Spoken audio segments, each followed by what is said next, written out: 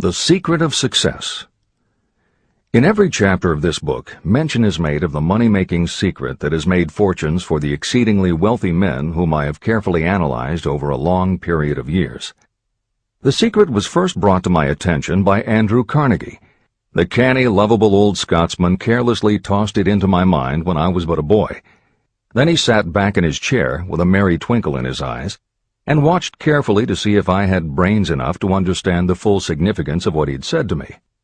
When he saw that I had grasped the idea, he asked if I would be willing to spend 20 years or more preparing myself to take it to the world, to men and women who, without the secret, might go through life as failures. I said I would, and with Mr. Carnegie's cooperation, I have kept my promise. Editor's Comments. In 1908, during a particularly down time in the U.S. economy and with no money and no work, Napoleon Hill took a job as a writer for Bob Taylor's magazine. He was hired to write success stories about famous men.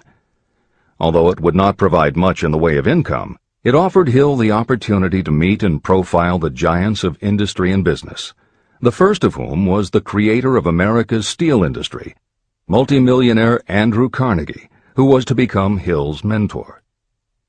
Carnegie was so impressed by Hill's perceptive mind that following their 3-hour interview, he invited Hill to spend the weekend at his estate so they could continue the discussion. During the course of the next 2 days, Carnegie told Hill that he believed any person could achieve greatness if they understood the philosophy of success and the steps required to achieve it. "It's a shame," he said, "that each new generation must find the way to success by trial and error when the principles are really clear-cut."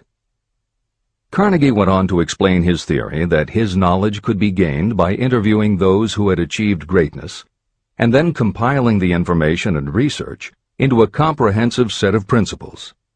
He believed that it would take at least 20 years, and that the result would be the world's first philosophy of individual achievement. He offered Hill the challenge, for no more compensation than that Carnegie would make the necessary introductions and cover travel expenses. It took Hill 29 seconds to accept Carnegie's proposal.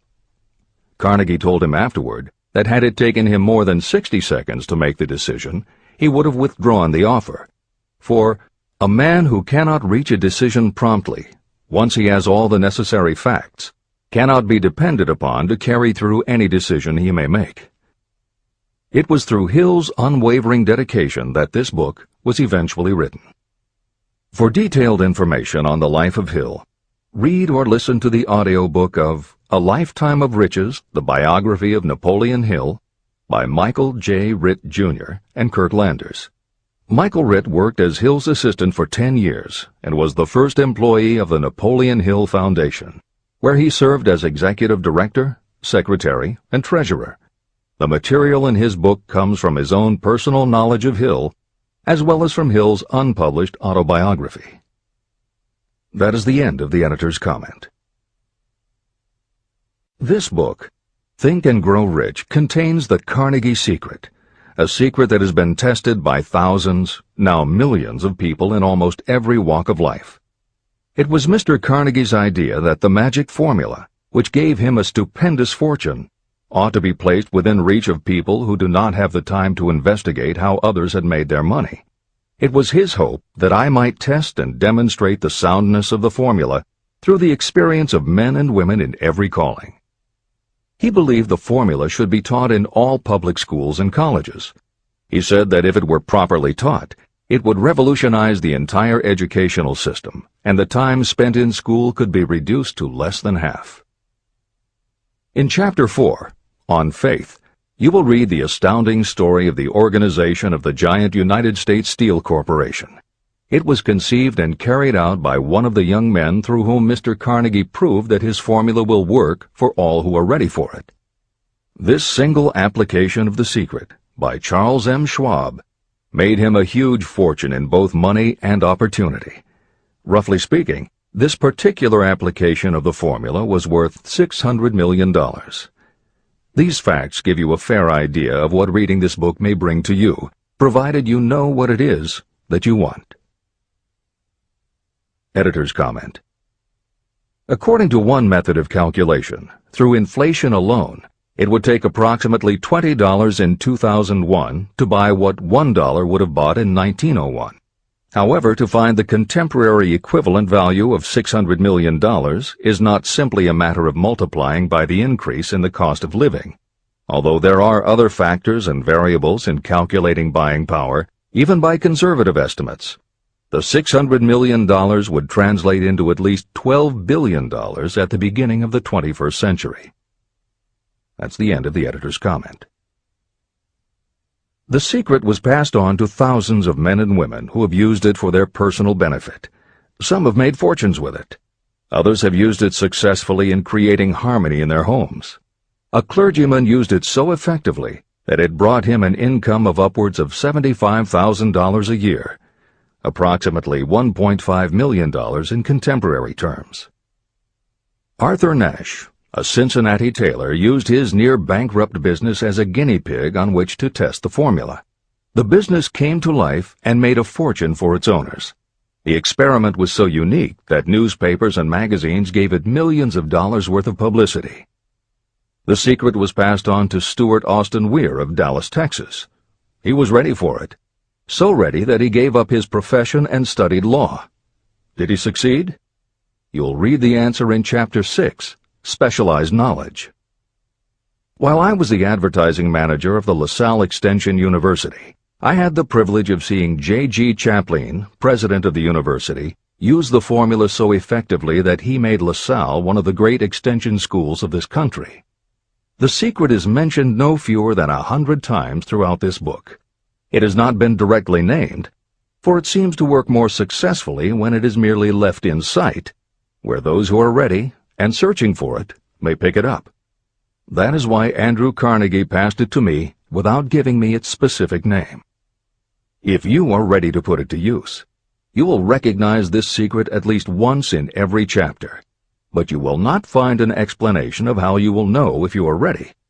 That would deprive you of much of the benefit you will receive when you make the discovery in your own way. If you have ever been discouraged, if you have had difficulties that took the very soul out of you, if you have tried and failed, if you were ever handicapped by illness or physical affliction, the story of my own son's discovery and use of the Carnegie formula may prove to be the oasis in the desert of lost hope for which you have been searching. This secret was extensively used by President Woodrow Wilson during the World War, and by President Roosevelt during the Second World War. It was passed on to every soldier in the training received before going to the front. President Wilson told me it was a powerful factor in raising the funds needed for the war. A peculiar thing about this secret is that those who acquire and use it find themselves literally swept on to success. However, as is often pointed out in this book, there is no such thing as something for nothing. The secret cannot be had without paying a price, although the price is far less than its value. Another peculiarity is that the secret cannot be given away, and it cannot be purchased for money. Unless you are intentionally searching for the secret, you cannot have it at any price. That is because the secret comes in two parts, and in order for you to get it, one of those parts must already be in your possession. The secret will work for anyone who is ready for it. Education has nothing to do with it. Long before I was born, the secret had found its way into the possession of Thomas A. Edison, and he used it so intelligently that he became the world's leading inventor, although he had only 3 months of schooling. The secret was passed on to Edwin C. Barnes, a business associate of Mr. Edison's. He used it so effectively that he accumulated a great fortune and retired from active business while still a young man. You will find his story at the beginning of the next chapter. It should convince you that riches are not beyond your reach, and that no matter where you are in life, you can still be what you wish to be. Money, fame, recognition, and happiness can be had by you if you are ready and determined to have these blessings. How do I know these things? You should have the answer before you finish this book. You may find it in the very first chapter or on the last page. While I was doing the research that I had undertaken at Andrew Carnegie's request, I analyzed hundreds of well-known men. Many of them attributed the accumulation of their vast fortunes to the Carnegie secret. Among these men were Henry Ford. Founder of the Ford Automobile Company, Ford started with no money and little education, yet became one of the most successful self-made businessmen in American history. William Wrigley, Jr., a traveling salesman who found that his customers liked the chewing gum he gave away as a premium better than the goods he sold, so he started his own company. John Wanamaker. Known as the Merchant Prince, he created the world's first department store and was hailed for his innovations in marketing, customer service, and employee benefits. James J. Hill. Known as the Empire Builder, he built the transcontinental Great Northern Railway, encouraged homesteading in the West, then established shipping routes linking America to Asia. George S. Parker. A school teacher who grew tired of fixing his students' pens, he created a new design, founded the Parker Pen Company, and turned a simple idea into a fortune. E. M. Statler. The son of a poor pastor, he started as a bellboy and worked his way up until he was able to start his own chain of Statler hotels, famous for their luxury and service with a smile. Henry L. Doherty. Started at age 12 as an office boy for Columbia Gas, he went on to acquire 53 utilities companies and patented 140 innovations for natural gas and oil production. Cyrus H.K. Curtis. Starting with a small agricultural weekly, Curtis turned it into Ladies' Home Journal, created Saturday Evening Post, then assembled one of the largest newspaper empires. George Eastman. Inventor and founder of the Eastman Kodak Company, he created many of the innovations that popularized photography and transformed the motion picture industry. Charles M. Schwab. The right-hand man of Andrew Carnegie, he was president of Carnegie Steel Company, brokered the deal that formed U.S. Steel, and went on to found Bethlehem Steel. Theodore Roosevelt. 26th President of the United States from 1901 to 1909. John W. Davis. A lawyer and political leader, Davis was Solicitor General under President Woodrow Wilson and later appointed Ambassador to Great Britain. Elbert Hubbard. Philosopher, publisher of the Fra magazine, and founder of the Roycrofters Artists Colony, Hubbard was also the author of many bestsellers including A Message to Garcia. Wilbur Wright. A bicycle shop owner who, with his brother Orville, became the first Americans to fly heavier-than-air aircraft and pioneered the aviation industry. William Jennings Bryan.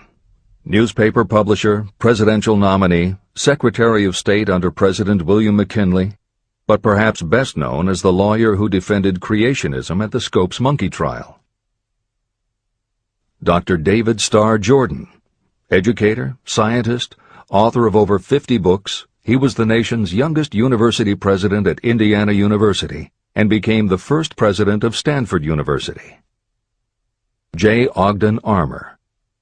Inherited his family's meatpacking business, turned it into a conglomerate with more than 3,000 products, was an owner of the Chicago Cubs, and a director of National City Bank and American International Corporation. Arthur Brisbane. A crusading journalist and syndicated columnist, Brisbane was sought after by every major news organization and was the most read and highest-paid editorial writer of his day. Dr. Frank Gonzalez. A Chicago preacher who delivered such a powerful sermon, Philip D. Armour gave him $1 million to start the Armour Institute of Technology, of which he became president.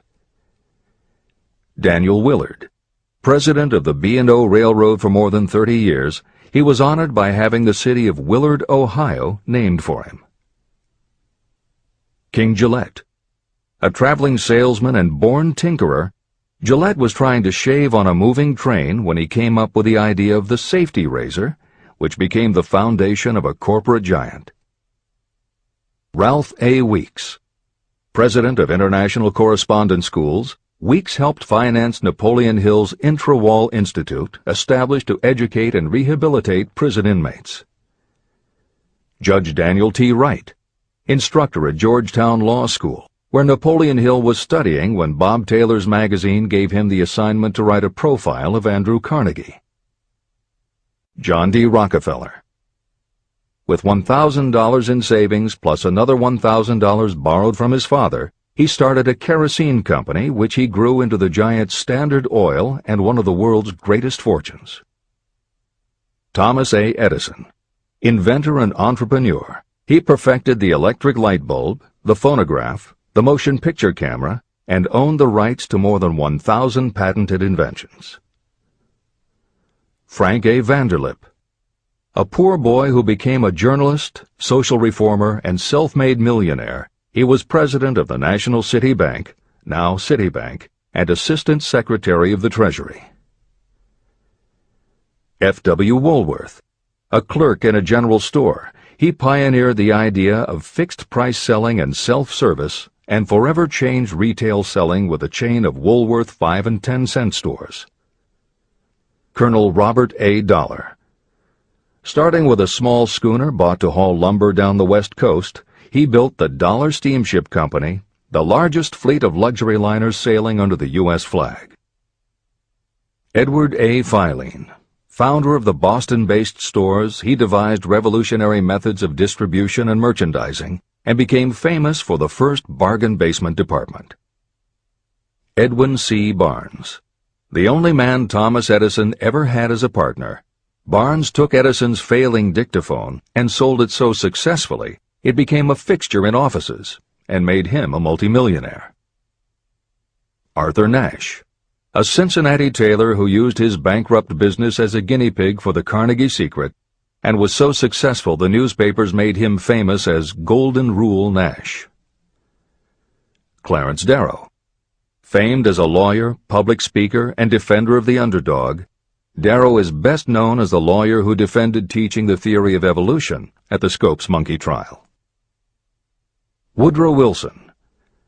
28th President of the United States of America from 1913 to 1921. William Howard Taft. 27th President of the United States of America from 1909 to 1913. Luther Burbank. World-renowned horticulturalist who introduced over 800 varieties of new plants in his effort to improve the quality of plants and thereby increase the world's food supply. Edward W. Bok. Although he had only 6 years' schooling, by the age of 20 he was editor of Ladies' Home Journal, which he helped to build into the world's most widely circulated magazine. Frank A. Munsey. A telegraph operator who quit to launch Argosy magazine, then parlayed his fortune into a newspaper empire that included the Washington Times and the New York Herald. Elbert H. Gary. Chairman of U.S. Steel, at the time the largest corporation in the world, Gary spearheaded the construction of its first major project, the Gary Works Steel Plant, and the city of Gary, Indiana. Dr. Alexander Graham Bell. Best known as the inventor of the telephone, Bell also perfected recording devices, advances in aircraft, and was a co-founder of the National Geographic Society. John H. Patterson. President of National Cash Register, Patterson was known as an advertising visionary and a genius at motivating his sales force, which made NCR the leader in its field. Julius Rosenwald. A small manufacturer who foresaw the future of mail order, he bought 25% of Sears Roebuck & Company, and together with Richard Sears built it into an icon of American business. Stuart Austin Weir. A construction engineer Hill met in the Texas oil fields who, inspired by the Carnegie Secret, went to law school after age 40 and also helped publish Napoleon Hill's magazine. Dr. Frank Crane. A noted psychologist, essayist, and author of the book 4-Minute Essays on subjects such as the price of liberty, pragmatism, the duty of the rich, and how to keep friends. J.G. Chaplin, president of the LaSalle Extension University at the time Napoleon Hill worked in the university's advertising and sales department, where he first realized his talent for motivating people. Jennings Randolph, a congressman, then U.S. Senator from West Virginia. Randolph was a lifelong admirer of Napoleon Hill, and it was he who encouraged Hill to act as advisor to President Franklin Delano Roosevelt. These names represent a small fraction of well-known Americans whose achievements, financial and otherwise, prove that those who understand and apply the Carnegie secret reach high positions in life. Editor's comment. As Napoleon Hill says, the preceding list includes only some of the more than 500 multimillionaires and extraordinarily successful individuals whom Napoleon Hill interviewed prior to writing Think and Grow Rich. It does not include the equally impressive list of people he came in contact with after the publication, nor does it include the names of those who did not have the opportunity to meet Napoleon Hill personally, but who attribute their success to having read this book. It is said that Napoleon Hill and Think and Grow Rich have made more millionaires than any other person in history. It might equally well be said that Napoleon Hill inspired more motivational experts than any other man in history. It is practically impossible to find a motivational speaker who does not draw upon Hill's work. His influence can be seen in the writings of his early peers, Dale Carnegie and Norman Vincent Peale. Later, successful authors and speakers such as W. Clement Stone, Og Mandino, and Earl Nightingale either worked directly with Napoleon Hill or with the Napoleon Hill Foundation. Echoes of Hill's principles can also be found in books by people as diverse as Wally Famous Amos, Mary Kay Ash, Ken Blanchard, Adelaide Bry, Chicken Soup for the Soul authors Jack Canfield and Mark Victor Hansen, Debbie Fields, Shakti Gawain, John Gray, Susan Jeffers, Bruce Jenner, Charlie Tremendous Jones, Tommy Lasorda, Art Linkletter, Joan London, Dr. Maxwell Maltz, James Redfield, Dr. Bernie Siegel, Jose Silva, Brian Tracy, Lillian Vernon, and Dennis Waitley. Stephen Covey, author of The 7 Habits of Highly Effective People, has often spoken of the influence of Napoleon Hill. Anthony Robbins, arguably the most successful motivational author and speaker at the beginning of the 21st century, has acknowledged Napoleon Hill as a personal hero. That is the end of the editor's comment. I have never known anyone who was inspired to use the Carnegie secret who did not achieve noteworthy success. On the other hand, I have never known anyone to distinguish themselves or to accumulate riches of any consequence without possession of the secret. From these two facts, I draw the conclusion that the secret is more important for self-determination than anything you receive through what is popularly known as education. Somewhere, as you read, the secret will jump from the page and stand boldly before you, if you are ready for it. When it appears, you will recognize it. Whether you receive the sign in the first chapter or the last, stop for a moment when it presents itself, and make a note of the time and place. You will want to remember, because it will mark the most important turning point of your life. Remember, too, as you go through the book, that it deals with facts and not with fiction. Its purpose is to convey a great universal truth through which you, if you are ready, may learn what to do and how to do it. You will also receive the needed stimulus to make a start. As a final word of preparation, may I offer one brief suggestion which may provide a clue how the Carnegie secret may be recognized? It is this: achievement and all earned riches have their beginning in an idea. If you are ready for the secret, you already possess one half of it. Therefore, you will recognize the other half the moment it reaches your mind. Editor's comment. Unlike much of the business and motivational literature available, Think and Grow Rich is not written for readers to skip around from chapter to chapter, taking a concept here and an idea there to solve the problem of the moment. This book is written as a carefully integrated whole, to be read in its entirety, from beginning to end. Concepts that are introduced in one chapter recur in other chapters where their meaning and significance rely upon the reader having already assimilated the earlier knowledge. The chapters are designed to build upon one another in such a way that every word is to be read, every idea is to be considered, and every concept is to be understood and absorbed. Think and Grow Rich is often called the first philosophy of personal achievement, and a philosophy is more than a collection of solutions to business problems. A philosophy is a system of principles that will guide your thoughts and actions, and provide you with a code of ethics and a standard of values. Think and Grow Rich will not just change what you think, it will literally change the way you think. In preparing this new and updated edition, every aspect of Think and Grow Rich has been analyzed to ensure its relevance to the current business climate. In those instances where material might be considered dated or out of step with contemporary practices, the original text has been updated or augmented with relevant new material. A hallmark of the original edition of Think and Grow Rich is that in every chapter Napoleon Hill cites real-life examples based on his own first-hand knowledge of America's most successful self-made multimillionaires. In this edition, every one of Hill's stories has been retained, and the editors have added contemporary examples and modern parallels which clearly demonstrate that Hill's principles are as up-to-date as today and still guiding those who succeed. In addition to contemporary examples, where the editors felt it would be of interest to the reader, we have included marginal notes that provide relevant information about recent developments.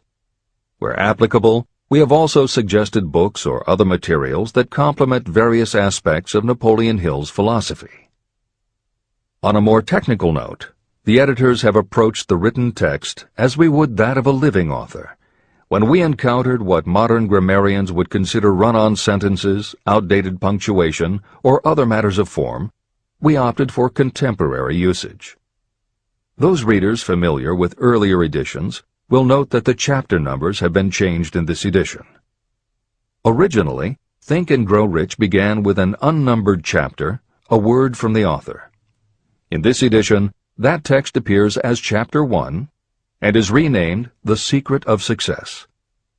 The chapters that follow are renumbered sequentially and proceed in their original order. The chapter that was previously titled The Mystery of Sex Transmutation has been retitled Sexuality, Charisma and Creativity, and the text has been restructured and annotated to reflect the role of women in contemporary society. All editorial commentary is clearly set off in a font and style that is different from the original text. This is the end of the editor's comments.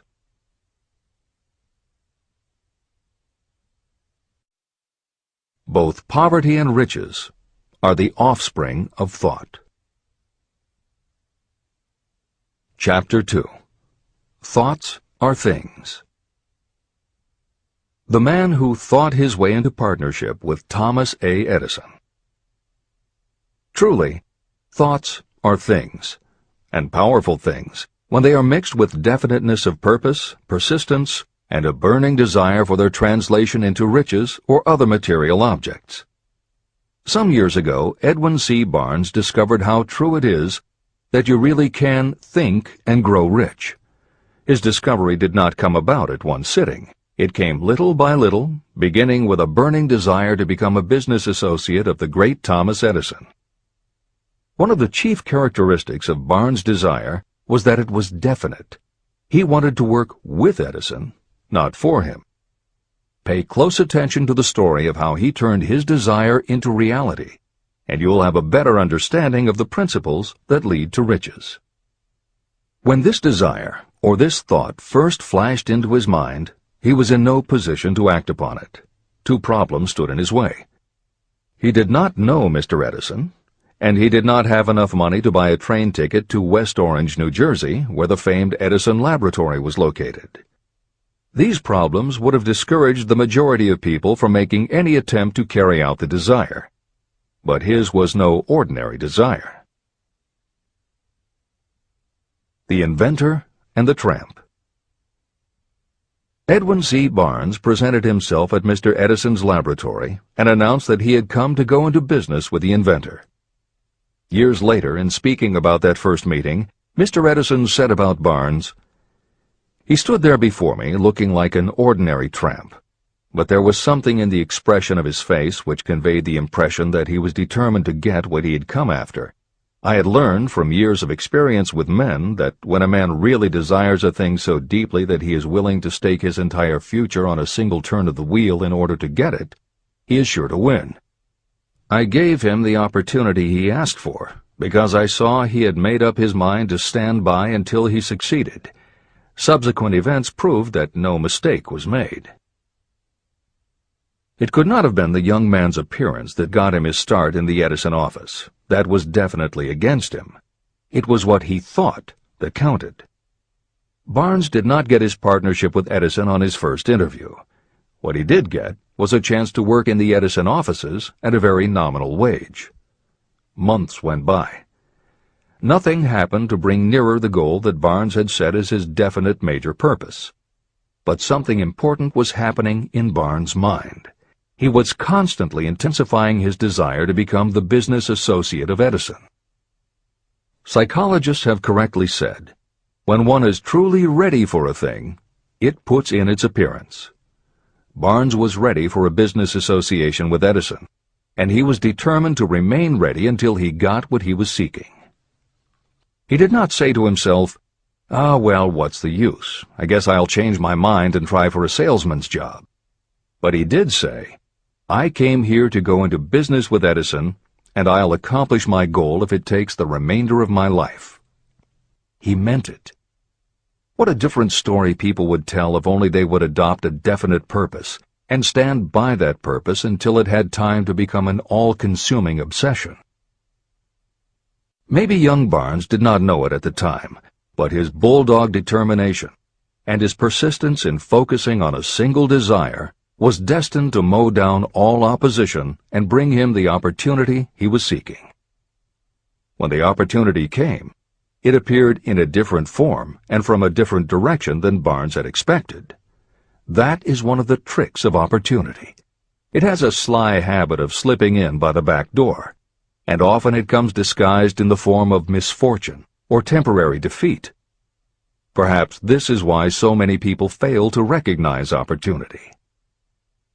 Mr. Edison had just perfected a new device, known at that time as the Edison dictating machine. His salesmen were not enthusiastic about the machine. They did not believe it could be sold without great effort. Barnes saw his opportunity. It had crawled in quietly, hidden in a queer-looking machine that interested no one but Barnes and the inventor. Barnes knew he could sell the Edison dictating machine, and he told Edison so. Edison decided to give him his chance. And Barnes did sell the machine. In fact, he sold it so successfully that Edison gave him a contract to distribute and market it all over the nation. Out of that business association, Barnes made himself rich in money, but he did something infinitely greater. He proved that you really can think and grow rich. How much actual cash that original desire of Barnes was worth to him, I have no way of knowing. Perhaps it brought him $2 or $3 million. Editor's comment: $3 million in the early years of the 20th century would be comparable to more than $50 million in terms of buying power at the beginning of the 21st century. This is the end of the editor's comment. But the amount becomes insignificant compared with the greater asset he acquired: the definite knowledge that an intangible impulse of thought can be transmuted into material rewards by the application of known principles. Barnes literally thought himself into a partnership with the great Edison. He thought himself into a fortune. He had nothing to start with except knowing what he wanted, and the determination to stand by that desire until he realized it. 3 feet from gold. One of the most common causes of failure is the habit of quitting when you're overtaken by temporary defeat. Every person is guilty of this mistake at one time or another. During the gold rush days, An uncle of my friend R.U. Darby was caught by gold fever, and he went west to Colorado to dig and grow rich. He had never heard that more gold has been mined from the thoughts of men than has ever been taken from the earth. He staked a claim and went to work with pick and shovel. After weeks of labor, he was rewarded by the discovery of the shining ore. He needed machinery to bring the ore to the surface. Quietly, he covered up the mine and returned to his home in Williamsburg, Maryland. He told his relatives and a few neighbors about the strike. They got together the money for the machinery and had it shipped. R.U. Darby decided to join his uncle, and they went back to work the mine. The first car of ore was mined and shipped to a smelter. The returns proved they had one of the richest mines in Colorado. A few more cars of that ore would clear their debts. Then would come the big killing in profits. Down went the drills. Up went the hopes of Darby and Uncle. Then something happened. The vein of gold ore disappeared. They had come to the end of the rainbow, and the pot of gold was no longer there. They drilled on, desperately trying to pick up the vein again, all to no avail. Finally, they decided to quit. They sold the machinery to a junkman for a few $100s and took the train back home. The junkman called in a mining engineer to look at the mine and do a little calculating. The engineer advised that the project had failed because the owners were not familiar with fault lines. His calculations showed that the vein would be found just 3 feet from where the Darbys had stopped drilling. And that is exactly where it was found. The junkman took millions of dollars in ore from the mine because he knew enough to seek expert counsel before giving up. Long afterward, Mr. Darby recouped his loss many times over when he made the discovery that desire can be transmuted into gold. The discovery came after he went into the business of selling life insurance. Never forgetting that he lost a huge fortune because he stopped 3 feet from gold, Darby profited by the experience in his newly chosen field. He simply said to himself, "I stopped 3 feet from gold, but I will never stop because men say no when I ask them to buy insurance." Darby became one of a small group of men who sell over $1 million in life insurance annually. He owed his stickability to the lesson he learned from his quitability in the gold mining business. Before success comes in anyone's life, that person is sure to meet with much temporary defeat, and perhaps some failure. When defeat overtakes a person, the easiest and most logical thing to do is to quit.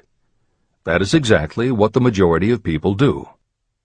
More than 500 of the most successful people this country has ever known told me their greatest success came just one step beyond the point at which defeat had overtaken them. Failure is a trickster with a keen sense of irony and cunning. It takes great delight in tripping you just when success is almost within reach. Editor's comments. Napoleon Hill's creed, "Every failure brings with it the seed of an equivalent success," was the inspiration for entrepreneur and motivational speaker Wayne Allen Root to write his book, The Joy of Failure. Published in the late 1990s, it not only tells Wayne's personal story of using his failures as stepping stones to success, he also recounts stories from other successful people, which prove that the rich and famous got to be that way only because of what they learned from their failures. People such as Jack Welch, the hugely successful CEO of General Electric, who early in his career failed dramatically when a plastics plant for which he was responsible blew up. Billionaire Charles Schwab was a failure at school and university, flunking basic English twice due to a learning disability, and then failed on Wall Street more than once before he thought of the idea that grew to make him very rich indeed.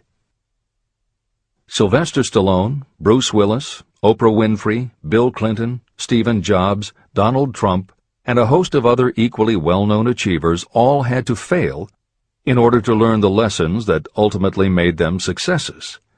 Every one of them was a failure, but none of them was defeated.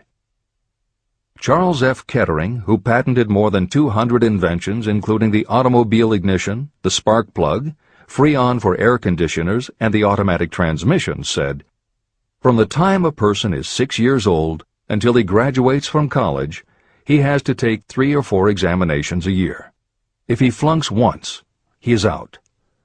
But an inventor is almost always failing. He tries and fails maybe 1,000 times. If he succeeds once, then he's in. These two things are diametrically opposite. We often say that the biggest job we have is to teach a newly hired employee how to fail intelligently. We have to train him to experiment over and over and to keep on trying and failing until he learns what will work. Failures are just practice shots. This is the end of the editor's comment. A 50-cent lesson in persistence. Shortly after Mr. Darby received his degree from the University of Hard Knocks, he witnessed something that proved to him that no does not necessarily mean no. One afternoon, he was helping his uncle grind wheat in an old-fashioned mill. The uncle operated a large farm on which a number of sharecropper farmers lived. Quietly, the door was opened, and a small child, the daughter of a tenant, walked in and took her place near the door. The uncle looked up, saw the child, and barked at her roughly, "What do you want?" Meekly, the child replied, "My mom says to send her 50 cents.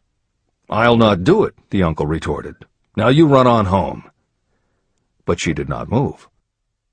The uncle went ahead with his work, not noticing that she did not leave. When he looked up again and saw her still standing there, he said, "I told you to go on home. Now go, or I'll take a switch to you." But she did not budge. The uncle dropped a sack of grain he was about to pour into the mill hopper and started toward the child. Darby held his breath. He knew his uncle had a fierce temper. When the uncle reached the spot where the child was standing, she quickly stepped forward 1 step, looked up into his eyes, and screamed at the top of her voice, "My mom's got to have that 50 cents!" The uncle stopped, looked at her for a minute, put his hand in his pocket, took out $50, and gave it to her. The child took the money and slowly backed toward the door, never taking her eyes off the man whom she had just conquered. After she had gone, the uncle sat down on a box and looked out the window into space for more than 10 minutes. He was pondering, with awe, over the whipping he had just taken.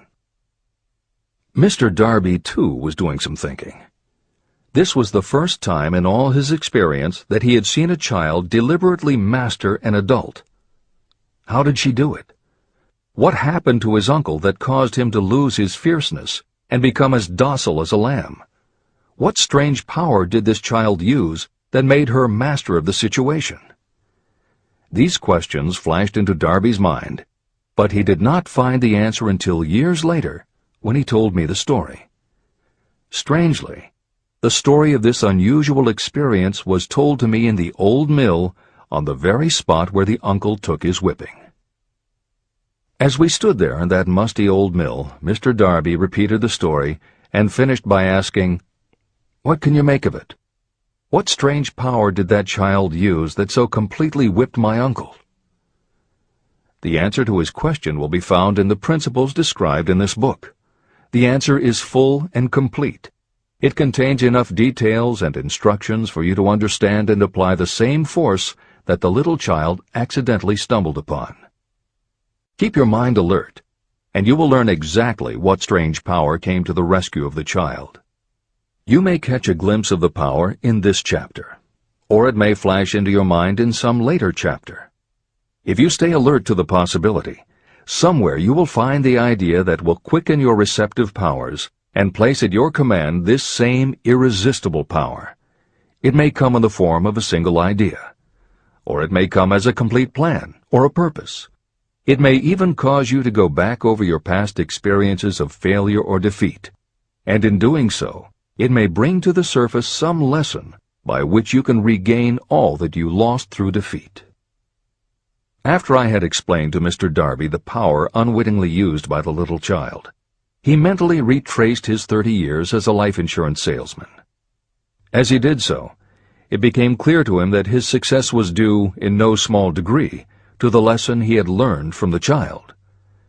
Mr. Darby pointed out, "Every time a prospect tried to bow me out without buying, I saw that child standing there in the old mill, her big eyes glaring in defiance, and I said to myself, I've got to make this sale. The better portion of all sales I've made were made after people had said no." He also recalled his mistake in having stopped only 3 feet from gold. "But," he said, "that experience was a blessing in disguise. It taught me to keep on keeping on, no matter how hard the going may be. A lesson I needed to learn before I could succeed in anything." Mr. Darby's experiences were commonplace and simple enough, yet they held the answer to his destiny in life. In fact, to him the experiences were as important as life itself, and he was able to profit from these 2 important experiences because he analyzed them and found the lesson they taught. But what if you don't see the events of your life as being experiences of such profound significance? And what about the young person who doesn't yet have even minor failures to analyze? Where and how will they learn the art of converting defeats into the stepping stones to opportunity? That is exactly why this book was written, to answer those questions. To convey my answer, I have constructed 13 principles. These principles work individually or together as catalysts.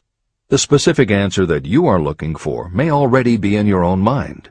Reading these principles may be the catalyst that causes your answer to suddenly come to you as an idea, a plan, or a purpose. One sound idea is all you need to achieve success. These 13 principles contain the best and most practical ways and means of creating ideas. Success consciousness. Before I go any further in the description of these principles, you should know this. When riches begin to come, they come so quickly and in such great abundance that you will wonder where they've been hiding during all those lean years. This is an astounding statement, especially when you take into consideration the popular belief that riches come only to those who work hard and long. When you begin to think and grow rich, you will observe that riches begin with a state of mind, with definiteness of purpose, with little or no hard work. What you need to know now is how to acquire the state of mind that will attract riches. I spent 25 years researching the answer to that question, because I, too, wanted to know how wealthy men become that way. What you will learn is that as soon as you master the principles of this philosophy, and begin to apply those principles, your financial status will begin to improve. Everything you touch will begin to transmute itself into an asset for your benefit. Impossible? Not at all. One of the main weaknesses the average person suffers is too much familiarity with the word impossible. We know all the rules that will not work. We know all the things that cannot be done. This book was written for those who seek the rules that have made others successful and are willing to stake everything on those rules. Success comes to those who become success conscious. Failure comes to those who allow themselves to become failure conscious. The object of this book is to help you learn the art of changing your mind from failure consciousness to success consciousness. Another weakness is the habit of measuring everything and everyone by your own impressions and beliefs. Some of you reading this will have trouble believing that you can think and grow rich because your thought habits have been steeped in poverty, misery, failure, and defeat. This kind of thinking reminds me of the story about the man who came from China to study at the University of Chicago. One day, President Harper met this young man on campus and stopped to chat with him for a few minutes. He asked what had impressed him as being the most noticeable characteristic of the American people. "Why," the student exclaimed, "the unusual shape of your eyes." It's all a matter of perspective and habit. The same is true of your belief in what a person can achieve. If you have formed the habit of seeing life only from your own perspective, you may make the mistake of believing that your limitations are in fact the proper measure of limitations. The impossible Ford V8 motor. When Henry Ford decided to produce his famous V8 motor, he chose to build an engine with the entire 8 cylinders cast in one block. Ford instructed his engineers to produce a design for the engine. The design was drawn up on paper, but the engineers agreed to a man that it was simply impossible to cast an 8-cylinder engine block in one piece.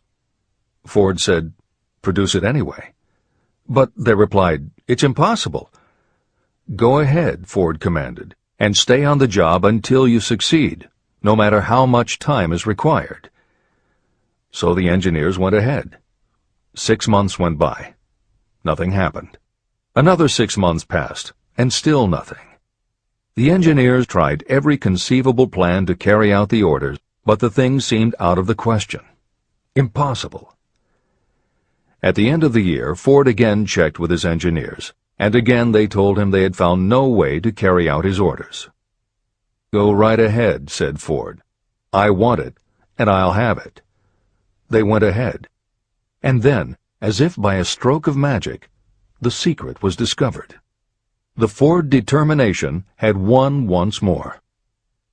Henry Ford was a success because he understood and applied the principles of success. One of these principles is desire, knowing clearly what you want. Remember this Ford story as you continue reading this book. Pick out the lines in which the secrets of his stupendous achievement have been described.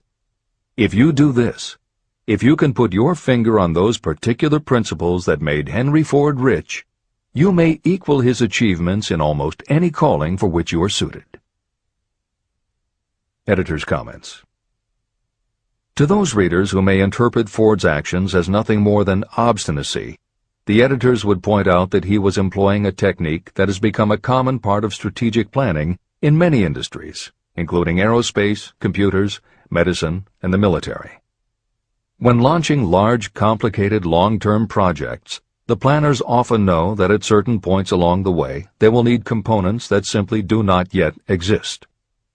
The fact that at the beginning there is no way to get from A to B does not deter them. There are many parts of the project they can get started on now, and they just assume that by the time they get to the point where they will need a technology or a device, they will have solved the problem of making it, and they have been proven right time and again. Stated simply, the technique is to clearly know what you want to accomplish, have faith in your ability to do it, and persist until you have accomplished your goal. This is the end of the editor's comments. Why you are the master of your fate. When the famed English poet William Henley wrote the prophetic lines, "I am the master of my fate, I am the captain of my soul," he should have informed us that the reason we are the masters of our fate, the captains of our souls, is that we have the power to control our thoughts. He should have told us that it is because in some way our brains become magnetized with the dominating thoughts that we hold in our minds. And it is as though our magnetized minds attract to us the forces, the people, and the circumstances of life that are in sync with our dominating thoughts. He should have told us that before we can accumulate riches in great abundance, we must magnetize our minds with intense desire for riches. That we must become money-conscious until the desire for money drives us to create definite plans for acquiring it. But, being a poet, Henley contented himself by stating a great truth in poetic form, leaving those who followed him to interpret the philosophical meaning of his lines.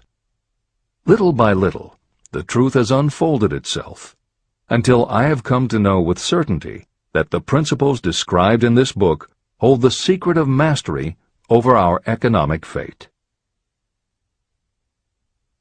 Principles that can change your destiny. We are now ready to examine the first of these principles, and as we do, I ask you to maintain a spirit of open-mindedness. Remember as you read that these principles are not my invention, nor are they the invention of any one person. These principles have worked for literally millions of people. You, too, can put them to work for you and your own enduring benefit. You will find it easy, not hard to do. Some years ago, I delivered the commencement address at Salem College in Salem, West Virginia. I emphasized with so much intensity the need to have a burning desire that one of the members of the graduating class became completely convinced and made it a cornerstone of his own philosophy. That young man became a congressman and an important factor in President Franklin D. Roosevelt's administration.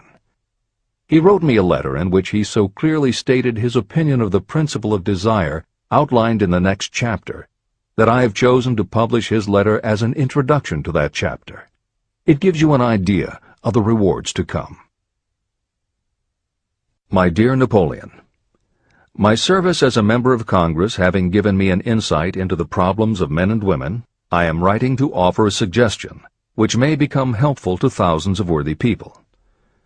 In 1922, you delivered the commencement address at Salem College, when I was a member of the graduating class. In that address you planted in my mind an idea which has been responsible for the opportunity I now have to serve the people of my state, and will be responsible in a very large measure for whatever success I may have in the future. I recall, as though it were yesterday, the marvelous description you gave of the method by which Henry Ford, with but little schooling, without a dollar, with no influential friends, rose to great heights. I made up my mind then, even before you had finished your speech, that I would make a place for myself, no matter how many difficulties I had to surmount. Thousands of young people will finish their schooling this year and within the next few years. Every one of them will be seeking just such a message of practical encouragement as the one I received from you. They will want to know where to turn, what to do to get started in life.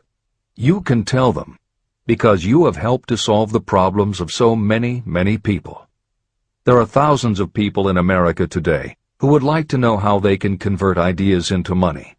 People who must start from scratch, without finances, and recoup their losses. If anyone can help them, you can. If you publish the book, I would like to own the first copy that comes from the press, personally autographed by you. With best wishes, believe me, cordially yours, Jennings Randolph. Since that time in 1922, I watched Jennings Randolph rise to become one of the nation's leading airline executives, a great inspirational speaker, and a United States Senator from West Virginia. 35 years after I made that speech, it was my pleasure to return to Salem College in 1957 and deliver the baccalaureate sermon. At that time, I received an honorary Doctor of Literature degree from Salem College. Editor's comments. As you begin the next chapter, the editors would like to reinforce the earlier statement that what you are reading is not just a collection of theories out of which you can cherry-pick what you like. The 13 principles of success were proven by the real-life experiences of the long list of famous successful people cited earlier by Napoleon Hill. His techniques are also practiced and endorsed by the contemporary experts and authors whom the editors mentioned, following Hill's list. More than 60 million people have purchased copies of the book that you are now holding in your hands. If this book has proven to be that successful, surely you owe it to yourself to give it every chance to work for you too. Read it. Don't question it. Do it. If you don't, if you think that you know better than Napoleon Hill, if you decide to pick and choose the parts that you will believe or follow, then, if you don't succeed, you will never know if your failure lies with this book or with you. This is the end of the editor's comments. Whatever the mind of man can conceive and believe, it can achieve. Chapter 3. Desire. The starting point of all achievement. The first step toward riches. When Edwin C. Barnes climbed down from the freight train in West Orange, New Jersey, he may have resembled a tramp, but his thoughts were those of a king. As he made his way from the railroad tracks to Thomas A. Edison's office, his mind was at work. He saw himself standing in Edison's presence. He heard himself asking Mr. Edison for an opportunity to carry out the one consuming obsession of his life, a burning desire to become the business associate of the great inventor. Barnes' desire was not a hope. It was not a wish. It was a pulsating desire which transcended everything else. It was definite. A few years later, Edwin C. Barnes again stood before Edison, in the same office where he first met the inventor. This time, his desire had been translated into reality. He was in business with Edison. The dominating dream of his life had become a reality. Barnes succeeded because he chose a definite goal, placed all his energy, all his willpower, all his effort. He put everything he had into achieving that goal. 5 years passed before the chance he had been seeking made its appearance. To everyone except himself, he appeared to be just another cog in the Edison business wheel. But in Edwin Barnes' own mind, he was the partner of Edison every minute from the very day that he first went to work there. It is a remarkable illustration of the power of a definite desire. Barnes won his goal because he wanted to be a business associate of Mr. Edison's more than he wanted anything else. He created a plan by which to attain that purpose, and he burned all bridges behind him. He stood by his desire until it became the dominating obsession of his life, and finally, a fact. When he went to West Orange, he did not say to himself, "I will try to induce Edison to give me a job of some sort." He said, "I will see Edison and put him on notice that I have come to go into business with him." He did not say, "I will keep my eyes open for another opportunity in case I fail to get what I want in the Edison organization."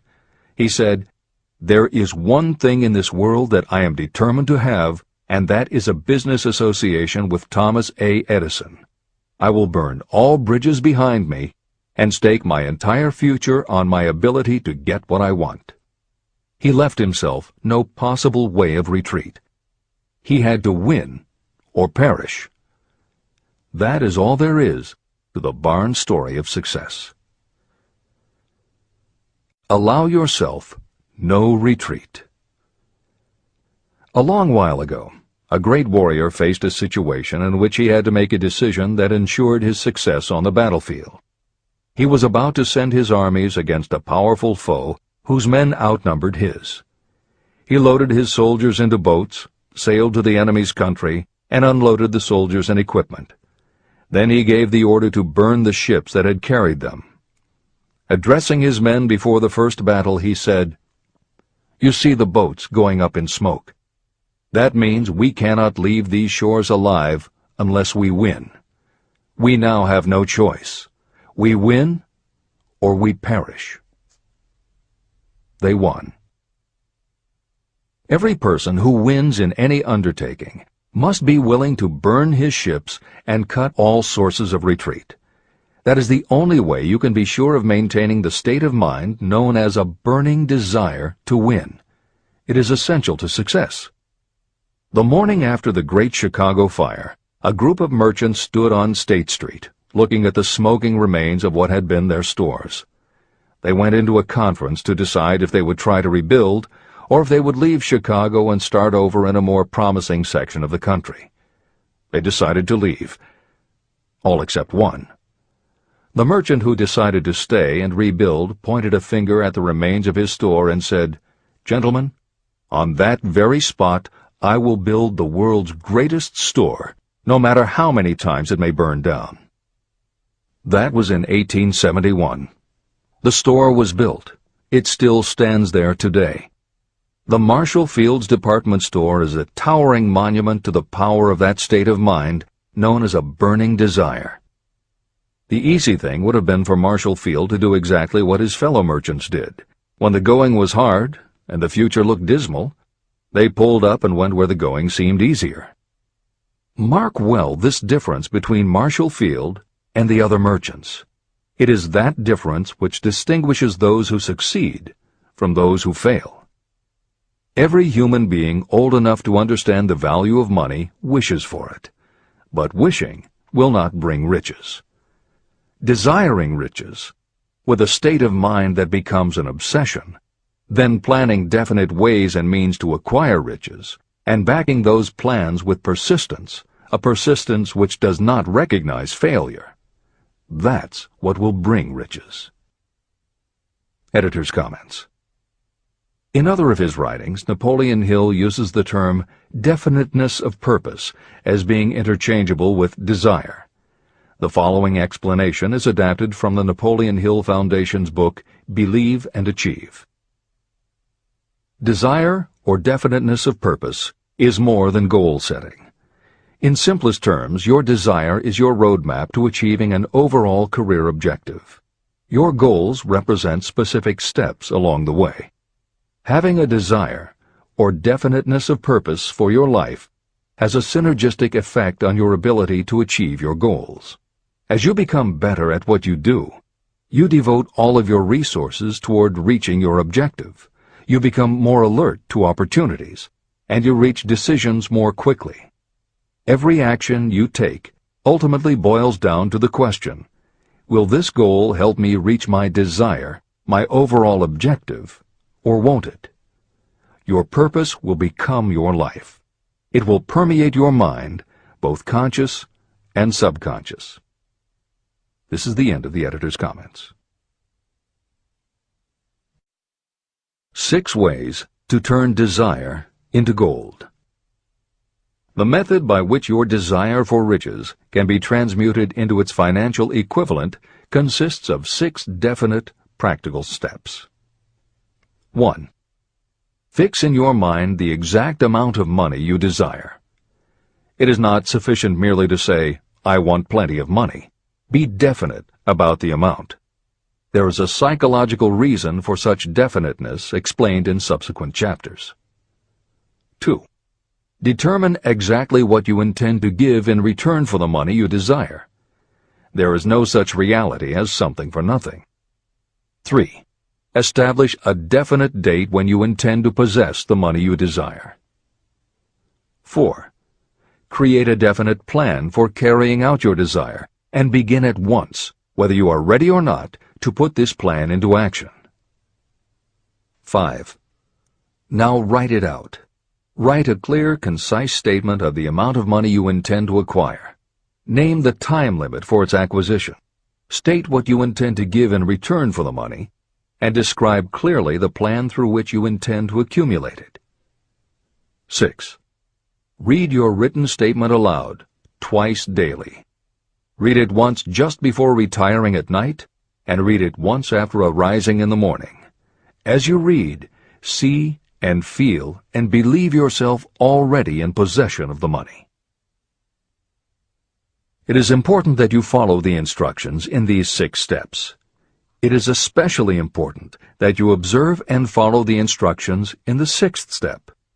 You may complain that it is impossible for you to see yourself in possession of money before you actually have it. Here is where a burning desire will come to your aid. If you truly desire money so keenly that your desire is an obsession, you will have no difficulty in convincing yourself that you will acquire it.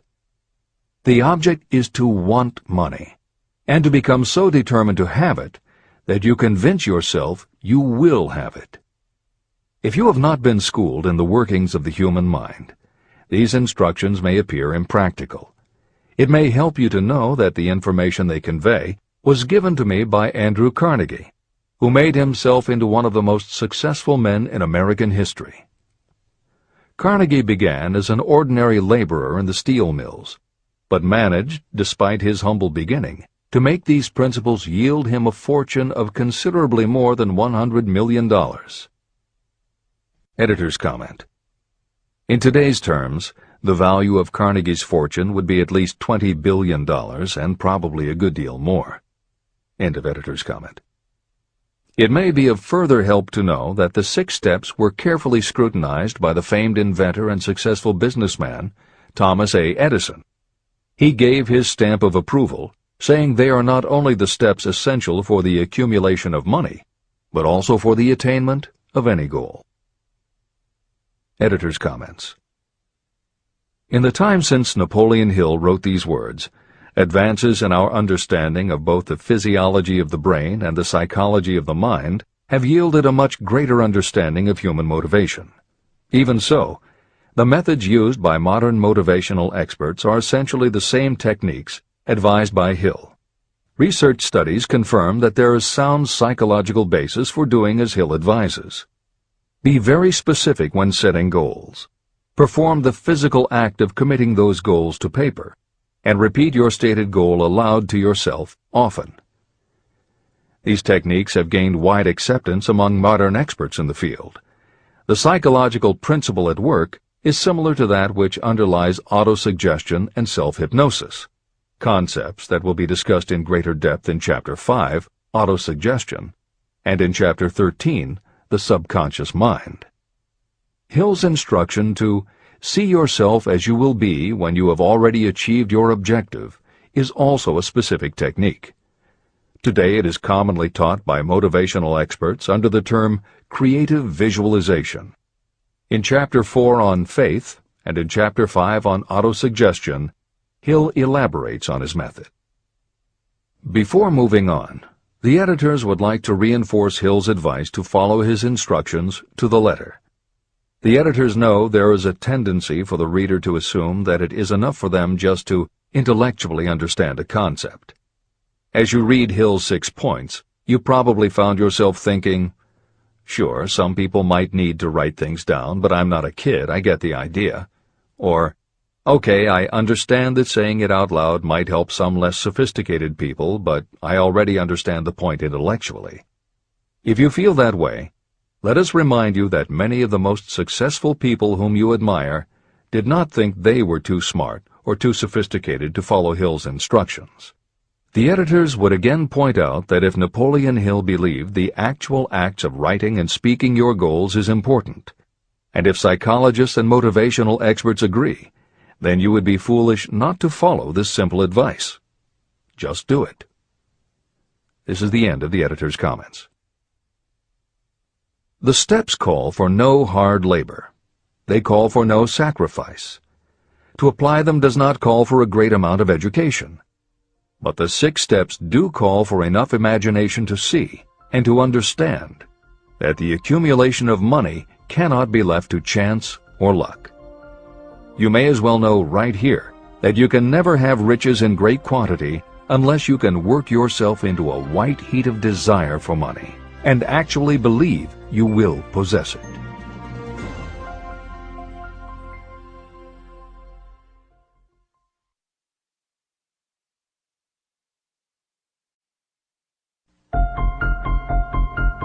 The power of great dreams. If you are in this race for riches, you should be encouraged by the following truth. The world in which we live is demanding new ideas, new ways of doing things, new leaders, new inventions, and new methods, styles, versions, and variations of everything all the time. Behind all this demand for new and better things, there is one quality that you must possess to win, and that is definiteness of purpose, the knowledge of what you want, and a burning desire to possess it. If you truly desire riches, remember that the real leaders of the world have always been people who harnessed and put into practical use the intangible, unseen forces of opportunity. Leaders are the people who convert those opportunities into cities, skyscrapers, factories, transportation, entertainment, and every form of convenience that makes things easier, faster, better, or just make life more pleasant. In planning to acquire your share of the riches, don't let anyone put you down for being a dreamer. To win the big stakes in this changing world, you must catch the spirit of the great pioneers, whose dreams have given to civilization all that it has of value. It is that spirit which serves as the lifeblood of our own country, your opportunity and mine to develop and market our talents. A burning desire to be and to do is the starting point from which the dreamer must take off. Dreams are not born of indifference, laziness, or lack of ambition. If the thing you wish to do is right, and you believe in it, go ahead and do it. Never mind what they say if you meet with temporary defeat. They do not know that every failure brings with it the seed of an equivalent success. Marconi dreamed of a system for sending sound from one place to another without the use of wires. It may interest you to know that Marconi's friends had him taken into custody and examined in a psychiatric hospital when he announced he had discovered a principle by which he could send messages through the air. Evidence that he did not dream in vain may be found in every radio and television set, cellular phone, communication satellite, and every other wireless device in the world. Fortunately, the dreamers of today fare better. Today, your world is filled with an abundance of opportunity that the dreamers of the past never knew. If you doubt this is true, if you are feeling crushed because of a recent failure, you are about to learn how your failure can be your most valuable asset. Almost everyone who succeeds in life gets off to a bad start and passes through many heartbreaking struggles before they arrive. The turning point in the lives of those who succeed usually comes at the moment of some crisis through which they are introduced to their other selves. Editor's comments. Napoleon Hill's concept of the other self is mentioned elsewhere in Think and Grow Rich, but he does not comment on it extensively. The following elaboration is taken from his later writings. You've been thinking about your losses to the exclusion of everything else. The more you concentrate on them, the more you attract other losses. Stop thinking about them, and make up your mind that you are going to benefit from your experience. Whatever personal obstacles you face, you must start getting to know that side of your personality that knows no obstacles, that recognizes no defeats. Cultivate a friendship with the other you, so no matter what you're doing, you are allied with someone who shares your goals. All the philosophy and advice about persuading others will be much more useful to you if you practice it yourself. This is the end of the editor's comment. Sidney Porter discovered the genius that slept within his brain only after he had met with great misfortune. He was found guilty of embezzlement and confined to a prison cell in Columbus, Ohio, and it was there that he became acquainted with his other self. He began to write short stories. Then, while locked in his cell, he began to sell those stories to magazines under the pen name O. Henry. Through the use of his imagination, he discovered himself to be a great author instead of a miserable criminal and outcast. By the time he was released from prison, O. Henry was the most popular short story writer in the country. Editor's comments. More recently, in another prison, another kind of writer met his other self, and country music gained one of its most talented songwriters and biggest stars. As a kid, Merle Haggard's family home was a converted boxcar in Bakersfield, California. After his father died when Merle was 9, more often than not, home for young Merle was a series of juvenile detention centers. At 16, he quit school, and for the next 4 years the only mark Merle Haggard made in the world was a rap sheet for stolen cars, burglaries, and bogus checks. By the age of 20, he was serving time in San Quentin and gaining a reputation as a hard-case con. Then he met his other self.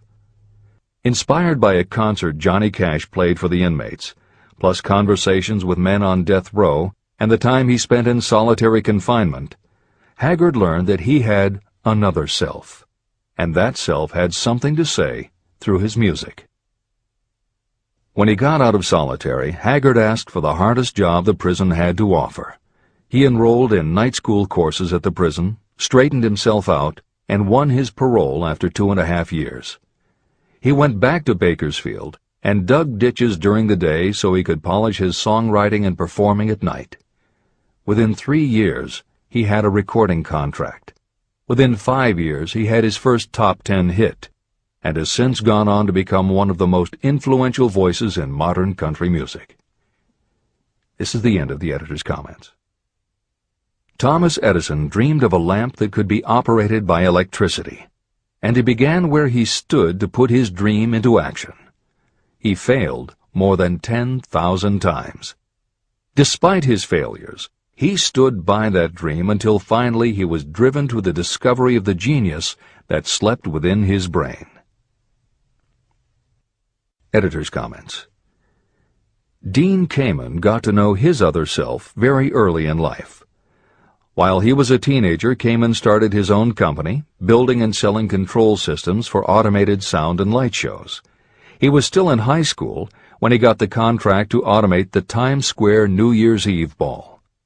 Though he went on to attend university, he never bothered to graduate because he was too busy working on something he called auto syringe, the first wearable infusion pump for administering drug therapies.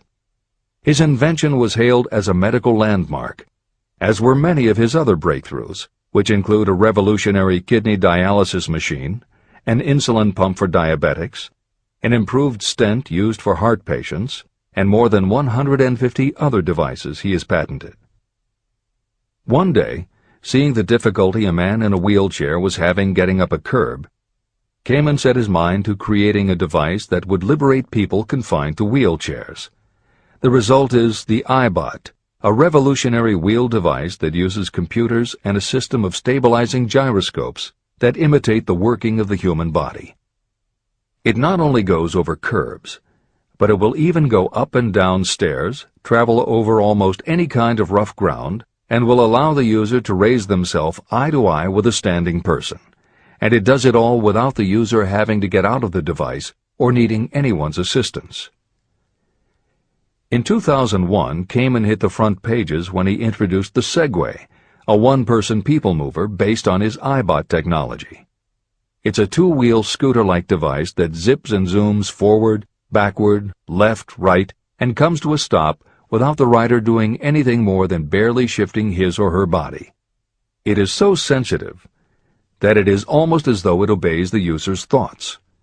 The Segway may be a world-changing invention, with possible applications for work and travel that stagger the imagination. As this is being written, the Segway is already being used to navigate large warehouses and is being tested by police departments and postal employees. While traffic cops and City Hall wrangle over whether the Segway belongs on the sidewalk or the road, Dean Kamen is dreaming a new dream. This time, the dream is an invention that may literally bring light to some of the darkest corners of the earth. Kamen has developed a non-polluting electric generator that can use almost anything as fuel. But here's the extraordinary part. He has created a revolutionary closed system so that the engine's heat is used to purify 10 gallons of drinkable water every hour. This amazing invention could bring safe drinking water to parts of the world where contaminated water kills millions, and at the same time, it will provide a source of cheap, reliable electric power. Dean Kamen is not some academic hidden in a lab somewhere. Kamen is an inventor. But like Thomas Edison, he is also an entrepreneur and businessman, creating and marketing devices that are changing the public perception of what an inventor is. This is the end of the editor's comments. Henry Ford, poor and uneducated, dreamed of a horseless carriage. He went to work with what tools he possessed without waiting for opportunity to favor him, and now evidence of his dream belts the entire earth. He put more wheels into operation than any man who ever lived because he was not afraid to back his dreams. Editor's comments. Stephen Jobs and Steve Wozniak, two university dropouts, dreamed of making and selling computers that the average person could use. Like Ford, working with the tools they possessed, they built the first Apple computer in the Jobs family garage. And like Ford, they weren't afraid to back their dreams. After showing their prototype to a local retailer, they got an order for 25 machines. Jobs sold his Volkswagen, and Woz sold his expensive Hewlett-Packard scientific calculator to raise $1,300 to start their new company. They took the money, convinced the local electronics suppliers to grant them a line of credit, and started production of the Apple I. They revolutionized the computer hardware and software industry. Released in 1976 and priced at $666, the Apple I earned them $774,000. 2 years later, they introduced the Apple II, which in the next 3 years earned $140 million. In 1980, Apple went public, and after the first day of trading, the company had a market value of $1.2 billion. Wozniak left the company in 1981, but Jobs pushed through the development of the Macintosh in 1984. In 1985, Jobs left too, but in 1998 he came back to Apple to revitalize the floundering company with the creation of the iMac computers, the animation company Pixar, the iPod, and iTunes. In presenting stories of contemporary successes, the editors have followed Hill's style of using real people to illustrate the principles of success. But Napoleon Hill was granted a rare privilege. Unlike anyone before or after, he had the opportunity to personally meet the most powerful and successful people and learn firsthand the dreams that inspired them, the obstacles that confronted them, and how they found the courage within themselves to overcome their failures. Hill met many of the inventors and the empire builders who laid the foundations of 20th century American industry while they were still news, not history. Then for more than 25 years, he studied the habits and learned the secrets of the next generations who built on the foundations, forged new industries, devised new systems, and dreamed new dreams. It was only because Hill was given such unprecedented access over such a long period that he was able to compare, contrast, analyze, and then formulate a philosophy of achievement based on the real stories of real people who had used these techniques to create their success. Think and Grow Rich revolutionized self-help writing, and to this day is the standard against which all motivational literature is measured. Its success also helped create the market for the thousands of business biographies that tell in detail how the dreams were born, plans were made, frustrations were faced, and triumphs achieved in every sector of modern business. And because this wealth of information is now available, with little more than the click of a mouse, you can read, hear, or watch today's greatest entrepreneurs and most successful CEOs confirming in their own words the basic truth behind every one of the principles Napoleon Hill explains in this book. The products or services they sell may be different, but the story of their success is the same. Dreams, followed by failures, followed by lessons learned, then success. For every Henry Ford, Thomas Edison, or O. Henry that Napoleon Hill cites to make a point, today there is a Steve Jobs, Dean Kamen, or Merle Haggard, proving that Hill's points are still valid. This is the end of the editor's comments. There is a difference between wishing for a thing and being ready to receive it. No one is ready for a thing until they believe they can acquire it. The state of mind must be belief, not mere hope or wish. Open-mindedness is essential for belief. Closed minds do not inspire faith, courage, and belief. Remember, no more effort is required to aim high in life, to demand abundance and prosperity, than is required to accept misery and poverty. A great poet has correctly stated this universal truth through these lines. I bargained with life for a penny, and life would pay no more. However, I begged at evening when I counted my scanty store. For life is a just employer. He gives you what you ask. But once you have set the wages, why, you must bear the task. I worked for a menial's hire, only to learn dismayed that any wage I had asked of life, life would have willingly paid. Desire outwits Mother Nature. As a fitting climax to this chapter, I wish to introduce one of the most unusual persons I have ever known. I first saw him a few minutes after he was born. He came into the world without any physical sign of ears. When pressed for an opinion, the doctor concluded that the child might be deaf and mute for life. I challenged that doctor's opinion. I had the right to do so. I was the child's father. I, too, reached a decision. But I expressed my opinion silently, in the secrecy of my own heart. In my own mind, I knew that my son would hear and speak. How? I was sure there must be a way, and I knew I would find it. I thought of the words of the immortal Emerson. The whole course of things goes to teach us faith. We need only obey. There is guidance for each of us, and by lowly listening, we shall hear the right word. The right word? Desire. More than anything else, I desired that my son should not be deaf and unable to speak. From that desire, I never receded, not for a second. What could I do about it? Somehow, I would find a way to transplant into that child's mind my own burning desire for ways and means of conveying sound to his brain without the aid of ears. As soon as the child was old enough to cooperate, I would fill his mind so completely with a burning desire to hear that nature would, by methods of her own, translate it into physical reality. All this thinking took place in my own mind, but I spoke of it to no one. Every day I renewed the pledge I had made to myself that my son should not be deaf.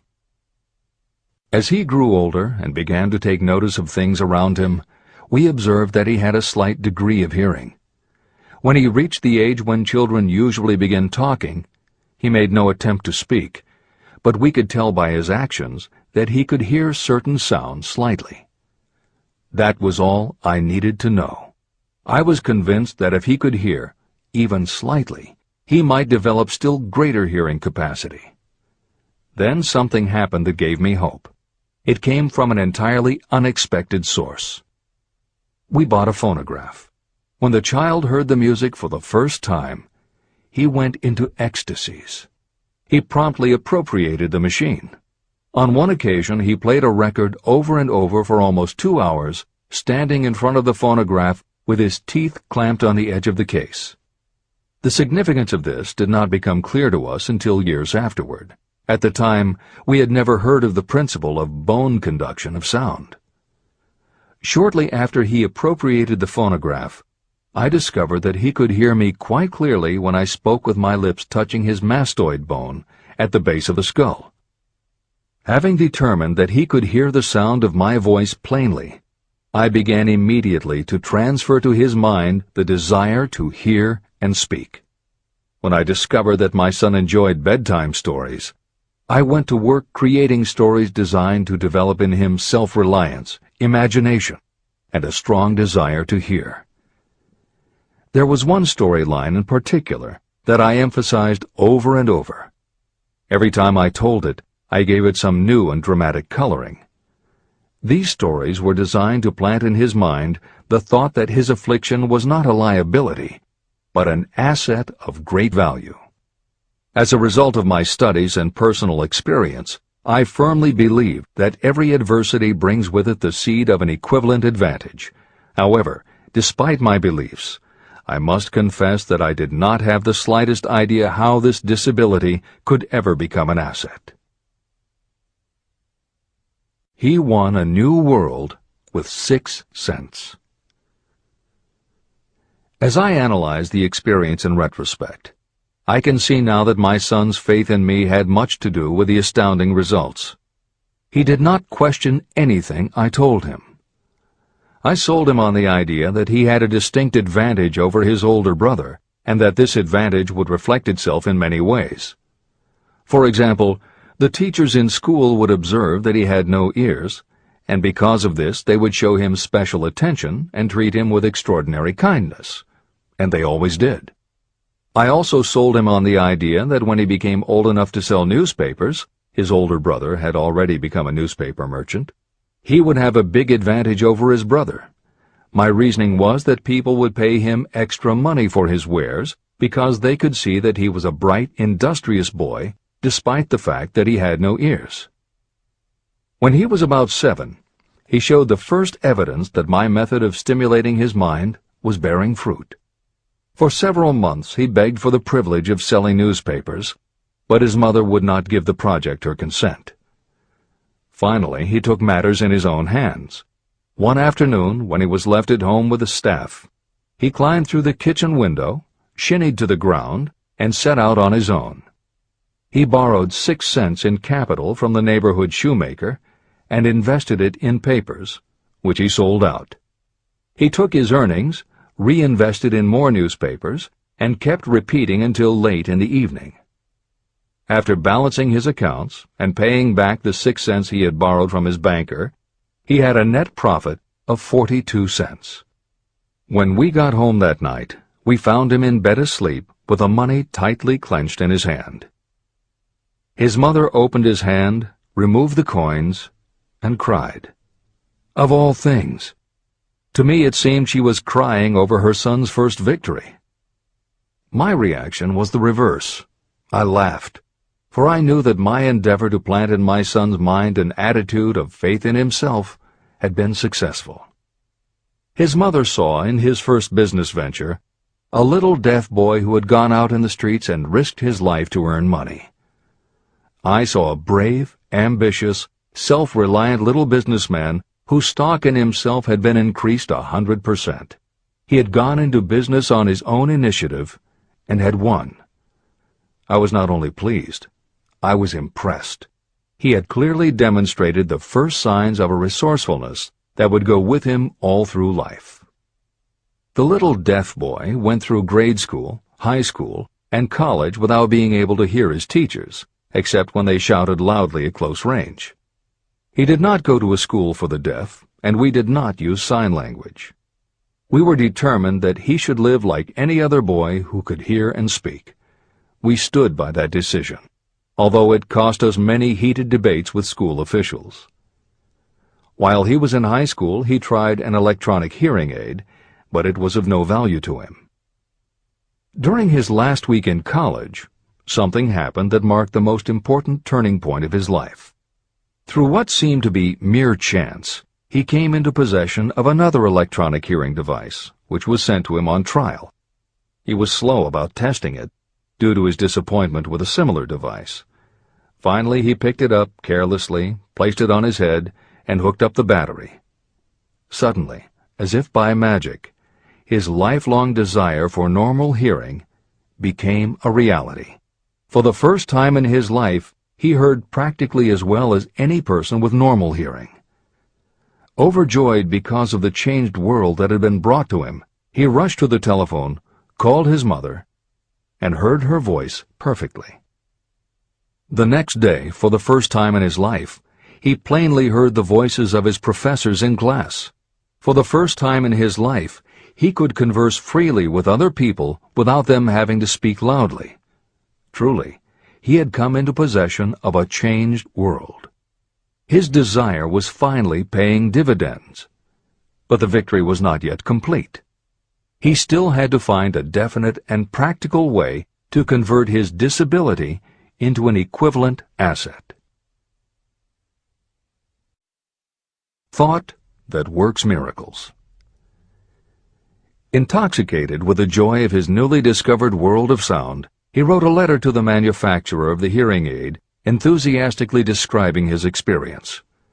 Something in his letter prompted the company to invite him to New York. He was escorted through the factory, and while talking with the chief engineer, telling him about his changed world, a hunch, an idea, or an inspiration, call it what you wish, flashed into his mind. It was this impulse of thought that converted his disability into an asset destined to pay dividends in both money and happiness to thousands for all time to come. The sum and substance of that impulse was this. It occurred to him that he might be of help to the millions of people who go through life without the benefit of hearing devices, if he could find a way to tell them the story of his changed world. For an entire month, he carried out intensive research, during which he analyzed the entire marketing system of the manufacturer of the hearing device. Then he created a plan for reaching out to other hearing-impaired people all over the world, to share with them his newly discovered changed world. When this was done, he put in writing a 2-year plan based upon his findings. When he presented the plan to the company, he was instantly given a position for the purpose of carrying out his ambition. Little did he dream when he went to work that he was destined to bring hope and practical relief to thousands of people who, without his help, would have been limited forever by deafness. There's no doubt in my mind that Blair would have been deaf and unable to speak all his life if his mother and I had not managed to shape his mind as we did. When I planted in his mind the desire to hear and talk and live as other people, there went with that impulse some strange influence that caused nature to become bridge builder and span the gulf of silence between his brain and the outer world. Truly, a burning desire has devious ways of transmuting itself into its physical equivalent. Blair desired normal hearing. Now he has it. He was born with a condition that in those days might easily have sent a person with a less defined desire to the street with a bundle of pencils and a tin cup. The little white lie I planted in his mind when he was a child, by leading him to believe his impaired hearing would become a great asset, has justified itself. I am convinced it is a fact that there is nothing, right or wrong, that belief plus burning desire cannot make real. These qualities are free to everyone. Editor's comments. As Napoleon Hill was finishing this chapter on desire, it was reported that the famed opera singer Madame Schumann-Heink had died. A passage in her obituary struck Hill as being so appropriate to the subject of this chapter that he was moved to comment as follows. End of editor's comment. One short paragraph in the newspaper story about the famed opera singer Madame Schumann-Heink gives the clue to this unusual woman's stupendous success. I quote the paragraph because the clue it contains is none other than desire. Early in her career, Madame Schumann-Heink visited the director of the Vienna Court Opera to have him test her voice. But he did not test it. After taking one look at the awkward and poorly dressed girl, he exclaimed, none too gently, "With such a face, and with no personality at all, how can you ever expect to succeed in opera? My good child, give up the idea. Buy a sewing machine and go to work. You can never be a singer." Never is a long time. The director of the Vienna Court Opera may have known much about the technique of singing, but he knew little about the power of desire when it assumes the proportion of an obsession. If he had known more of that power, he would not have made the mistake of condemning genius without giving it an opportunity. Editor's comments. Although few readers of this edition will be familiar with Madame Schumann-Heink, every reader knows a half-dozen similar stories. It is true for every generation and every kind of music. At some time, even the biggest stars were failures. At some time, someone told them they weren't good enough. But every one of those times that they failed, their desire was bigger than their failure. That is why you know their stories. And it's also why you've never heard about the thousands of other performers who were also told they weren't good enough. The ones you've never heard of are the ones whose desire wasn't big enough. They are the ones who believed that failure was defeat. This is the end of the editor's comment. Several years ago, one of my business associates became ill. He became worse as time went on, and finally was taken to the hospital for an operation. The doctor warned me that there was little, if any, chance of my ever seeing him alive again. But that was the doctor's opinion. It was not the opinion of the patient. Just before he was wheeled away, he whispered to me, "Do not be disturbed, Chief. I will be out of here in a few days." The attending nurse looked at me with pity. But the patient did come through safely. After it was all over, his physician said, "Nothing but his own desire to live saved him. He never would have pulled through if he had not refused to accept the possibility of death." Editor's comments. By the 1980s, the phenomenon that Napoleon Hill wrote about in the preceding paragraph was embraced by a growing segment of the population. Among the adherents were numerous medical professionals who incorporated the concept under the term the body-mind connection. And by the turn of the 21st century, the belief that the mind can manifest physical changes in the body had become a part of mainstream medical practice. In Chapter 5, Autosuggestion, you will find further comment on the medical aspects of having a burning desire. This is the end of the editor's comment. I believe in the power of desire backed by faith in yourself, because I have seen this power lift people from lowly beginnings to places of power and wealth.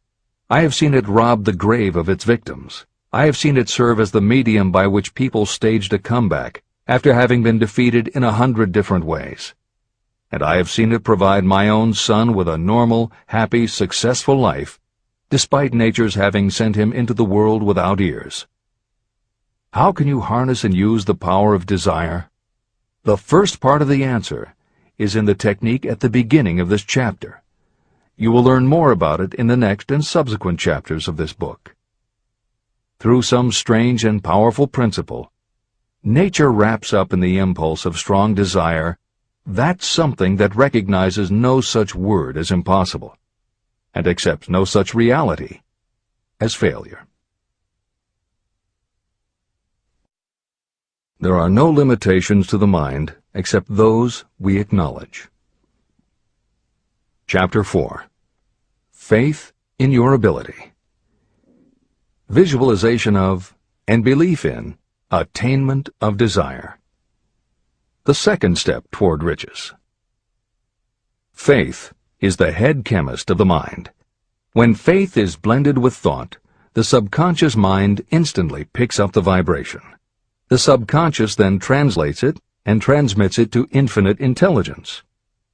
The emotions of faith, love, and sex are the most powerful of all the major positive emotions. When the three are blended, they have the effect of coloring thought in such a way that it instantly reaches the subconscious mind. There, it is changed into a form that induces a response from infinite intelligence. Editor's comments. In the preceding paragraph, Napoleon Hill uses two terms, faith and infinite intelligence, both of which may convey to the reader a religious connotation that Hill did not intend. The following will define the meaning of the words as Hill uses them in the following chapter. In modern usage, the word faith has become almost interchangeable with religious belief, which is not the way Hill uses the word. Faith, as it is used here, means having confidence, trust, and an absolute unwavering belief that you can do something. And in order for you to have faith in yourself as Hill means it, it has to be true on a subconscious level. If you have a nagging doubt in the back of your mind, or if you are just going through the motions of pretending you believe, it won't work, because your subconscious will know your doubts. Unless you have absolute total confidence, unless you are convinced without question, then you don't have faith. Hill uses the term infinite intelligence to identify that part of the human mind and thinking process that produces hunches, flashes of insight, and leaps of logic. Hill's concept has similarities to what psychologist Carl Jung called the collective unconscious. And on another level, it is very close to what contemporary psychologists refer to as working in the flow state, or being in the zone.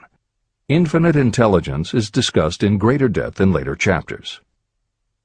Hill also uses another term, the subconscious mind, that should be commented on before the reader proceeds with this chapter.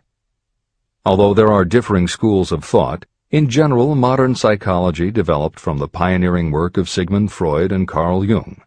Each believed that the human mind operates on both a conscious and an unconscious level, but they differed on the role the subconscious plays and the way it influences attitude and action. Through his own research and studies, Napoleon Hill developed a theory of the conscious and subconscious that is closest to the Jungian view. The following briefly describes the basis of Hill's view. The conscious mind. Your conscious mind receives information through the five senses of sight, smell, taste, hearing, and touch. Your conscious mind keeps track of what you need for thinking and operating, and it filters out what you don't need. Your conscious mind, and what your memory retains, is the intelligence with which you normally think, reason, and plan. The subconscious mind. Your subconscious has access to all the same information your conscious mind receives, but it doesn't reason the way your conscious mind does. It takes everything literally. It doesn't make value judgments. It does not filter, and it does not forget. You cannot command your conscious mind to reach out and dip into your subconscious mind.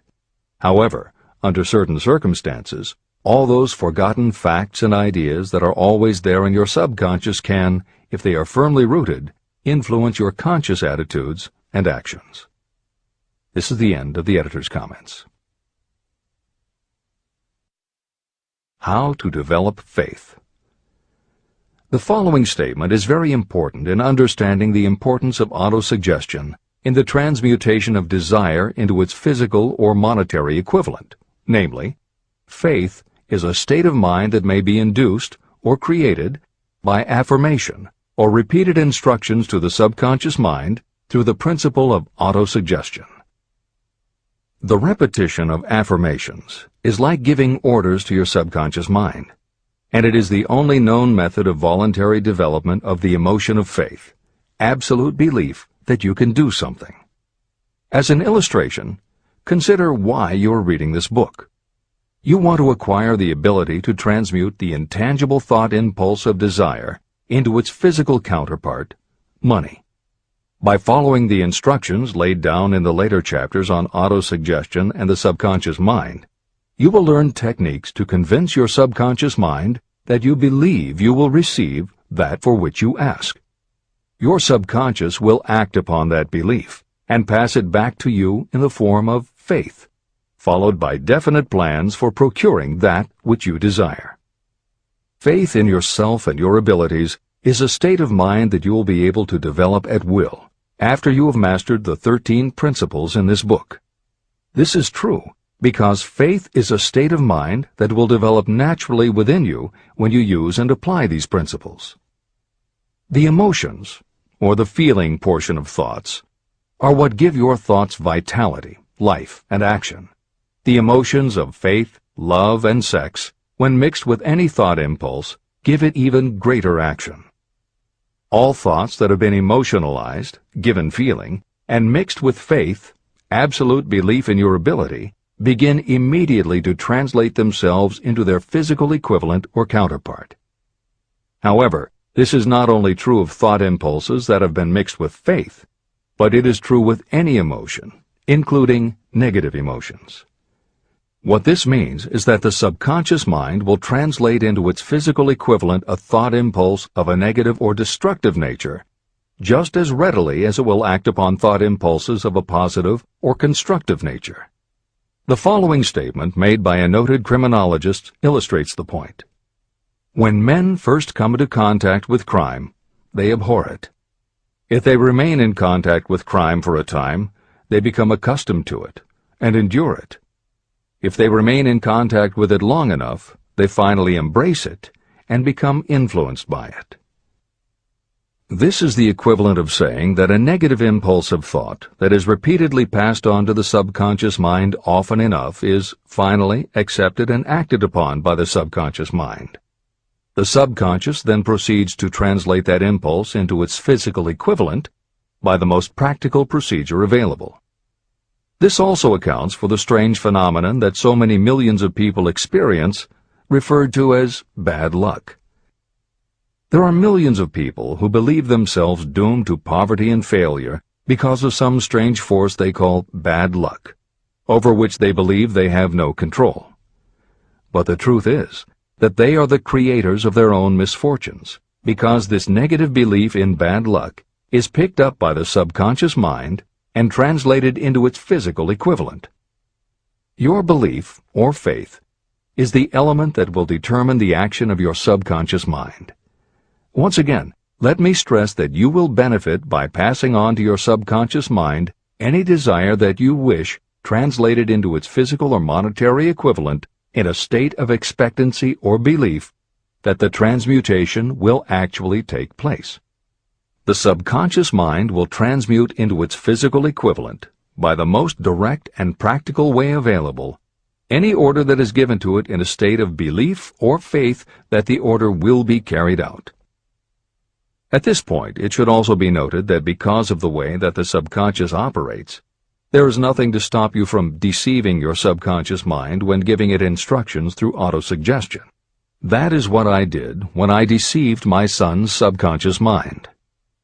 To make this deception more realistic, when you call upon your subconscious mind, you must conduct yourself just as you would if you were already in possession of the material thing that you are demanding. Editor's comments. It is an axiom of contemporary motivation theory that the subconscious mind cannot distinguish between what is real and what is vividly imagined. One of the most frequently cited studies supporting this concept was done with a group of basketball players. The players were divided into 3 teams, and the players on each team were tested on their ability to make free throws.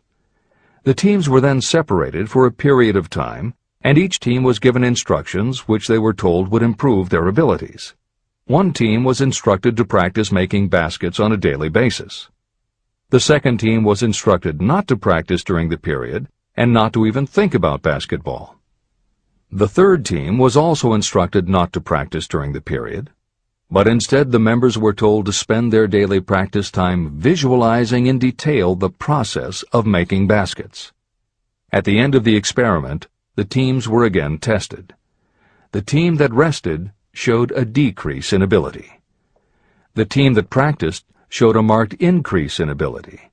And the team that didn't practice but visualized making baskets showed an increase in ability almost equal to those who had practiced daily. As Hill says, you can deceive your subconscious through autosuggestion. If you convincingly plant an idea in your subconscious will accept and work with the idea as though it were a fact. But the key word is convincingly. If you try to send a message to your subconscious, but in the back of your mind you have a nagging doubt whether it will work, your subconscious will pick that up also. You will have sent mixed messages that cancel each other out. That is why Hill stresses the importance of doing it with faith. Your subconscious will not judge if it is true or false, positive or negative, but it does respond to the power of the input, how emotionalized the thought is. This is the end of the editor's comment. It is essential for you to encourage the positive emotions as the dominating forces of your mind. But faith in yourself doesn't come from merely reading instructions. Now that you understand the theory, you must begin to apply it. By experimenting and practicing, you will develop your ability to mix faith with any order you give to your subconscious. When you have faith in your ability, then you can give your subconscious mind instructions, which it will accept and act upon immediately. When your mind is dominated by positive emotions, it will encourage the state of mind known as faith. Faith in yourself is a state of mind that you can create by autosuggestion. All through the ages, religious leaders have admonished people to have faith. They say to have faith in this, that, and the other dogma or creed, but they have failed to tell people how to have faith. They have not stated that faith is a state of mind that may be induced by self-suggestion. In language that anyone can understand, this book explains the principle through which faith in your ability to accomplish a goal may be developed where it does not already exist. Before we begin, you should be reminded again that faith is the eternal elixir that gives life, power, and action to the impulse of thought. Faith is the starting point of all accumulation of riches. Faith is the basis of all miracles and of all mysteries that cannot be analyzed by the rules of science. Faith is the only known antidote for failure. Faith is the element that, when mixed with desire, gives you direct communication with infinite intelligence. Faith is the element that transforms the ordinary vibration of thought created by the human mind into the spiritual equivalent. Faith is the only way the force of infinite intelligence can be harnessed and used. The magic of self-suggestion. It is a fact that you will come to believe whatever you repeat to yourself, whether the statement is true or false. If you repeat a lie over and over, you will eventually accept that lie as truth. Moreover, you will believe it to be the truth. You are what you are because of the dominating thoughts that you permit to occupy your mind. Thoughts that you deliberately place in your own mind and encourage with sympathy, and with which you mix any one or more of the emotions, constitute the motivating forces that direct and control your every movement, act, and deed. The following sentence is a very significant statement of truth. Thoughts that are mixed with any of the feelings of emotions become like a magnetic force, which attracts other similar or related thoughts. A thought that is magnetized with one of the emotions may be compared to a seed. When it is planted in fertile soil, it germinates, grows, and multiplies itself over and over again. What was originally one small seed becomes countless millions of seeds of the same kind. The human mind is constantly attracting vibrations that are in sync with whatever dominates the mind. Any thought, idea, plan, or purpose that you hold in your mind attracts a host of its relatives. Add these relatives to its own force, and it grows until it becomes the prime motivator of the person in whose mind it has been housed. Now, let us go back to the starting point. How can the original seed of an idea, plan, or purpose be planted in the mind? The answer? Any idea, plan, or purpose may be placed in the mind through repetition of thought. This is why you are asked to write out a statement of your major purpose, or definite chief aim. Commit it to memory, and repeat it out loud day after day until these vibrations of sound have reached your subconscious mind. You are what you are because of the dominating thoughts that you permit to occupy your mind. If you choose to, you can throw off any bad influences from your past and build your own life the way you want it to be. For instance, by taking inventory of your mental assets and liabilities, you might discover that your greatest weakness is lack of self-confidence. This can be overcome and translated into courage through the principle of autosuggestion. You can do this by writing out a set of simply stated positive thought impulses, memorizing them, and repeating them until they become a part of the working equipment of your subconscious mind. The following is an example for someone whose definite purpose is to overcome a lack of self-confidence. Self-confidence formula. 1. I know that I have the ability to achieve the object of my definite purpose in life. Therefore, I demand of myself persistent, continuous action toward its attainment, and I here and now promise to render such action. 2. I realize the dominating thoughts of my mind will eventually reproduce themselves in outward physical action and gradually transform themselves into physical reality. Therefore, I will concentrate my thoughts for 30 minutes each day, visualizing the person I intend to become. In this way, I will create in my mind a clear mental picture. 3. I know, through the principle of autosuggestion, that any desire I persistently hold in my mind will eventually find some practical means of attaining my objective. Therefore, I will devote 10 minutes daily to demanding of myself the development of self-confidence. 4. I have clearly written down a description of my definite chief aim in life, and I will never stop trying until I have developed sufficient self-confidence for its attainment. 5. I fully realize that no wealth or position can last unless it is built upon truth and justice. Therefore, I will engage in no transaction that does not benefit all whom it affects. I will succeed by attracting to myself the forces I wish to use and the cooperation of others. I will persuade others to help me because of my willingness to help others. I will eliminate hatred, envy, jealousy, selfishness, and cynicism by developing love for all humanity. because I know that a negative attitude toward others can never bring me success. I will cause others to believe in me because I will believe in them and in myself. I will sign my name to this formula, commit it to memory, and repeat it aloud once a day, with full faith that it will gradually influence my thoughts and actions so that I will become a self-reliant and successful person. Behind this formula is a law of nature that psychologists call autosuggestion or self-suggestion. It is a proven technique that will work for your success if it is used constructively. On the other hand, if used destructively, it will destroy just as readily. In this statement may be found a very significant truth, namely that those who go down in defeat and end their lives in poverty, misery, and distress do so because of negative application of the principle of autosuggestion. All impulses of thought have a tendency to clothe themselves in their physical equivalent.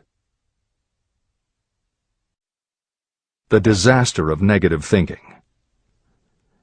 The subconscious mind makes no distinction between constructive and destructive thought impulses. It works with the material we feed it through our thought impulses. The subconscious mind will translate into reality a thought driven by fear just as readily as it will translate into reality a thought driven by courage or faith.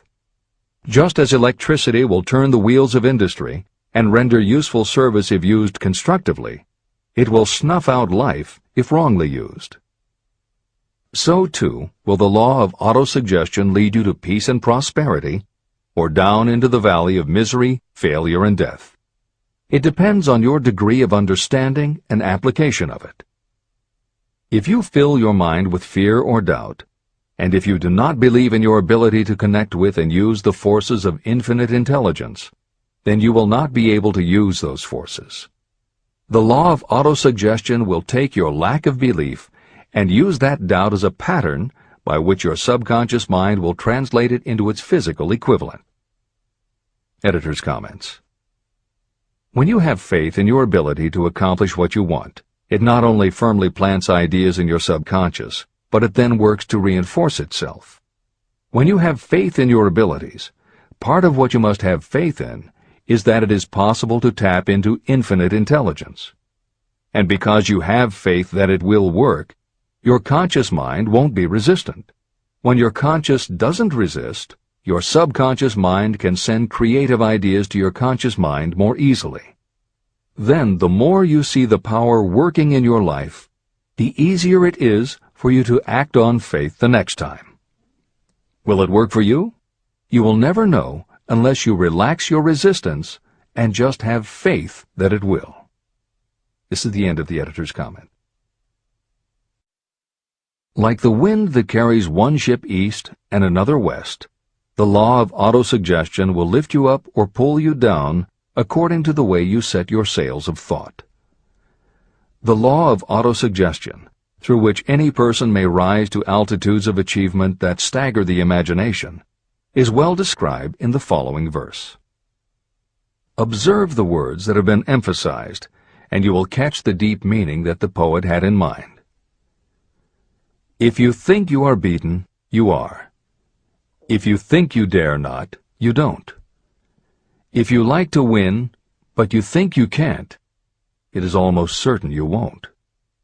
If you think you'll lose, you're lost. For out in the world we find, success begins with a fellow's will. It's all in the state of mind. If you think you are outclassed, you are. You've got to think high to rise. You've got to be sure of yourself before you can ever win a prize. Life's battles don't always go to the stronger or faster man, but soon or late the man who wins is the man who thinks he can. Editor's comments. As noted at the beginning of this chapter, the way in which Napoleon Hill uses the word faith is meant to have no religious connotation. However, it would be impossible for Hill to write this chapter without acknowledging the power of religious faith. Therefore, in the following two paragraphs, when Hill discusses Jesus Christ and Mahatma Gandhi as exemplifying the power of faith, he is referring to their personal faith, the absolute trust in his beliefs that Jesus exhibited and Gandhi's total conviction and confidence in his cause. In this way, they perfectly exemplify thought impulse mixed with faith. This is the end of the editor's comment. If you wish evidence of the power of faith, study the achievements of men and women who have employed it. At the head of the list comes the Nazarene. The basis of Christianity is faith, no matter how many people may have perverted or misinterpreted the meaning of this great force. The sum and substance of the teachings and the achievements of Christ, which may have been interpreted as miracles, were nothing more nor less than faith. If there are any such phenomena as miracles, they are produced only through the state of mind known as faith. Consider Mahatma Gandhi of India, one of the most astounding examples of the possibilities of faith. Gandhi wielded more potential power than any man living in his time, and he had this power despite the fact that he had none of the orthodox tools of power, such as money, battleships, soldiers, and materials of warfare. Gandhi had no money, no home. He did not own a suit of clothes, but he did have power. How did he come by that power? He created it out of his understanding of the principle of faith and through his ability to transplant that faith into the minds of 200 million people. Gandhi accomplished the astounding feat of influencing 200 million minds to coalesce and move in unison as a single mind. What other force on earth, except faith, could do as much? How an idea built a fortune. Editor's comment. Although the following story is not exclusively about faith, and it makes no mention of autosuggestion or the subconscious mind, Napoleon Hill included it at this point in every edition of Think and Grow Rich. In fact, as Hill says, this story illustrates at least 6 of the 13 principles of success, but faith is at the center of it. If the central figure, Charles M. Schwab, had not mixed his big idea with absolute unwavering faith that he could pull it off, the whole history of American business would have been different. This is the end of the editor's comment. The event chosen for this illustration dates back to 1900, when the United States Steel Corporation was being formed. As you read the story, keep in mind the following fundamental facts and you will understand how ideas have been converted into huge fortunes. First, the United States Steel Corporation was born in the mind of Charles M. Schwab in the form of an idea he created through his imagination. Second, he mixed faith with his idea. Third, he formulated a plan for the transformation of his idea into physical and financial reality. Fourth, he put his plan into action with his famous speech at the University Club. Fifth, he applied and followed through on his plan with persistence and backed it with firm decision until it had been fully carried out. Sixth, he prepared the way for success by a burning desire for success. If you are one of those who have often wondered how great fortunes are accumulated, this story of the creation of the United States Steel Corporation will be enlightening. If you have any doubt that a person can think and grow rich, this story should dispel that doubt. You can plainly see in the story of United States Steel the application of a major portion of the principles described in this book. This astounding description of the power of an idea was dramatically told by John Lowell in the New York World Telegram, with whose courtesy it is here reprinted. Editor's comments. In order for the modern reader to fully appreciate the following newspaper story, it is appropriate at this point to provide some background information about the main players. Charles M. Schwab was Andrew Carnegie's right-hand man and president of the Carnegie Steel Corporation. Andrew Carnegie was a wealthy and powerful steel baron whose company controlled 25% of the iron and steel production in America. J.P. Morgan was a wealthy and powerful Wall Street banker whose company had arranged the financing for many of the major industrial companies in America at the beginning of the 20th century. All the reader needs to know about the other men mentioned in the story is that at the beginning of the 20th century, finance, business, and industry were dominated by a few hundred men, most of whom had amassed great fortunes through some connection with the railroads that had opened the country. These people were well known to readers of the New York World Telegram because of their financial influence. And that sets the stage for the following newspaper article, which is not only a fascinating story about the power of faith in an idea, but also a wonderful example of the irreverent writing style that was used by many newspaper journalists of the day. This is the end of the editor's comment. A pretty after-dinner speech for $1 billion. When on the evening of December 12, 1900, some 80 of the nation's financial nobility gathered in the banquet hall of the University Club on Fifth Avenue to do honor to a young man from out of the West, not half a dozen of the guests realized they were to witness the most significant episode in American industrial history. J. Edward Simmons and Charles Stewart Smith, their hearts full of gratitude for the lavish hospitality bestowed on them by Charles M. Schwab during a recent visit to Pittsburgh, had arranged the dinner to introduce the 38-year-old steel man to Eastern banking society. But they didn't expect him to stampede the convention. They warned him, in fact, that the bosoms within New York's stuffed shirts would not be responsive to oratory, and that if he didn't want to bore the Stillmans and Harrimans and Vanderbilts, he had better limit himself to 15 or 20 minutes of polite vaporings and let it go at that. Even John Pierpont Morgan, sitting on the right hand of Schwab as became his imperial dignity, intended to grace the banquet table with his presence only briefly, and so far as the press and public were concerned, the whole affair was of so little moment that no mention of it found its way into print the next day. So the two hosts and their distinguished guests ate their way through the usual 7 or 8 courses. There was little conversation, and what there was of it was restrained. Few of the bankers and brokers had met Schwab, whose career had flowered along the banks of the Monongahela, and none knew him well. But before the evening was over, they, and with them Money Master Morgan, were to be swept off their feet, and $1 billion baby, the United States Steel Corporation, was to be conceived. It is perhaps unfortunate for the sake of history that no record of Charlie Schwab's speech at the dinner ever was made. It is probable, however, that it was a homely speech, somewhat ungrammatical, for the niceties of language never bothered Schwab, full of epigram and threaded with wit.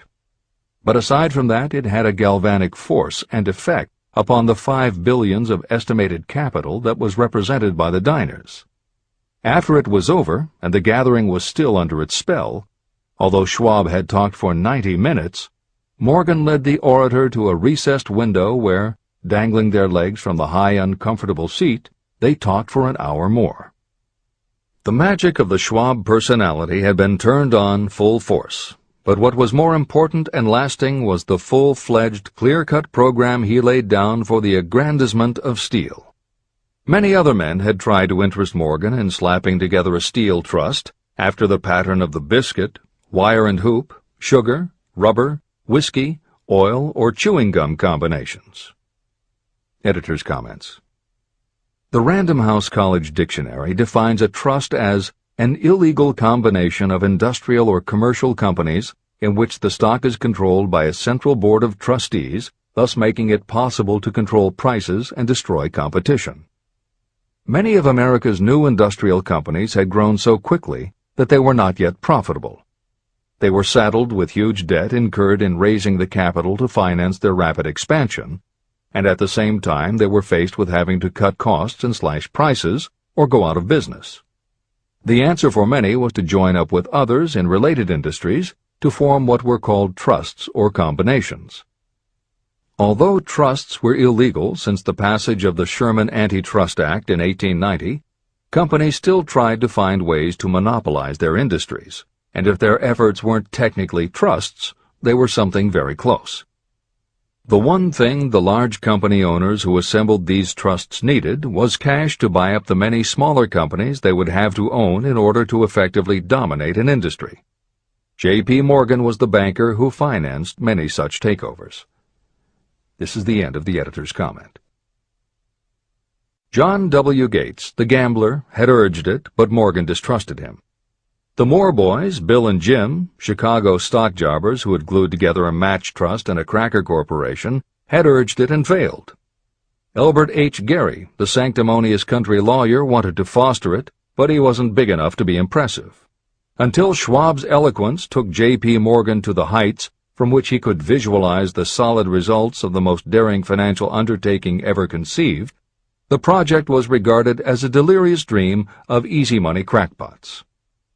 The financial magnetism that began a generation ago to attract thousands of small and sometimes inefficiently managed companies into large and competition-crushing combinations had become operative in the steel world through the devices of that jovial business pirate, John W. Gates. Gates already had formed the American Steel and Wire Company out of a chain of small concerns, and together with Morgan had created the Federal Steel Company. But by the side of Andrew Carnegie's gigantic vertical trust, a trust owned and operated by 53 partners, those other combinations were picayune. They might combine to their heart's content, but the whole lot of them couldn't make a dent in the Carnegie organization, and Morgan knew it. The eccentric old Scot knew it, too. Editor's comments. Andrew Carnegie was born in Scotland and came to America when he was just a boy. He made his first move to join the elite group of American tycoons when he quit his job as a bobbin boy in a cotton mill, earning $1.20 a week, and got a job as a telegraph messenger boy. He soon taught himself to operate a telegraph key, which got him hired as personal telegrapher and secretary to the head of the Pennsylvania Railroad. It wasn't long before he'd worked his way up the ranks to superintendent of the Pittsburgh Division, which in turn put him in a position to become an early investor in the Pullman Company, which became the leading manufacturer of railway cars. Carnegie's investment in Pullman and some successful real estate ventures gave him the capital to go into business for himself. At the end of the Civil War, Carnegie left railroading and started a company that built iron bridges for railroad companies. From building iron bridges, it was a short step to starting his own steel mill, which led him to acquire control of other steel mills, then his own coal fields to supply his smelters, then his own ore boats and rail lines to haul the ore and coal. Because of Carnegie's vertical integration and his use of the most up-to-date manufacturing methods, he was able to sell top-grade steel at the lowest price. He managed to drop the price of steel from $140 a ton to $20 a ton. By 1899, the Carnegie Steel Company controlled about 25% of the iron and steel production in America. The smaller steel manufacturers couldn't compete with Carnegie, so they went to J.P. Morgan for help. He arranged for the financing, and a wide-ranging alliance was put together of companies that were in the business of manufacturing products made from steel. Part of the deal was that they would not buy steel from Carnegie. Andrew Carnegie was not about to be put out of business by a collection of small companies. He announced that he would buy or build his own manufacturing companies to produce finished goods made of steel. This is the end of the editor's comments, and the New York World Telegram story continues. From the magnificent heights of Skibo Castle he had viewed, first with amusement and then with resentment, the attempts of Morgan's smaller companies to cut into his business. When the attempts became too bold, Carnegie's temper was translated into anger and retaliation. He decided to duplicate every mill owned by his rivals. Hitherto, he hadn't been interested in wire, pipe, hoops, or sheet. Instead, he was content to sell such companies the raw steel and let them work it into whatever shape they wanted. Now, with Schwab as his chief and able lieutenant, he planned to drive his enemies to the wall. So it was that in the speech of Charles M. Schwab, Morgan saw the answer to his problem of combination. A trust without Carnegie, giant of them all, would be no trust at all, a plum pudding, as one writer said, without the plums. Schwab's speech on the night of December 12, 1900, undoubtedly carried the inference, though not the pledge, that the vast Carnegie enterprise could be brought under the Morgan tent. He talked of the world future for steel, of reorganization for efficiency, of specialization, of the scrapping of unsuccessful mills and concentration of effort on the flourishing properties, of economies in the ore traffic, of economies in overhead and administrative departments, of capturing foreign markets. More than that, he told the buccaneers among them wherein lay the errors of their customary piracy. Their purposes, he inferred, had been to create monopolies, raise prices, and pay themselves fat dividends out of privilege. Schwab condemned the system in his heartiest manner. The short-sightedness of such a policy, he told his hearers, lay in the fact that it restricted the market in an era when everything cried for expansion.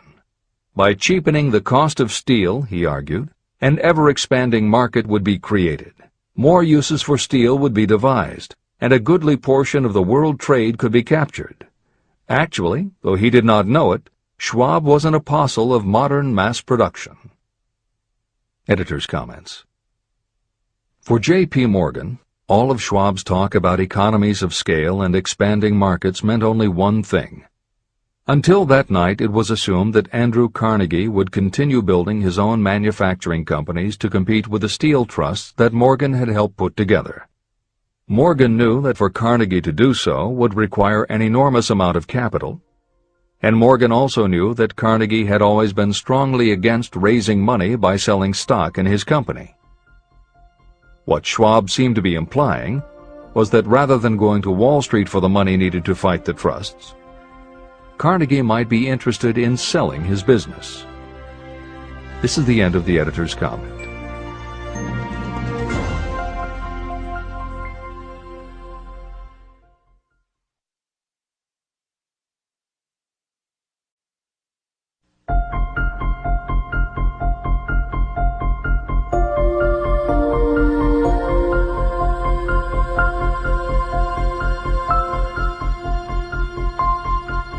New York World Telegram story continues. So the dinner at the University Club came to an end. Morgan went home to think about Schwab's rosy predictions. Schwab went back to Pittsburgh to run the steel business for Andrew Carnegie, while Gary and the rest went back to their stock tickers to fiddle around in anticipation of the next move. It was not long coming. It took Morgan about 1 week to digest the feast of reason Schwab had placed before him. When he had assured himself that no financial indigestion was to result, he sent for Schwab, and found that young man rather coy. Mr. Carnegie, Schwab indicated, might not like it if he found his trusted company president had been flirting with the Emperor of Wall Street, the street upon which Carnegie was resolved never to tread. Then it was suggested by John W. Gates, the go-between, that if Schwab happened to be in the Bellevue Hotel in Philadelphia, J.P. Morgan might also happen to be there. When Schwab arrived, however, Morgan was inconveniently ill at his New York home, and so on the elder man's pressing invitation, Schwab went to New York and presented himself at the door of the financier's library. Now, certain economic historians have professed the belief that from the beginning to the end of the drama, the stage was set by Andrew Carnegie. That the dinner to Schwab, the famous speech, the Sunday night conference between Schwab and the Money King, were events arranged by the canny Scot. The truth is exactly the opposite. When Schwab was called in to consummate the deal, he didn't even know whether the little boss, as Andrew was called, would so much as listen to an offer to sell, particularly to a group of men whom Andrew regarded as being endowed with something less than holiness. But Schwab did take into the conference with him, in his own handwriting, 6 sheets of copperplate figures, representing to his mind the physical worth and the potential earning capacity of every steel company he regarded as an essential star in the new metal firmament. 4 men pondered over these figures all night. The chief, of course, was Morgan, steadfast in his belief in the divine right of money. With him was his aristocratic partner, Robert Bacon, a scholar and a gentleman. The third was John W. Gates, whom Morgan scorned as a gambler and used as a tool. The fourth was Schwab, who knew more about the processes of making and selling steel than any whole group of men then living. Throughout that conference, the Pittsburgher's figures were never questioned. If he said a company was worth so much, then it was worth that much and no more. He was insistent, too, upon including in the combination only those concerns he nominated. He had conceived a corporation in which there would be no duplication, not even to satisfy the greed of friends who wanted to unload their companies upon the broad Morgan shoulders. When dawn came, Morgan rose and straightened his back. Only one question remained. "Do you think you can persuade Andrew Carnegie to sell?" he asked. "I can try," said Schwab. "If you can get him to sell, I will undertake the matter," said Morgan. So far, so good. But would Carnegie sell? How much would he demand? Schwab thought about $320 million. What would he take payment in? Common or preferred stocks? Bonds? Cash? Nobody could raise $1/3 billion in cash. There was a golf game in January on the frost-cracking heath of the St. Andrews Links in Westchester, with Andrew bundled up in sweaters against the cold and Charlie talking volubly as usual to keep his spirits up. But no word of business was mentioned until the pair sat down in the cozy warmth of the Carnegie cottage nearby. Then, with the same persuasiveness that had hypnotized 80 millionaires at the University Club, Schwab poured out the glittering promises of retirement and comfort, of untold millions to satisfy the old man's social caprices. Carnegie capitulated, wrote a figure on a slip of paper, handed it to Schwab and said, "All right, that's what we'll sell for."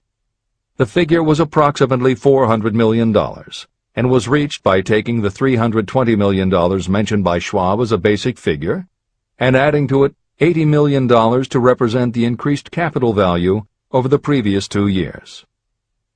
Later, on the deck of a transatlantic liner, the Scotsman said ruefully to Morgan, "I wish I had asked you for $100 million more." "If you had asked for it, you'd have gotten it," Morgan told him cheerfully. There was an uproar, of course. A British correspondent cabled that the foreign steel world was appalled by the gigantic combination. President Hadley of Yale declared that unless trusts were regulated, the country might expect an emperor in Washington within the next 25 years. But that able stock manipulator Keene went at his work of shoving the new stock at the public so vigorously that all the excess water, estimated by some at nearly $600 million, was absorbed in a twinkling.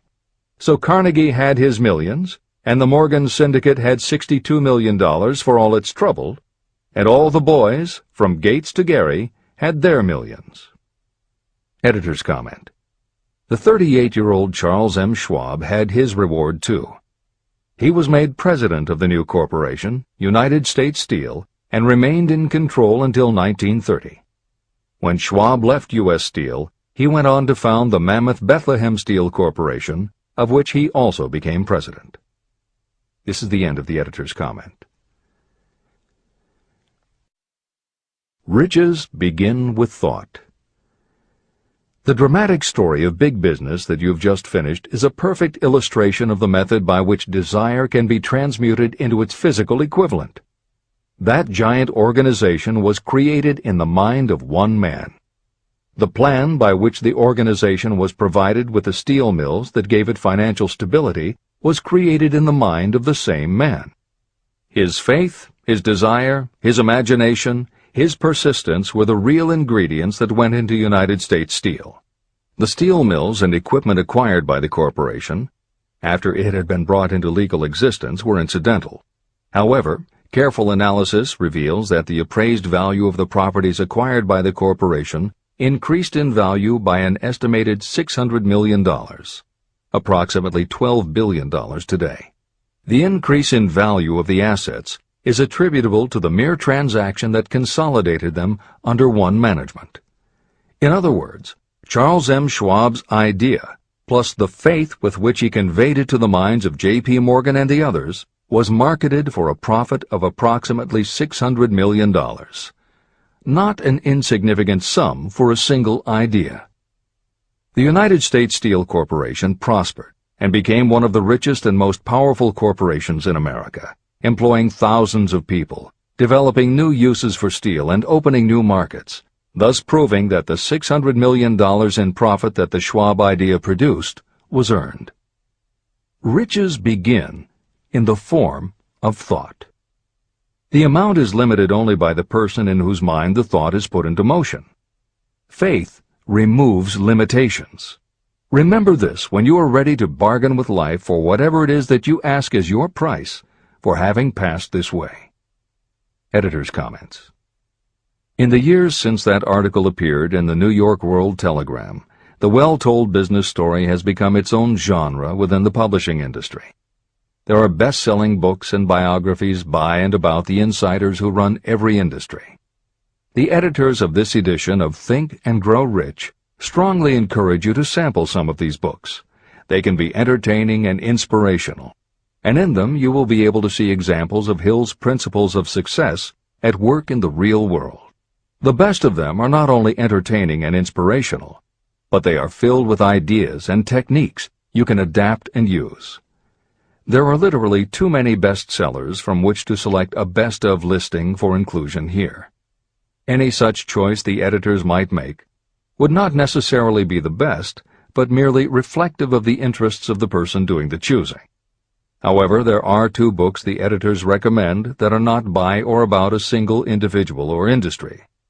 These books are In Search of Excellence by Tom Peters and Breakthroughs by P.R. Nyack and John N. Ketteringham.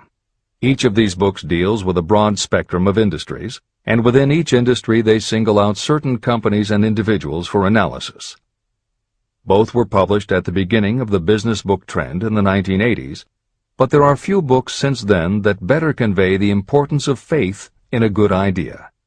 In Search of Excellence, chosen by a panel of experts as the most influential book of the past 20 years, was a runaway bestseller and will likely be in print for years to come. Breakthroughs may be harder to find, but it will be well worth the effort. This is the end of the editor's comments.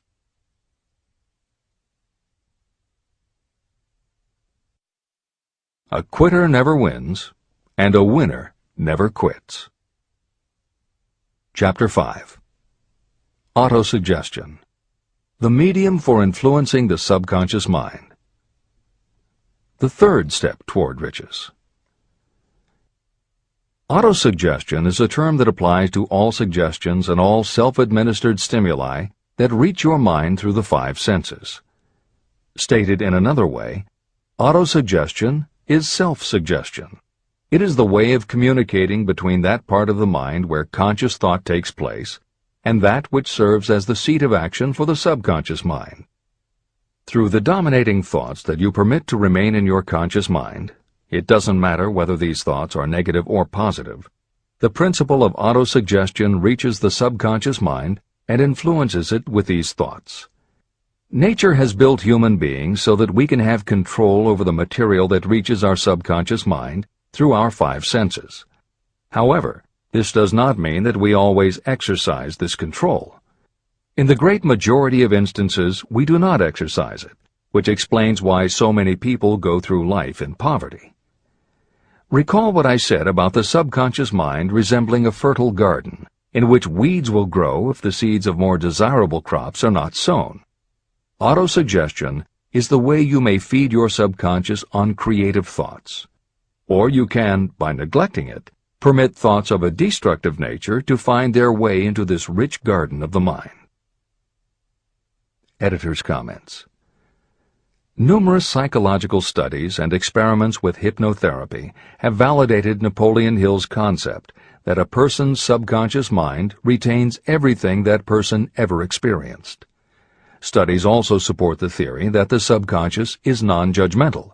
It does not filter or interpret, it simply processes information literally and stores it.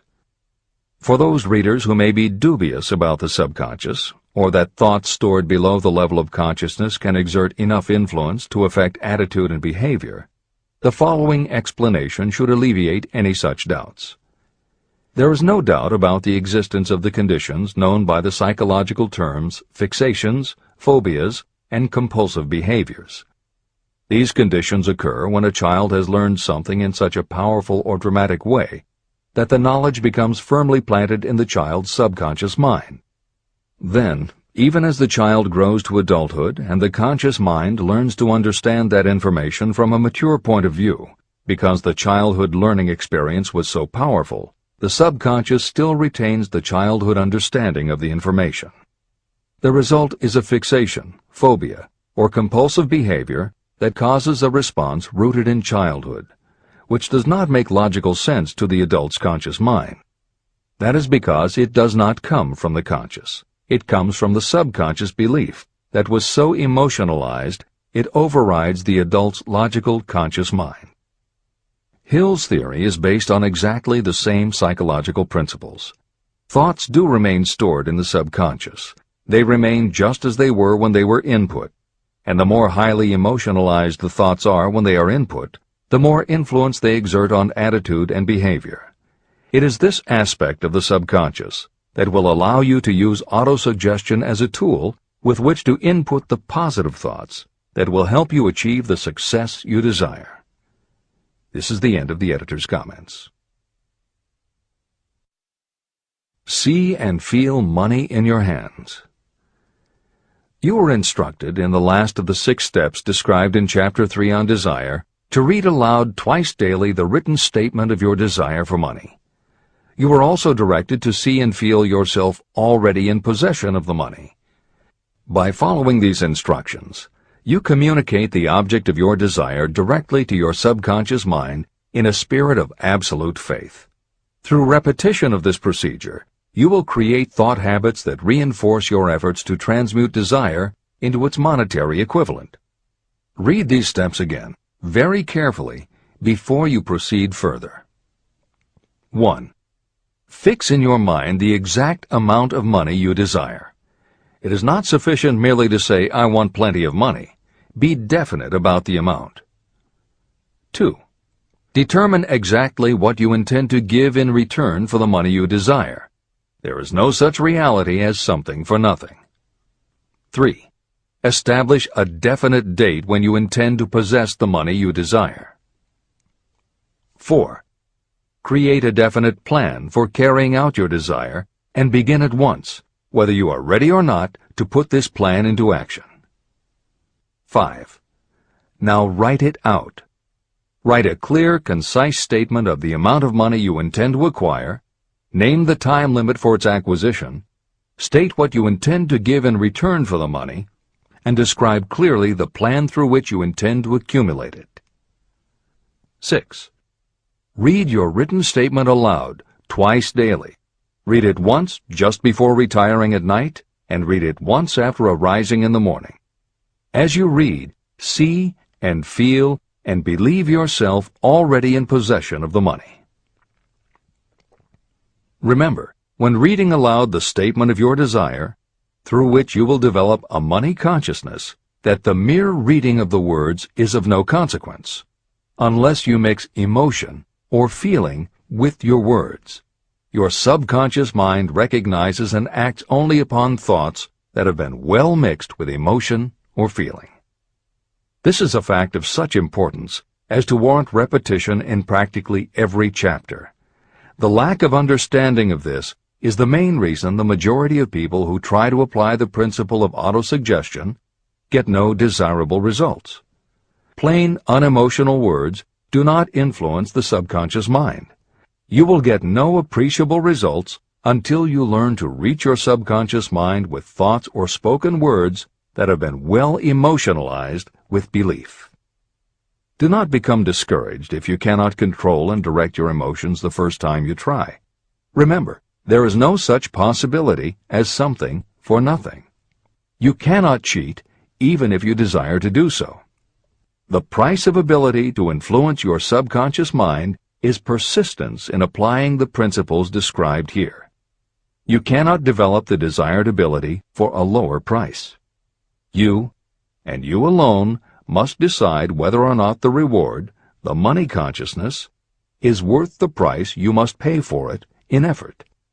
Your ability to use the principle of autosuggestion will depend very largely upon your capacity to concentrate on a given desire until that desire becomes a burning obsession. How to strengthen your powers of concentration. When you begin to carry out the instructions in the 6 steps, it will be necessary for you to make use of the principle of concentration. Following are suggestions for the effective use of concentration. When you begin the first of the 6 steps, which instructs you to fix in your own mind the exact amount of money you desire, close your eyes and hold your thoughts on that amount of money until you can actually see the physical appearance of the money. Do this at least once each day. As you go through these exercises, follow the instructions given in Chapter 4 on faith, and see yourself actually in possession of the money. Here is a most significant fact. The subconscious mind takes any orders given to it in a spirit of absolute faith and acts upon those orders. But the orders often have to be presented over and over again, repeated positive affirmation, before they are interpreted by the subconscious mind. Because of this, you might consider the possibility of playing a perfectly legitimate trick on your subconscious mind. Make it believe, because you believe it, that you must have the amount of money you are visualizing. Make it believe that this money is already awaiting your claim, so the subconscious mind must hand over to you practical plans for acquiring the money that is yours. Give this thought to your imagination, and see what your imagination can or will do to create practical plans for the accumulation of money through transmutation of your desire. Do not wait for a definite plan through which you will exchange services or merchandise in return for the money you are visualizing. Just start right now to see yourself in possession of the money, demanding, and expecting that your subconscious mind will hand over the plans you need. Be on the alert for these plans, and when they appear, put them into action immediately. When the plans appear, they will probably flash into your mind in the form of an inspiration or intuition from infinite intelligence. Treat it with respect and act upon it as soon as you receive it. In the fourth of the 6 steps, you are instructed to create a definite plan for carrying out your desire and begin at once to put this plan into action. Do the same thing here. Close your eyes and create in your mind a vivid image of you carrying out the instructions. Do not trust to your reason when creating your plan for accumulating money through the transmutation of desire. Your reasoning faculty may be lazy, and if you depend entirely upon it to serve you, it may disappoint you. When visualizing the money you intend to accumulate, see yourself rendering the service or delivering the merchandise you intend to give in return for this money. This is important. Editor's comments. The basic principle underlying autosuggestion is closely related to self-hypnosis, and both techniques played an important role in the development of modern psychology. Although all 3 concepts, autosuggestion, hypnosis, and psychology, had to overcome initial public skepticism, unfortunately, autosuggestion and hypnotism were hampered by events that further delayed their acceptance. Hypnosis was an integral part of the therapies used by the major figures in the development of psychology, including Sigmund Freud, Carl Jung, and William James. It fell out of favor as a therapeutic method when stage magicians began to use the technique in their acts. People found it difficult to give serious consideration to a method that was being used in theaters and nightclubs to make members of the audience do ridiculous things for comic effect. Autosuggestion encountered a similar problem. French psychiatrist Émile Coué was the best-known early advocate of autosuggestion. A contemporary of Sigmund Freud, Coué operated a clinic that treated patients diagnosed with psychosomatic ailments, individuals who have convinced themselves they are ill and even show symptoms but do not actually have a disease. Coué treated his patients with an autosuggestion technique that involved the repetition of statements he termed positive affirmations. Coué devised a general, non-specific phrase that would give the subconscious a positive instruction, but was open enough that it did not tell the subconscious how to do it. The positive affirmation was, "Every day, in every way, I am getting better and better." And he instructed his patients to repeat the phrase several times a day. Improvements among his patients happened so quickly and dramatically that his method became the talk of medical and scientific circles, and the use of the phrase practically became a movement in Europe. Word of the success Coué was having with his method spread to America, and he was soon booked to do a lecture tour. At one of his early speaking engagements, a cynical newspaper reporter made a joke of the technique, calling it, "Hell's bells, I'm well." The joke followed Coué wherever he spoke, and the press coverage was so negative he canceled his tour and returned to practice in Europe. Serious scientists and therapists continued to work with autosuggestion. But just as had happened when stage magicians cast doubt upon the efficacy of hypnosis, Coué's method of positive affirmation fell out of favor with the general public. It took the openness of the latter part of the 20th century before the techniques of hypnosis and autosuggestion gained general acceptance once again. Today, if you go on the Internet, there are over 40,000 web links featuring positive affirmations, and numerous bestsellers have been written on the subject. Virtually every newspaper, magazine, and television news program regularly features stories on the crucial role the mind plays in personal growth and achievement. Techniques based on autosuggestion have fostered countless best-selling books, audiobooks, and video programs.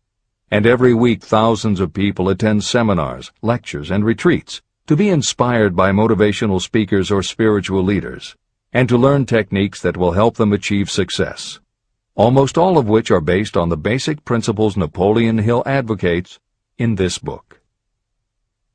When Hill instructs the reader to close your eyes and hold your thoughts on that amount of money until you can actually see the physical appearance of the money, he is in fact describing the autosuggestion technique most widely taught by contemporary motivational experts. Today it is called creative visualization, and it is regularly used by some of the most successful trainers of Olympic athletes and professional sports teams. It is used by NASA in training astronauts, and medical professionals use it in a variety of ways, including teaching it to patients who need to elevate their autoimmune system. Using visualization effectively is much more than simply daydreaming about something you would like to have, or a goal you would like to achieve. Visualization is a specific technique that involves the use of imagination, creativity, vivid imagery, and affirmations, all focused on creating something you wish to manifest in reality. Napoleon Hill identified the practice of visualization and wrote about it as early as 1928 in his first bestseller, Law of Success. Since then, many other psychologists, medical professionals, motivational speakers, and authors have developed systems based on the same principles. Dr. Maxwell Maltz, a noted plastic surgeon, found that often it was as important for his patients to change their inner perception of themselves as it was to change their outer appearance. Dr. Maltz's landmark bestseller, Psycho-Cybernetics, draws heavily on visualization as a way to increase self-esteem and improve a wide range of abilities. The Silva method, which is another variation on visualization, has been taught to millions of people by certified Silva trainers who hold seminars throughout the country. Jose Silva's best-selling book, The Silva Mind Control Method, has also sold many millions of copies. In 1978, 50 years after Napoleon Hill wrote about visualization in Law of Success, Shakti Gawain published the phenomenal bestseller Creative Visualization, and Adelaide Bry published Visualization, Directing the Movies of Your Mind. At about the same time, Dr. O. Carl Simonton, an oncologist, concluded that cancer patients who used visualizations in conjunction with chemotherapy treatments had a marked improvement over those who didn't. His bestseller, Getting Well Again, had a profound impact, and it was followed by books from other respected medical professionals, such as Love, Medicine, and Miracles by Dr. Bernie Siegel, and Superimmunity by Dr. Paul Purcell. Other bestsellers by Dr. John Sarno, Dr. Deepak Chopra, and Dr. Andrew Weil have made what once was referred to as alternative medicine now part of mainstream medical practice. This is the end of the editor's comments. Stimulate your subconscious mind.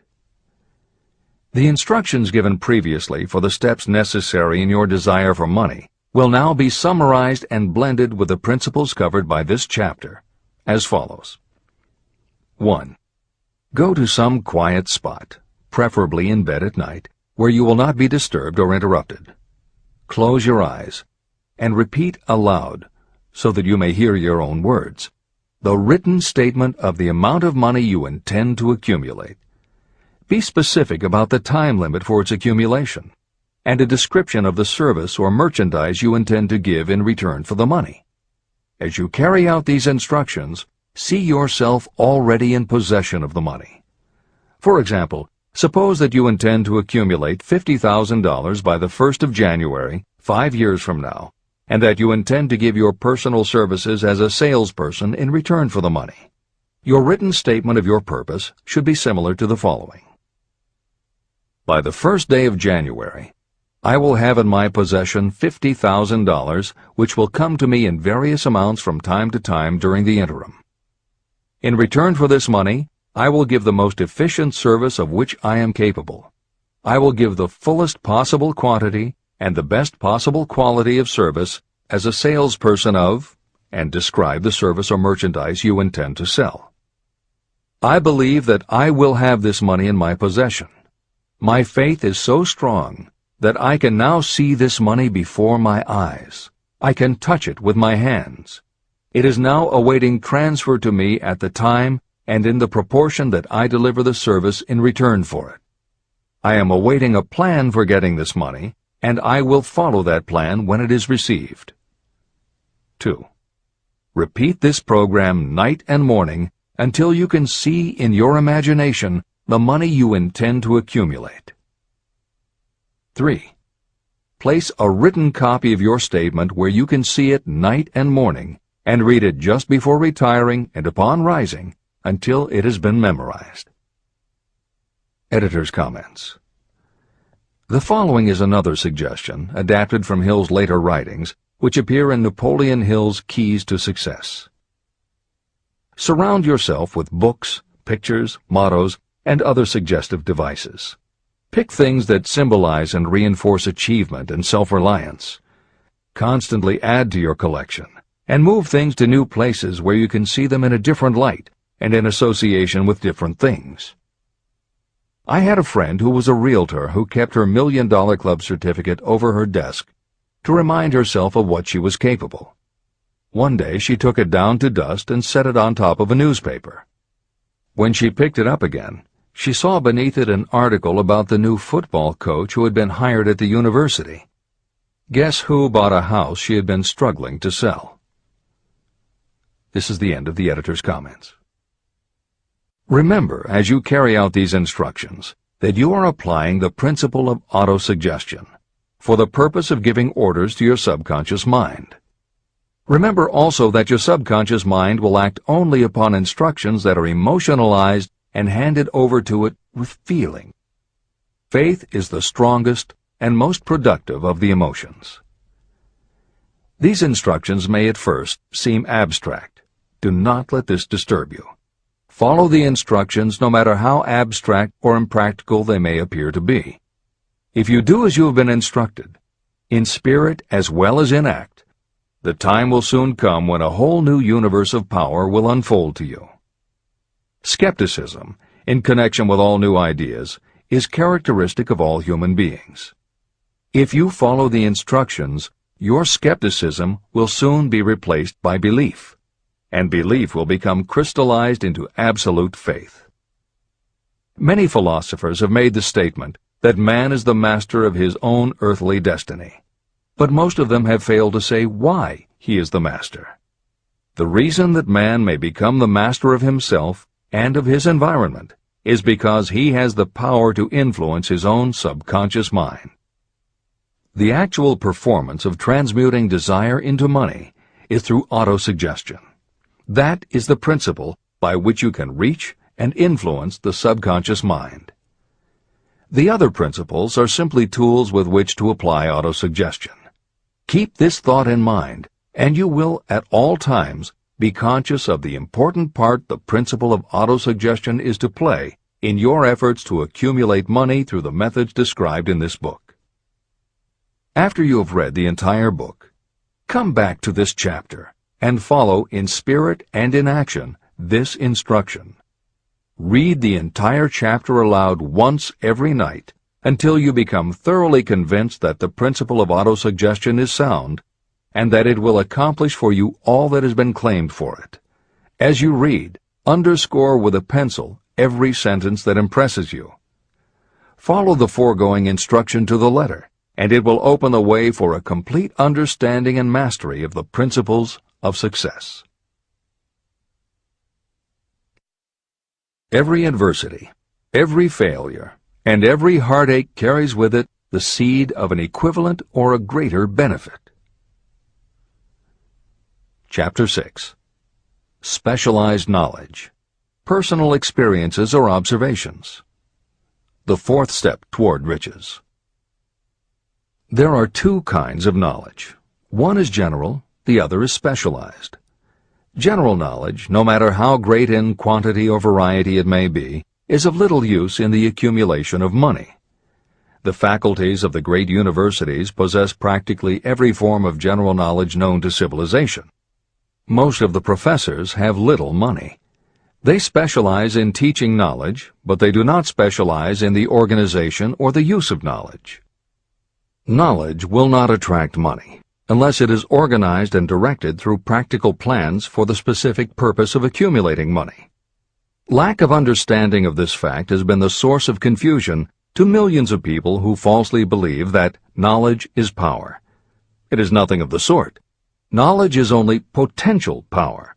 It becomes power only when and if it is organized into definite plans of action and directed to a definite end. The missing link in all systems of education is that educational institutions fail to teach their students how to organize and use the knowledge after they have acquired it. Many people made the mistake of assuming that because Henry Ford had little schooling, he was not a man of education. Those who made this mistake did not understand the real meaning of the word educate. That word is derived from the Latin word educo, meaning to educe, to draw out, or to develop from within. An educated person is not necessarily one who has an abundance of general or specialized knowledge.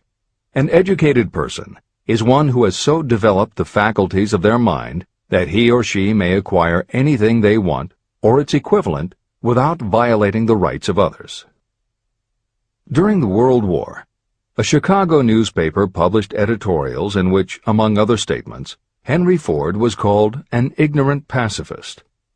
Mr. Ford objected to the statements and sued the paper for libeling him. When the suit was tried in the courts, the attorneys for the paper called Mr. Ford to the witness stand for the purpose of proving to the jury that he was ignorant. They asked Mr. Ford a great variety of questions. All of them intended to prove that while he might possess considerable specialized knowledge about manufacturing automobiles, he was in the main ignorant.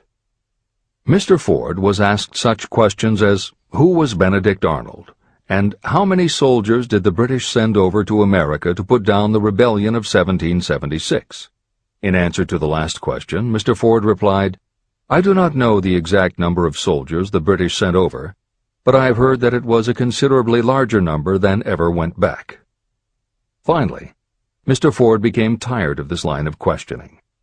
In reply to a particularly offensive question, he leaned over, pointed his finger at the lawyer who had asked the question, and said, If I should really want to answer the foolish question you have just asked, or any of the other questions you have been asking me, let me remind you that I have a row of electric push buttons on my desk, and by pushing the right button I can summon to my aid men who can answer any question I desire to ask concerning the business to which I am devoting most of my efforts. Now, will you kindly tell me why I should clutter up my mind with general knowledge for the purpose of being able to answer questions when I have men around me who can supply any knowledge I require? That answer floored the lawyer. Every person in the courtroom realized it was the answer not of an ignorant man, but of a man of education. Any person is educated who knows where to get knowledge when they need it and how to organize that knowledge into definite plans of action. Through the assistance of his mastermind group, Henry Ford had at his command all the specialized knowledge he needed to become one of the wealthiest men in America. It was not essential that he have this knowledge in his own mind. You can get all the knowledge you need.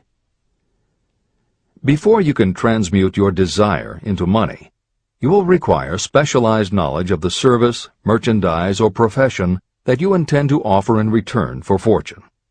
Perhaps you may need much more specialized knowledge than you have the ability or the inclination to acquire. If this is true, you may bridge your weakness through the aid of your mastermind group. The mastermind is defined as coordination of knowledge and effort in a spirit of harmony between two or more people for the attainment of a definite purpose. The larger meaning of the mastermind group is explained in greater detail in later chapters. Editor's comments. After reading Hill's definition of the mastermind, many people may assume that he is describing teamwork. That would not be correct. The following explanation is adapted from the Napoleon Hill Foundation's book, Believe and Achieve. Teamwork can be achieved by any group, even one whose members have disparate interests, because all it requires is cooperation. In teamwork, people might simply be cooperating because they like the leader or out of a sense of duty.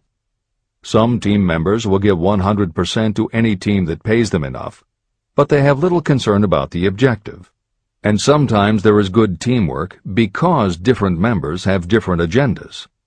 A board of directors may disagree, even be unfriendly, and still run a business successfully. Musical groups are made up of notoriously self-centered people who work as a team if it will help them get ahead. Masterminds, on the other hand, are formed of individuals who have the same agenda, a deep sense of mission, and commitment to the same goal.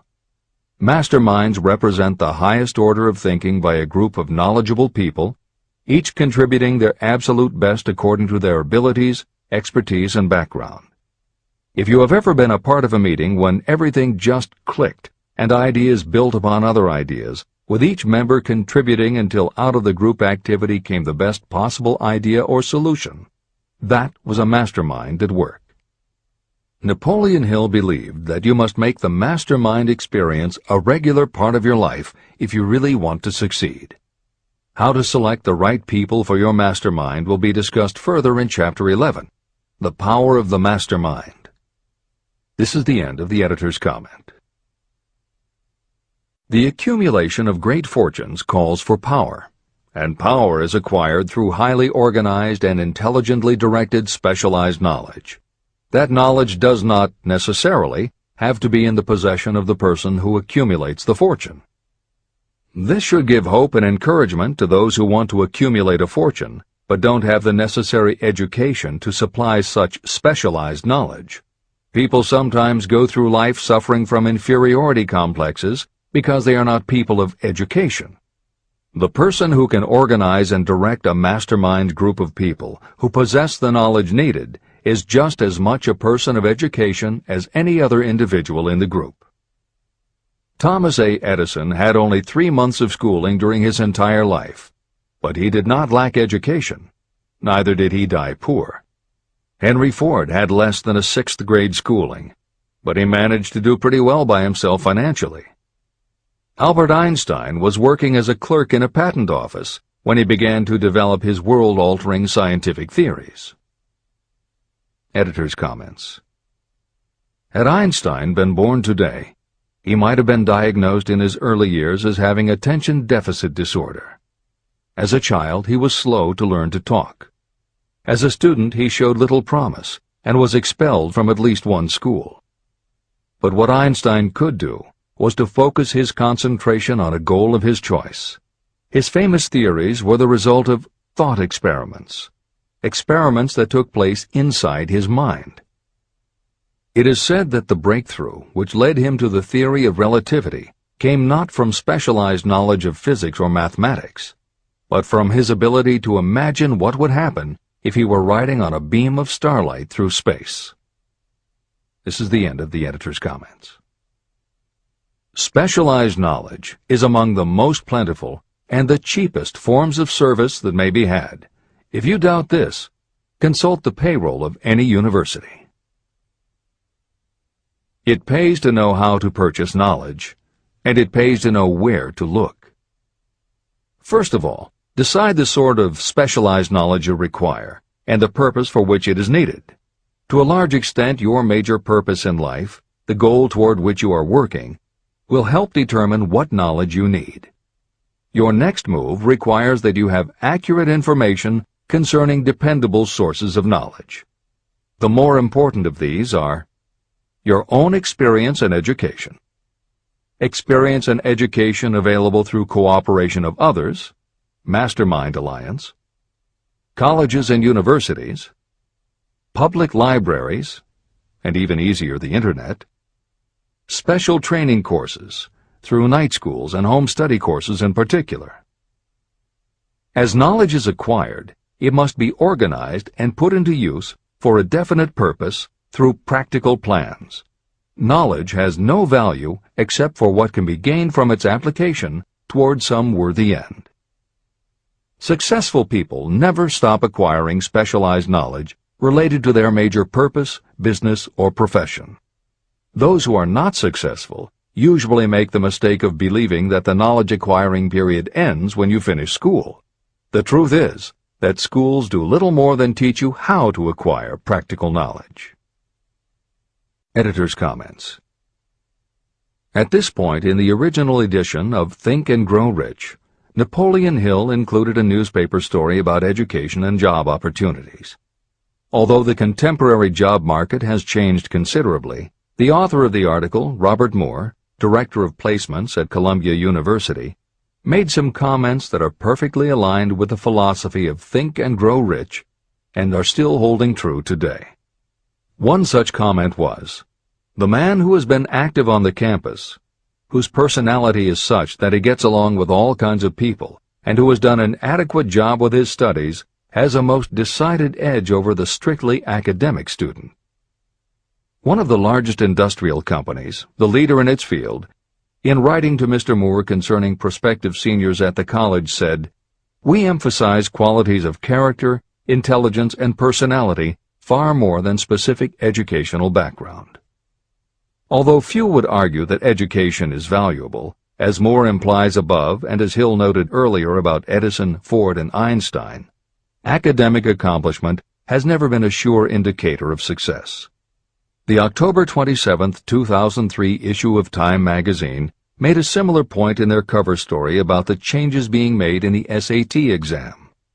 Although the article's primary focus is on the efforts to make the SAT less biased, it also notes that recent research indicates that neither the SAT nor IQ tests have proven to be very reliable predictors of future real-world achievement. In his best-selling book, Emotional Intelligence, author Daniel Goleman has created a persuasive argument that the way in which a person handles themselves and their relationships, which he calls emotional intelligence, or EI, is a much better indicator than IQ in predicting whether a person will be successful in life.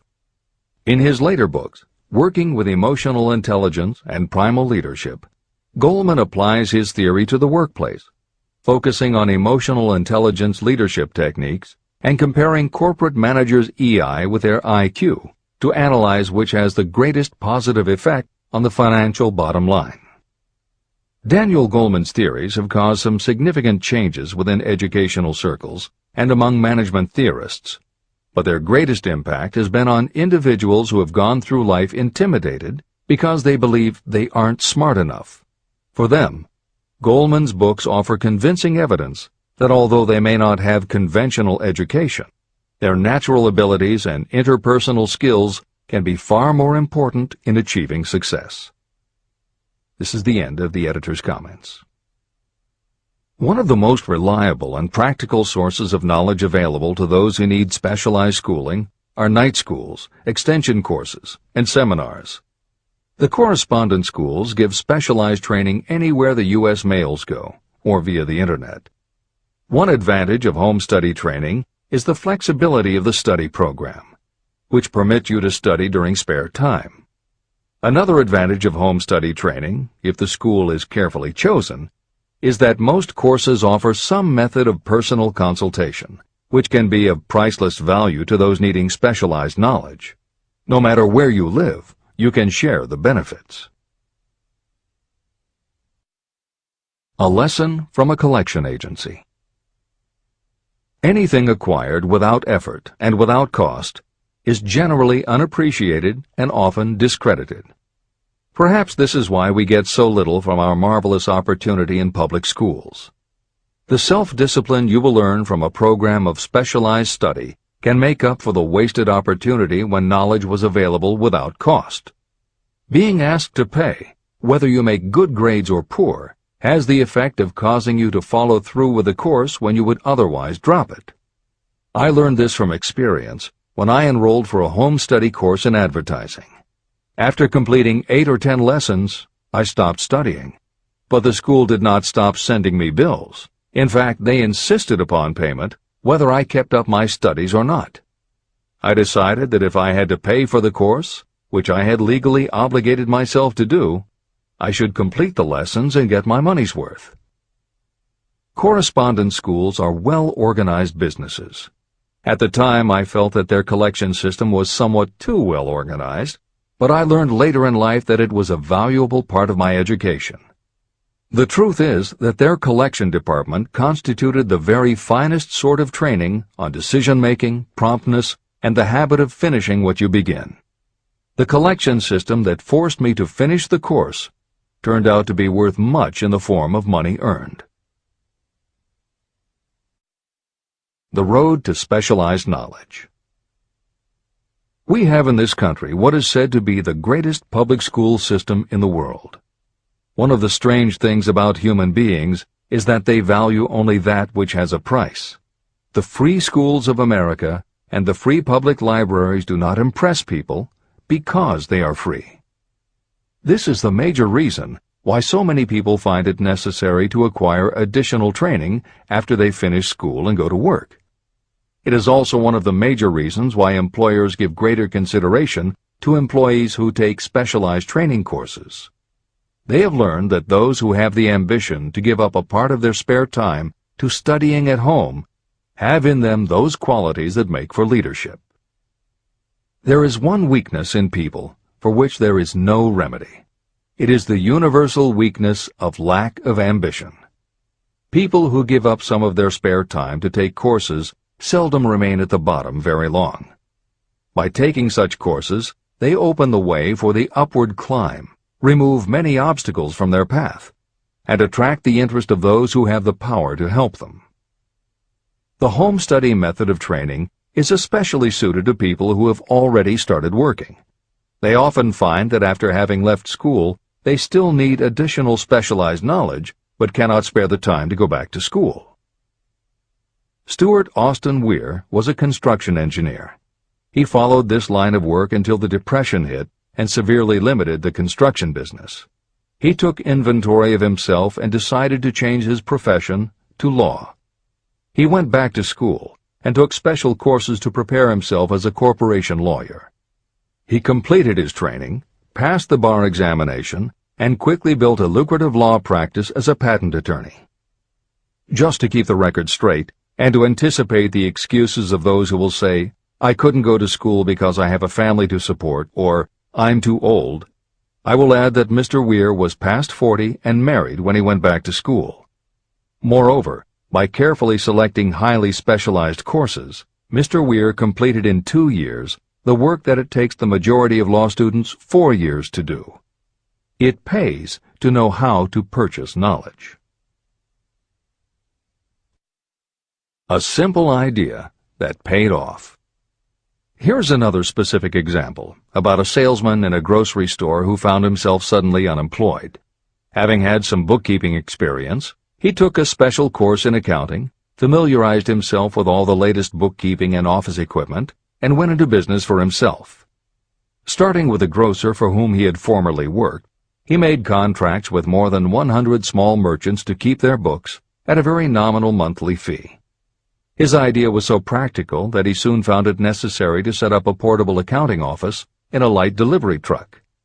He now has a fleet of these bookkeeping offices on wheels. He employs a large staff of assistants who provide small merchants with accounting services equal to the best that money can buy at very nominal cost. Specialized knowledge plus imagination were the ingredients that went into this unique and successful business. Last year, the owner of that business paid income taxes of almost 10 times as much as was paid by the grocery store that fired him. Editor's comments. It would be impossible to write a contemporary book about success without including the story of Bill Gates. And although the connection between the world's wealthiest man and Hill's story about a man who started a mobile accounting business may not be immediately obvious, the fact is that this is a very apt place to include the story of Microsoft. Just as with the mobile accountant, The two defining characteristics of Bill Gates' success are specialized knowledge and imagination. Everyone had recognized at an early age that Bill Gates was a very bright student, but he had little interest in anything other than science and math. And when the mothers group at his school arranged for the students to learn about computing, that became his passion. By the time he was 13, he taught himself computer programming. And throughout high school and his years at university, his life revolved around computer clubs and odd jobs working for companies that had something to do with computers. Although at various times he toyed with the idea of a career in science or law, it is probably fair to say that while he was still in school, Bill Gates knew, in general terms, what his burning desire in life would be. He paid little attention to general knowledge, but devoted himself to assembling the specialized knowledge he would need to achieve his definite major purpose. Gates' burning desire heated up the day his friend and fellow computer club member Paul Allen bought a copy of the January 1975 issue of Popular Electronics. On the cover was a picture of an inexpensive desktop computer, the Altair 8800, which could be built from a kit. Gates and Allen knew in their gut that there were other students just like them who would love to get their hands on one of these things.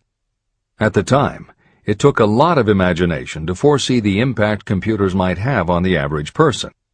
And even though they didn't own an Altair, they decided they could write a computer program for it. That took even more imagination. They contacted Ed Roberts, the founder of the company that made the Altair, and pitched their idea.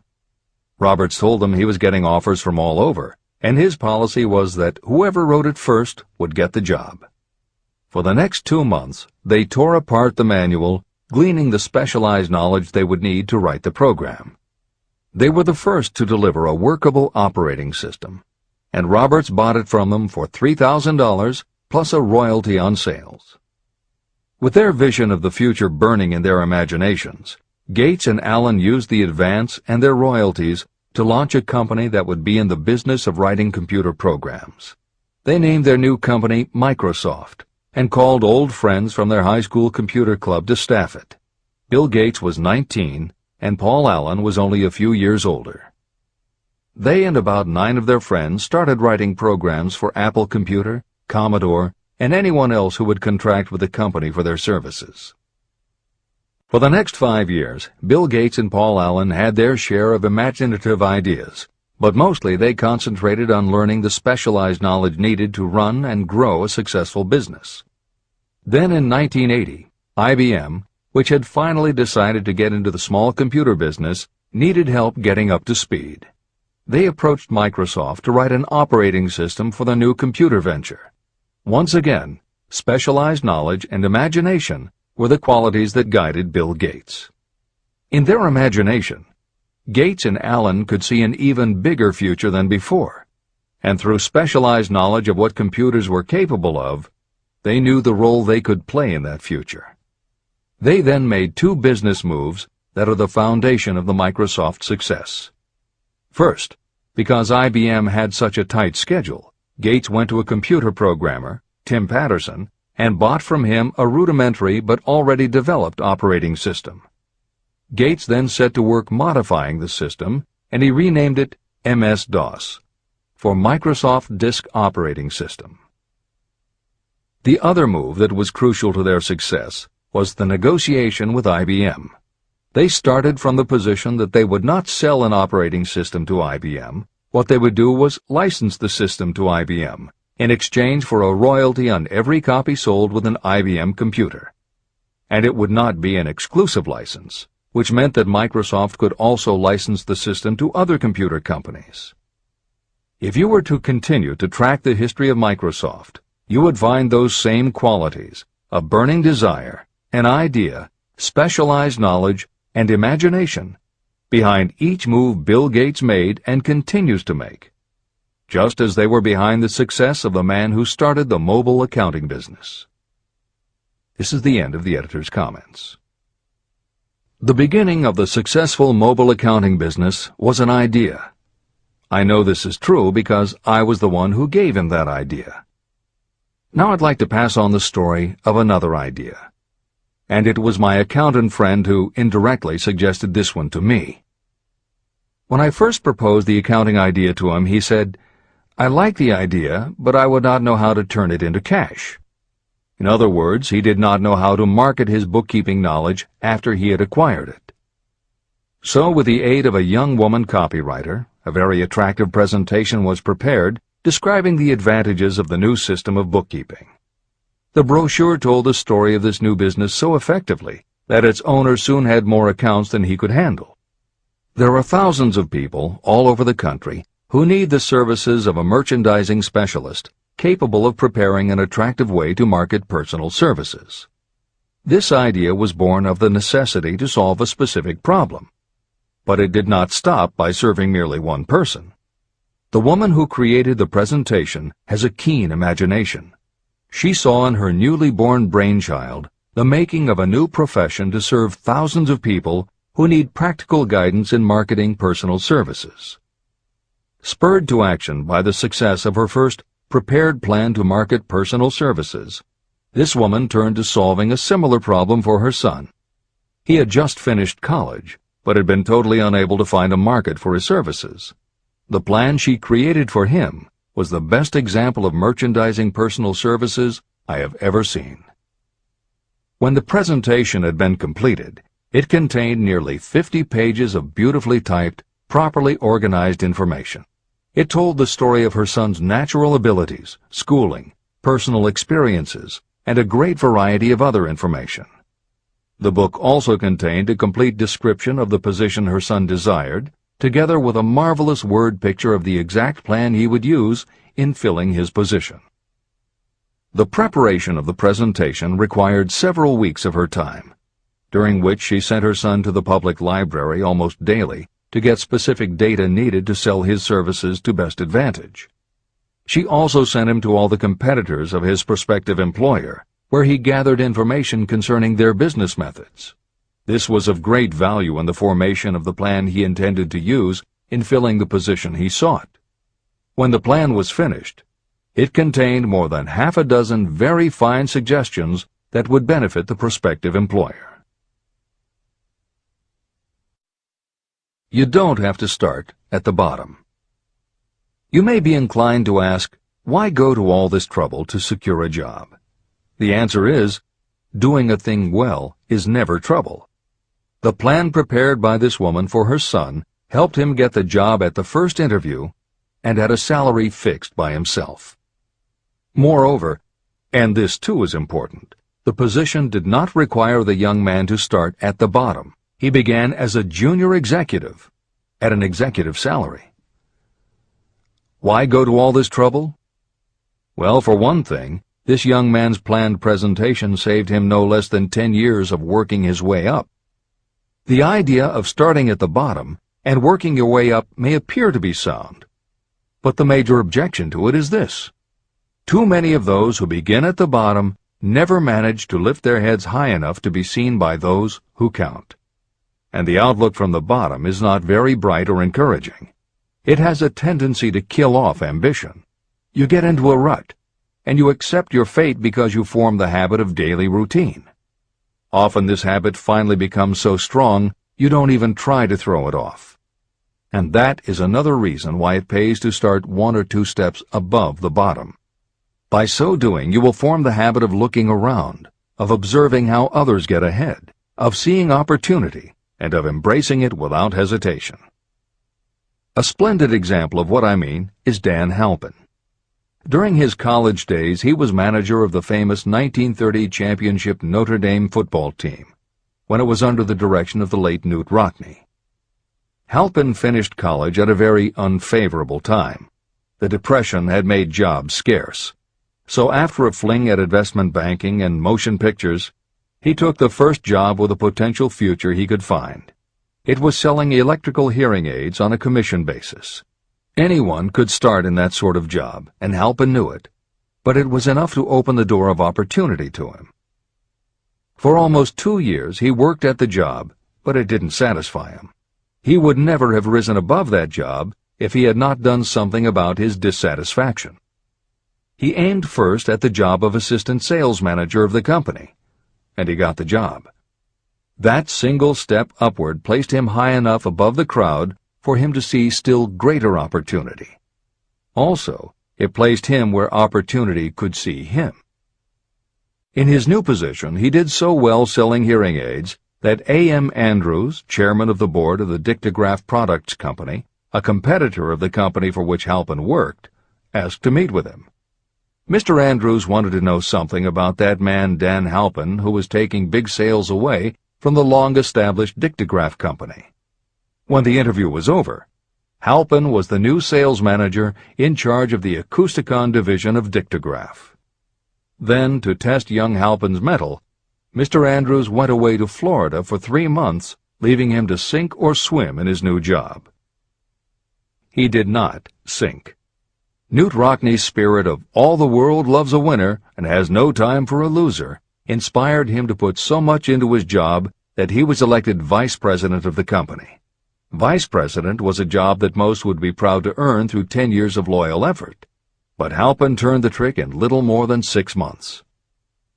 One of the major points I'm trying to emphasize through this entire philosophy is that we rise to high positions or remain at the bottom because of conditions we can control, but only if we desire to control them. I am also trying to emphasize another point, that both success and failure are largely the results of habit. I have not the slightest doubt that Dan Halpin's close association with the greatest football coach America ever knew planted in his mind the same kind of desire to excel that made the Notre Dame football team world famous. Truly, there's something to the idea that hero worship is helpful, provided you worship a winner. My belief in the theory that business associations are vital factors, both in failure and in success, was clearly demonstrated when my son Blair was negotiating with Dan Halpin for a position. Mr. Halpin offered him a beginning salary of about 1/2 what he could have gotten from a rival company. I brought parental pressure to bear, and encouraged Blair to accept the job with Mr. Halpin. I believe that close association with people who refuse to compromise with circumstances is an asset that can never be measured in terms of money. The bottom is a monotonous, dreary, unprofitable place for any person. That is why I have taken the time to describe how lowly beginnings can be overcome by proper planning. Make your ideas pay off through specialized knowledge. The woman who prepared the personal service sales plan for her son now receives requests from all parts of the country, from others who want to market their personal services for more money. But don't think that all her plan consists of is clever salesmanship to help her clients get more money for the same services they formerly sold for less. She looks after the interests of the purchaser as well as the seller of personal services. She prepares her plans so that the employers receive full value for the additional money they pay. If you have the imagination and seek a more profitable outlet for your personal services, this suggestion may be the stimulus for which you have been searching. The idea could earn you an income far greater than that of the average doctor, lawyer, or engineer whose education required several years in college. Editor's comments. Mary Kay Ash was literally researching and writing down specialized knowledge when the idea for a new business was born in her imagination. Mary Kay had quit her job as a very successful sales manager in the gift business because she had become discouraged by seeing the men she had trained earning more and being promoted ahead of her. She decided to write an advice book for career women, but as she assembled the knowledge women would need to get ahead, she realized she was writing a business plan for the kind of business she would like to run. She took her life savings of $5,000, went out and found a skincare cream she liked, acquired the rights to it, and began to contact her friends and friends of friends to see if they would like to be beauty consultants for her new company. But what she was offering wasn't just a chance to sell skincare products. It was a very imaginative combination of philosophy and opportunity that gave women the chance to achieve both personal satisfaction and financial success. The company showed a modest profit in its first year, and continued to grow each year until, by the beginning of the 21st century, There are over 1 million independent beauty consultants in 30 countries with wholesale sales of more than $1.5 billion.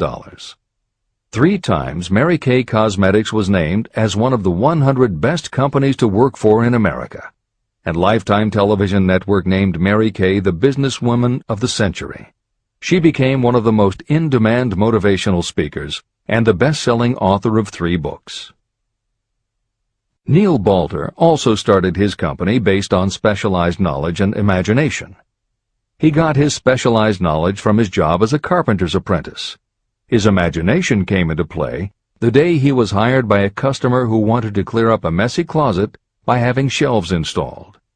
Now that kind of job must have been offered to thousands of carpenters, but not one of them had the imagination to see in it what Neil Balter saw. When he finished the work, Balter didn't just see nicely fitted shelves. He saw that he had created a solution for a problem that was common to every household in America. He took the money he earned from the job and started his own business, California Closet Company, which specialized in shelves and fittings designed to attractively organize closet space for maximum efficiency. But Balter's imagination didn't stop once he had his own business up and running.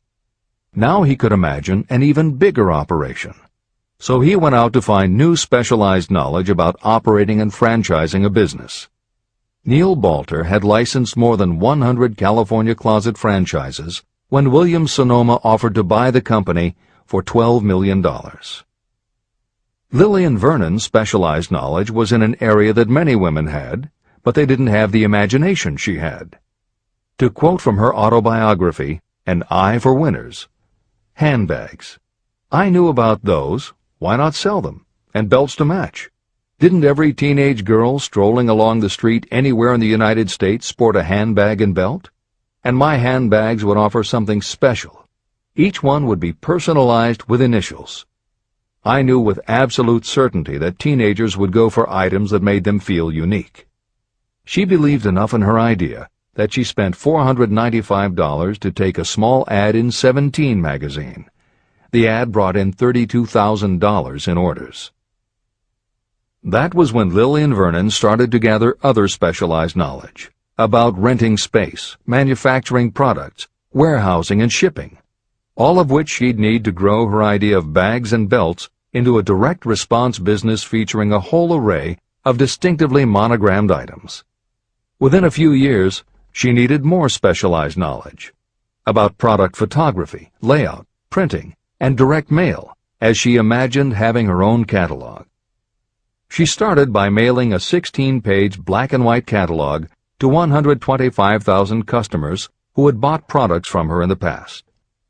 At the beginning of the 21st century, Lillian Vernon was still picking the merchandise and overseeing the design of her catalogs, many of which now run well over 100 full-color pages, are mailed to millions of people many times each year, and generate approximately $250 million in annual sales.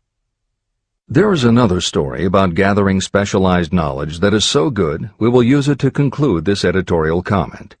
It actually comes from the Napoleon Hill archives, and although he did not include it in Think and Grow Rich, he often used it as an example in his lectures and seminars. There was a young man who started out working for the railroad in 1893. As a machinist at 5 cents an hour. He was always taking courses and learning what he could about steam engines, and by 1905 he had worked his way up through the ranks until he was superintendent of motive power for Chicago Great Western in Olwine, Iowa. Then he did something that must have made his friends think he had taken leave of his senses. He was attending the Chicago Automobile Show when a red and white locomobile caught his attention. He put up his life savings of $700 and convinced a friend to co-sign a loan for $4,300 so he could buy the car. He promptly took it home, put it into a shed, jacked it up, and proceeded to take it apart piece by piece. Then he put it back together again. Then he took it apart and put it back together again. After doing that a few more times, he had learned what he wanted to know. And that was how Walter P. Chrysler gathered the specialized knowledge he needed to get himself out of railroading and into the automobile business. This is the end of the editor's comment. There is no fixed price for sound ideas. Behind all ideas is specialized knowledge. But remember, specialized knowledge is more abundant and more easily acquired than ideas. Because of this truth, there are ever-increasing opportunities for the person capable of helping men and women sell their personal services. Capability means imagination, the one quality needed to combine specialized knowledge with ideas to create organized plans that will yield riches. If you have imagination, this chapter may present you with an idea that is the beginning of the riches you desire. Remember, the idea is the main thing. Specialized knowledge may be found just around the corner, any corner.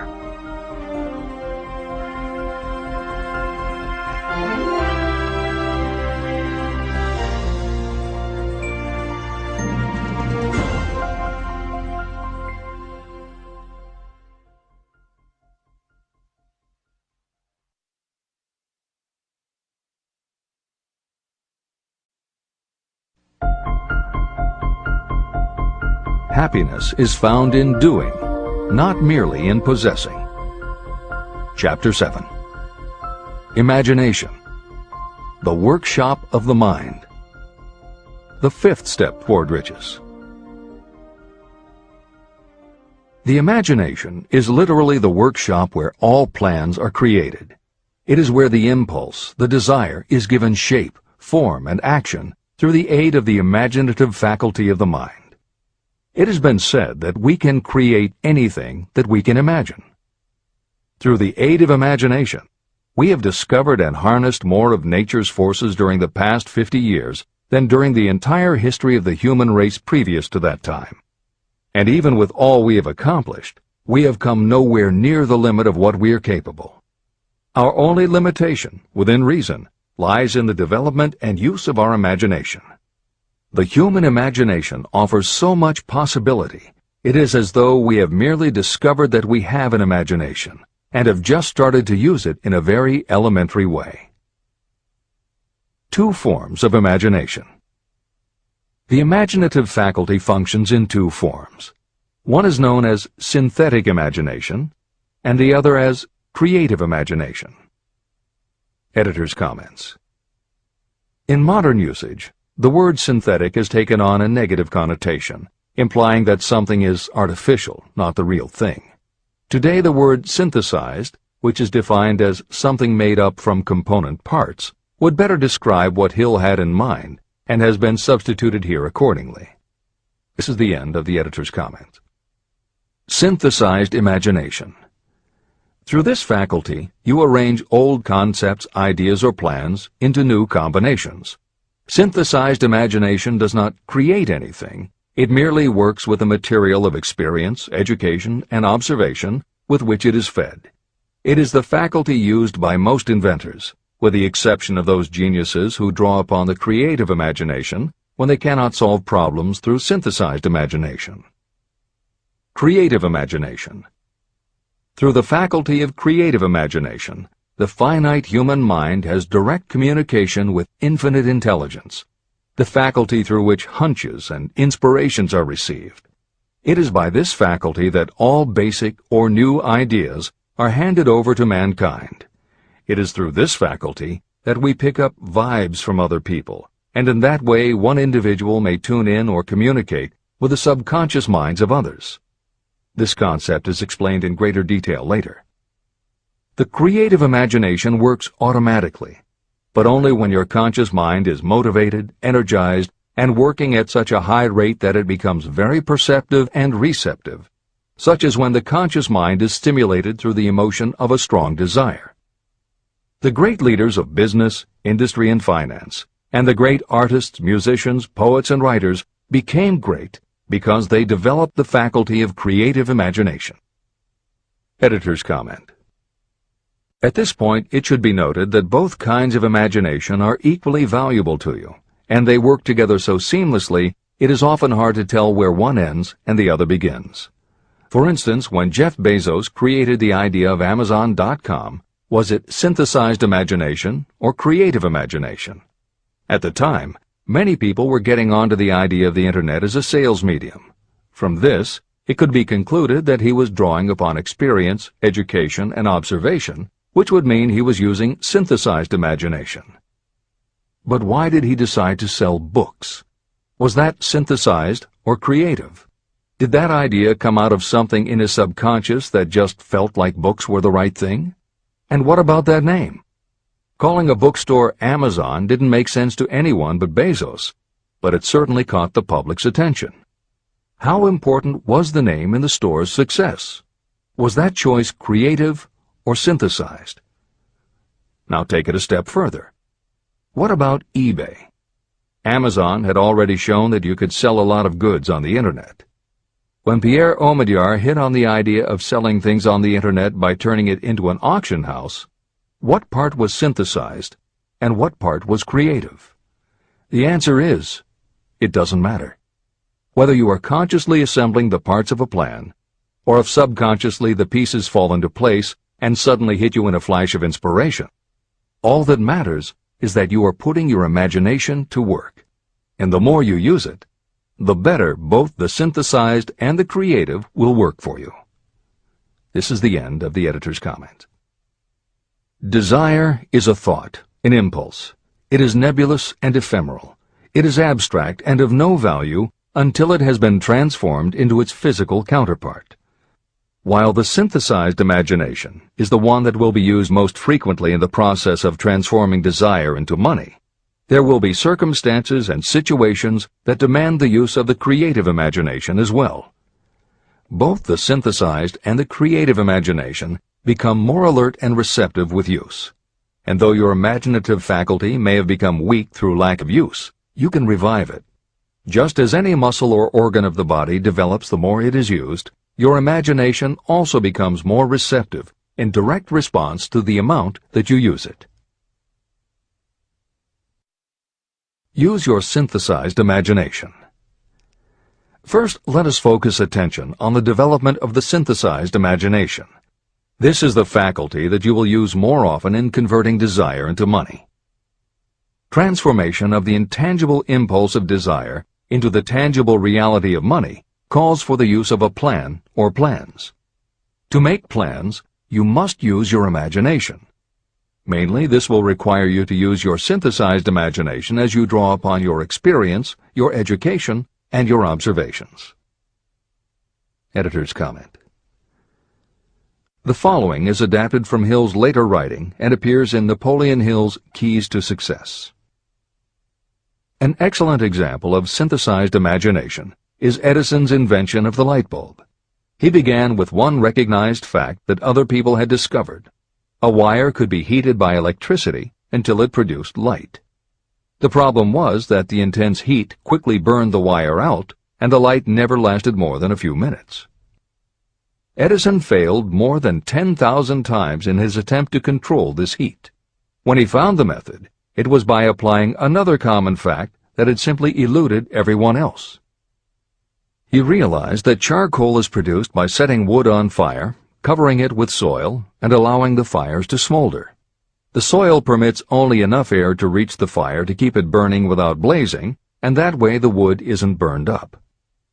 When Edison recognized this fact, his imagination immediately associated it with the idea of heating the wire. He placed the wire inside a bottle, pumped out most of the air, and produced the first incandescent light. It burned for 8.5 hours. Everything that Edison used to make the electric light was widely known, but the way he synthesized the knowledge changed the world and made him a very wealthy man. W. Clement Stone called the process the R2A2 formula: recognize and relate, assimilate and apply. If you do that with everything you see, hear, think, and experience, it will give you a new way of looking at familiar things. If you do that, you can achieve what others believe is impossible. Later in this chapter, you will read of other fortunes that grew from even simpler synthesized ideas. And these stories should lead you to conclude that the combination of ideas is nothing that you couldn't have thought of yourself. That alone should start your own imagination synthesizing ideas. However, Even though these stories will inspire you, and you will be anxious to get started, this is not yet the point for you to start making plans. Here, and throughout Think and Grow Rich, Napoleon Hill reminds the reader that this book is meant to be read all the way through before beginning to put the philosophy into practice. There are other ideas to be assimilated from later chapters that will influence your imagination and therefore affect the plans you may develop. This is the end of the editor's comments. Read the entire book through, then come back to this chapter and begin to put your imagination to work on the building of a plan for transforming your desire into money. Examples and instructions for creating plans are given in almost every chapter. Carry out the instructions that are best suited to your needs and put your plan in writing. The moment you complete this, you will have definitely given concrete form to your intangible desire. Now, read that sentence once more in a slightly different way. The moment I put my plan in writing, I will have definitely given concrete form to my desire. Now read it aloud and realize what you are telling yourself. Desire is only a thought. Through synthesized imagination, your experience, education, and observations will give it shape, form, and action. From the moment you follow those instructions and write out your desire and your plan, you will have actually taken the first of a series of steps that will enable you to convert the thought into its physical counterpart. Editor's comments. Synthesized imagination plays a role in every phase of a business plan. In fact, some of the most successful companies actually get started from synthesized imagination. When an entrepreneur, drawing upon his or her education, experience, and observations, takes an idea from one source and gives it a new application. That is exactly what happened with Ruth Handler. She and her husband, along with another partner, had started a small manufacturing company which had evolved into toy manufacturing. The success of their business depended on coming up with new toy ideas. Watching her young daughter at play, Ruth Handler noticed that she was fascinated with cutout books that featured teenage girl or career women paper dolls that she could cut out clothes for. She also knew that little girls loved to play dress-up in grown-up clothes. These ideas, drawn from Ruth Handler's education, experience, and observations, synthesized themselves in her imagination and came together as a new idea. Ruth Handler announced that they should make a lifelike teenage girl doll. Not a paper doll, but a real three-dimensional grown-up doll with a woman's figure, and they could also make grown-up clothes to fit it, so that girls could play dress-up with the doll. In honor of the source of inspiration, Ruth Handler named the new doll after her daughter, Barbie. As obvious as it seems now, until Ruth Handler, no one had the imagination to make and market a doll that looked like a woman, and certainly no one had ever made endless collections of tiny women's fashions for a doll to wear. Previously, we mentioned Jeff Bezos creating Amazon by combining the idea of a bookstore with the Internet, and Pierre Omidyar doing the same thing with auctions when he launched eBay. Mary Kay Ash took the idea of women running their own businesses and added the idea of door-to-door sales. Anita Roddick took the trend of all-natural ingredients, combined it with cosmetics, and created the body shop empire. Bernard Marcus and Arthur Blank took the concept of the supermarket, combined it with hardware, and created Home Depot. Thomas Stemberg and Leo Kahn did the same thing with office supplies and launched Staples. Once the connections are made, it may seem obvious, but making these supposedly obvious connections has brought success to many people. Napoleon Hill says imagination is like a muscle that can be strengthened through use. Just as there are specific exercises that will build and improve physical muscles, specific exercises have been developed to improve and build imagination, and it is commonly accepted that creativity developed in one area will affect your creativity in others. Dr. Edward de Bono, one of the most highly regarded experts in the field, has written more than 25 books, including the bestsellers Lateral Thinking and 6 Thinking Hats, that are literally designed to make you think. Dr. Betty Edwards' bestseller, Drawing on the Right Side of the Brain, uses drawing techniques to awaken creativity.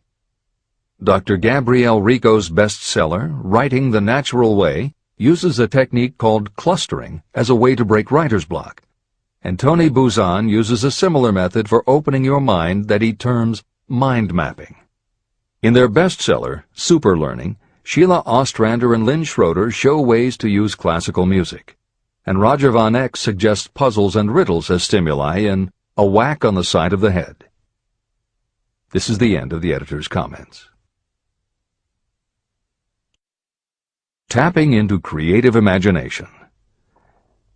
The earth on which you live, you yourself, and every other material thing are the result of evolutionary change, through which bits of matter have been organized and arranged in an orderly fashion. As far as science has been able to determine, the entire universe consists of but two things, matter and energy. Moreover, and this statement is of stupendous importance, this earth, every one of the billions of individual cells of your body, and every subatomic particle of matter began as an intangible form of energy. Through the combination of energy and matter has been created everything perceptible, from the largest star in the heavens down to and including man himself. Desire is a thought impulse. Thought impulses are forms of energy. When you begin the process of acquiring money by using the thought impulse of desire, you are drafting into your service the same stuff that nature used in creating this earth, as well as every material form in the universe, including your body and your brain, in which the thought impulses function. Editor's comments. Although recent developments in physics, gauge theory, string theory, membrane theory, and others, have advanced our understanding of matter and energy, Hill's preceding description remains in accord with modern science. The newer theories are variations on and refinements of the basic concept that everything in the universe is either space, time, matter, or energy. And as Einstein stated, energy and matter are in fact different forms of the same thing. As Hill says, everything from the stars to the solar system to the earth, to you, your brain, and that little spark called a thought, are all the same stuff. As when a tablecloth is spread out, there are folds and bumps in the fabric that are all different from each other, but they are all still tablecloth. Like the folds and bumps in the tablecloth, energy and matter are the same thing in different forms. Therefore you, matter, your thoughts, energy, and everybody else, matter, and their thoughts, energy, and all other things, matter, are not just interconnected, but are in essence all the same thing. Hill calls this interrelation of everything to everything else infinite intelligence. In the chapter on faith, he made his first mention of infinite intelligence being the source of hunches, intuition, and flashes of inspiration. In the chapter on autosuggestion, he proposed that the subconscious mind is the connection with infinite intelligence. In this chapter, Hill elaborates that creative imagination is the receiver through which these flashes of insight come to us from infinite intelligence. Under some circumstances, when your mind is operating at a high rate, your creative intelligence receives not just an idea, but also a flash of intuition. You get a hunch or a premonition about something or somebody. That flash could not come from your conscious or your subconscious because neither ever had the information. Because everything is a part of everything else, your creative imagination, energy, pulled the thought, energy, directly from the common pool of infinite intelligence, energy, that contains not just your subconscious, energy, but all other subconscious minds, energy, as well. Infinite intelligence is a complex concept, and for those readers who find themselves questioning the process, be assured that Hill expands on the theory in later chapters. The editors advise the reader to set aside any questions for the moment and focus on the logical and practical application Hill had in mind. This is the end of the editor's comments. You are engaged in trying to turn your desire into its physical or monetary counterpart, and there are laws of physics and principles of psychology that can help you. But first, you must give yourself time to become familiar with these laws and learn to use them.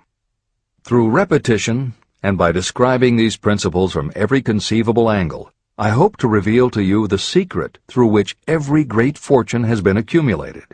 Strange and paradoxical as it may seem, the secret is not a secret. It is made obvious in the earth, the stars, the planets, in the elements above and around us, in every blade of grass, and every form of life within our vision. Do not be discouraged if you do not fully understand or accept this theory. I do not expect that you will accept all that is in this chapter on your first reading. Assimilate as much as you can now as you read this for the first time. Later, when you reread and study it, you will discover that something has happened to clarify it and give you a broader understanding of the whole. Above all, do not stop nor hesitate in your study of these principles until you have read the book at least 3 times. Then you will not want to stop. How to make practical use of imagination. Ideas are the beginning points of all fortunes. Ideas are products of the imagination. Following are 2 true stories about ideas that have yielded huge fortunes. I hope that these stories will convey how important a role imagination can play in turning an idea into success, and that they will illustrate the method by which imagination may be used in accumulating riches. The Enchanted Kettle. In the late 1880s, an old country doctor drove to town, hitched his horse, quietly slipped into a drugstore by the back door, and began dickering with a young drug clerk. For more than an hour, behind the prescription counter, the old doctor and the clerk talked in low tones. Then the doctor left.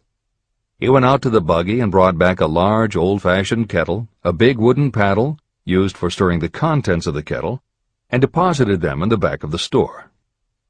The clerk inspected the kettle, reached into his inside pocket, took out a roll of bills, and handed it over to the doctor. The roll contained exactly $500, the clerk's entire savings. The doctor handed over a small slip of paper on which was written a secret formula. The words on that small slip of paper were worth a king's ransom, but not to the doctor. Those magic words were needed to start the kettle to boiling, but neither the doctor nor the young clerk knew what fabulous fortunes were destined to flow from that kettle. The old doctor was glad to sell the outfit for $500. The clerk was taking a big chance by staking his entire life savings on a mere scrap of paper and an old kettle.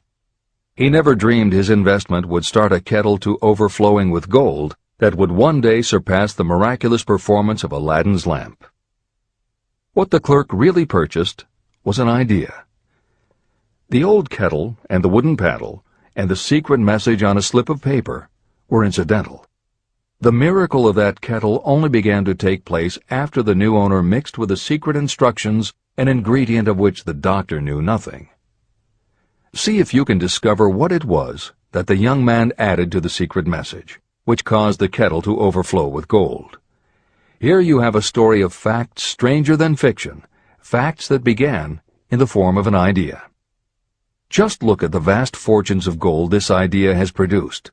It has paid, and still pays, huge fortunes to men and women all over the world who distribute the contents of the kettle to millions of people. The old kettle is now one of the world's largest consumers of sugar, thus providing jobs to thousands of men and women engaged in growing sugarcane and in refining and marketing sugar. The old kettle consumes annually millions of bottles and cans, providing jobs to huge numbers of workers. The old kettle gives employment to an army of clerks, stenographers, copywriters, and advertising experts throughout the nation. It has brought fame and fortune to scores of artists who have created magnificent pictures describing the product. The old kettle has converted Atlanta, which was a small southern city, into the business capital of the South, where it now benefits, directly or indirectly, every business and practically every resident of the city. The influence of this idea now benefits every civilized country in the world, pouring out a continuous stream of gold to all who touch it. Gold from the kettle built and maintains one of the most prominent colleges of the South, where thousands of young people receive the training essential for success. If the product of that old brass kettle could talk, it would tell thrilling tales in every language, tales of love, of business, of professional men and women who are daily being stimulated by it. I am sure of at least one such tale of romance, for I was a part of it, and it all began not far from the very spot on which the drug clerk purchased the old kettle. It was there that I met my wife, and it was she who first told me of the enchanted kettle. It was the product of that kettle we were drinking when I asked her to accept me for better or worse. Whoever you are, wherever you may live, whatever your occupation, just remember every time you see the words Coca-Cola that its vast empire of wealth and influence grew out of a single idea. And that idea, the mysterious ingredient the drug clerk, Asa Candler, mixed with a secret formula, was imagination. Stop and think of that for a moment. Keep in mind that the steps to riches described in this book are the very same principles through which the influence of Coca-Cola has been extended to every city, town, village, and crossroads of the world. Now here's the most important thing to remember. The ideas you create may have the possibility of duplicating the enormous success of this worldwide thirst killer. Editor's comments. Harlan Sanders, too, had a recipe in a magic kettle. Actually, his kettle was a pressure cooker, but neither his cooker nor his recipe of 11 herbs and spices would be mentioned here if he didn't also have imagination. Harlan Sanders owned and operated a successful motel and cafe in Corbin, Kentucky. Then, when the new interstate highway came through, it bypassed Sanders' location. In a short time, his business went broke, leaving him with little more than his recipe for fried chicken and a way to make it quickly in a pressure cooker. At 62 years of age, the Colonel, as people called him, had to find a new way to make a living. That's when the magic ingredient, imagination, came in. He decided he wasn't going to sell fried chicken anymore. Instead, he would sell his method for making it. He packed his recipe and cooker into the back of his car and hit the road to demonstrate his fried chicken to other restaurant owners. In the first 2 years, he managed to sell 5 franchises. 2 years later, he'd sold 200. 4 years later, he was up to 600 locations when he was approached by an investment group to sell his company. Recognizing that the magic wasn't just in the kettle or the recipe, the new owners asked Colonel Sanders to stay on as spokesman for the company, which he did until his death in 1980. Today, there are almost 12,000 KFC locations in more than 80 countries with sales of nearly $10 billion a year. Debbie Fields was a 20-year-old housewife who loved to bake cookies. She had no formal education and no business experience, but she had a recipe and an imaginative idea that people would like to buy fresh, hot, soft cookies from a walk-up store. The business people and bankers she approached told her she was crazy, but she and her husband continued to pitch her idea to banker after banker until they finally wore one down enough to give Debbie Fields a loan to open a store in Palo Alto, California. By noon on her first day, she still hadn't sold a cookie, so she went out into the street and gave away samples. That did it. Her walk-in try-a-sample cookie store took off. Today, Mrs. Fields' stores are all across America. Harvard Business School uses her methods as a case study in efficiency, and Debbie Fields has become a best-selling author, an in-demand motivational speaker, and a television personality. Wally Famous Amos was a Los Angeles talent agent who copied a cookie recipe off the back of a bag of Nestle's chocolate chips. He made a few changes to personalize the recipe and started to give out his version of homemade cookies as a sort of calling card. His clients and business associates liked them so much that Wally finally decided to quit show business and open a store. He did it with a Hollywood agent's flair. He opened on Sunset Boulevard with 2,000 invitations, a red carpet, and celebrities. With the same flair, he put his picture on the bag, filled the bags with cookies, and started selling them to exclusive department stores and specialty shops. 10 years later, Famous Amos cookies were a $10 million business. Ray Kroc was over 50 and selling milkshake mixers when he heard about a hamburger stand in California, owned by Dick and Mac McDonald, that was doing great business. He packed his car and headed to San Bernardino to check it out. What he saw was a sit-down restaurant that had a limited menu featuring a good hamburger recipe, and they were serving them faster than any place he'd ever seen. Figuring that if there were more places like this, he could sell them a lot of milkshake mixers, Kroc pitched the McDonald brothers on the idea of opening some more McDonald's. They were interested, but they didn't know who they could get to open the new restaurants. This time, it was a recipe and a magic griddle, but it still needed the extra ingredient, imagination. On the spot, Ray Kroc offered to go into business with them and open the restaurants himself. According to the signs on the golden arches, Ray Kroc's imagination paid off in billions of hamburgers sold. In 1982, Howard Schultz went to work as the director of marketing for a small coffee importer wholesaler called Starbucks, which had only one location in Seattle's Pike Place market. While he was on a trip to Italy, Schultz got the idea that the coffee bar culture he saw in Milan could be transposed to the downtown Seattle scene. He convinced the company to try it. His coffeehouse idea was such a success that Schultz went out and raised the money to buy the company.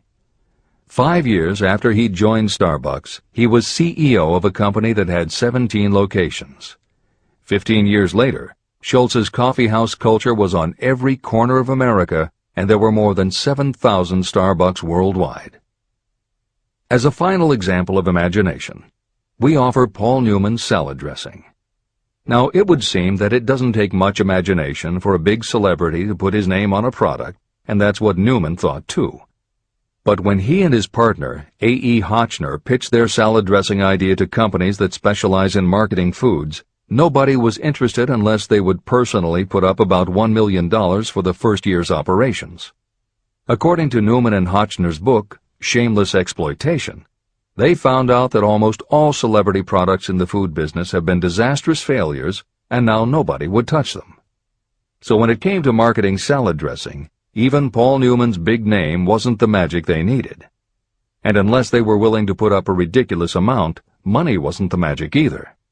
The magic would have to be in the imaginative way that they would convince the right people to help them, and in having the perseverance to stick with it until they succeeded. And just like most everyone with an idea, they were told they were crazy to try it. They were turned down by bottling companies that wouldn't do small runs, and they were rejected by distributors who wouldn't take a chance on another celebrity product. In the end, it was one supermarket owner, Stu Leonard, who helped hook them up with the right suppliers. But even that wouldn't have been enough if Stu Leonard hadn't had enough imagination to see the possibilities and agree to put Newman's own salad dressing on the shelves in his store. 15 years later, Newman's Own Brands was a $100 million company, which gives all profits to charity. This is the end of the editor's comments. What I would do if I had $1 million. The following story proves the truth of that old saying, where there's a will, there's a way. It was told to me by that beloved educator and clergyman Frank W. Gonzalez, who began his preaching career in the Stockyards region of Chicago. While Dr. Gonzalez was going through college, he observed many defects in our educational system, defects that he believed he could correct if he were the head of a college. He made up his mind to organize a new college in which he could carry out his ideas without being handicapped by orthodox methods of education. He needed $1 million to put the project across. Where was he to lay his hands on so large a sum of money? That was the question that absorbed most of this ambitious young preacher's thought, but he couldn't seem to make any progress. Every night, he took that thought to bed with him. He got up with it in the morning. He took it with him everywhere he went. He turned it over and over in his mind until it became a consuming obsession with him. Being a philosopher as well as a preacher, Dr. Gonzalez recognized, as do all who succeed in life, that definiteness of purpose is the starting point from which one must begin. He recognized, too, that definiteness of purpose takes on life and power when backed by a burning desire to translate that purpose into its material equivalent. He knew all these great truths, yet he did not know where or how to lay his hands on $1 million. The normal thing would have been to give up and quit, saying, well, my idea's a good one, but I can't do anything with it because I can't raise the $1 million. That is exactly what the majority of people would have said, but it is not what Dr. Gonzalez said. What he said, and what he did, are so important that I will now introduce him and let him speak for himself. One Saturday afternoon, I sat in my room thinking of ways and means of raising the money to carry out my plans. For nearly 2 years I had been thinking, but I had done nothing but think. The time had come for action. I made up my mind, then and there, that I would get the necessary $1 million within a week. How? I was not concerned about that. The main thing of importance was the decision to get the money within a specified time. I want to tell you that the moment I reached a definite decision to get the money within a specified time, a strange feeling of assurance came over me, such as I had never before experienced. Something inside me seemed to say, "Why didn't you reach that decision a long time ago? The money was waiting for you all the time." I called the newspapers and announced I would preach a sermon the following morning entitled, "What I Would Do If I Had $1 Million." I went to work on the sermon immediately, but I must tell you frankly that the task was not difficult because I had been preparing that sermon for almost 2 years. Long before midnight, I had finished writing the sermon. I went to bed and slept with a feeling of confidence, for I could see myself already in possession of the $1 million. Next morning I arose early, went into the bathroom, read the sermon, then knelt on my knees and asked that my sermon might come to the attention of someone who would supply the needed money. While I was praying, I again had that feeling of assurance that the money would be forthcoming. In my excitement, I walked out without my sermon and did not discover the oversight until I was in my pulpit and about ready to begin delivering it. It was too late to go back for my notes, and what a blessing that I couldn't go back. Instead, my own subconscious mind yielded the material I needed. When I arose to begin my sermon, I closed my eyes and spoke with all my heart and soul of my dreams. I not only talked to my audience, but I fancy I talked also to God. I told what I would do with $1 million if that amount were placed in my hands. I described the plan I had in mind for organizing a great educational institution, where young people would learn to do practical things and at the same time develop their minds. When I had finished and sat down, a man slowly arose from his seat, about 3 rows from the rear, and made his way toward the pulpit. I wondered what he was going to do. He came into the pulpit, extended his hand, and said, "Reverend, I liked your sermon. I believe you can do everything you said you would if you had $1 million. To prove that I believe in you and your sermon, if you will come to my office tomorrow morning, I will give you the $1 million. My name is Philip D. Armour." Young Gonzalez went to Mr. Armour's office, and the $1 million was presented to him. With that money he founded the Armour Institute of Technology, now known as Illinois Institute of Technology. The $1 million that launched the Armour Institute came as the result of an idea. Behind the idea was a desire that young Gonzalez had been nursing in his mind for almost 2 years. Observe this important fact. He got the money within 36 hours after he reached a definite decision in his own mind to get it and decided upon a definite plan for getting it. There was nothing new or unique about young Gonzalez vaguely thinking about $1 million and weakly hoping for it. Others have had similar thoughts. But there was something very unique and different about the decision he reached on that memorable Saturday, when he put vagueness into the background and definitely said, "I will get that money within a week." The principle through which Dr. Gonzalez got his $1 million is still alive. It is available to you.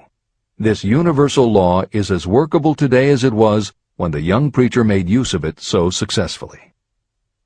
Editor's comments.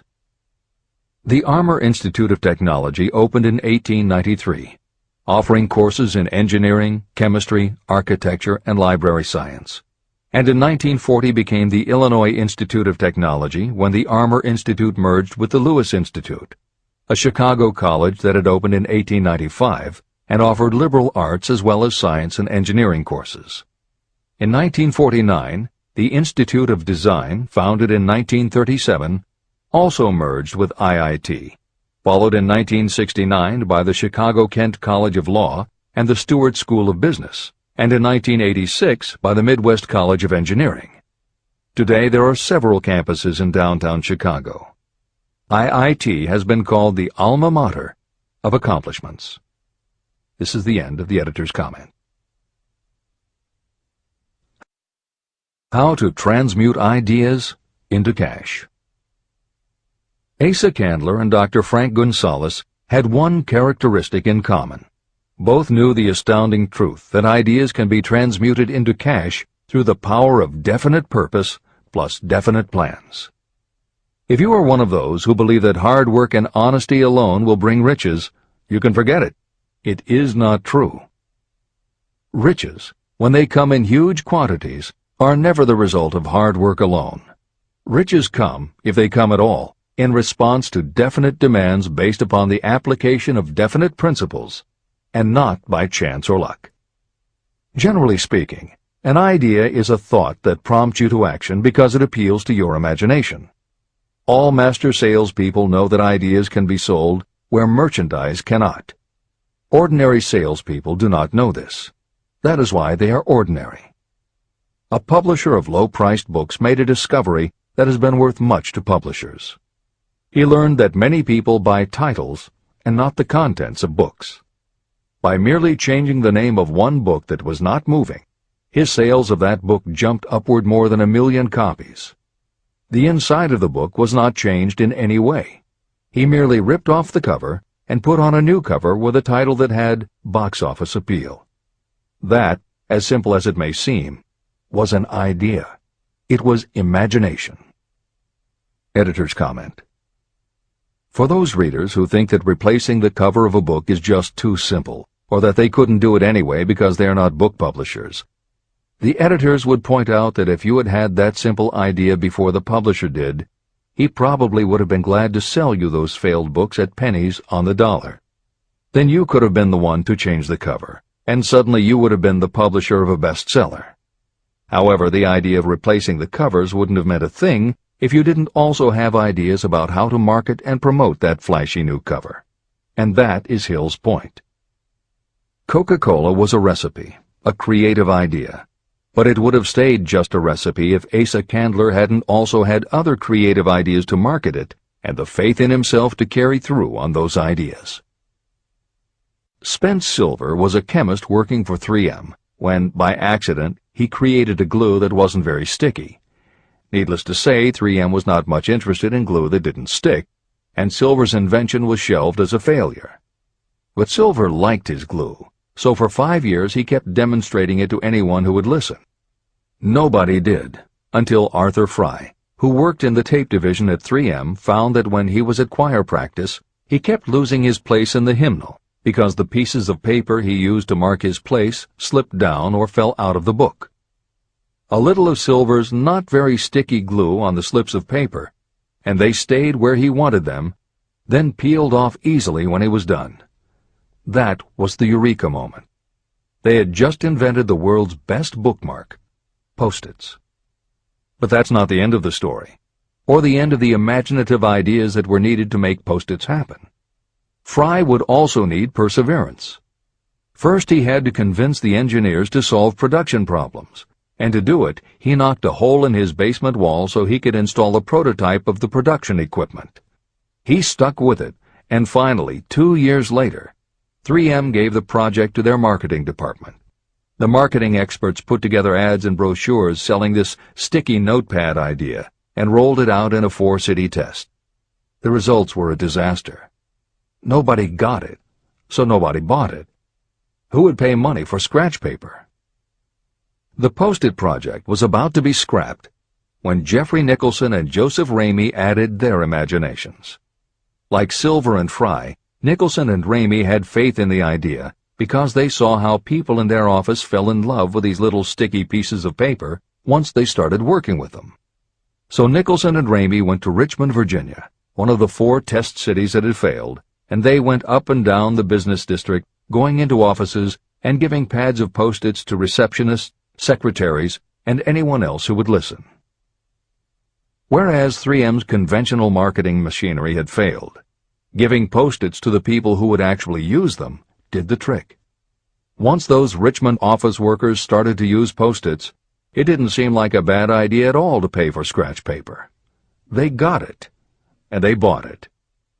The Richmond test turned from failure to success, and soon Post-its were sticking to everything around the world. Here's another simple idea that imagination turned into success. The story began with a man whose problem was just the opposite of spent silvers.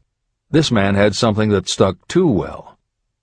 George de Mestral was a Swiss mountaineer who went hunting one day with his dog. But when they got home, they were both covered with burrs. The burrs were so difficult to remove that de Mestral put them under a magnifying glass to learn why. He saw that they were covered with tiny hooks which attached themselves to fur and fabric. That was when the flash hit. If burrs stuck where you didn't want them, why couldn't you put tiny hooks on things so they would stick where you did want them? Like everyone else mentioned in this book, de Mestral had an imaginative idea, but that was just the beginning. He also had the faith in himself to keep going when people laughed at his idea, which many did, until he eventually found a French textile plant that would help him do what he wanted. However, even when they finally worked out a way to use cotton fabric to make what they called locking tape, they couldn't afford to mass-produce it. And that's when de Mestral accidentally discovered that when you sew nylon under infrared light, it naturally made little hooks. Now they could manufacture it economically. All they needed was a name. One side was fuzzy like velvet, and the other side was crochet, the French word for hook. Take half vel and half crow, combine it with imagination. The result is Velcro, and a Swiss mountaineer becomes a business tycoon. The Sony Corporation once tried to make a very small stereo tape recorder that would work with standard-size cassettes, but they couldn't do it.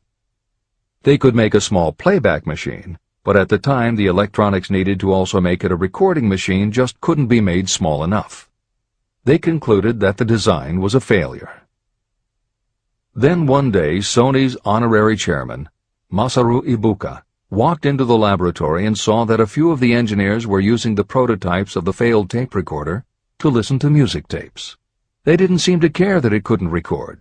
They just liked to be able to walk around listening to their favorite music.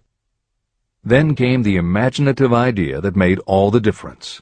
Ibuka remembered that another division was working on lightweight headphones. That was the flash. Ibuka's imagination made the connection that the rest of the engineers had not. In Ibuka's view, they hadn't made a failed recorder. They had created a successful private stereo listener. They added the headphones, named it the Walkman, and it revolutionized both the music business and the electronics industry. Clarence Saunders was a grocery clerk in a small southern retail store. One day he was standing with a tray in his hands waiting his turn in a cafeteria. He had never earned more than $20 a week before then, and no one had ever noticed anything about him that indicated unusual ability, but something took place in his mind as he stood in the line of waiting people that put his imagination to work. That was when he came up with the idea that this same self-serve concept would also work at the grocery store. Clarence Saunders took the idea to his boss.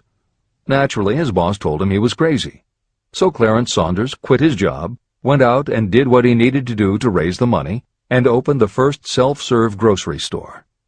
He called it Piggly Wiggly, and Clarence Saunders, the $20-a-week grocery clerk, rapidly became the multi-million-dollar chain store grocery man of America. Sylvan Goldman was the owner of a number of Piggly Wiggly stores in Oklahoma, and like any good businessman, he spent a lot of time watching his customers go up and down the aisles, putting their choices into their baskets or net shopping bags. One night, while trying to figure out how to get his customers to buy more at one time, he found himself staring at a basket sitting on the seat of a wooden folding chair. Eureka! He called in his mechanic, Fred Young.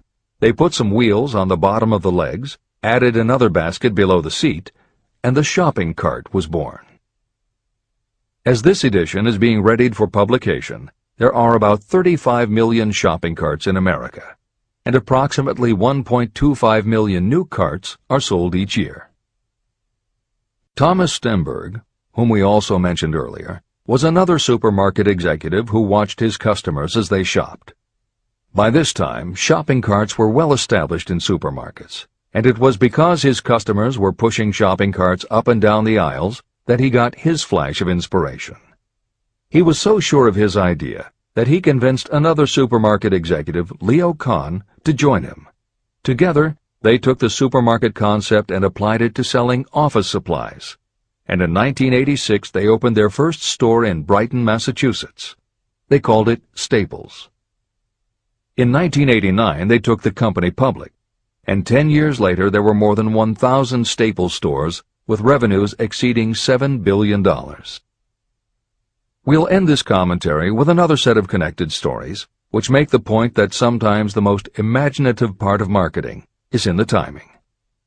If you were to go shopping in the late 1800s, it usually meant bartering with a merchant who would then have to get the goods from storage shelves kept behind the counter. In the 1870s, fixed pricing was just starting to be used by storekeepers. Merchants were trying the idea by setting out a table of merchandise that was all priced the same, usually 5 cents. Frank Winfield Woolworth was a clerk in a general store, and he convinced the store owner to let him try the 5-cent table idea. Although it worked, the owner wasn't impressed. So Woolworth borrowed $350 from his boss, and in 1879 opened his first 5-cent store in Utica, New York. It was an entire store full of goods where everything cost a nickel. A year later, he had 4 stores, and the 4th one, in Lancaster, Pennsylvania, was the first that he named F.W. Woolworth's 5 and 10 cent store. 20 years later, he had 238 stores. By the time of his death in 1919, there were over 1,000 F.W. Woolworth locations. He had established the first nationwide chain of general merchandise stores, and he had built the tallest building in New York City as his headquarters. The Woolworth Company stayed true to the original idea and didn't carry any merchandise that cost more than a dime until 1932, when the top price was raised to 20 cents. But as times changed, the fixed price was dropped, the merchandise became more varied, and the company kept growing until it had over 8,000 stores worldwide, selling everything from notions to appliances and furniture. Then in the 1960s and 1970s, something started to happen. The mood of America was changing, but the Woolworth stores weren't. And that was when Sam Walton opened the first Walmart in Rogers, Arkansas, in 1962. Walton got into the retail business after the Second World War, when his father-in-law loaned him the money to buy a franchise Butler Brothers store in Bentonville, Arkansas. By 1962, Sam and his brother Bud owned 16 variety stores in Arkansas, Missouri, and Kansas. It was in these stores that Sam Walton first started adding the magic ingredient of imagination. In addition to his flair for promotion, Sam tried new approaches to the way household goods and general merchandise could be sold at retail. He insisted on clean, well-lighted interiors, and he introduced the concept of self-service, with aisles wide enough for shopping carts and checkout counters at the front of the store. He also started buying direct from manufacturers, and he created profit-sharing plans that kept his family of employees loyal, hard-working, and neighborly. In 1962, he incorporated those and other imaginative ideas when he opened his first store that he called Walmart. The basic magic was that he sold brand-name merchandise at discount prices, but there was also magic in the way he kept a friendly hometown feel to his store, even though it was what is now called a big box store. Sam Walton's Walmart store was a success, so he just kept building and opening more of them, first in small towns and rural areas, then in larger towns, then big cities, and it wasn't long before he had a national chain. By 1992, when Sam Walton died, there were more than 1,700 Walmart stores. It was the biggest retailer in the country, it employed more than 600,000 people, and Sam Walton was the richest man in America. In 2003, the stores numbered more than 3,200 in the U.S. and more than 1,100 in foreign countries. The company employed more than 1,300,000 people worldwide and served more than 1 million customers a week. Along the way, Woolworths and other older retailers such as Kresge's tried to get on the bandwagon with their Woolco and Kmart stores, but they couldn't seem to get it right. They had given up their old five-and-dime identity to become higher-priced general retailers, and when Walmart came along and redefined that part of the market, the others seemed to have run out of the kind of imagination they'd had in the beginning. Now, here's the twist to the story. David Gold was running a liquor store that he had inherited from his father. He noticed that whenever he put out a display of goods priced at 98 cents or $1, the goods would sell okay, but if his sign said 99 cents, the goods sold out in no time. He decided that he would open a store called the 99-cent only store, where everything would be priced at 99 cents. Sound familiar? Frank Woolworth's imaginative idea from 1879, which had been dropped at his namesake chain by the 1940s and 1950s, had just gotten a fresh shot of imagination from David Gold in 1982. As usual, friends and family told him he was crazy, but David Gold went out to find suppliers who would sell him discontinued merchandise or overproduced products at a price low enough that he could offer them to the public at 99 cents. He found them. And they even had brand-name products of everything from hardware to pantyhose, cleaning products, motor oil, kitchenware, cosmetics, electronics, toys, canned goods, frozen foods, cookies, fresh fruit, even gourmet foods. More than 5,000 items that he could sell for 99 cents and still make a profit. David Gold opened his first well-lighted, brightly colored green and fuchsia wide-aisle store in Inglewood, California in 1982. By 2003, he had 142 stores in California, Nevada, and Arizona, and he was listed on the Forbes 400 as having earned a personal fortune estimated at more than $650 million. As Napoleon Hill wrote elsewhere about the creation of Piggly Wiggly, where in this story do you see the slightest indication of something that you could not duplicate? The plan, which made millions of dollars for its originator, was a very simple idea that anyone could have adopted, yet considerable imagination was required to put the idea to work in a practical sort of way. The more simple and easily adapted an idea is, the greater is its value, as no one is looking for ideas that are involved with great detail or are in any way complicated. This is the end of the editor's comments. There is no standard price on ideas. The creator of ideas sets his or her own price, and if they are smart, they get it. The story of practically every great fortune starts with the day when a creator of ideas and a seller of ideas got together and worked in harmony. Carnegie surrounded himself with men who could do what he could not do, men who created ideas and men who put ideas into operation, and that was what made him and the others fabulously rich. Millions of people go through life hoping for favorable breaks. Perhaps a favorable break can get you an opportunity, but the safest plan is not to depend upon luck. It was a favorable break that gave me the biggest opportunity of my life, but more than 20 years of determined effort had to be devoted to that opportunity before it became an asset. The break consisted of my good fortune in meeting and gaining the cooperation of Andrew Carnegie. On that occasion, Carnegie planted in my mind the idea of organizing the principles of achievement into a philosophy of success. Millions of people have profited by the discoveries made in the years of research, and fortunes have been accumulated through the application of the philosophy. The beginning was simple. It was an idea that anyone might have developed. The favorable break came through Carnegie. But what about the determination, definiteness of purpose, and the desire to attain the goal, and the persistent effort of all those years of research?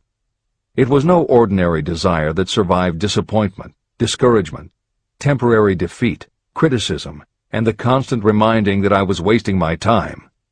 It was a burning desire, an obsession. When the idea was first planted in my mind by Mr. Carnegie, it was coaxed, nursed, and enticed to remain alive.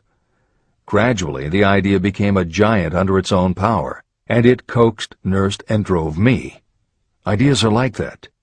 First you give life and action and guidance to ideas. Then they take on a power of their own and sweep aside all opposition.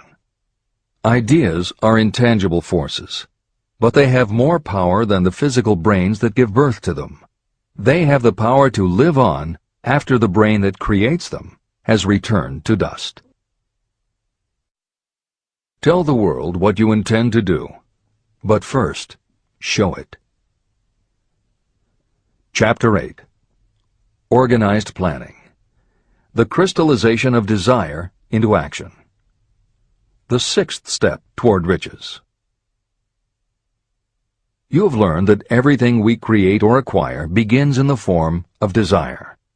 Desire is taken on the first lap of its journey from the abstract to the concrete in the workshop of the imagination, where plans for its transition are created and organized.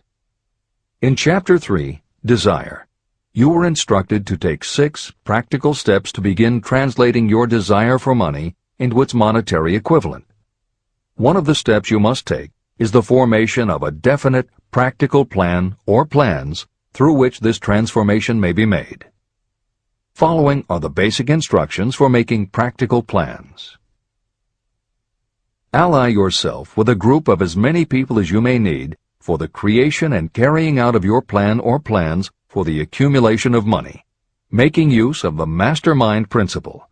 Compliance with this instruction is absolutely essential. Do not neglect it. Editor's comment: the Mastermind Alliance is built of 2 or more minds working actively together in perfect harmony toward a common goal.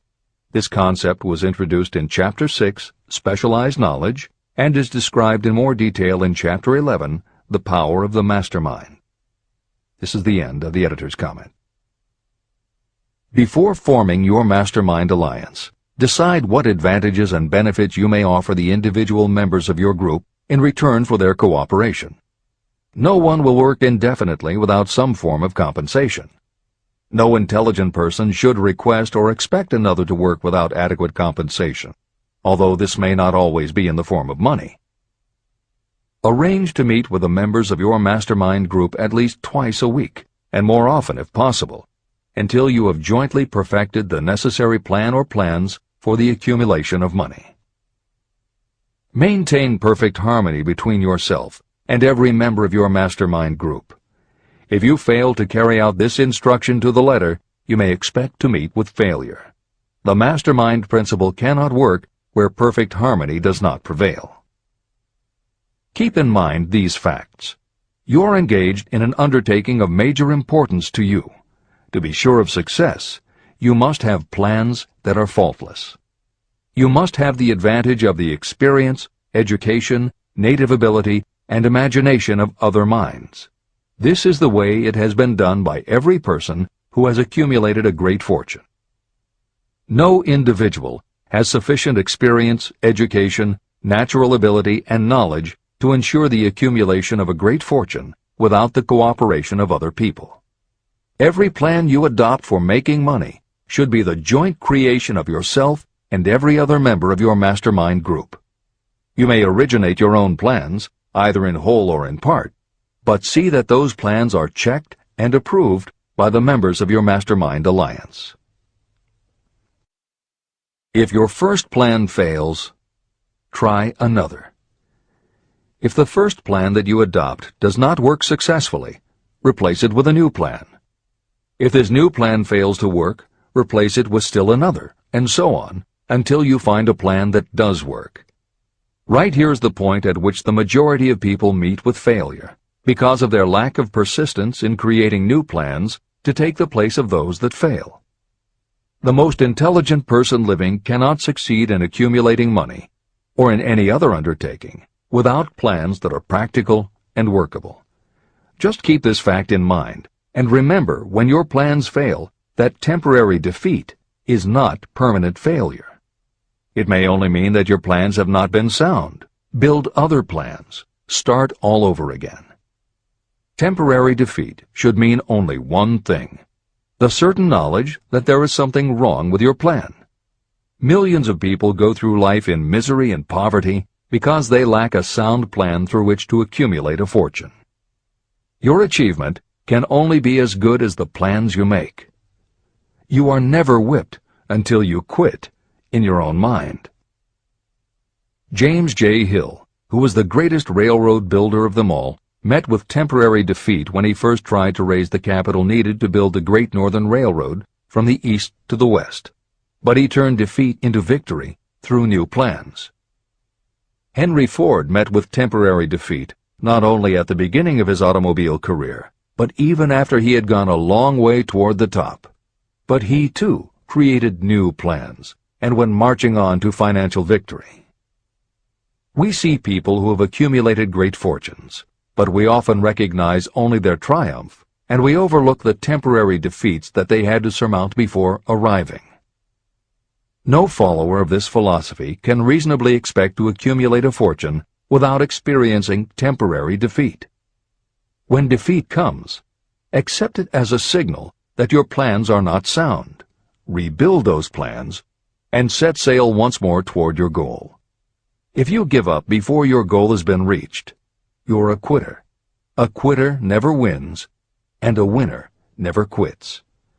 Write this sentence on a piece of paper in letters an inch high and place it where you will see it every night before you go to sleep and every morning before you go to work. When you begin to select members for your mastermind group, choose those who do not take defeat seriously. Some people foolishly believe that only money can make money. This is not true. Desire, transmuted into its monetary equivalent through the principles in this book, is the way money is made. Money, of itself, is nothing but inert matter. It cannot move, think, or talk, but it can hear when someone who desires it calls it to come. Intelligent planning is essential for success in any undertaking designed to accumulate riches. Following are detailed instructions to those who must begin the accumulation of riches by selling personal services. It should encourage you to know that practically all the great fortunes began either from selling personal services or from the sale of ideas. When you think about it, what else except ideas and personal services can you give in return for riches if you don't have products or property? Leaders and followers. Broadly speaking, there are two types of people in the world. One type is known as leaders, and the other as followers. Decide at the outset whether you intend to become a leader in your chosen calling or remain a follower. The difference in compensation is vast. The follower cannot expect to make as much as a leader, although some followers make the mistake of thinking they should. It is no disgrace to be a follower. On the other hand, it is no credit to remain a follower. Most great leaders began as followers. They became great leaders because they were intelligent followers. With few exceptions, the person who cannot follow a leader intelligently cannot become an efficient leader. The person who can follow a leader most efficiently is usually the person who develops into leadership most rapidly. An intelligent follower has many advantages, including the opportunity to acquire knowledge from the leader. The major attributes of leadership. The following are important factors of leadership. 1. Unwavering courage based upon knowledge of yourself and your occupation. No follower wishes to be dominated by a leader who lacks self-confidence and courage. Certainly no intelligent follower will be dominated by such a leader for very long. 2. Self-control. The person who cannot control himself can never control others. Self-control sets a strong example for your followers, which the more intelligent followers will emulate. 3. A keen sense of justice. Without a sense of fairness and justice, no leader can command and retain the respect of their followers. 4. Definiteness of decision. Those who waver in decisions show that they are not sure of themselves and therefore cannot lead others successfully. 5. Definiteness of plans. Successful leaders must plan their work and work their plans. Leaders who move by guesswork, without practical definite plans, are like a ship without a rudder. Sooner or later, they will land on the rocks. 6. The habit of doing more than paid for. One of the penalties of leadership is the necessity of the leaders to willingly do more than they require of their followers. 7. A pleasing personality. Leadership calls for respect. Followers will not respect a leader who does not grade high on all of the factors of a pleasing personality. 8. Sympathy and understanding. Successful leaders must be in sympathy with their followers. Moreover, they must understand them and their problems. 9. Mastery of detail. Successful leadership calls for mastery of the details of the leader's position. 10.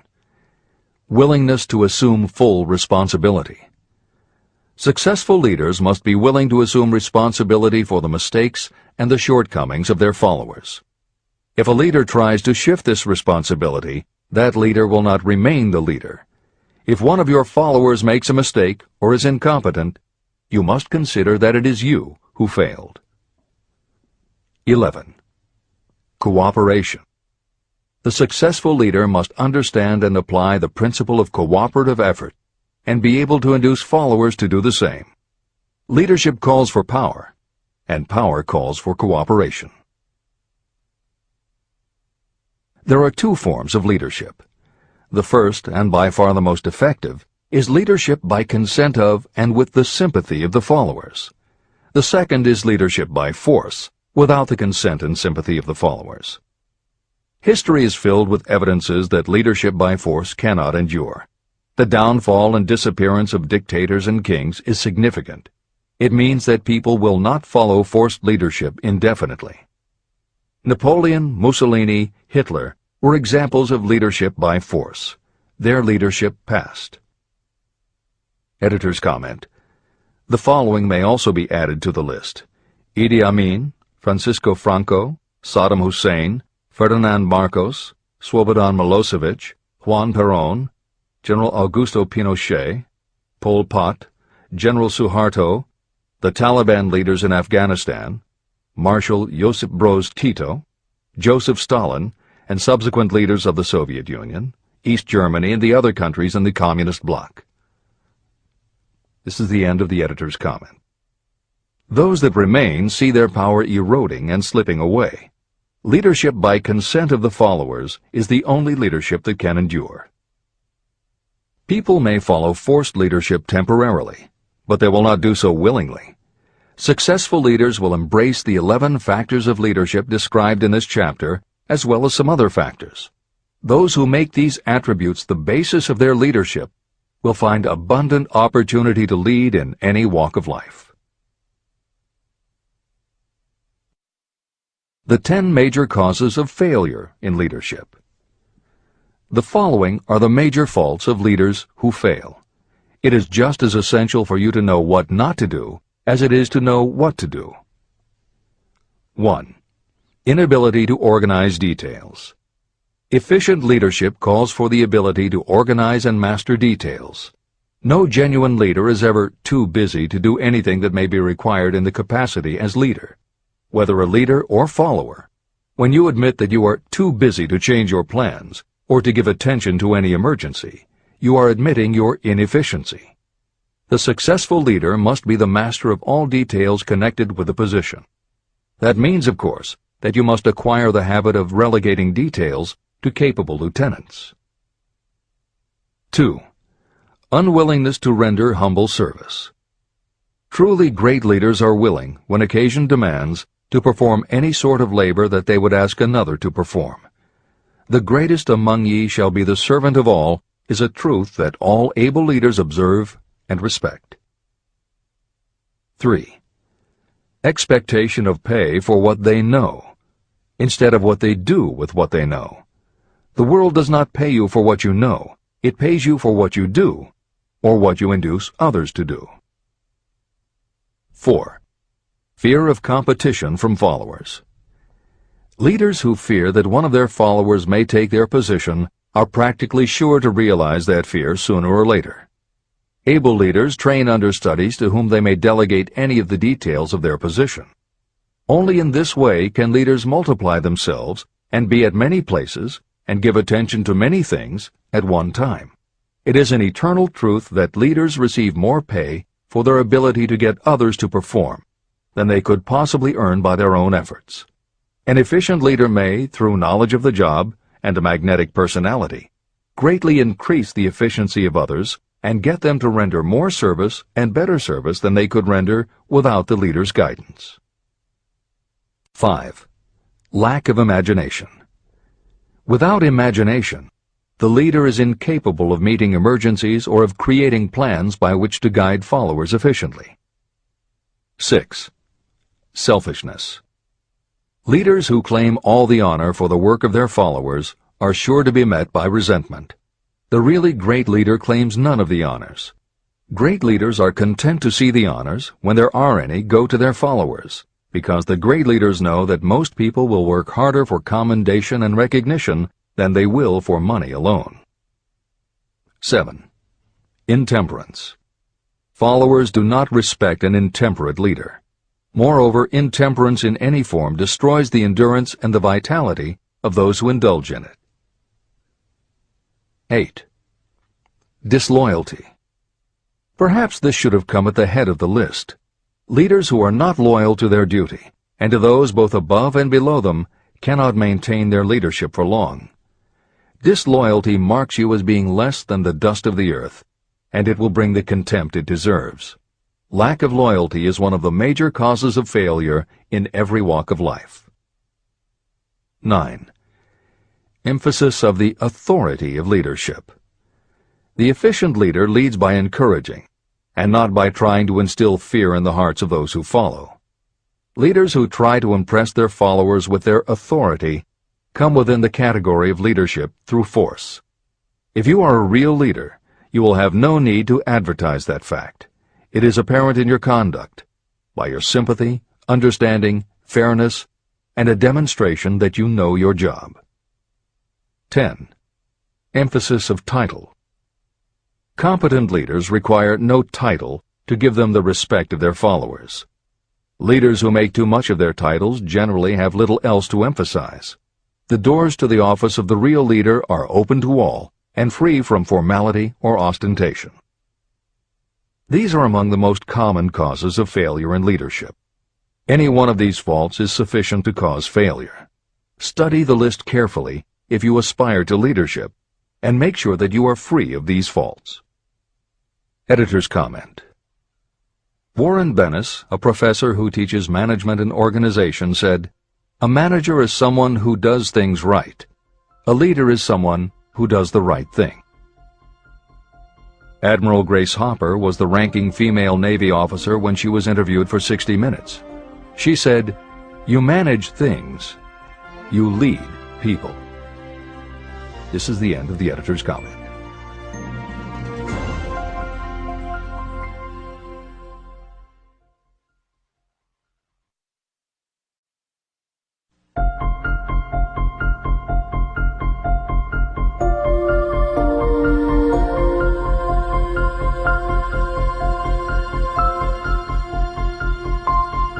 When and how to apply for a position.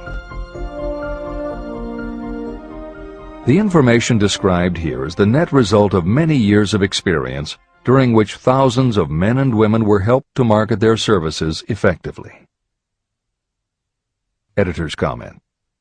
The Internet, email, and faxed resumes have radically changed the way employers search for new employees, and the way that most people apply for jobs. However, Think and Grow Rich was never intended for most people. It was written for those who want to stand out.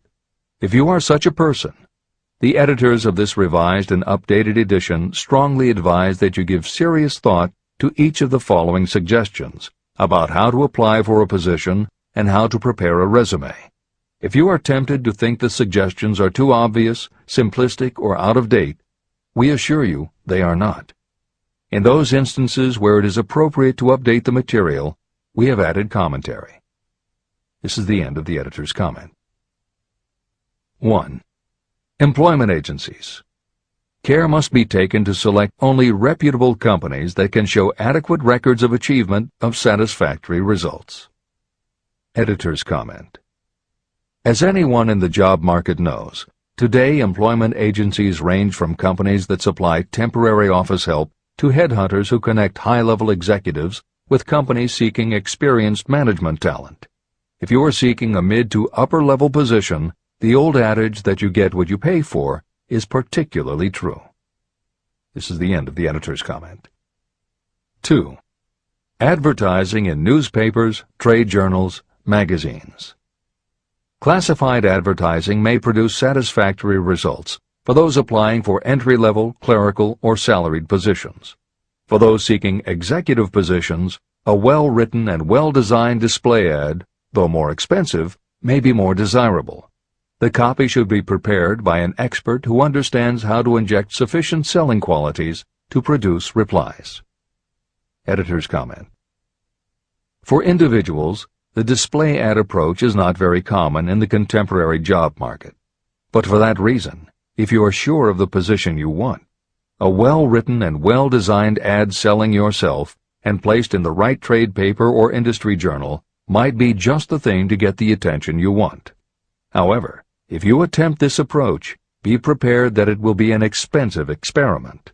In effect, you will have gone into the advertising business, and it is a rule of thumb in advertising that a single ad rarely sells anything. It usually requires multiple exposures before the buyer, the potential employer, is motivated to buy, hire, a product, you.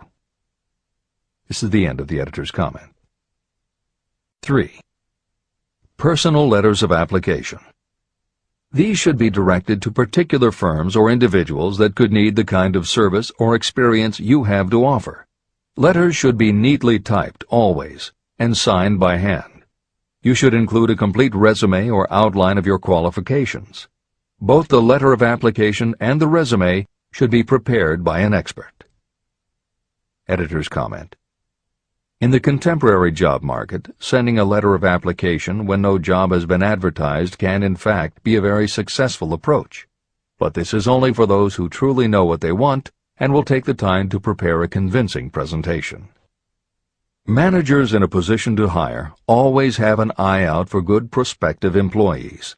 If they receive a well-constructed and intriguing presentation that clearly states you are interested in a position whenever one is available, it will not be thrown away. And the first thing good managers do when a position comes open is go to their files. When that happens, if your presentation made a good and convincing impression, it will be there. The only question is, are you willing to make yourself available when they are ready for you? If you are just blanketing everyone with a stock letter in hopes of getting a job, it very likely won't work. This approach is not for someone looking for a job. This approach is only for those who really want a specific career. This is the end of the editor's comment. 4. Application in person. In some instances, it may be more effective if the applicant personally offers his or her services to prospective employers, in which event a complete written statement of qualifications for the position should be presented, as prospective employers will often wish to discuss your record with associates. Editor's comment. Asking for an interview when no job has been advertised is an even stronger statement that you know what you want and you are serious about working in a particular industry. If you pursue this approach, keep in mind that you are asking someone to give you their time. Some managers will not be receptive because it does not fit into their company's business practice, and some managers will just find it an annoyance. This approach will work for you only if you are confident that you can make an outstanding impression in person. If you make a strong, positive impression, it will be remembered when an opening is available. This is the end of the editor's comment. 5. Application through personal acquaintances. When possible, the applicant should approach prospective employers through some mutual acquaintance. This method is particularly advantageous in the case of those who seek executive connections and do not wish to appear to be peddling themselves. Information to be supplied in a written resume. A good resume should be prepared as carefully as a lawyer would prepare the brief for a case to be tried in court. Unless the applicant is experienced in the preparation of such briefs, an expert should be consulted for this purpose. When successful businesses want to advertise, they hire specialists who understand the psychology of advertising to sell their products. If you are selling your personal services, you should do the same. Editor's comment. The job market in America has never been as bad as it was when Napoleon Hill wrote the preceding paragraph. Because of the Great Depression, many adults had never had any kind of steady job, let alone sought a career position, and there were few places to learn how to do it. Since that time, many excellent books have been published on the subject, and companies that offer professional help in preparing resumes have become very common. However, neither books nor copywriters are magic. It all begins with what you have to offer. The editors of this edition suggest that you start to assemble your presentation using the guidelines that appear below. Once you have a first draft, you should review at least one of the books on the subject to see what suggestions are offered that might help you sell yourself better than you have already done. Then, depending how satisfied you are, you might also want to seek advice from a professional who specializes in such presentations. We offer 2 notes of caution. First, make sure that your presentation does not look like something turned out by a resume mill. Having received many resumes over the years, the editors warn you that some professionals use the same stock phrases, buzzwords, and formats for every client, and this can be a dead giveaway that someone else prepared your resume, or that you have simply copied from a book. Your intention should be to make yours stand out. The second word of caution is, don't go overboard in trying to stand out. There is a balance between catching an employer's attention and looking like you are trying too hard. For instance, if you are a New York marketing executive applying to a Los Angeles company, sending your application with a bag of fresh bagels by next morning FedEx would probably make a good impression, whereas sending a dartboard with your picture in the center might be viewed as just a little too cute and a little too much. Clever is good, but professional is a must. Never be so clever that you don't look professional. Following are a set of guidelines for preparing your resume.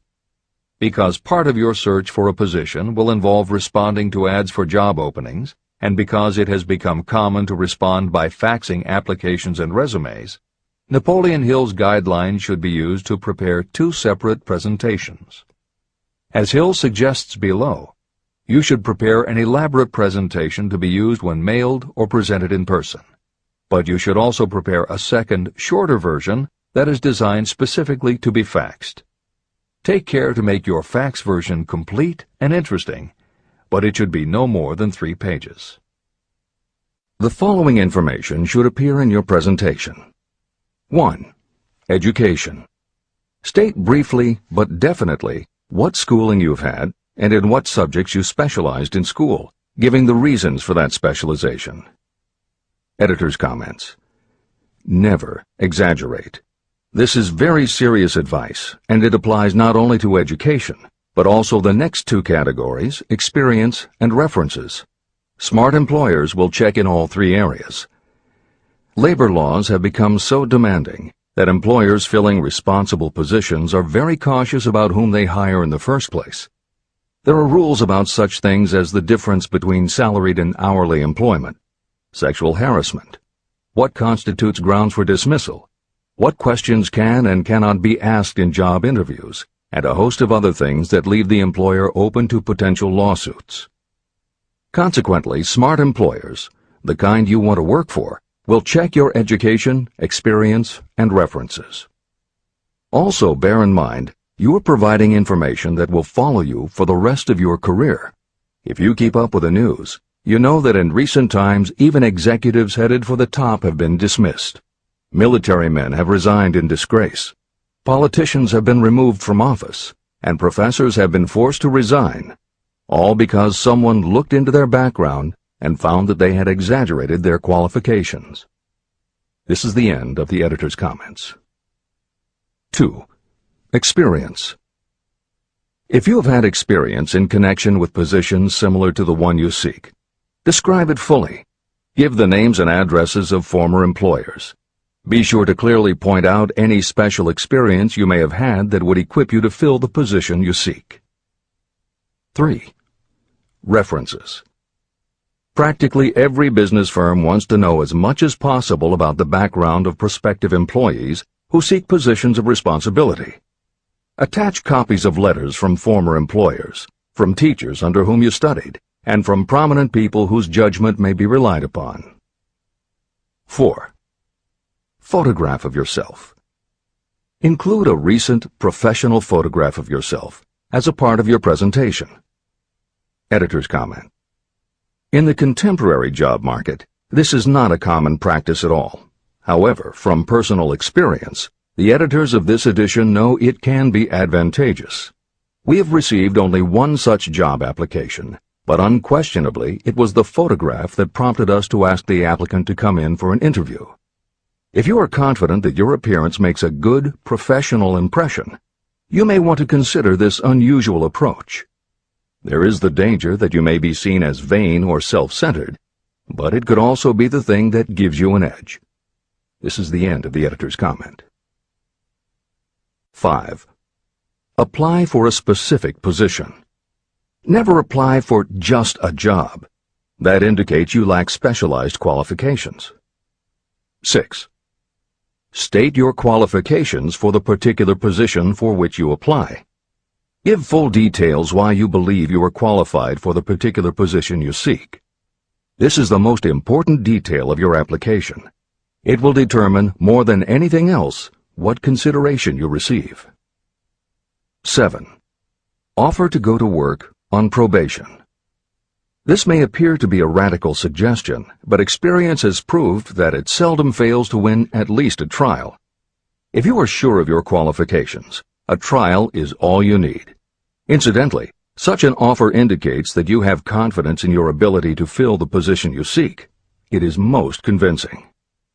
Make it clear that your offer is based on your confidence in your ability to fill the position, your confidence in your prospective employer's decision to employ you after the trial period, and your determination to have the position.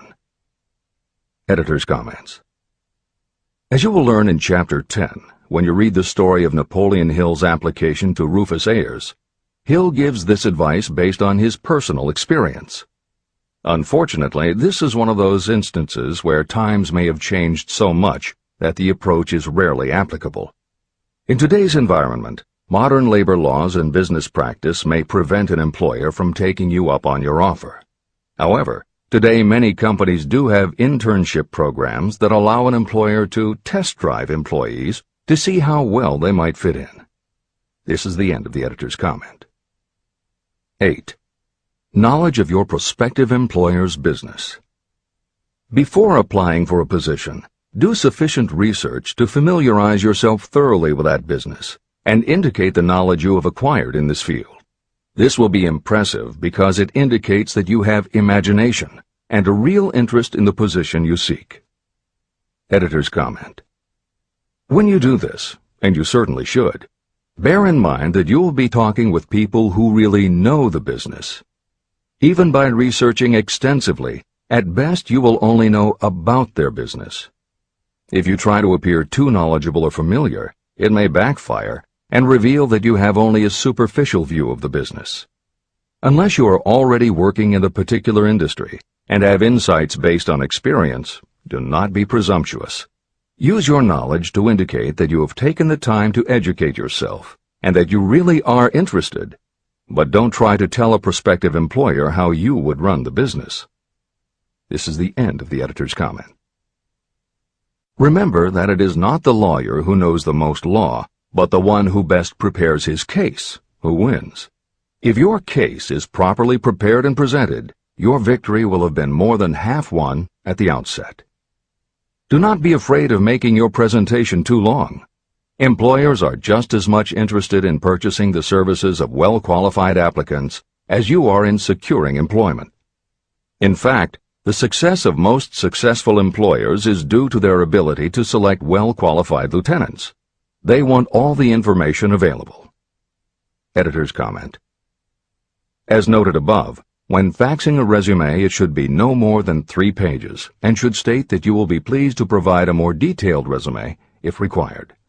This is the end of the editor's comment. Remember another thing. Neatness in the preparation of your resume and application will indicate that you are a painstaking person. Successful salespeople groom themselves with care. They understand that first impressions are lasting. Your presentation is your sales rep. Give it a good suit of clothes, so it will stand out in bold contrast to anything else your prospective employer ever saw. If the position you seek is worth having, it is worth going after with care. More important, if you sell yourself in a manner that shows off your individuality, you probably will receive more money from the very start than you would if you applied for employment in the usual conventional way. When your resume package has been completed, you should prepare individual and personalized copies for each company or person to whom it will be presented. This personal touch is sure to command attention. Have it neatly typed, proofread, printed, and properly bound on the finest paper you can obtain. Your photograph should be mounted and included on one of the pages. Prepare a separate binding with the proper company name inserted if it is to be shown to more than one company. If you seek employment through an employment agency, have the agent use copies of your presentation in marketing your services. This will help to gain preference for you, both with the agent and the prospective employers. I've helped to prepare presentations for clients that were so striking and out of the ordinary that they resulted in the employment of the applicant without a personal interview.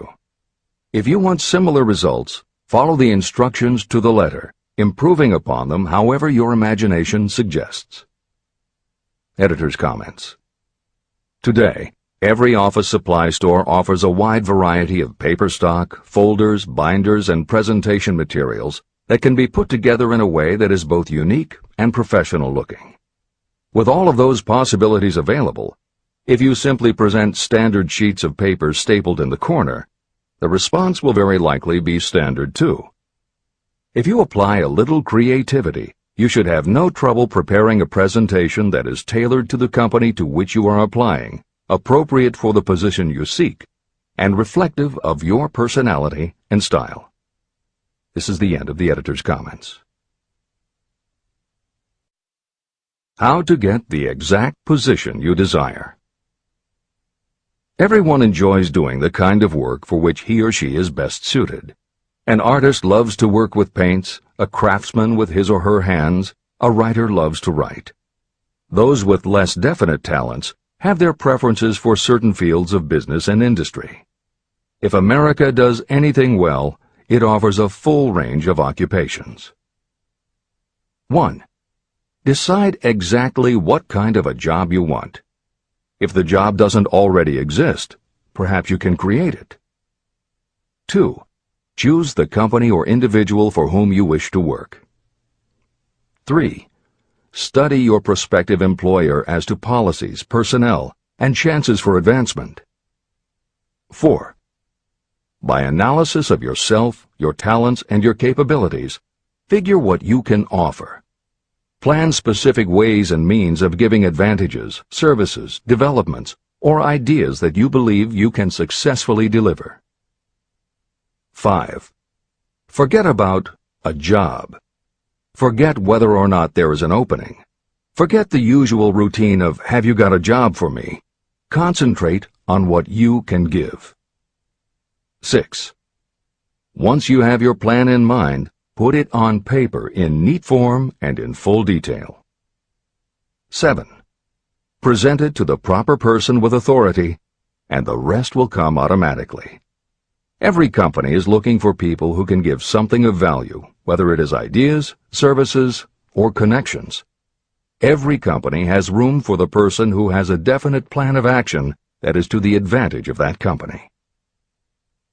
This procedure may take a few days or weeks of extra time, but the difference in income, in advancement, and in gaining recognition will save years of hard work at small pay. It has many advantages, the main one being that it will often save you from 1 to 5 years of your time in reaching a chosen goal. Every person who starts, or gets in halfway up the ladder, does so by deliberate and careful planning. The new way of marketing services. Men and women who market their services must recognize the change that has taken place in connection with the relationship between employer and employee. The future relationship should be more in the nature of a partnership, consisting of the employer, the employee, and the public they serve. In the past, employers and employees have bartered among themselves, not considering that in reality they were bargaining at the expense of the third party, the public they served. Both the employer and the employee should consider themselves as fellow employees whose business it will be to serve the public efficiently. Editor's comment. In the preceding paragraph, Napoleon Hill once again demonstrates his foresight into the future direction of American business. As you will recognize in the following section, the point he makes by citing the coal and gas companies would at a later time be equally applicable to the telephone monopolies, and later still to computer software and internet companies, and to cable television suppliers when competitors started to offer satellite TV. This snapshot of how and why business has changed should provide you with a blueprint for the attitude you must adopt and the way you must conduct yourself if you are going to attain the success you're seeking. This is the end of the editor's comment. During the Depression, I spent several months in the anthracite coal region of Pennsylvania, studying conditions that all but destroyed the coal industry. The coal operators and the unions drove hard bargains in negotiating their labor contracts. The cost of the bargaining was passed on to the customer by adding to the price of the coal. However, in the end, they discovered their actions had worked against them. What their delays and high prices had actually accomplished was to open the market to their competitors. Inadvertently, they had built up a wonderful business for the manufacturers of oil-burning stoves and furnaces, as well as for the producers of oil. A similar experience happened to the gas companies. We can all remember the time when the gas meter reader pounded on the door hard enough to break the panels. When the door was opened, he pushed his way in uninvited with a scowl on his face that plainly said, "What the hell did you keep me waiting for?" All that has undergone a change. The meter man now conducts himself as a gentleman who is delighted to be at your service, sir. Before the gas companies learned that their scowling meter men were offending customers, their competitors, the polite salesmen of oil burners, came along and did a land office business. These illustrations are mentioned here to show that we are where we are and what we are because of our own conduct. If there is a principle of cause and effect that controls business, finance, and transportation, this same principle controls individuals and determines their economic status. Courtesy and service are the watchwords of merchandising today, and they apply to the person who is marketing personal services even more directly than to the employer. In the final analysis, you are employed by the customer. If you fail to serve well, both you and your employer will pay for it by the loss of the privilege of serving. What is your QQS rating? In the preceding, the causes of success in marketing services effectively and permanently have been clearly described. Unless those causes are studied, analyzed, understood, and applied, no one can market services effectively and permanently. Every man or woman must be their own sales force of their personal services. The quality and the quantity of service rendered, and the spirit in which it is rendered, determine the price and the duration of employment. To market your personal services effectively, which means a permanent market at a satisfactory price under pleasant conditions, you must adopt and follow the QQS formula. QQS means that quality plus quantity plus the proper spirit of cooperation equals perfect salesmanship of service. Remember the QQS formula, but do more. Apply it as a habit. Analyze the formula to make sure you understand exactly what it means. Quality of service means the performance of every detail in connection with your position in the most efficient manner possible with the object of greater efficiency always in mind. Quantity of service means the habit of rendering all the service of which you are capable at all times, with the purpose of increasing the amount of service rendered as you develop greater skill through practice and experience.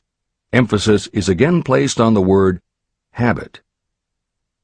Spirit of service means the habit of agreeable, harmonious conduct, which will induce cooperation from associates and fellow employees.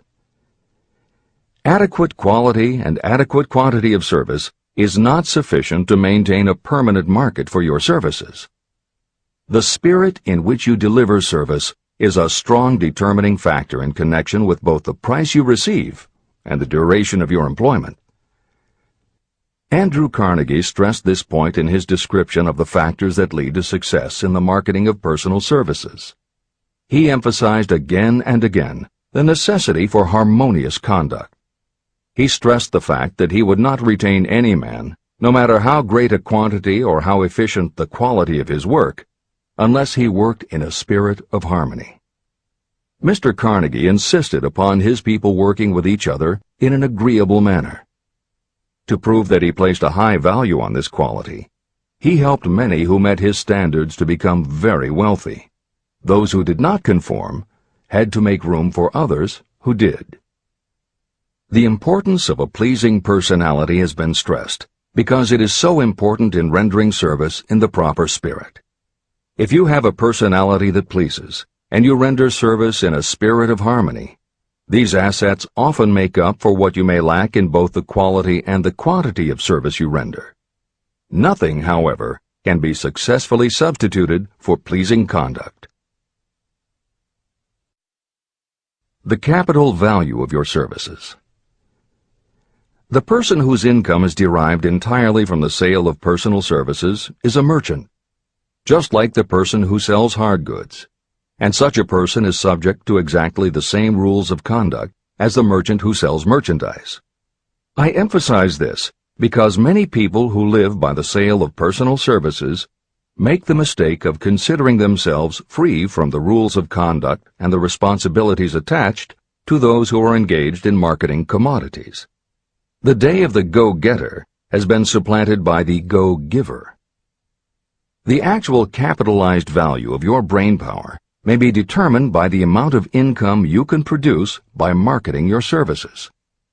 A fair estimate of the capital value of your brainpower may be made by using the following assumptions. Money, the amount of capital, can be borrowed from a bank at a certain rate of interest. Money is worth no more than brains, and it is often worth much less. Therefore, if your brainpower is as valuable as money, in effect, you should be lending your brainpower, your amount of capital, at least at the same rate that banks charge to lend money. This means that what you earn in a year, your income, is comparable to what a bank earns from a loan in a year, the interest they charge. You can then calculate the capital value of your brainpower using this formula. Divide 100 by the current rate of interest that banks charge for lending money. Then multiply the result by the amount of your annual income. As an example, assume that the current interest rate is 5%. Assume your annual income is $50,000. The formula would be as follows. 100 divided by 5 equals 20, and 20 multiplied by 50,000 equals $1 million. Therefore, if you lend out your brainpower, your capital, at the same rate as the bank lends money, 5% interest, your brainpower is worth $1 million. Competent brains, if effectively marketed, represent a much more desirable form of capital than the money that is required to conduct a business dealing in commodities. This is true because brains are a form of capital that cannot be permanently depreciated by economic depressions, nor can this form of capital be stolen or spent. Moreover, the money that is essential for the conduct of business is as worthless as a sand dune until it has been mixed with efficient brains. The 31 major causes of failure. Life's greatest tragedy consists of men and women who earnestly try and fail. The tragedy lies in the overwhelmingly large majority of people who fail as compared with the few who succeed. I have had the privilege of analyzing several thousand men and women, 98% of whom were classed as failures. My analysis proved that there are 13 major principles through which people accumulate fortunes. Each of the 13 principles of success has its own chapter in this book, and there are 31 major reasons for failure. The 31 causes of failure are listed below. As you go through the list, measure yourself point by point. It will help you to discover how many of these causes of failure stand between you and success. 1. Unfavorable hereditary background. There is little, if anything, that can be done for people who are born with a deficiency in brain power. This is the only one of the 31 causes of failure that may not be easily corrected by any individual. My philosophy can offer only one method of bridging this weakness, through the aid of the mastermind. 2. Lack of a well-defined purpose in life. There is no hope of success for the person who does not have a central purpose or definite goal at which to aim. 98 out of every 100 of those whom I have analyzed had no such aim. Perhaps this was the major cause of their failure. 3. Lack of ambition to aim above mediocrity. I can offer no hope for those who are so indifferent they do not want to get ahead in life and are not willing to pay the price. 4. Insufficient education. This is a handicap that may be overcome with comparative ease. Experience has proven that the best educated people are often those who are self-made or self-educated. It takes more than a college degree to make you a person of education. Any person who is educated has learned to get whatever they want in life without violating the rights of others. Education consists not so much of knowledge, but of knowledge effectively and persistently applied. You are paid not merely for what you know, but for what you do with what you know. 5. Lack of self-discipline. Discipline comes through self-control. This means that you must control all negative qualities. Before you can control conditions, you must first control yourself. Self-mastery is the hardest job you will ever tackle. If you do not conquer yourself, you will be conquered by yourself. By stepping in front of a mirror, you may see both your best friend and your greatest enemy. 6. Ill health. No person may enjoy outstanding success without good health. Many of the causes of ill health are subject to mastery and control. These, in the main, are overeating of foods not conducive to health, wrong habits of thought or negative thinking, wrong use of and overindulgence in sex, lack of proper physical exercise, an inadequate supply of fresh air due to improper breathing. 7. Unfavorable environmental influences during childhood. As the twig is bent, so shall the tree grow. Most people who have criminal tendencies acquire them as the result of bad environment and improper associates during their childhood or youth. Procrastination. This is one of the most common causes of failure. Procrastination stands within the shadow of every human being, waiting its opportunity to spoil your chances of success. Most of us go through life as failures because we are waiting for the time to be right to start doing something worthwhile. Do not wait. The time will never be just right. Start where you stand, work with whatever tools you have at your command, and you will acquire better tools as you go along. 9. Lack of persistence. Most of us are good starters, but poor finishers of everything we begin. People are prone to give up at the first signs of defeat. There is no substitute for persistence. The person who makes persistence his or her watchword discovers that failure finally becomes tired and makes its departure. Failure cannot cope with persistence. 10. Negative personality. There is no hope of success for the person who repels people through a negative personality. Success comes through the application of power, and power is attained through the cooperative efforts of other people. A negative personality will not induce cooperation. 11. Lack of control of sexual urges. Sexual energy is the most powerful of all the stimuli that move people into action. Because it is the most powerful of the emotions, if it is controlled, it can be converted into other creative channels. 12. Uncontrolled desire for something for nothing. The gambling instinct drives millions of people to failure. Evidence of this may be found in the Wall Street stock market crash of 1929, during which millions of people tried to make money by gambling on stock margins. Editor's comments. For those who are not familiar with the stock market and buying on margin, the following is a simplified explanation of what caused the crash of '29. The first thing to understand is that prior to the Great Depression there was widespread optimism about the expanding economy. Businesses were booming, and the people who had invested in those companies were making fortunes almost overnight. When the average person saw how much money was being made, they wanted to get in on it, and there was a way for them to do it. Even average people who didn't have enough ready cash to buy stocks could do so because brokers allowed customers to purchase stocks on margin by making what amounted to a down payment. However, part of the purchase agreement stated that when the brokers called in the margin accounts, which they could do at any time, the customers would have to come up with the rest of the cash immediately to pay the balance owing on the original purchase price. That is why Hill used the term gambling when he referred to the stock market. These average people weren't investing in companies. They were betting on the future rise in value. The idea, in the average person's mind, was that they would only have to scrape together enough to pay the margin, which was a small percentage of the full cost. Then when the price of the stock went up, they would sell, which would give them more than enough money to pay the broker the balance owing on the purchase price, and they could pocket the difference.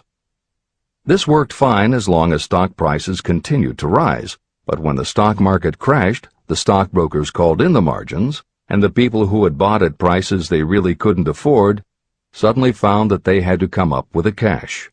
And that was why so many average people got wiped out in the crash of '29. They gambled money they didn't have by buying on margin. This is the end of the editor's comments. 13. Lack of a well-defined power of decision. Those who succeed reach decisions promptly and change them very slowly. Those who fail reach decisions very slowly and change them frequently and quickly. Indecision and procrastination are twins. Where one is found, the other is also usually found. Kill off this pair before they completely tie you to the treadmill of failure. 14. One or more of the 6 basic fears: fear of poverty, fear of criticism, fear of ill health, fear of loss of love, fear of old age, and fear of death. You will find an in-depth analysis of these 6 basic fears in the final chapter. They must be mastered before you can market your services effectively. 15. Wrong selection of a mate in marriage. This is a most common cause of failure. The relationship of marriage brings people intimately into contact.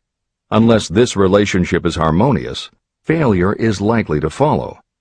Moreover, it will be a form of failure that destroys ambition.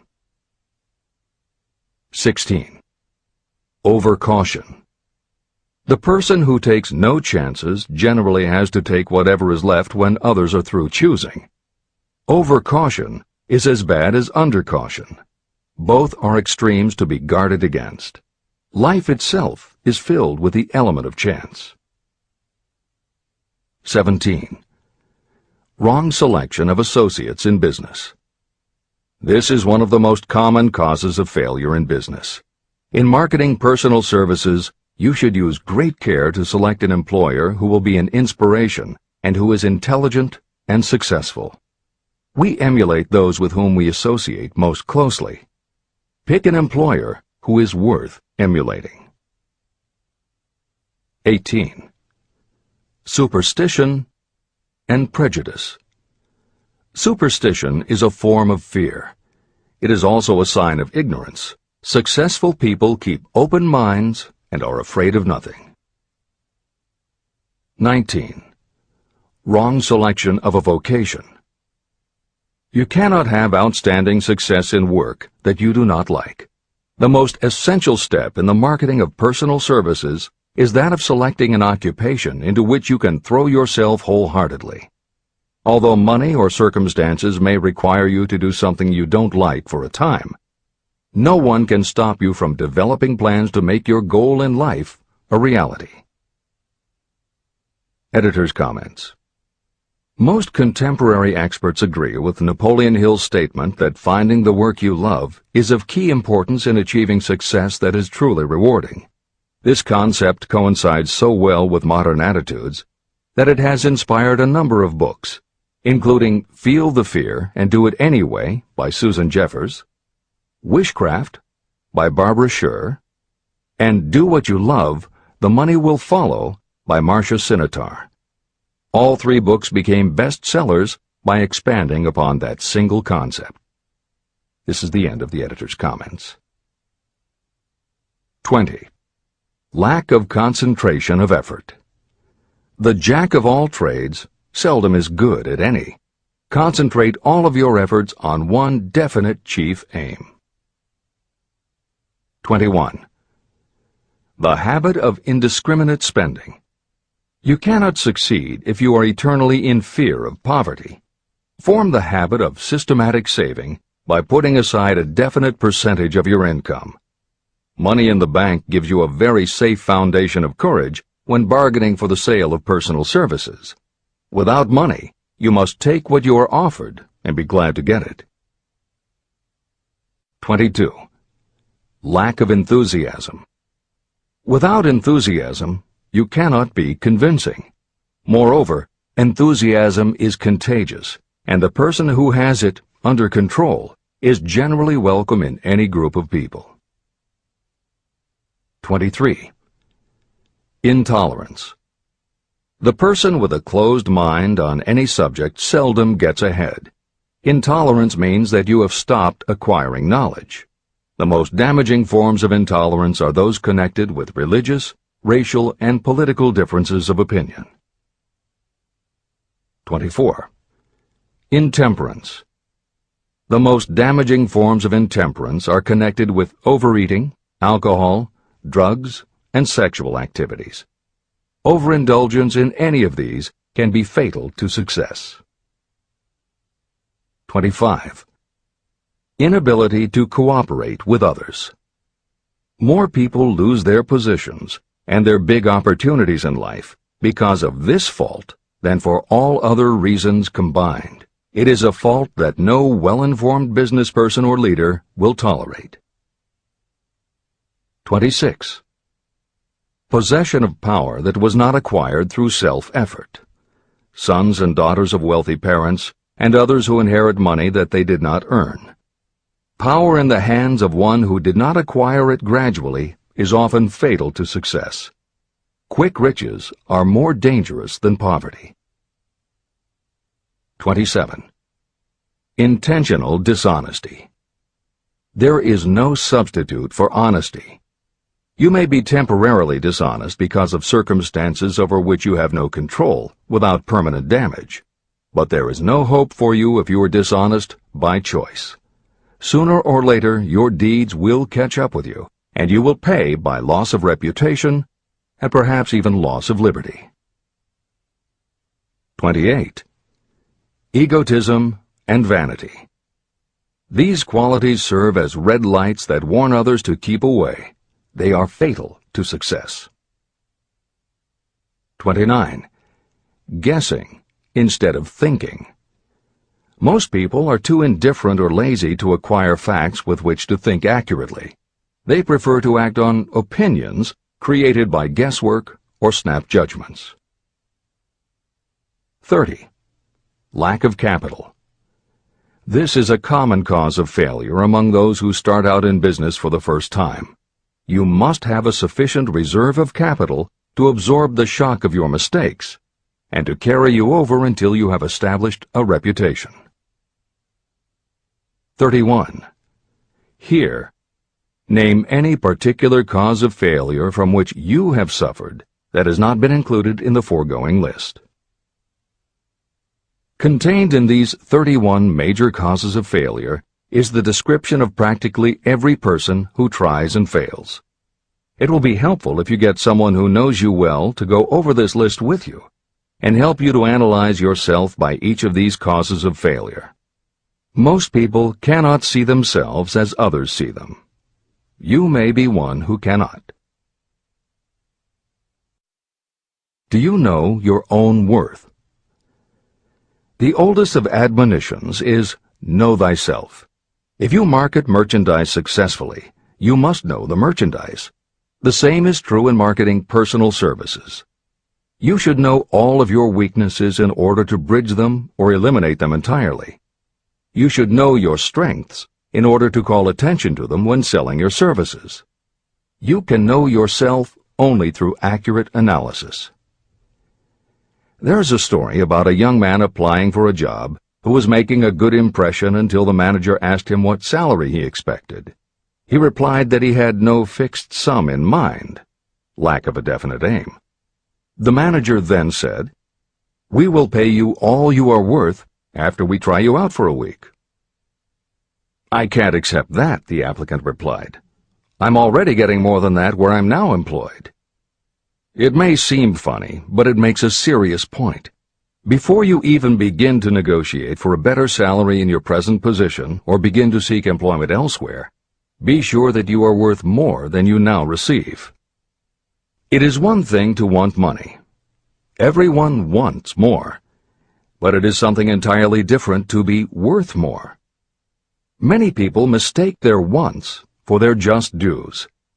Your financial wants have nothing whatever to do with your worth. Your value is established entirely by your ability to render useful service or your capacity to induce others to render such service. Take inventory of yourself. Annual self-analysis is essential in the effective marketing of personal services, just like you would take an annual inventory if you were in merchandising. Moreover, your yearly analysis should show a decrease in your faults and an increase in your virtues. You go ahead, stand still, or go backward in life. Your objective should be to go ahead. Annual self-analysis will disclose whether advancement has been made and, if so, how much. It will also disclose any backward steps you may have taken.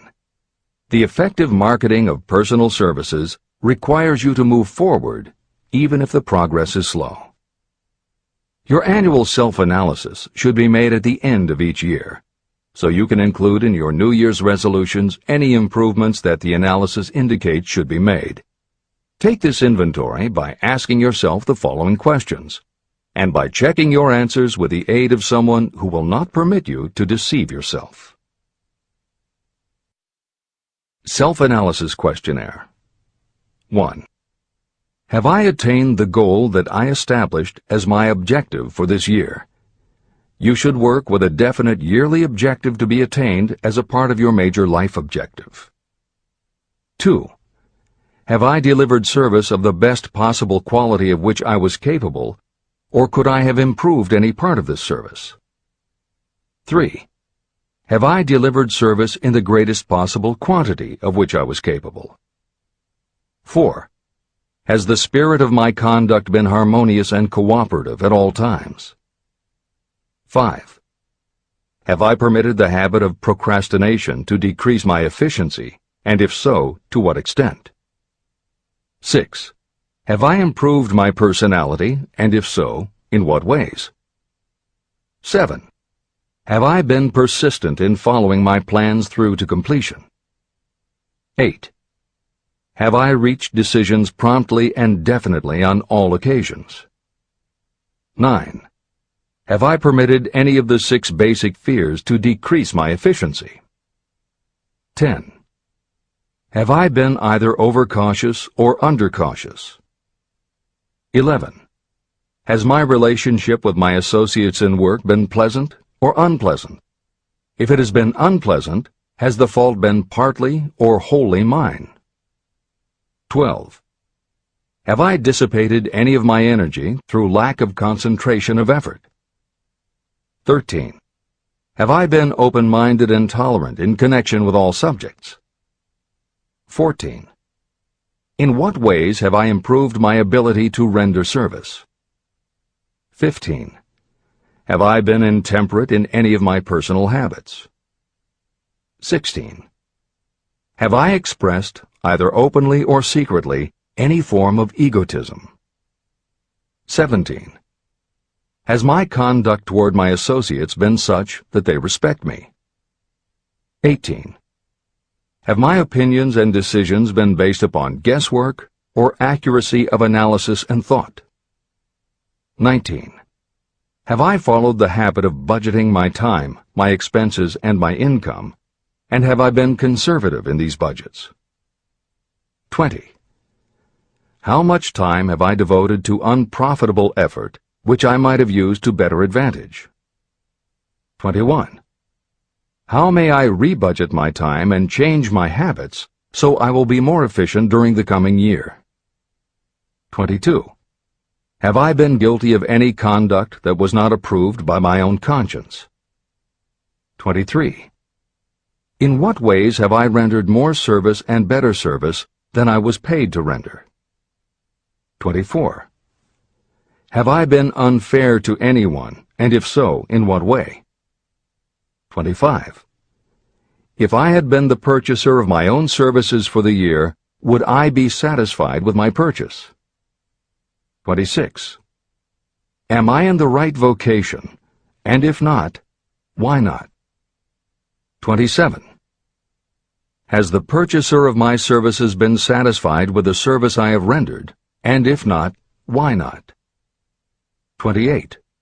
What is my present rating on the fundamental principles of success? Make this rating fairly and frankly, and have it checked by someone who is courageous enough to do it accurately. After you have finished reading through to the end of this book at least once, and you are sure you have assimilated the information in this chapter, you will be ready to create a practical plan for marketing your personal services. In this chapter, you should have found adequate descriptions of every principle essential in planning the sale of personal services. These include the major attributes of leadership, the most common causes of failure in leadership, a description of the fields of opportunity for leadership, the main causes of failure in all walks of life, and the important questions that should be used in self-analysis. This extensive and detailed presentation has been included because it will be needed by you if you are going to earn your riches by marketing your personal services. Those who have lost their fortunes and those who are just beginning to earn money have nothing but personal services to offer in return for riches. Therefore, it is essential that you have real, practical information that you'll need to market your services to best advantage. Complete assimilation and understanding of the information will help you to market your services, and it will help you to become more analytical and capable of judging people. The information will be priceless to you if you work in an executive position where you select employees. Where and how to find opportunities to accumulate riches. Now that we have analyzed the principles by which riches may be accumulated, you naturally ask, where can I find the opportunities to apply these principles? Very well. Let us take inventory and see what the United States of America offers the person seeking riches. To begin with, remember that we live in a country where every law-abiding citizen enjoys freedom of thought and freedom of deed unequaled anywhere in the world. Most of us have never taken inventory of the advantages of this freedom. We have never compared our unlimited freedom with a curtailed freedom in other countries. Here we have freedom of thought, freedom in the choice and enjoyment of education, freedom in religion, freedom in politics, freedom in the choice of a business, profession, or occupation, freedom to accumulate and own all the property we can accumulate, freedom to choose our place of residence, freedom in marriage, freedom through equal opportunity to all races, freedom of travel from one state to another, freedom in our choice of foods, and freedom to aim for any station in life for which we have prepared ourselves, even for the presidency of the United States. We have other forms of freedom, but this list gives an overview of the most important freedoms that offer you the opportunity to think and grow rich. The United States is the only country guaranteeing to every citizen, whether native-born or naturalized, so broad and varied a list of freedoms. Next, let us recount some of the blessings that our widespread freedom has placed within our hands. Take the average American family of average income and sum up the benefits available to every member of the family in this land of opportunity and plenty. Food. Next to freedom of thought and deed comes food, clothing, and shelter, the three basic necessities of life.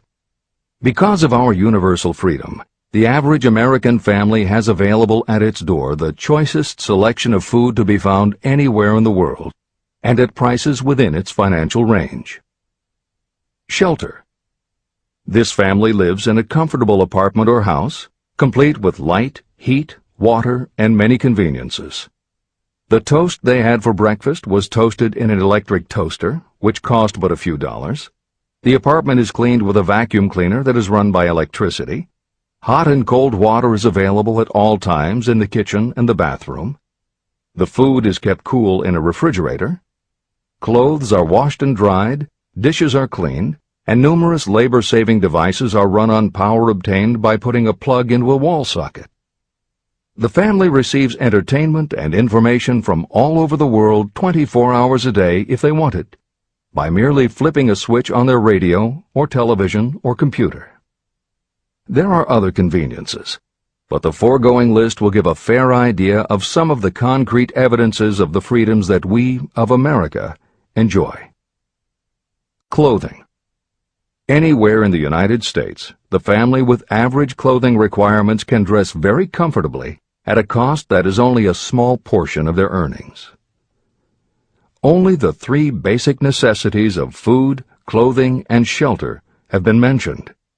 The average American also has other options and advantages that are available in return for reasonable effort. The average American has security of property rights not found in any other country in the world. We can place any surplus money in a bank with the assurance that our government will protect it and make good to us if the bank fails. If an American citizen wants to travel from one state to another, he or she needs no passport and no one's permission. You may go when you please, and you may travel by car, train, bus, airplane, ship, or any other method that you can afford. The miracle that has provided these blessings. We often hear politicians proclaiming the freedom of America when they solicit votes, but they seldom take the time or trouble to analyze the source of this freedom. Having no axe to grind, no grudge to express, and no ulterior motives, I will give you a frank analysis of that mysterious, abstract, greatly misunderstood something that gives to every citizen of America more blessings, more opportunities to accumulate wealth, and more freedom of every nature than may be found in any other country. I have the right to analyze the source and nature of this unseen power because I know, and have known for more than half a century, many of the men who organized that power, and many who are now responsible for its maintenance. The name of this mysterious benefactor of mankind is capital. Capital consists not only of money, but also of highly organized, intelligent groups of individuals who plan ways and means of using money efficiently for the good of the public and profitably to themselves. These groups consist of scientists, educators, chemists, inventors, business analysts, publicists, transportation experts, accountants, lawyers, doctors, and other men and women who have highly specialized knowledge in all fields of industry and business. They pioneer, experiment, and blaze trails in new fields of endeavor.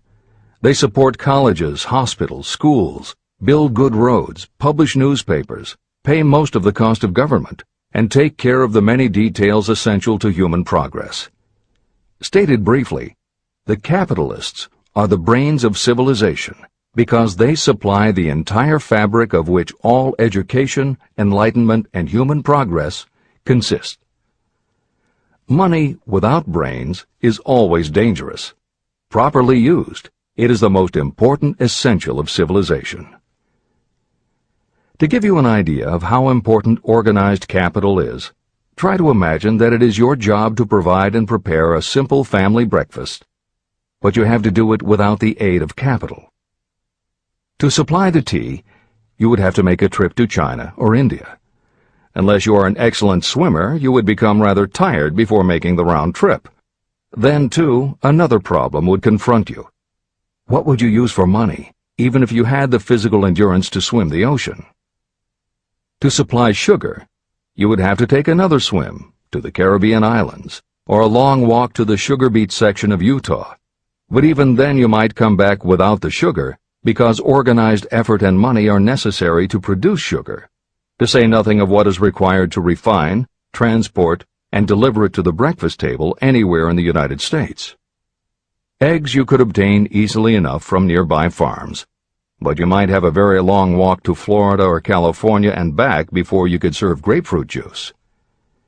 You would have another long walk to Kansas or one of the other wheat-growing states when you went after wheat bread. Dry cereal would have to be omitted from the menu because it would not be available except through the labor of a trained group of workers and suitable machinery, all of which call for capital.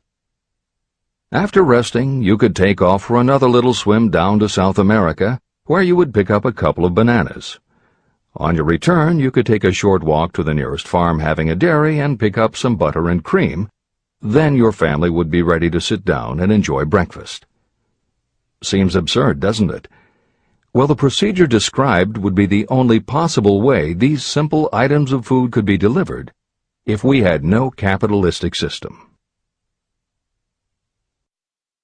The capital cornerstone of our lives.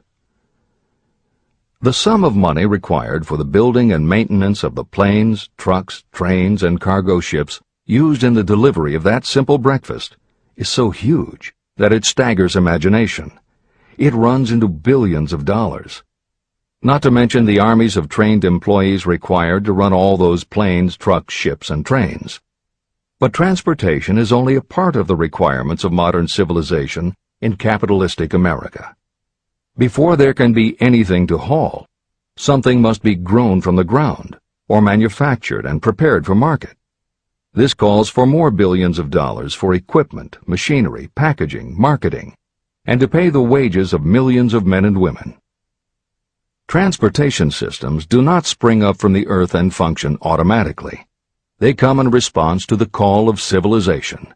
They come through the labor and ingenuity and organizing ability of people who have imagination, faith, enthusiasm, decision, and persistence. These men and women are known as capitalists. They are motivated by the desire to build, construct, achieve, render useful service, earn profits, and accumulate riches. And because they render service without which there would be no civilization, they earn for themselves great riches. Just to keep the record simple and understandable, I will add that these capitalists are the same men and women who are often denounced as the greedy establishment or Wall Street.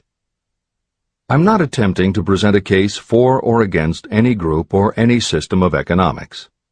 The purpose of this book, a purpose to which I have faithfully devoted more than half a century, is to present to anyone who wants the knowledge the most dependable philosophy through which individuals may accumulate riches in whatever amounts they desire.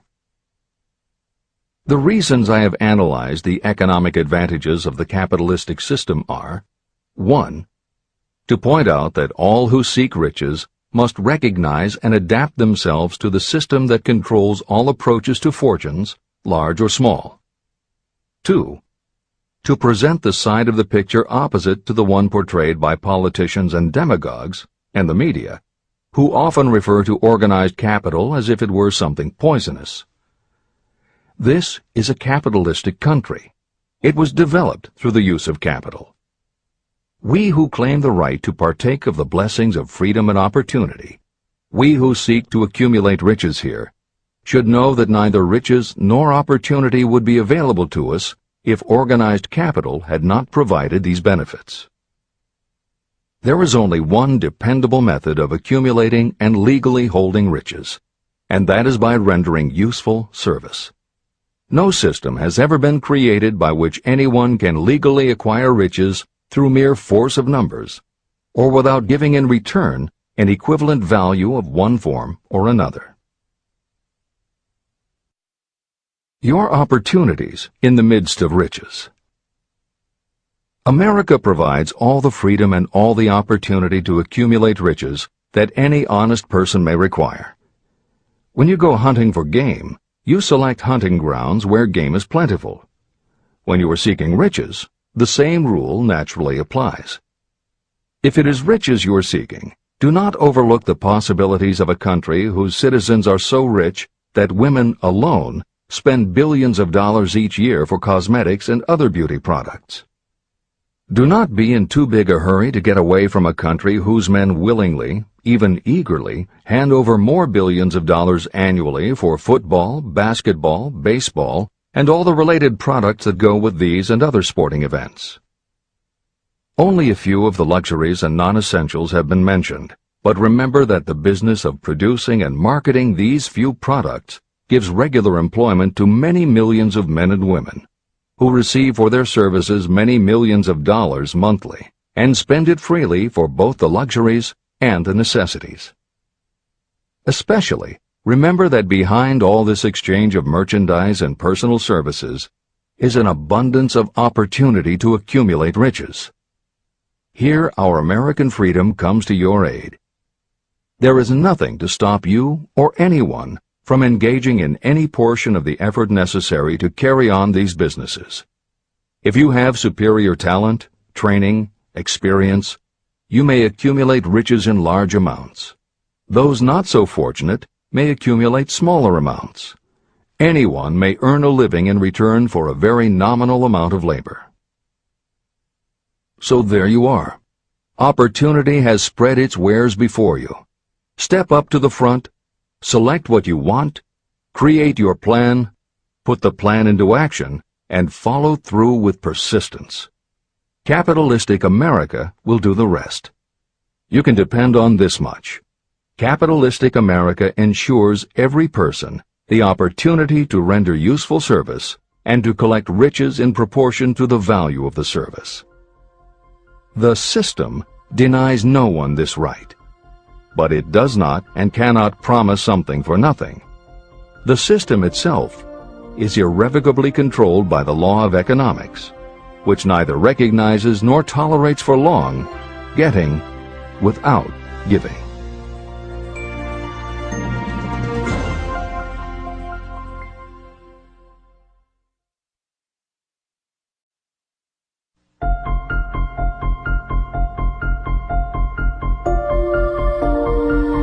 Conceit is a fog that envelops a man's real character beyond his own recognition.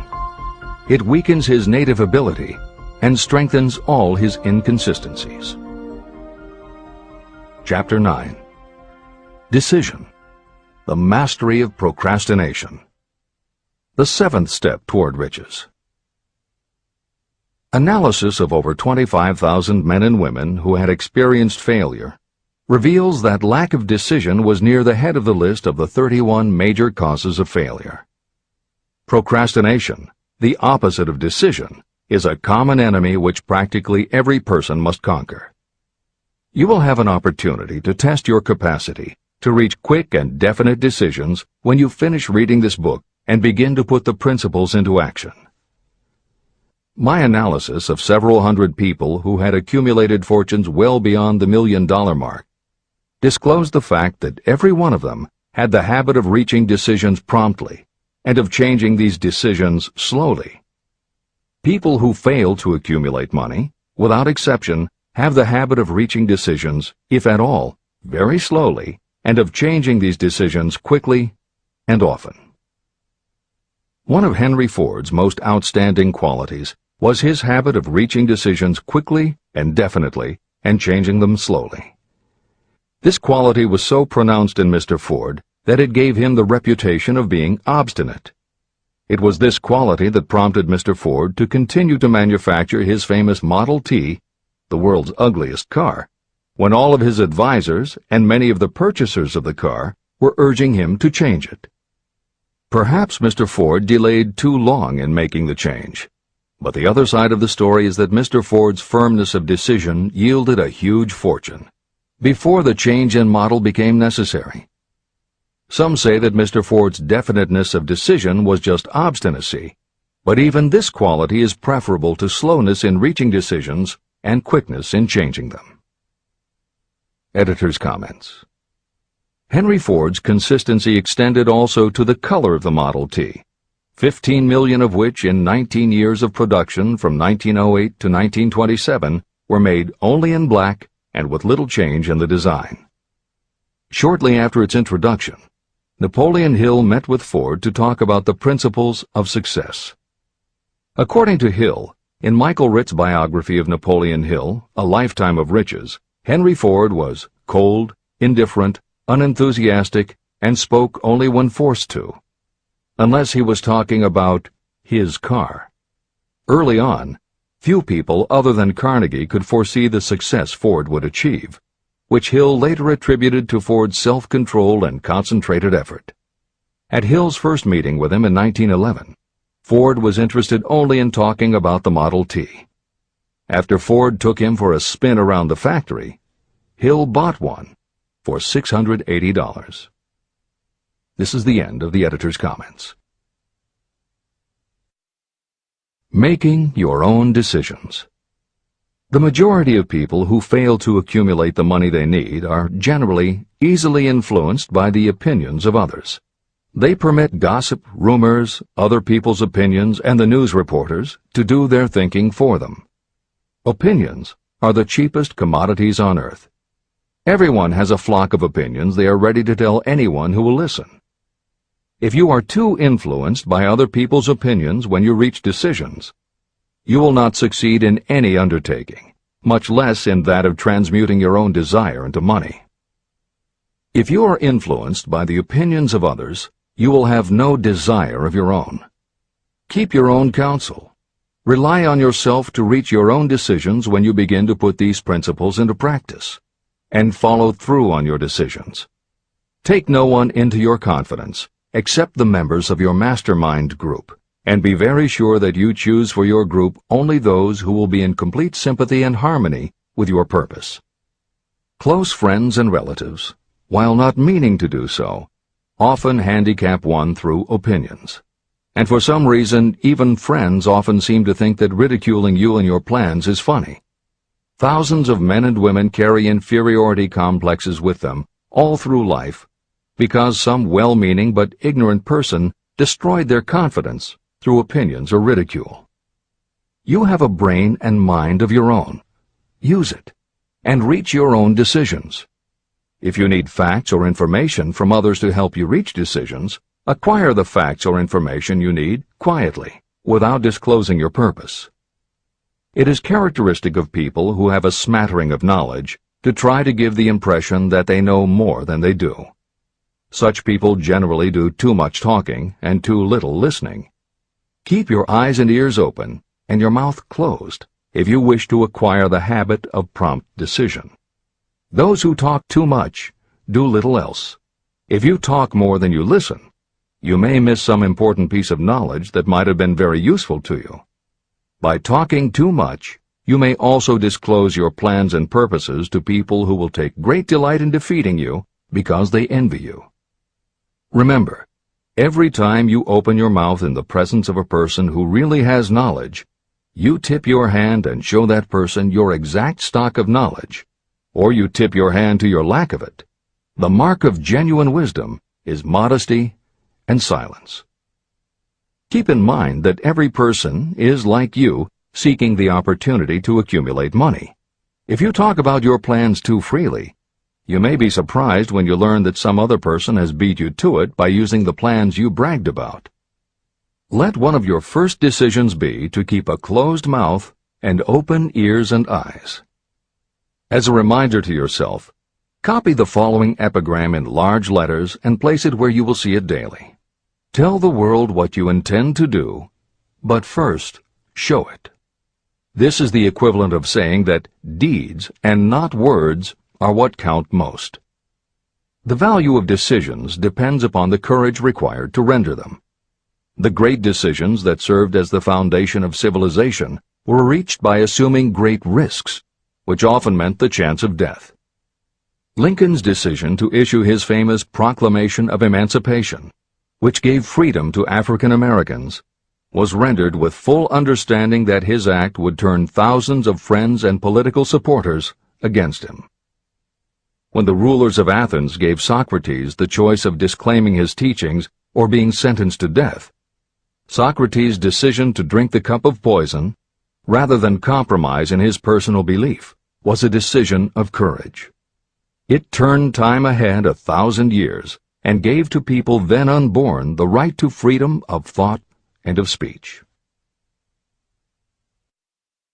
56. Who risked the gallows? The greatest decision of all time, as far as any American citizen is concerned, was reached in Philadelphia on July 4, 1776, when 56 men signed their names to a document that they well knew would bring freedom to all Americans, or leave every one of the 56 hanging from a gallows. You have heard of this famous document, the Declaration of Independence. But have you taken from it the great lesson in personal achievement it so plainly taught? We all remember the date of this momentous decision, but few of us realize what courage that decision required. We remember our history as it was taught. We remember dates and the names of the men who fought. We remember Valley Forge and Yorktown. We remember George Washington and Lord Cornwallis. But we know little of the real forces behind these names, dates, and places. We know even less of that intangible power that ensured freedom long before Washington's armies reached Yorktown. It is nothing short of tragedy that the writers of history have missed entirely even the slightest reference to the irresistible power that gave birth and freedom to the nation destined to set up new standards of independence for all the peoples of the earth. I say it is a tragedy because it is the same power that must be used by every individual who overcomes the difficulties of life and forces life to pay the price asked. Let us briefly review the events that gave birth to this power. The story begins with an incident in Boston on March 5, 1770. British soldiers were patrolling the streets, openly threatening the citizens by their presence. The colonists resented armed men marching in their midst. They began to express their resentment openly, hurling stones as well as epithets at the marching soldiers, until the commanding officer gave orders. Fix bayonets, charge. The battle was on. It resulted in the death and injury of many. The incident aroused such resentment that the Provincial Assembly, made up of prominent colonists, called a meeting for the purpose of taking definite action. Two of the members of that assembly were John Hancock and Samuel Adams. They spoke up courageously and declared that a move must be made to eject all British soldiers from Boston. Remember this: a decision, in the minds of two men, might properly be called the beginning of the freedom that we of the United States now enjoy. Remember, too, that the decision of these two men called for faith and courage because it was dangerous. Before the assembly adjourned, Samuel Adams was appointed to call on Hutchinson, the governor of the province, and demand the withdrawal of the British troops. The request was granted, and the troops were removed from Boston, but the incident was not closed. It had caused a situation that was destined to change the entire trend of civilization. Richard Henry Lee became an important factor in this story, because he and Samuel Adams corresponded frequently, sharing freely their fears and their hopes concerning the welfare of the people of their provinces. From this practice, Adams conceived the idea that a mutual exchange of letters between the 13 colonies might help to bring about the coordination of efforts so badly needed in connection with the solution of their problems. In March of 1772, 2 years after the clash with the soldiers in Boston, Adams presented this idea to the Assembly. He made a motion that a correspondence committee be established among the colonies, with definitely appointed correspondents in each colony, for the purpose of friendly cooperation for the betterment of the colonies of British America.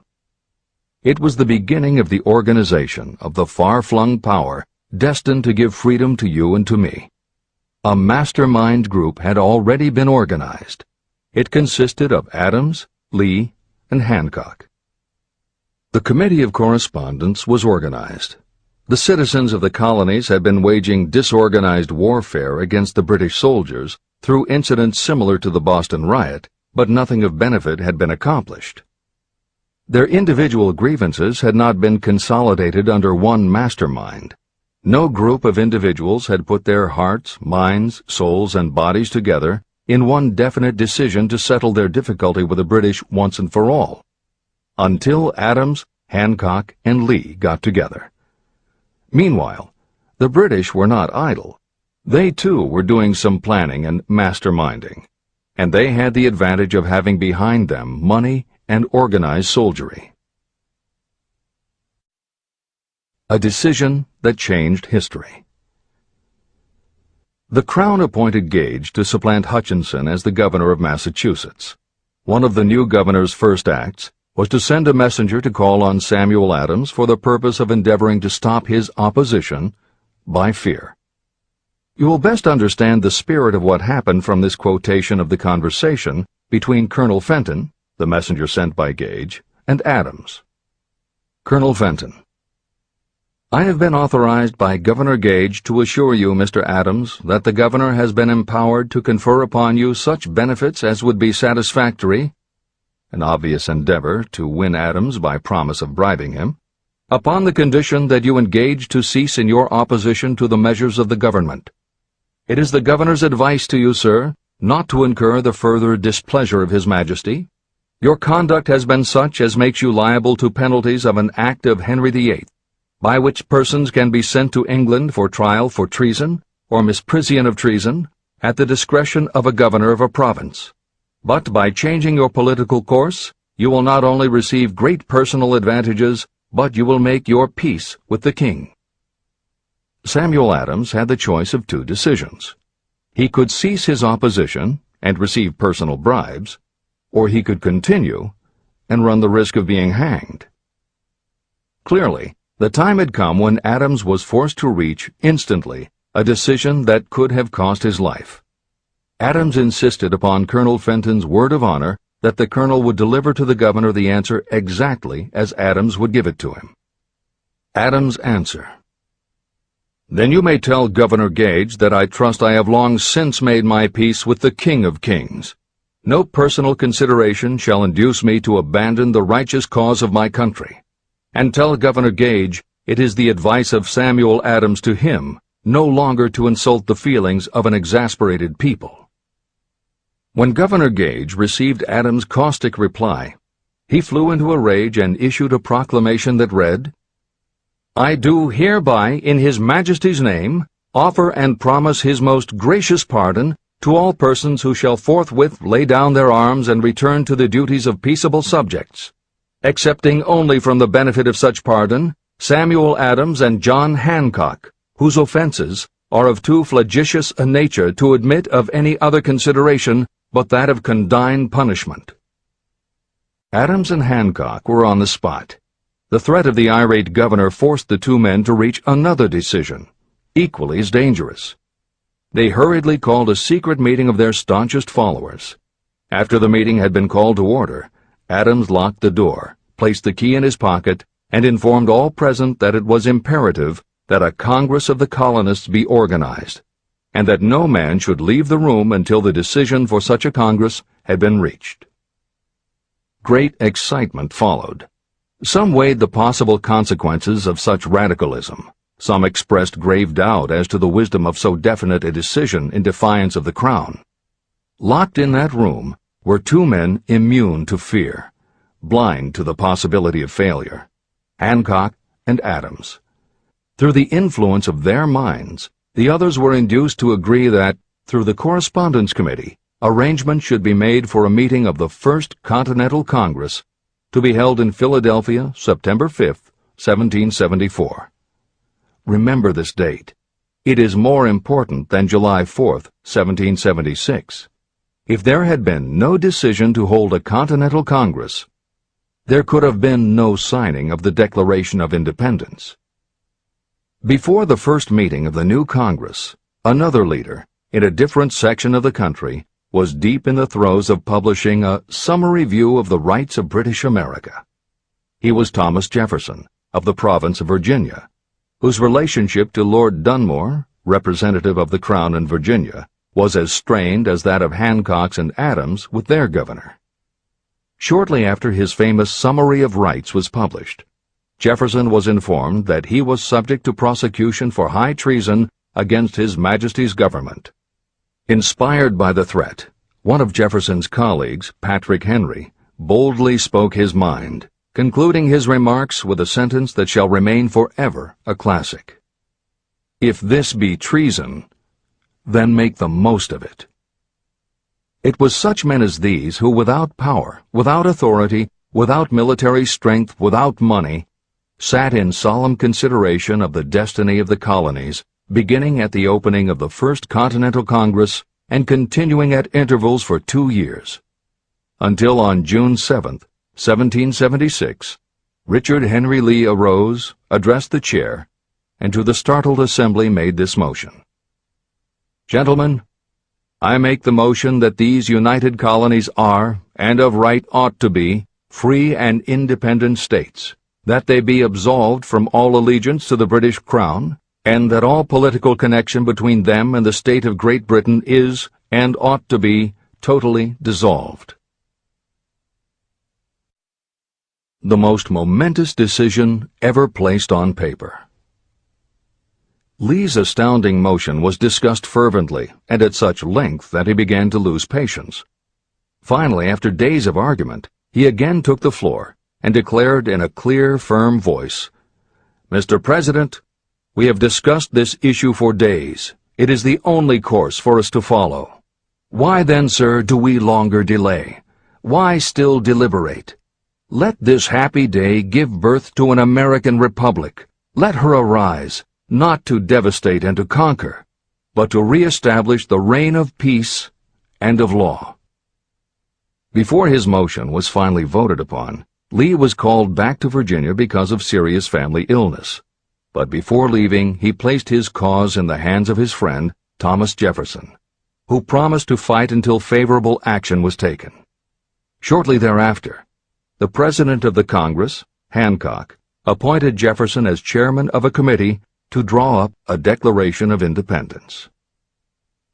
Long and hard the committee labored on a document that would mean, when accepted by the Congress, that every man who signed it would be signing his own death warrant should the colonies lose in the fight with Great Britain that was sure to follow. The document was drawn, and on June 28th, the original draft was read before the Congress. For several days it was discussed, altered, and made ready. On July 4th, 1776, Thomas Jefferson stood before the Assembly and fearlessly read the most momentous decision ever placed on paper. When in the course of human events it becomes necessary for one people to dissolve the political bands which have connected them with another, and to assume among the powers of the earth the separate and equal station to which the laws of nature and of nature's God entitled them, a decent respect to the opinions of mankind requires that they should declare the causes which impel them to the separation. When Jefferson finished, the document was voted upon, accepted, and signed by the 56 men, every one staking his own life upon his decision to write his name. By that decision came into existence a nation destined to bring to mankind forever the privilege of making decisions. Analyze the events that led to the Declaration of Independence, and be convinced that this nation, which now holds a position of commanding respect and power among all nations of the world, was born of a decision created by a mastermind consisting of 56 men. Note well the fact that it was their decision that ensured the success of Washington's armies, because the spirit of that decision was in the heart of every soldier who fought with him, and served as a spiritual power which recognizes no such thing as failure. Note also, with great personal benefit, that the power that gave this nation its freedom is the same power that must be used by every individual who becomes self-determining. This power is made up of the principles described in this book. It will not be difficult to detect in the story of the Declaration of Independence at least 6 of these principles: desire, decision, faith, persistence, the mastermind, and organized planning. Know what you want, and you will generally get it. Throughout this philosophy, you will find the suggestion that thought, backed by strong desire, will transmute itself into its physical equivalent. The story of the founding of America and the story of the organization of the United States Steel Corporation are perfect examples of the method by which thought makes this astounding transformation. In your search for the secret of the method, do not look for a miracle, because you will not find it. You will find only the eternal laws of nature. These laws are available to every person who has the faith and the courage to use them. They may be used to bring freedom to a nation or to accumulate riches. Those who reach decisions promptly and definitely know what they want and generally get it. The leaders in every walk of life decide quickly and firmly. That is the major reason why they are leaders. The world has a habit of making room for the people whose words and actions show that they know where they are going. Indecision is a habit that usually begins when a person is young. It becomes more and more of a habit as the youth goes through grade school, high school, and even through college without definiteness of purpose. The habit of indecision goes with the student into the occupation he or she chooses. Generally, a young person just out of school seeks any job that can be found. Young people take the first job they can find because they have fallen into the habit of indecision. The vast majority of people working today are in the positions they hold because they lack the definiteness of decision to plan a definite position and the knowledge of how to choose an employer. Definiteness of decision always requires courage, sometimes very great courage. The 56 men who signed the Declaration of Independence staked their lives on the decision to affix their signatures to that document.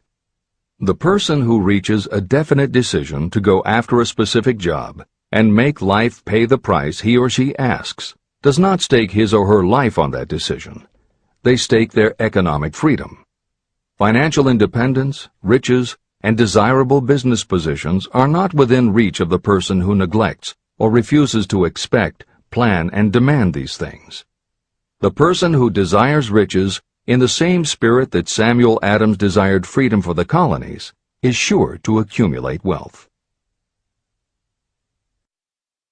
No man achieves great success who is unwilling to make personal sacrifices.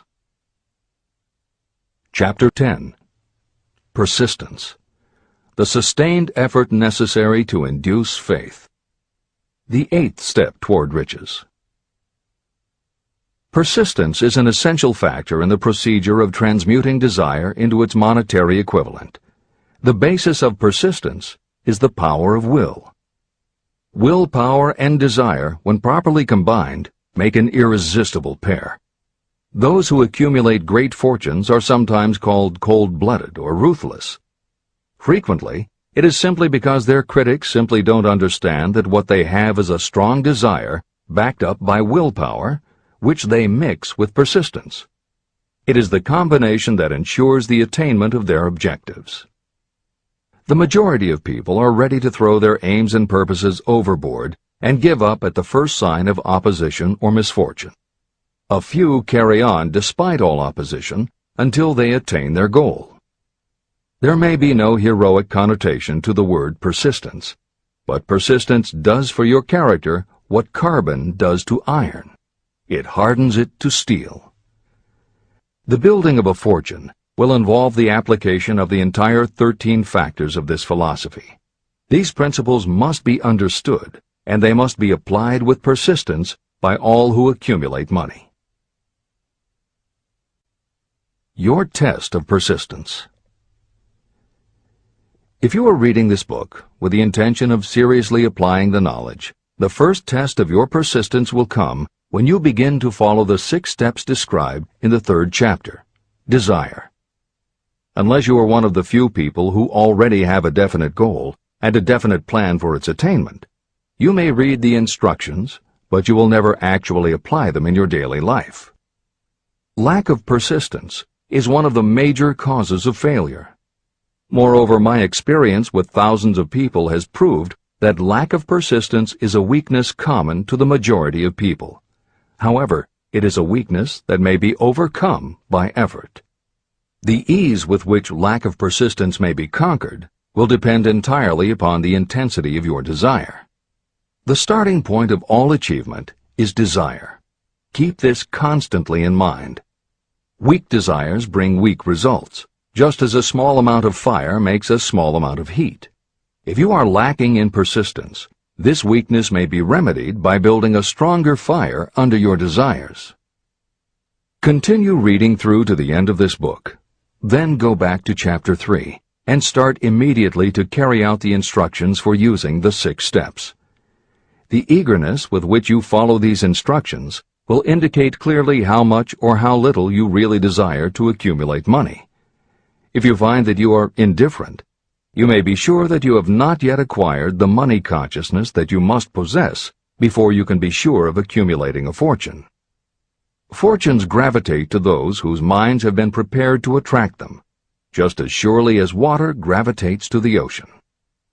If you are weak in persistence, focus on the instructions in Chapter 11, Power of the Mastermind. Surround yourself with a mastermind group, and through the cooperation of the members of this group, you can develop persistence. You will find additional instructions for the development of persistence in Chapter 5, Autosuggestion, and in Chapter 13, The Subconscious Mind. Follow the instructions in these chapters until you build up habits that convey to your subconscious mind a clear picture of the object of your desire. From that point on, you will not be handicapped by lack of persistence. Your subconscious mind works continuously while you are awake and while you are asleep. Are you money conscious or poverty conscious? Occasional effort to apply the rules will be of no value to you. To get results, you must apply all of the rules until they become a fixed habit with you. In no other way can you develop the necessary money consciousness. Just as money is attracted to those who have deliberately set their mind on it, poverty is attracted to those whose mind is open to it. And although money consciousness must be developed intentionally, poverty consciousness develops without conscious application of habits favorable to it. Poverty consciousness will seize the mind that is not occupied with money consciousness. If you understand the point of the preceding paragraph, you will understand the importance of persistence in the accumulation of a fortune. Without persistence, you will be defeated even before you start. With persistence, you will win. If you have ever had a nightmare, you will realize the value of persistence. You are lying in bed, half awake, with a feeling that you are about to smother. You are unable to turn over or to move a muscle. You realize that you must begin to regain control over your muscles. Through persistent effort of willpower, you finally manage to move the fingers of one hand. By continuing to move your fingers, you extend your control to the muscles of one arm until you can lift it. Then you gain control of the other arm. You finally gain control over the muscles of one leg, and then extend it to the other leg. Then, with one supreme effort of will, you regain complete control over your muscular system and snap out of your nightmare. You did it step by step. You may find it necessary to snap yourself out of your mental inertia in a similar way. First, by moving slowly, then increasing your speed, until you gain complete control over your will. Be persistent, no matter how slowly you may have to move at first. With persistence will come success. Snap out of mental inertia. If you select your mastermind group with care, you will have in it at least one person who will aid you in the development of persistence. Some people who have accumulated great fortunes did so because of necessity. They developed the habit of persistence because circumstances forced them to become persistent. Those who have cultivated the habit of persistence seem to enjoy insurance against failure. No matter how many times they are defeated, they finally arrive up toward the top of the ladder. Sometimes it appears that there is a hidden guide whose duty is to test us through all sorts of discouraging experiences. Those who pick themselves up after defeat and keep on trying finally arrive, and the world says, "I knew you could do it." The hidden guide lets no one enjoy great achievement without passing the persistence test. Those who can't take it simply do not make the grade. Those who can take it are rewarded for their persistence, and in return they get the goal they are pursuing. But that is not all. They receive something infinitely more important than material compensation: the knowledge that every failure brings with it the seed of an equivalent advantage. Persist past your failures. The people who learn from experience the importance of persistence will not accept defeat as being anything more than temporary. They are the ones whose desires are so persistently applied that defeat is finally changed into victory. We see that an overwhelmingly large number of people go down in defeat, never to rise again. We also see the few who take the punishment of defeat as an urge to greater effort. But what we do not see, what most of us never suspect of existing, is the silent but irresistible power that comes to the rescue of those who fight on in the face of discouragement. If we speak of this power at all, we call it persistence and let it go at that. One thing is sure: if you do not have persistence, you will not achieve noteworthy success in any calling.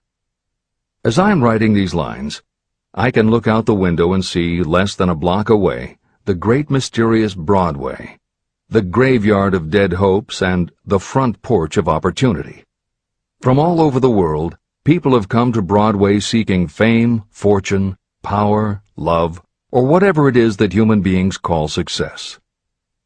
Once in a great while, someone steps out from the long procession of seekers, and the world hears that another person has conquered Broadway. But Broadway is not easily nor quickly conquered. Broadway acknowledges talent, recognizes genius, and pays off in money only after a person has refused to quit. The secret is always inseparably attached to one word: persistence. Editor's comments. Today we think of making it on Broadway in terms of the theater, but here Napoleon Hill uses Broadway as a metaphor for the New York arts, publishing, and entertainment industries in general. In the original edition of Think and Grow Rich, Hill used this introduction to tell of Fannie Hurst, one of the best-selling authors of the day, who pounded the streets of New York for 4 years and received 36 rejection slips from one publisher alone before her persistence paid off and she finally got published. Although Napoleon Hill chose Fannie Hurst to illustrate his point about overcoming poverty and adversity, he knew all about both from personal experience. Hill's own story is one of very humble beginnings and devastating failures that would have defeated most people.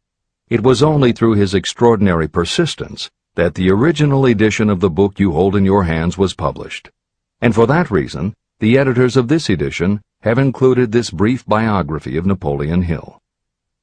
The following is adapted from A Lifetime of Riches, the biography of Napoleon Hill, written by Michael J. Ritt, Jr. and Kirk Landers, and also draws upon Napoleon Hill's first bestseller, his 4-volume masterwork, Law of Success.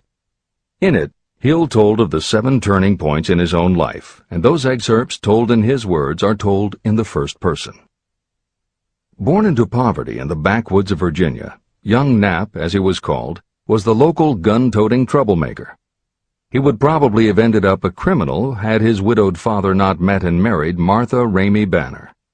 Nap's new stepmother set out to change the family's mountain ways, and she started by trading Napoleon a typewriter for his six-shooter pistol.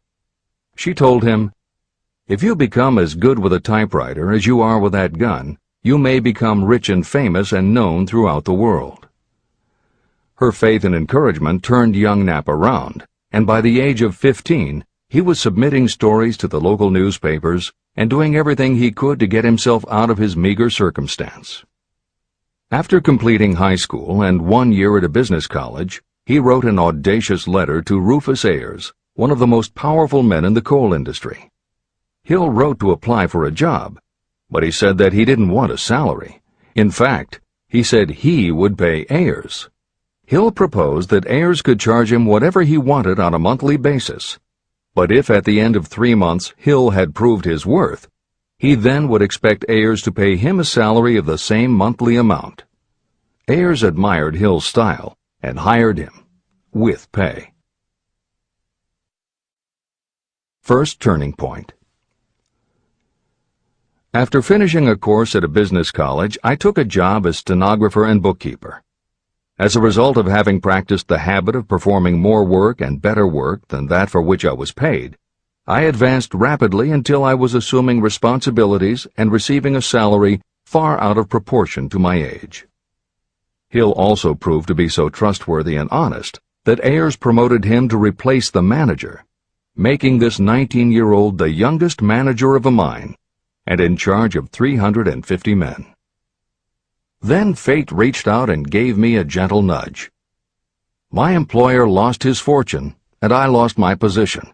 This was my first real defeat, and even though it came about as a result of causes beyond my control, I didn't learn a lesson from it until many years later.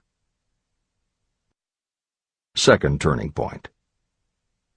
My next position was that of sales manager for a large lumber manufacturer in the South. My advancement was rapid, and I did so well that my employer took me into partnership with him. We began to make money, and I began to see myself on top of the world again. Like a stroke of lightning out of a clear sky, the 1907 panic swept down, and overnight it rendered me an enduring service by destroying our business and relieving me of every dollar that I had. Editor's comment. The panic Hill refers to began in the summer of 1907, when a number of banks and stock brokerages declared bankruptcy.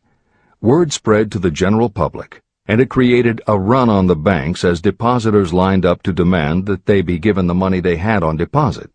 Banks called in loans to meet the demand for cash, but those borrowers couldn't find buyers for their goods or property, so they couldn't pay back their loans. When the banks couldn't get back the money they had loaned, they repossessed the homes or businesses that the borrowers had put up as collateral. Businesses were closed, farmers were evicted from their land, jobs were lost, so even more banks were forced to close, and it just kept getting worse. America was caught in a downward spiral that was reversed only when the major Wall Street bankers and financial executives, who were themselves in danger of losing their businesses, stepped in to shore up troubled banks.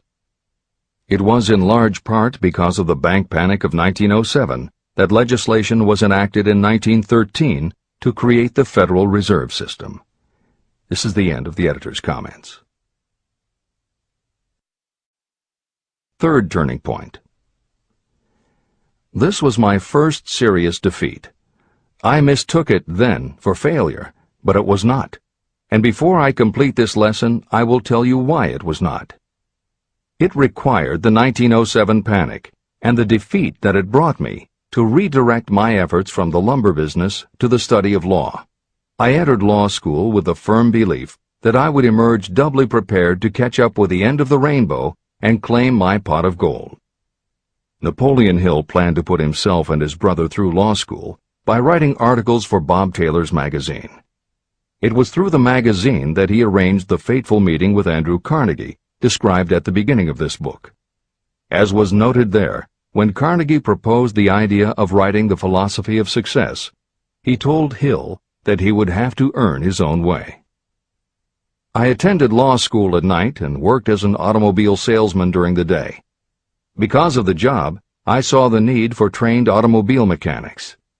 I opened an educational department in the manufacturing plant and began to train ordinary machinists in automobile assembly and repair work. The school prospered, paying me over $1,000 a month in net profits. My banker knew that I was prospering, therefore he loaned me money with which to expand. A peculiar trait of bankers is that they will loan us money without any hesitation when we are prosperous. My banker loaned me money until I was hopelessly in his debt. Then he took over my business as calmly as if it had belonged to him, which it did. From an income of more than $1,000 a month, I was suddenly reduced to poverty. For the third time, Hill had experienced defeat, but he was not beaten. He got another job, and all the while continued to work on the Carnegie Project. Fourth turning point, 1912. Because my wife's family had influence, I secured the appointment as assistant to the chief counsel for one of the largest coal companies in the world. I was among friends and relatives, and I had a position that I could keep for as long as I wished without exerting myself. What more did I need? Nothing, I was beginning to say to myself. Then, without consultation with my friends and without warning, I resigned. This was the first turning point that was of my own selection. It was not forced upon me. I quit that position because the work was too easy and I was performing it with too little effort. This move proved to be the next most important turning point of my life, although it was followed by 10 years of effort that brought almost every conceivable grief the human heart can experience. I selected Chicago as my new field of endeavor. I made up my mind that if I could gain recognition in Chicago, in any honorable sort of work, it would prove that I had something that might be developed into real ability. Fifth turning point. My first position in Chicago was that of advertising manager for a large correspondence school. I did so well that the president of the school induced me to resign my position and go into the candy manufacturing business with him. We organized the Betsy Ross Candy Company, and I became its first president. The business grew rapidly, and soon we had a chain of stores in 18 different cities. They did so well, in fact, Hill's partners decided they wanted to take over the business. They had Hill arrested on a false charge, and then offered to withdraw the charge if he would turn over to them his interest in the business. Outraged at the suggestion, Hill refused. When the case went to court, his partners failed to appear for the hearing. Hill sued them for malicious damage to his character. The judge's ruling completely vindicated Hill and allowed him the option to have his partners thrown in jail. Being arrested seemed at the time a terrible disgrace, even though the charge was false. It was not a pleasant experience, and I would not wish to go through a similar experience again, but I must admit that it was worth all the grief it cost me, because it gave me the opportunity to find out that revenge was not a part of my makeup. Sixth turning point. This turning point came shortly after my dreams of success in the candy business had been shattered, when I turned my efforts to teaching advertising and salesmanship as a department of one of the colleges in the Midwest. My school prospered from the very beginning. I had a resident class and also a correspondence school, through which I was teaching students in nearly every English-speaking country. It was 1917, and in April of that year, President Woodrow Wilson declared the United States would enter the war against Germany. Hill contacted the president, who he had previously met through Andrew Carnegie, and offered his services to help the war effort. Hill was given the position of creating public relations materials and helping to sell war bonds. When not operating his school, he threw himself into his war work, for which he insisted that he be paid only $1 a year.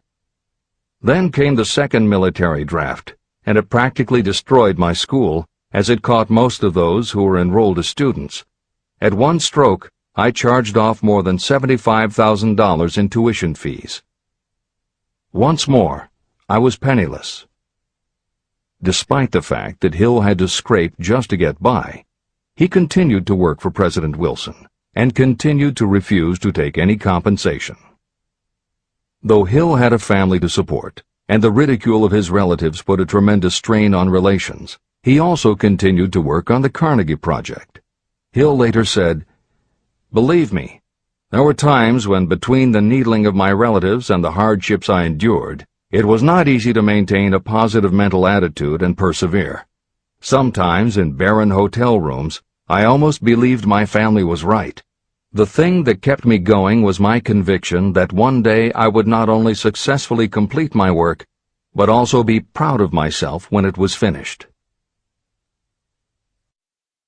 Seventh turning point. To describe the seventh of the turning points in my life, I must go back to November 11th, 1918. Armistice Day, the end of the World War. The war had left me without a penny, as I have already said, but I was happy to know that the slaughter had ceased and reason was about to reclaim civilization. The time had come for another turning point. I sat down at my typewriter, and to my astonishment, my hands began to play a tune on the keyboard.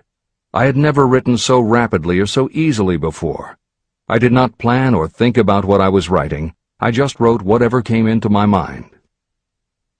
What Hill wrote was a long essay in which he described a new idealism based on the golden rule that he thought could emerge from the war. He declared that he would help spread the word, and promised that somehow he was going to find the money to launch a new magazine to be called Hill's Golden Rule. He took his essay to George Williams, a Chicago printer he had met while working at the White House, and by early January of 1919, Hill's Golden Rule magazine was on the newsstands. The first issue was 48 pages. In the beginning, with no money to pay anyone else, Hill wrote and edited every word himself, changing his writing style for each article as well as using a variety of pen names. Additional staff was hired later, which soon led to problems on the inside and on the outside, and Williams attempted to buy out Hill's share of the business. But when Hill realized that one stipulation of the buyout prevented him from any involvement in a competing publication, in October of 1920, he simply left. By April of 1921, he had raised the money for a new publication, Napoleon Hill's magazine, the foundation of which was again the Golden Rule. But it also expanded into presenting many of the principles of success that would become the basis of Hill's later books. The magazine's acceptance and success also led to Hill's success as a speaker and motivator, which led to even greater success for the magazine. At the same time, Napoleon Hill was working with one of the inmates of a penitentiary to develop a correspondence course, which he took to the prisons to encourage prisoner rehabilitation. Most everything Hill did during this time was successful, and the success of the prison program was significant. But the greed of two members of the board of directors, one of whom was the prison chaplain, eventually led in 1923 to the demise of not only the educational rehabilitation programs, but also the magazine and numerous other successful offshoot ventures. The bleak irony, as Michael Ritt notes in A Lifetime of Riches, was that few enterprises in the 1920s could have been more idealistic or humanitarian in concept. Yet in seeking to stir goodness in men's souls, these enterprises had stirred mean-spirited men to a bloodlust that destroyed everything. Without his magazine, Hill went back to teaching and lecturing, which led to an introduction to a crusading newspaper publisher, Don Mellett, who offered to help Hill publish the results of his work on the Carnegie Project. At this same time, Mellett learned that Prohibition gangsters were selling narcotics and bootleg liquor to school children in Canton, and members of the local police force were being bribed to do nothing about it. Mellett was outraged and wrote an expose in his Canton Daily News, while Hill contacted the governor to implement a state investigation of the corrupt police department. A week before Hill and Mellett were to finalize the financing for the publication of Hill's book, Don Mellett was ambushed outside his home and assassinated by a gangster and a renegade cop. They tried to kill Hill, too, but through pure luck he escaped and fled to the Smoky Mountains, where he remained holed up in a backwoods shack for most of a year. Destitute and in fear for his life, he lapsed into a state of deep depression. Then, in one extraordinary night of self-analysis, he willed himself out of his depression and resolved to finish the challenge Carnegie had posed almost 20 years earlier. Hill went to Philadelphia, convinced a publisher to put up the money, then worked night and day for almost 4 months to finish the manuscript. In March of 1928, Hill published the results of his efforts, a multi-volume masterwork entitled Law of Success. No one had ever seen anything like it. It was a phenomenon, a runaway bestseller.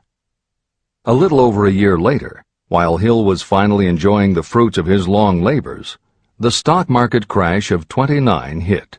The bottom fell out of everything, including the market for books. Though he never gave up on his vision, like the rest of America, Hill struggled through the Depression. He lectured, he wrote, and he taught in every way he could, but it was very hard to preach personal achievement to a country that had lost faith in itself. Napoleon Hill made it his personal mission to turn the tide by creating a variety of self-help programs, but it became disappointingly apparent that it was going to take more than one man to do it. When Franklin Delano Roosevelt was elected president, he reached out to Hill. Though Napoleon Hill was an avowed capitalist, he believed enough in the ultimate goal of FDR's policies that he committed himself to helping the new administration. Throughout the Depression years, he became a close confidant of the president's, helping to guide Roosevelt in his efforts to revitalize America. It is said that it was Hill who gave FDR the famous line, "We have nothing to fear but fear itself." And though Hill was dead broke, just as he had done for President Wilson, he refused to accept more than $1 a year for his efforts. In 1937, as America was finally beginning to see glimmerings of hope that the Great Depression might end, Hill convinced his publisher that America now needed a book to help shake off the mental and emotional stigma of those terrible times. He was right. They released Think and Grow Rich to such resounding success that it sold well over 1 million copies even before the Depression ended.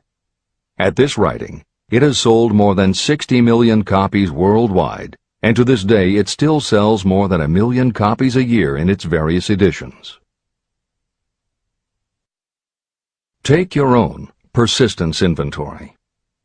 Persistence is a state of mind. Therefore, it can be cultivated. Like all states of mind, persistence is based upon definite causes, among them these. Definiteness of purpose. Knowing what you want is the first and most important step toward the development of persistence. A strong motive will force you to surmount difficulties. Desire. It is comparatively easy to acquire and maintain persistence in pursuing the object of intense desire. Self-reliance. Belief in your ability to carry out a plan encourages you to follow the plan through with persistence. Self-reliance can be developed through the principle described in Chapter 5, Autosuggestion. Definiteness of plans. Organized plans, even ones that may be weak or impractical, encourage persistence. Accurate knowledge. Knowing that your plans are sound, based upon experience or observation, encourages persistence. Guessing, instead of knowing, destroys persistence. Cooperation. Sympathy, understanding, and cooperation with others tend to develop persistence. Willpower. The habit of concentrating your thoughts on making plans to attain your definite purpose leads to persistence. Habit. Persistence is the direct result of habit. The mind absorbs and becomes a part of the daily experiences upon which it feeds. Fear, the worst of all enemies, can be overcome by forcing yourself to perform and repeat acts of courage. Everyone who has seen active service in war knows this. Take inventory of yourself and determine what you are lacking in this essential quality of persistence. Measure yourself point by point and see how many of the previous 8 factors of persistence you lack. The analysis may lead to discoveries that will give you a new understanding of yourself and what you need to get ahead. The following is a list of the real enemies that stand between you and achievement. These are not only the symptoms indicating weakness of persistence, but also the deeply seated subconscious causes of this weakness. Study the list carefully, and face yourself squarely if you really wish to know who you are and what you are capable of doing. These are the weaknesses that must be mastered by anyone who really wants to accumulate riches. 1. Failure to recognize and to define clearly exactly what you want. 2. Procrastination, with or without cause, usually backed up with a long list of alibis and excuses. 3. Lack of interest in acquiring specialized knowledge. 4. Indecision, and the habit of passing the buck instead of facing issues squarely, also backed by alibis and excuses. 5. The habit of relying upon excuses instead of making definite plans to solve your problems. 6. Self-satisfaction. There is little remedy for this, and no hope for those who suffer from it. 7. Indifference, usually reflected in your readiness to compromise rather than meet opposition and fight it. 8. The habit of blaming others for your mistakes and accepting circumstances as being unavoidable. 9. Weakness of desire because you neglected to choose motives that will push you to take action. 10. Willingness to quit at the first sign of defeat, based upon one or more of the 6 basic fears. 11. Lack of organized plans that you have written out so they can be analyzed. 12. The habit of neglecting to act on ideas or to grasp opportunity when it presents itself. 13. Wishing instead of willing. 14. The habit of compromising with poverty instead of aiming at riches. A general lack of ambition to be, to do, or to own. 15. Searching for all the shortcuts to riches, trying to get without giving a fair equivalent, usually reflected in the habit of gambling or trying to drive unfair bargains. 16. Fear of criticism, resulting in failure to create plans and put them into action because of what other people might think, do, or say. This is one of your most dangerous enemies because it often exists in your subconscious mind and you may not even know it is there. See the 6 basic fears in the last chapter. If you fear criticism. Following is an examination of the symptoms of the fear of criticism. The majority of people permit relatives, friends, and the public at large to influence them so that they cannot live their own lives because they fear criticism. Many people make mistakes in marriage but stay married, then go through life miserable and unhappy because they fear criticism. Anyone who has submitted to this form of fear knows the irreparable damage it does by destroying one's ambition and the desire to achieve. Millions of people neglect to go back and get an education after having left school because they fear criticism. Countless numbers of men and women permit relatives to wreck their lives in the name of family duty because they fear criticism. Duty does not require you to submit to the destruction of your personal ambitions and the right to live your own life in your own way. People refuse to take chances in business because they fear the criticism that may follow if they fail. The fear of criticism in such cases is stronger than the desire for success. Too many people refuse to set high goals for themselves because they fear the criticism of relatives and friends who may say, "Don't aim so high, people will think you're crazy."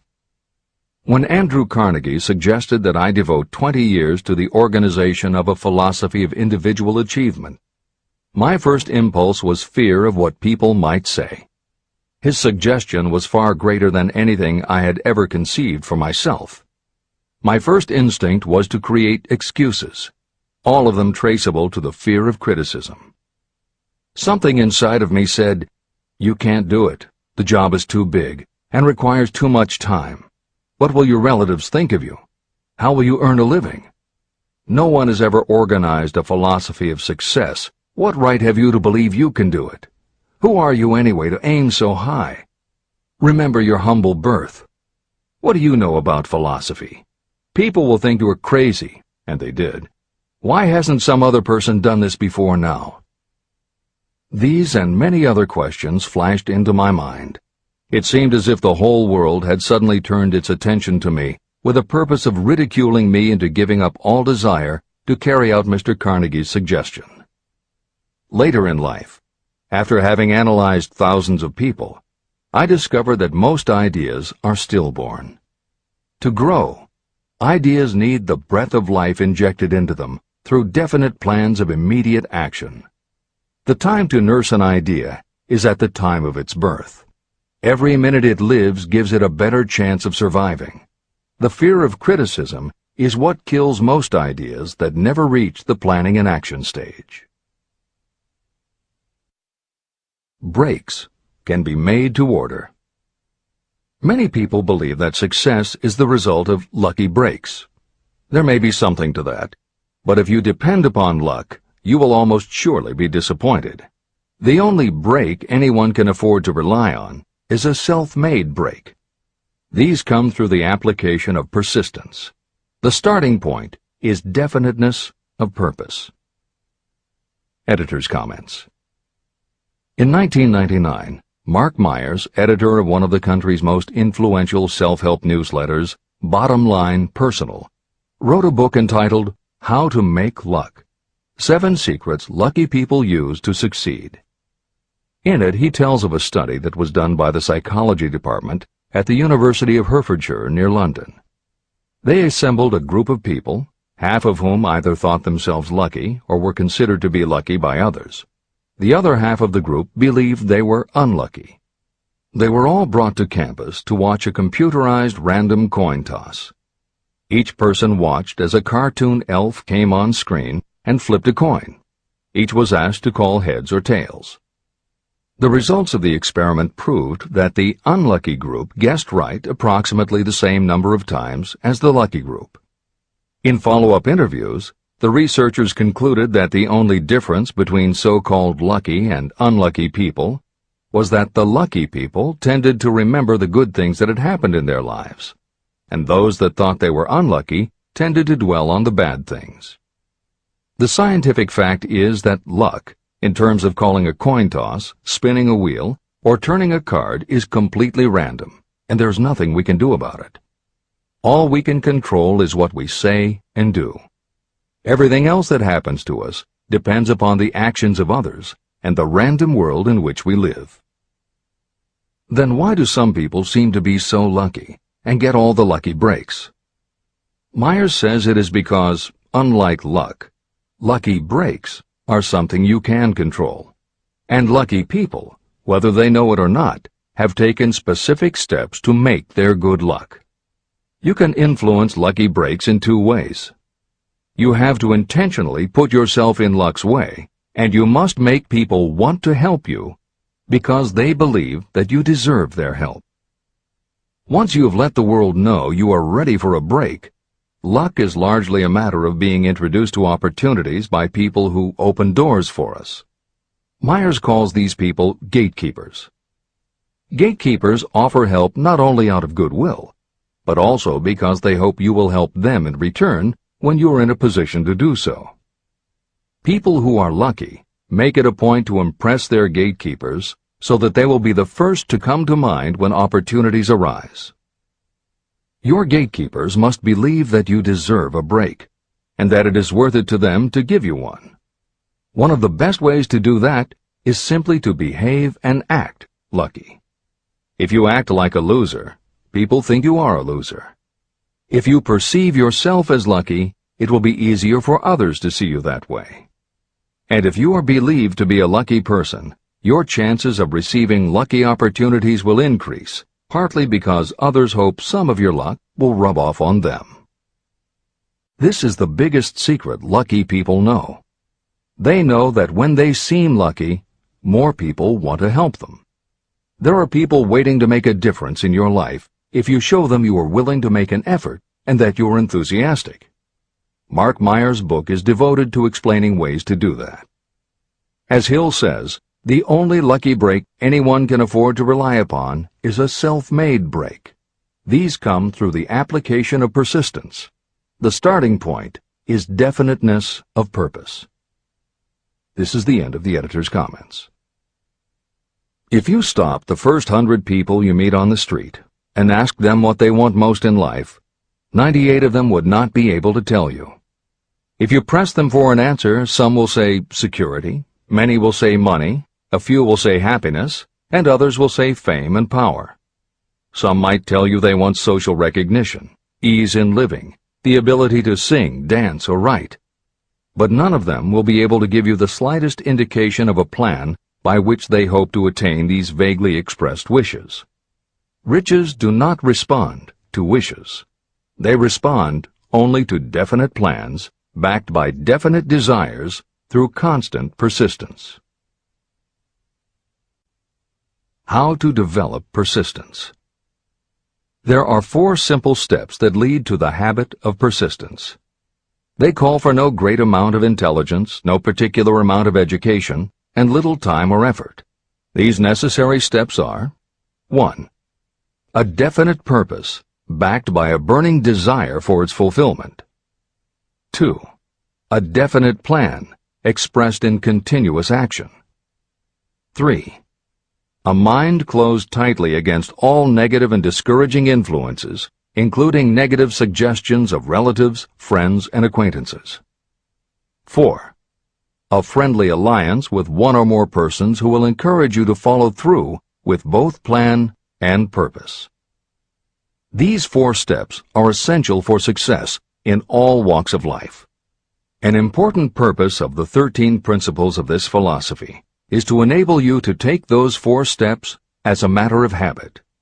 They are steps by which you may control your economic destiny. They are steps that lead to freedom and independence of thought. They are steps that lead to riches, in small or great quantities. They are steps that lead the way to power, fame, and worldly recognition. They are 4 steps that guarantee favorable breaks. They are steps that convert dreams into physical realities. They are steps that lead also to the mastery of fear, discouragement, indifference. There is a magnificent reward for anyone who learns to take these 4 steps. It is the privilege of writing your own ticket and of making life yield whatever price is asked. How to master difficulties.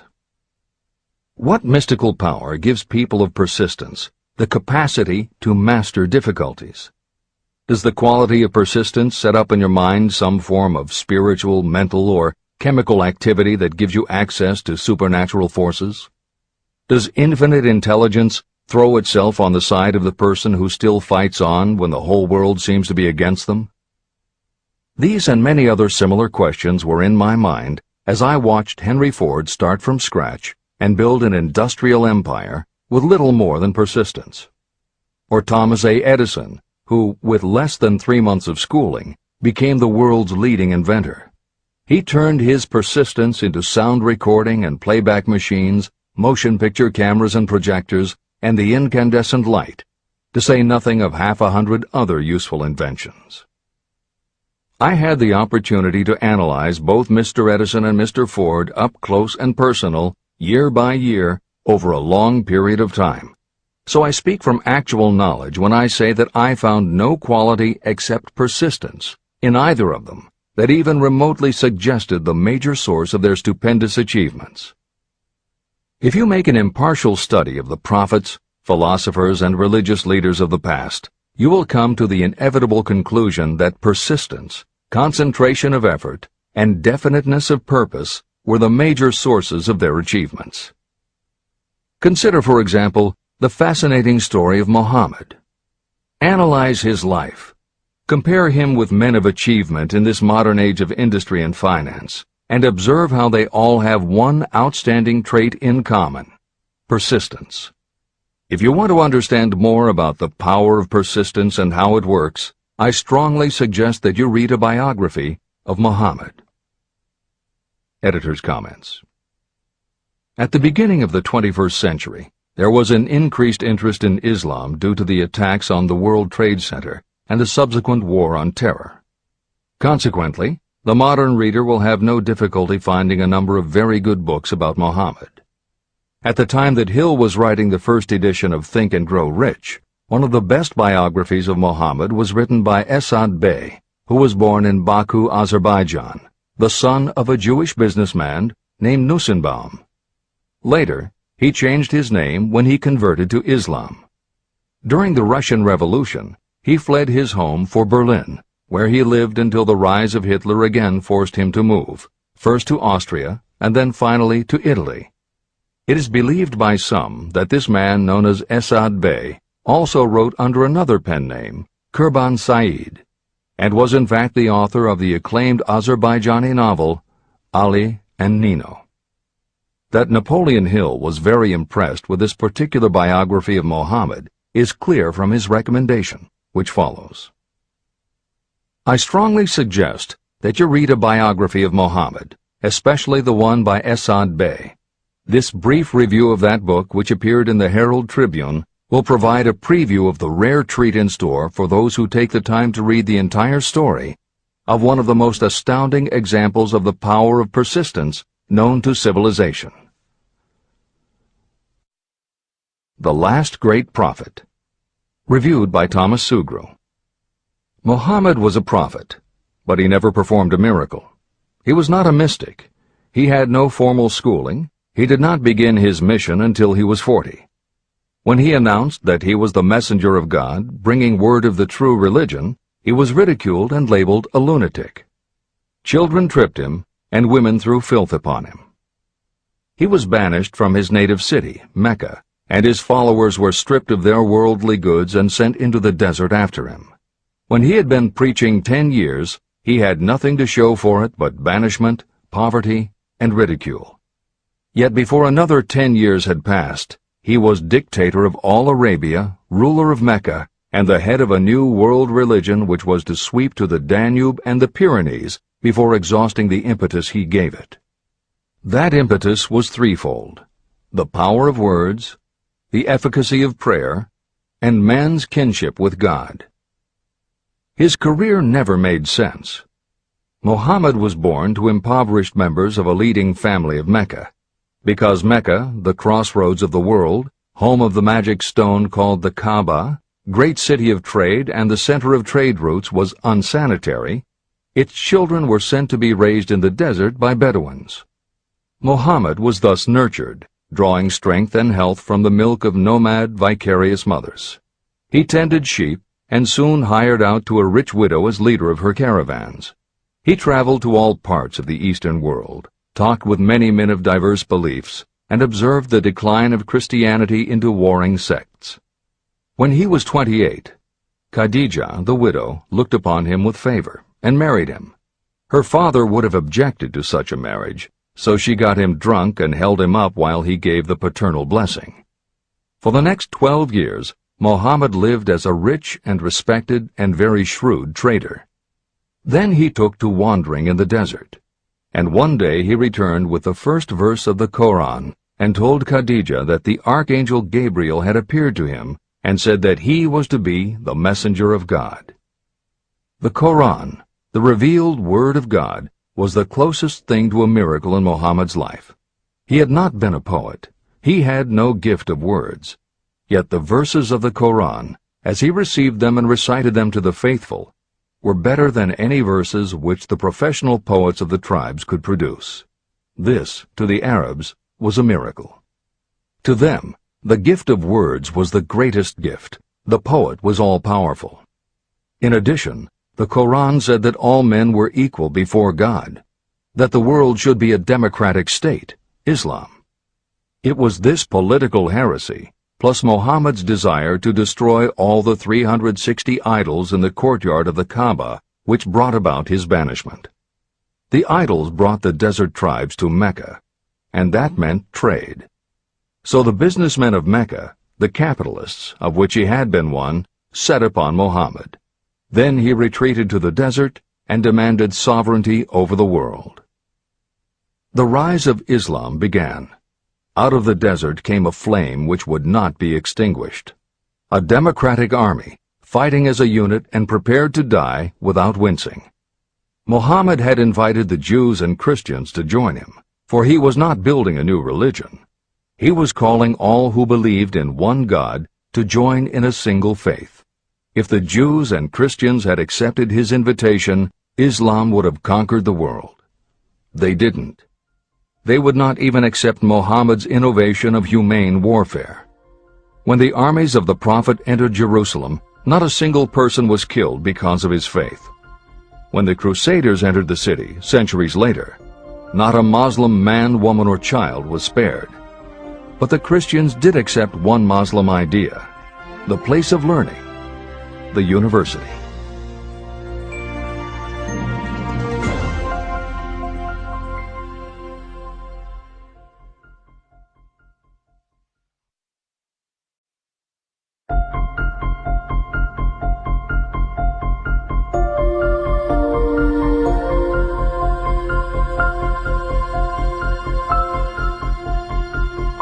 The ladder of success is never crowded at the top.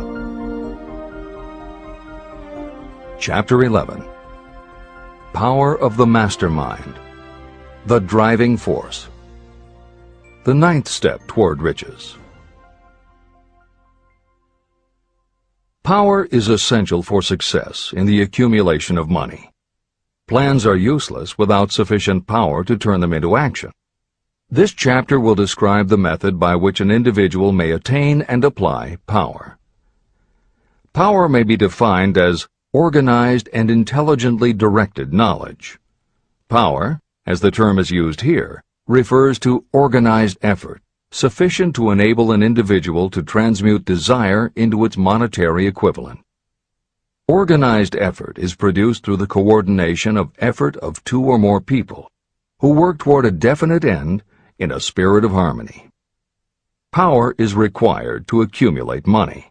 Power is necessary to keep the money after it has been accumulated. How can power be acquired? If power is organized knowledge, let us examine the sources of knowledge. Infinite intelligence.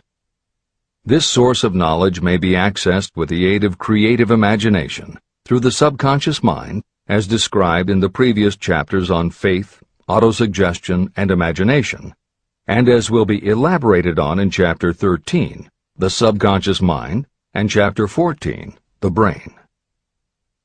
Accumulated experience. The accumulated experience of humanity may be found in any well-equipped public library. An important part of this accumulated experience is taught in public schools and colleges, where it has been classified and organized. Editor's comment. The computer revolution and the Internet have had a profound effect upon the quantity of information available and on the ease of access and ability to organize that information. This is the end of the editor's comment.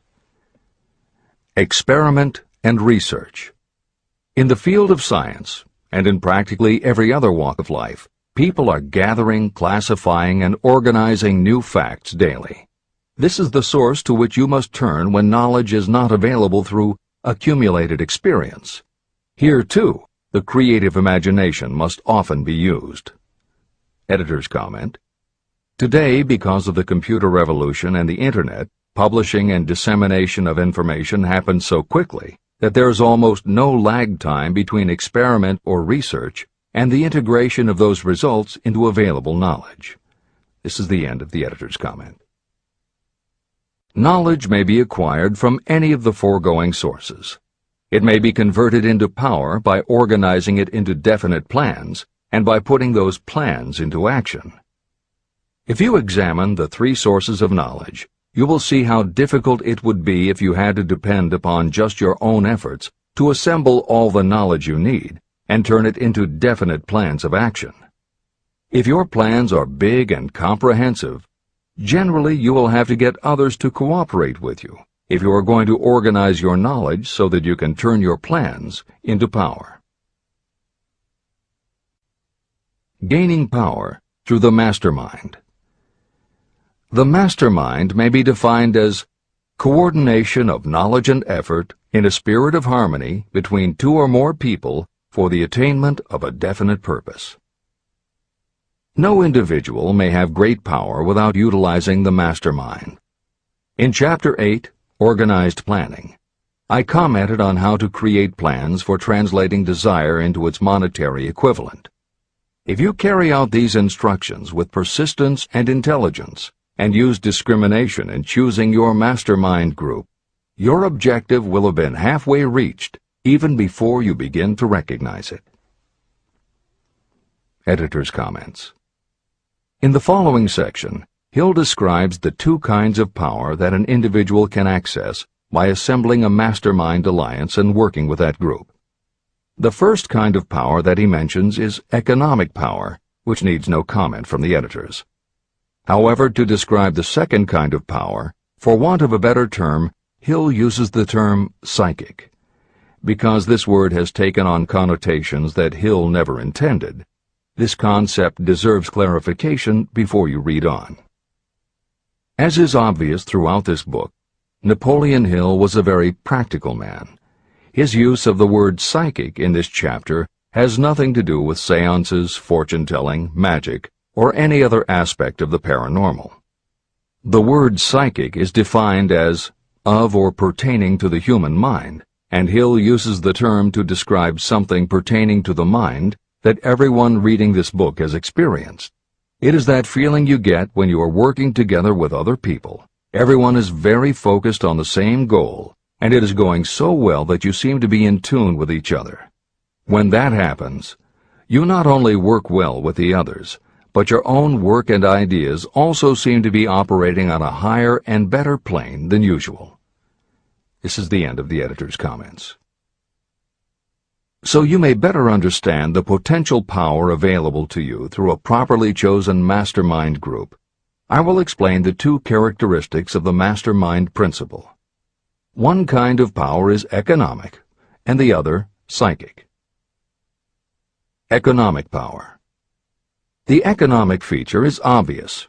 Economic advantages may be created by any person who surrounds himself with the advice, counsel, and personal cooperation of a group of people who are willing to lend him or her wholehearted aid in a spirit of perfect harmony. This form of cooperative alliance has been the basis of nearly every great fortune. Your understanding of this great truth may definitely determine your financial status. Psychic power. What I refer to as the psychic phase of the mastermind principle is a little more difficult to comprehend. You'll get a better sense of the meaning from this statement. No two minds ever come together without creating a third, invisible, intangible force, which may be likened to a third mind. The human mind is a form of energy. When the minds of two people are coordinated in a spirit of harmony, the energy of each mind seems to pick up on the energy of the other mind, which constitutes the psychic phase of the mastermind. The mastermind principle, or rather the economic feature of it, was first called to my attention by Andrew Carnegie. Discovery of this principle was responsible for the choice of my life's work. Mr. Carnegie's mastermind group consisted of a staff of approximately 50 people with whom he surrounded himself for the purpose of manufacturing and marketing steel. He knew little of the technical side of the steel business. His strength was his ability to get others to work together in perfect harmony toward achieving a common goal. Carnegie attributed his entire fortune to the power he accumulated through this mastermind alliance. If you analyze the record of anyone who has accumulated a great fortune, and many of those who have accumulated modest fortunes, you will find that they have either consciously or unconsciously employed the mastermind principle. Great power can be accumulated through no other principle. How to multiply your brain power. The human brain may be compared to an electric battery. It is a fact that a group of batteries will provide more energy than a single battery. It is also a fact that the amount of energy provided by each individual battery depends upon the number and capacity of the cells it contains. The brain functions in a similar fashion. Some brains are more efficient than others. A group of brains coordinated or connected in a spirit of harmony will provide more thought energy than a single brain. just as a group of electric batteries will provide more energy than a single battery. Through this metaphor, you can see that the mastermind principle holds the secret of the power wielded by those who surround themselves with others of great brain power. The following will further define the so-called psychic phase of the mastermind principle. When a group of individual minds are coordinated and function in harmony, the increased energy created through that alliance becomes available to every individual mind in the group. Henry Ford began his business career under the handicap of poverty, illiteracy, and ignorance. Within the inconceivably short period of 10 years, Mr. Ford mastered these three handicaps, and within 25 years, he made himself one of the richest men in America. How did he do it? Here is an important clue. Mr. Ford's most rapid strides became noticeable from the time he became a personal friend of the famed inventor Thomas A. Edison. In the story of Ford's success, this is just the first indication of what the influence of one mind upon another can accomplish. Follow his story further, and you will have even more evidence that power may be produced through friendly alliance of minds. It is a fact that Mr. Ford's most outstanding achievements became even more pronounced later, after he formed the acquaintances of Harvey Firestone, John Burroughs, and Luther Burbank, each a man of great mental capacity. People take on the nature and the habits and the power of thought of those with whom they associate in a spirit of sympathy and harmony. Through his association with Edison, Burbank, Burroughs, and Firestone, Mr. Ford added to his own brain power the intelligence, experience, knowledge, and spiritual forces of these four men. Henry Ford used the mastermind principle in exactly the way it is described in this book. This principle is available to you. I have already mentioned Mahatma Gandhi. Let me review the method by which he attained his stupendous power. It may be explained in a few words. He came by power through inducing over 200 million people to coordinate with mind and body in a spirit of harmony for a definite purpose. In brief, Gandhi accomplished a miracle. For it is a miracle when 200 million people can be induced, not forced, to cooperate in a spirit of harmony. If you doubt that this is a miracle, try to get even 2 people to cooperate in a spirit of harmony for any length of time. Every person who manages a business knows how difficult it is to get employees to work together in a spirit even remotely resembling harmony. Editor's comments. The first step in putting together your mastermind alliance is to clearly know your desire. Your desire will tell you what you need. It could be a small group, just 2 or 3 people, as was the case with Stephen Jobs and Steve Wozniak when they formed Apple, Bill Gates and Paul Allen launching Microsoft, or Steven Spielberg, Jeffrey Katzenberg, and David Geffen creating DreamWorks SKG.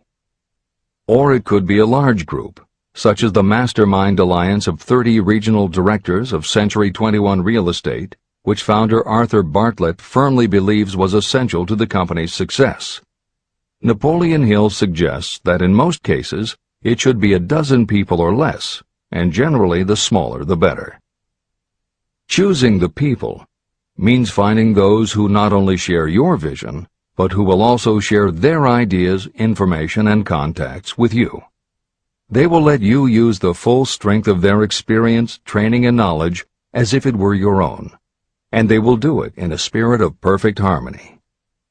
The question that immediately comes to every reader's mind is, where do I find people who will help me to that degree? Napoleon Hill cannot answer that question for you, but he does tell you what to look for. Where you look is up to you. And if you really do have the desire to succeed, you will start looking and you won't give up until you find the right people. Napoleon Hill's description of the mastermind that appears below is augmented with additional material from articles and speeches he wrote after the publication of Think and Grow Rich. These were compiled for publication by Hill's friend, mentor, and business associate, W. Clement Stone, and appear in 2 books, Napoleon Hill's Keys to Success and Believe and Achieve. This is the end of the editor's comments. Finding your mastermind members. Ally yourself with a group of as many people as you may need in order to assemble a mastermind that will assist you in creating and carrying out your plan or plans for the accumulation of money. Compliance with this instruction is absolutely essential. Choose to associate with people who share common values, goals, and interests, yet who each have a strong desire to contribute to the overall effort. Trial and error will be part of the process, but there are 2 qualities to keep foremost in your mind. The first is ability to do the job. Do not select people for your alliance merely because you know them and like them. Such people are valuable to you because they improve the quality of your life, but they are not necessarily suited to a mastermind alliance.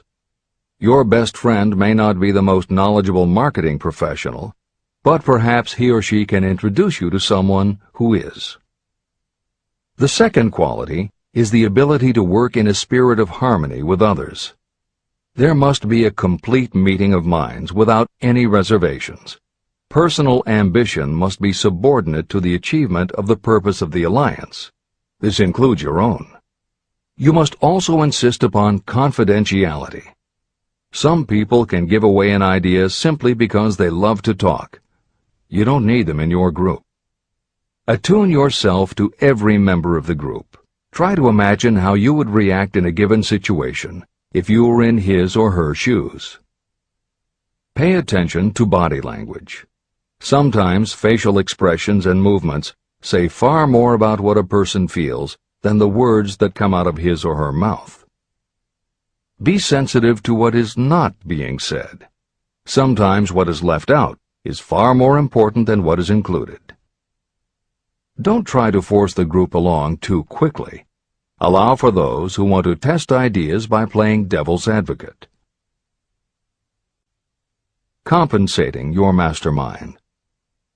Before forming your mastermind alliance, decide what advantages and benefits you may offer the individual members of your group in return for their cooperation.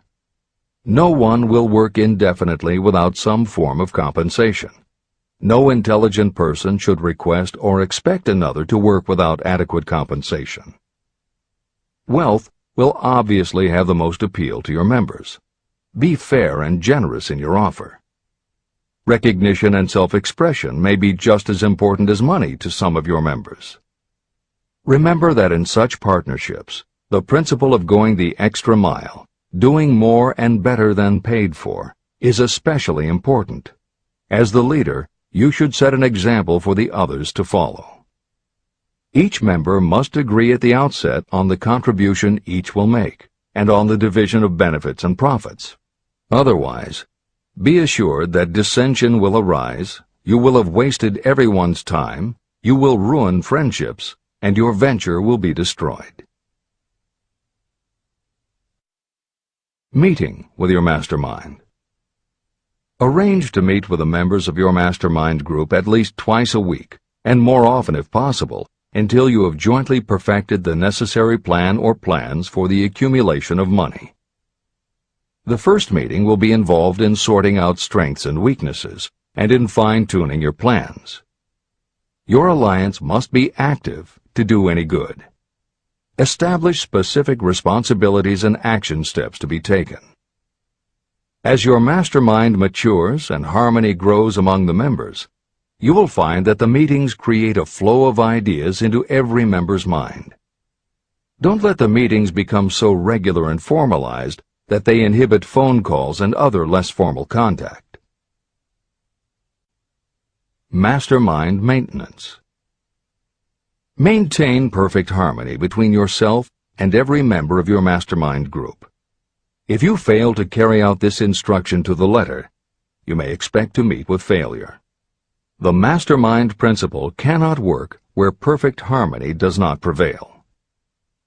Create a non-threatening environment. Explore all ideas with equal interest and concern for the originator's feelings. Everyone must deal with everyone else on a completely ethical basis. No member should seek unfair advantage at the expense of others.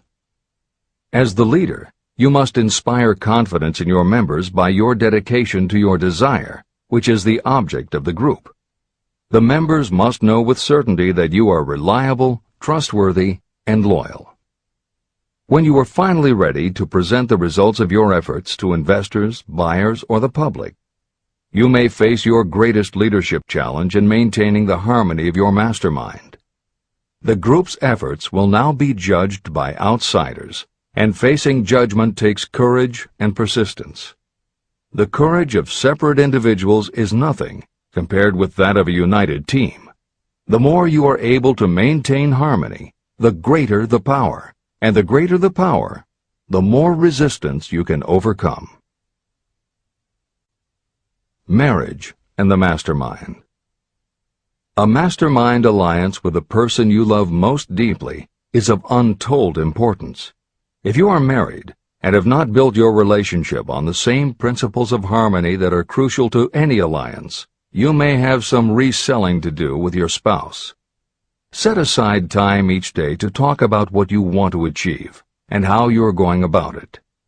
Rely on your definiteness of purpose to build your persuasive abilities, to convince your partner of the benefits of the work you are doing. It is very unlikely that your work will not affect your husband or wife in some significant way, and you absolutely must not drag your partner unwillingly into any adventure. Build your mastermind alliance into your marriage from the start, and it will steady and support you through the darkest moments. In fact, your whole family should be incorporated into your alliance. Lack of harmony at home can easily spill over elsewhere. A united family is a great team. The mastermind and infinite intelligence. The list of sources from which you can get power is headed by infinite intelligence. When two or more people coordinate in a spirit of harmony and work toward a definite objective, they place themselves in position to absorb power directly from that great universal storehouse that I refer to as infinite intelligence. This is the greatest of all sources of power. It is the source to which geniuses and great leaders turn, whether they may be conscious of the fact or not. In Chapter 13, The Subconscious Mind, and Chapter 14, The Brain, the methods for accessing infinite intelligence will be described in greater detail. This is not a course on religion. Neither the principle of infinite intelligence nor any other principle in this book should be interpreted as interfering with, endorsing, or rejecting any person's religious beliefs. This book is confined exclusively to instructing the reader how to transmute the definite purpose of desire for money into its monetary equivalent. Read, and really think about what you are reading. Soon the entire subject will unfold, and you will see it in perspective. At this point, you are only seeing the detail of the individual chapters. Editor's comments. This chapter would not be complete without commenting on a mastermind that came into being almost 15 years after the first publication of Think and Grow Rich. Napoleon Hill's own mastermind alliance with multimillionaire businessman and philanthropist W. Clement Stone. On May 2, 1951, at the age of 67, Napoleon Hill and his wife Annie Lou agreed it was time for Napoleon to think about retiring. They decided to begin by cutting back on his speaking engagements after he completed the lectures that were already on his calendar, including one he was scheduled to give a few weeks later in Chicago. Unbeknownst to them, at that event W. Clement Stone had prearranged to sit at the head table next to Napoleon Hill. Like Hill, Stone had been born into poverty. At the age of 6, he started selling newspapers to help pay the rent, and by 13, he owned his own stand. By 16, he was selling insurance, and by 20, he'd managed to scrape together $100, which he used to start his own insurance agency. Stone was a consummate salesman and motivator, and his company was growing very nicely. Then in 1938, he read Think and Grow Rich, and was so inspired by it that he bought a copy for every one of his employees, and continued to do so for each new person who joined his company. Over the years, this amounted to thousands of copies. When Stone was introduced to Hill, he told him about all the copies he had purchased of Think and Grow Rich, and said that he firmly believed it was Hill's book that had transformed his sales force and turned his company from modest to extraordinary success. Napoleon Hill and W. Clement Stone found that they were in such complete accord that by the end of their first meeting, Hill had decided to postpone his retirement and join with Stone in a venture dedicated to creating a better world for this and future generations. Within a year, they launched Napoleon Hill Associates. They published new books by Hill, including How to Raise Your Own Salary and The Master Key to Riches. They reissued Hill's earlier bestsellers, and they co-authored a new bestseller, Success Through a Positive Mental Attitude. They also launched Success Unlimited magazine, created PMA Science of Success home study courses, made television programs, radio shows, a documentary film entitled A New Sound in Paris, which showed the amazing changes that happened when the entire town of Paris, Missouri, adopted the Napoleon Hill philosophy. And they both crisscrossed America speaking, teaching, giving interviews, and spreading the philosophy to as many people as possible. In addition to his work with Napoleon Hill Associates, Hill also consulted to W. Clement Stone's company, Combined Insurance Company of America. Hill designed and implemented a new training program for the sales force, which was so successful he astounded the business world by helping Stone grow his company from $30 million in assets to $100 million in less than 10 years. When W. Clement Stone passed away in 2002, his company, now known as Aon Corporation, had revenues of $2 billion a year. W. Clement Stone had personally given more than $275 million to various charitable and philanthropic organizations. There has perhaps never been a greater example of coordination of knowledge and effort in a spirit of harmony between two or more people for the attainment of a definite purpose. The sheer volume of work and scope of influence achieved in a 10-year period by Napoleon Hill and W. Clement Stone leaves little question as to the power and importance of a mastermind alliance. This is the end of the editor's comments. The power of positive emotions. Money is shy and elusive. It must be wooed and won by methods not unlike those used by a determined lover. And the power you use in the wooing of money is not greatly different from what you use to attract the one you love. It is the power of positive emotion. That power, when successfully used in the pursuit of money, must be mixed with faith. It must be mixed with desire. It must be mixed with persistence. It must be applied through a plan, and that plan must be set into action. When money comes in large quantities, it flows to the one who accumulates it as easily as water flows downhill. There exists a great unseen stream of power, which may be compared to a river that flows in two directions. One side flows in one direction, carrying all who get into that side of the stream onward and upward to wealth. The other side flows in the opposite direction, carrying all who are unfortunate enough to get into it and can't pull themselves out downward to misery and poverty.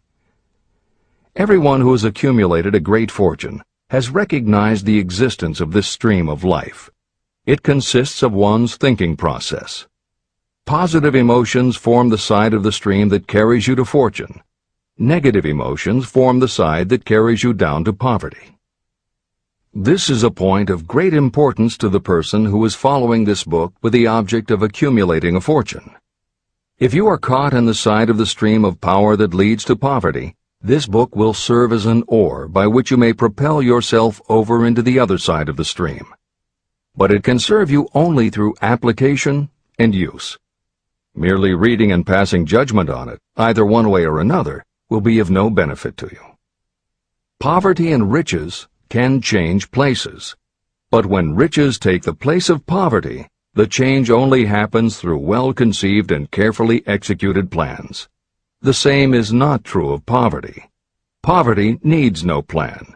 It needs no one to help it because it is bold and ruthless. Riches are shy and timid.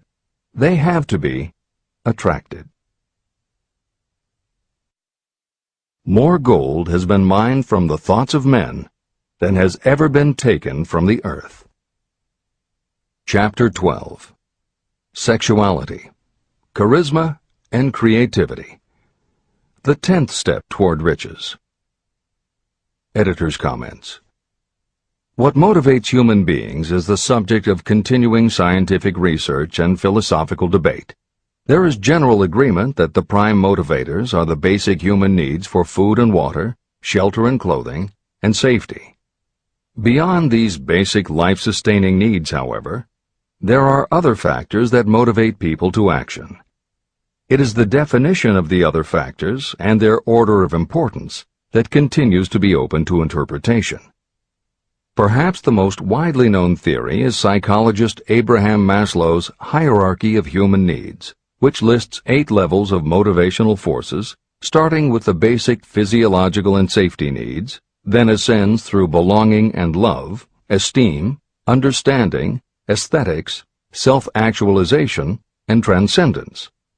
Other psychologists and sociologists have defined and arranged the categories differently, but in almost all cases there is agreement that after the primary life-sustaining needs are met, sex and love are the next most important motivating forces. Napoleon Hill also compiled a hierarchy of what he referred to as mind stimuli. Like Maslow and other researchers, Hill identified sex and love as the most powerful non-life-sustaining factors in human motivation, but his focus was not on sex and love as they pertain to procreation. Hill was intrigued by the theory that if sex and love are such powerful forces in driving humans to action, there might be a correlation to outstanding achievement or material success. And if such a relationship exists, can the motivating force be intentionally channeled to this purpose? In the original edition of the following chapter, Hill used terms such as sex emotion and sex energy in his analysis of these motivating forces, as they relate to attitude and personality. In this context, the use of the word sex was not meant to have the physical connotation that it often has today. Today these concepts would be conveyed by words such as sexuality, passion, or charisma. In this edition, where appropriate, the editors have opted for the modern usage of these and similar terms. This is the end of the editor's comments. Charisma. The world is ruled, and the destiny of civilization is established by the human emotions. People are influenced more by feelings than by reason. Your creativity is set into action entirely by emotions, and not by cold reason. The human mind responds to stimuli, through which it may be keyed up in such a way that it takes on characteristics such as enthusiasm, creative imagination, and intense desire. The stimuli to which the mind responds most freely are 1. The desire for sexual expression, 2. Love, 3. A burning desire for fame, power, or financial gain, money, 4. Music, 5. Close friendship and or admiration, 6. A mastermind alliance based upon the harmony of 2 or more people who ally themselves for advancement, 7. Mutual suffering, such as that experienced by people who are persecuted, 8. Autosuggestion, 9. Fear, 10. Alcohol and drugs. The desire for sexual expression comes at the head of the list of stimuli that step up the mind and start the wheels of physical action. The emotions associated with a human sexual drive bring into being a state of mind. When motivated by this desire, people often show courage, willpower, persistence, imagination, and creative ability that they don't normally have. So strong and impelling is the desire for sexual expression that people freely run the risk of life and reputation because of it. A river may be dammed and its water controlled for a time, but eventually it will force an outlet. The same is true of the emotions related to sexual expression. It may be submerged and controlled for a time, but its very nature causes it to be ever-seeking means of expression. The desire for sexual expression is inborn and natural. The desire cannot and should not be submerged or eliminated, but it can be given other outlets that enrich the body, mind, and spirit. When harnessed and redirected, this motivating force has been used as a powerful creative force in literature, art, and other pursuits, including the accumulation of riches. A teacher who has trained more than 30,000 salespeople came to the conclusion that individuals who are most confident sexually are the most efficient salespeople. The explanation is that the factor of personality known as personal magnetism is a manifestation of sexual energy. Editor's comments. There have been numerous psychological and sociological studies about the relationship between sexuality and success that tend to support Hill's observation. Because physical characteristics are the most quantifiable aspects of sexuality, most research studies focus on gender, attractiveness, body size, and age, and they measure indicators such as first impressions, expectation of performance, perception of performance, and social interaction. These studies generally conclude that when comparing individuals of equal competence, for men, the perception is that taller men will do better than short, a full head of hair will outperform balding, handsome or virile will beat out plain or older. For women, the results are comparable. The perception is that attractive performs better than plain, slim or shapely scores higher than overweight, younger is expected to be superior to older. These observations about physical sexuality may seem obvious, but they lead to a conclusion that is very significant. Obviously, not all people who succeed are tall and virile or attractive and shapely. It is also a fact that the success of those who are short, balding, plump, or plain isn't always due to superior skill or luck. Clearly, there is another kind of attractiveness that often supersedes physical appeal. This other kind of attractiveness is connected to human sexuality, but it is not what would usually be referred to as sexy. People who have this quality are often said to have chemistry, personality, charm, or appeal. Hill called this kind of attraction personal magnetism. Today, the more common term is charisma. This is the end of the editor's comments. When employing salespeople, a good sales manager looks for personal magnetism or charisma as the first requirement. People who lack this kind of sexual energy will never become enthusiastic, nor inspire others with enthusiasm. And enthusiasm is one of the most important requisites in salesmanship, no matter what you're selling. The public speaker, preacher, lawyer, or salesperson who is lacking in charisma is a flop as far as being able to influence others is concerned. That, plus the fact that most people are influenced through an appeal to their emotions, should easily convince you of the importance of charisma as a part of the salesperson's ability. Master salespeople attain mastery in selling because they either consciously or unconsciously transmute charisma, sexual energy, into sales enthusiasm. That statement explains the actual, practical meaning of sexual transmutation. The meaning of the word transmute is, in simple language, the changing or transferring of one element or form of energy into another. The transmutation of sexual energy means switching the mind from thoughts of physical expression to thoughts of some other nature. Salespeople who know how to turn on charisma have acquired the art of sexual transmutation, whether they know it or not. The majority of salespeople who transmute their sexual energy do so without being aware of what they are doing or how they are doing it.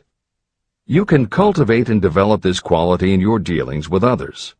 Through cultivation and understanding, this vital motivating force may be drawn upon and used to great advantage in relationships between people. This energy may be communicated to others in the following ways. The handshake. The touch of the hand indicates instantly the presence of charisma or the lack of it. The tone of voice. Charisma, or sexual energy, is the factor with which the voice may be colored or made musical and charming. Posture and carriage of the body. People with charisma move briskly and with grace and ease. The vibrations of thought. People with charisma project sexuality through their personality in a way that influences those around them. Clothing and style. People who are charismatic are usually very careful about their personal appearance. They usually select clothing of a style becoming to their personality, physique, complexion, etc. Editor's comments.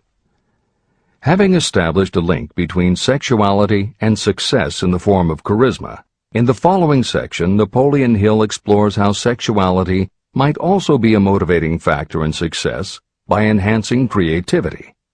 To illustrate the connection, Hill draws upon the biographies of historical figures who exhibited both charisma and exceptional creativity. In the time since Hill conducted his research, many women have risen to positions of power and influence. Their accomplishments have been well documented and are readily available in bookstores and libraries. However, when Hill was assembling his data, the majority of historical biographies available were about successful men. Further, the successful industrialists and political leaders he had personally studied during the previous 30 years were also men. Because of this limitation, Hill does not theorize about the role men might play in motivating the success of women. This issue is addressed in a later editorial comment. This is the end of the editor's comments. Creativity.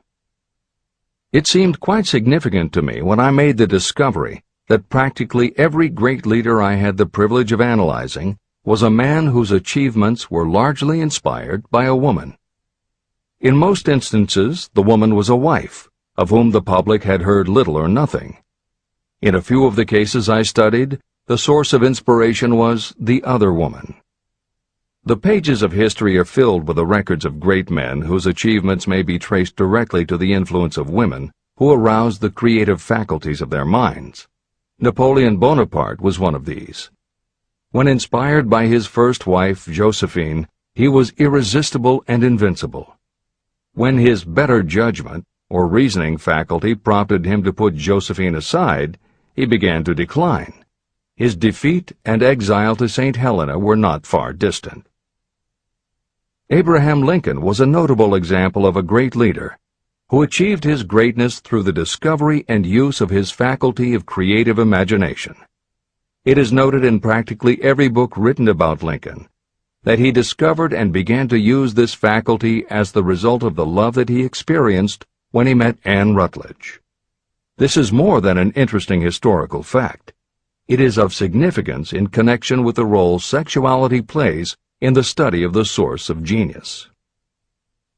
Following is a list of famous men of outstanding achievement: George Washington, Napoleon Bonaparte, William Shakespeare, Abraham Lincoln, Ralph Waldo Emerson, Robert Burns, Thomas Jefferson, Elbert Hubbard, Elbert H. Gary, Woodrow Wilson, John H. Patterson, Andrew Jackson, Enrico Caruso. Wherever there was evidence available in connection with the lives of these men of achievement, it indicated most convincingly that each possessed a highly developed sexual nature. An analysis of the information taken from biographies and historical writings leads to the following conclusions. 1. Those of greatest achievement have a highly developed sexual nature, but have learned the art of transmutation of sexual energy. 2. Those who have accumulated great fortunes and achieved outstanding recognition in literature, art, industry, architecture, and the professions were motivated by the influence of a mate or lover. When driven by these emotions, people become gifted with a superpower for action. If you understand this, you will also understand that sexual transmutation contains the secret of creative ability. Editor's comments. As noted previously, although Hill's analysis focused on men, today there is a wide range of biographies about women who have succeeded in every aspect of life, including business, politics, religion, sports, entertainment, and the arts. Bearing in mind that biographical information is always subjective, the reader can now find ample material from which to draw a conclusion as to whether Hill's theory about sexuality as a motivating force is equally evident in women. Napoleon Hill had to do an in-depth analysis of biographies in searching for indications that the subject's sexuality had a correlation to their success. Today, we just turn on the television, and we're inundated with intimate details about both men and women suggesting that the best and the brightest are apparently also the sexiest. Although scandals aren't usually cited as scientific proof, the exposés of some of the biggest entertainment and sports stars, high-profile CEOs of major companies, numerous politicians, and even a few presidents, all make at least a common-sense case for Hill's theory about the correlation between sexuality and success. This is the end of the editor's comments. Obviously, this does not mean that everyone who is highly sexed is a genius. People attain the status of a genius only when and if they stimulate their minds so that they can draw upon the forces available through the creative faculty of the imagination. Although it is the most important of the stimuli or motivators, the mere possession of sexual energy is not sufficient to produce a genius. The energy must be transmuted from desire for physical contact into some other form of desire and action before it will lift one to the status of a genius. Genius and creative imagination.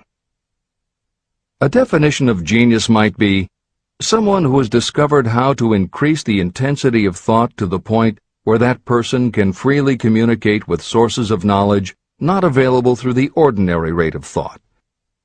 This definition should prompt some questions in the mind of anyone reading this book. The first question should be, how may one communicate with sources of knowledge that are not available through ordinary thought? The next question should be, are there known sources of knowledge that are available only to geniuses, and if so, what are these sources and exactly how may they be reached? In the following, I will offer methods so that you can experiment and prove to yourself that this is true. By doing so, you will have the answer to both questions. Editor's comment.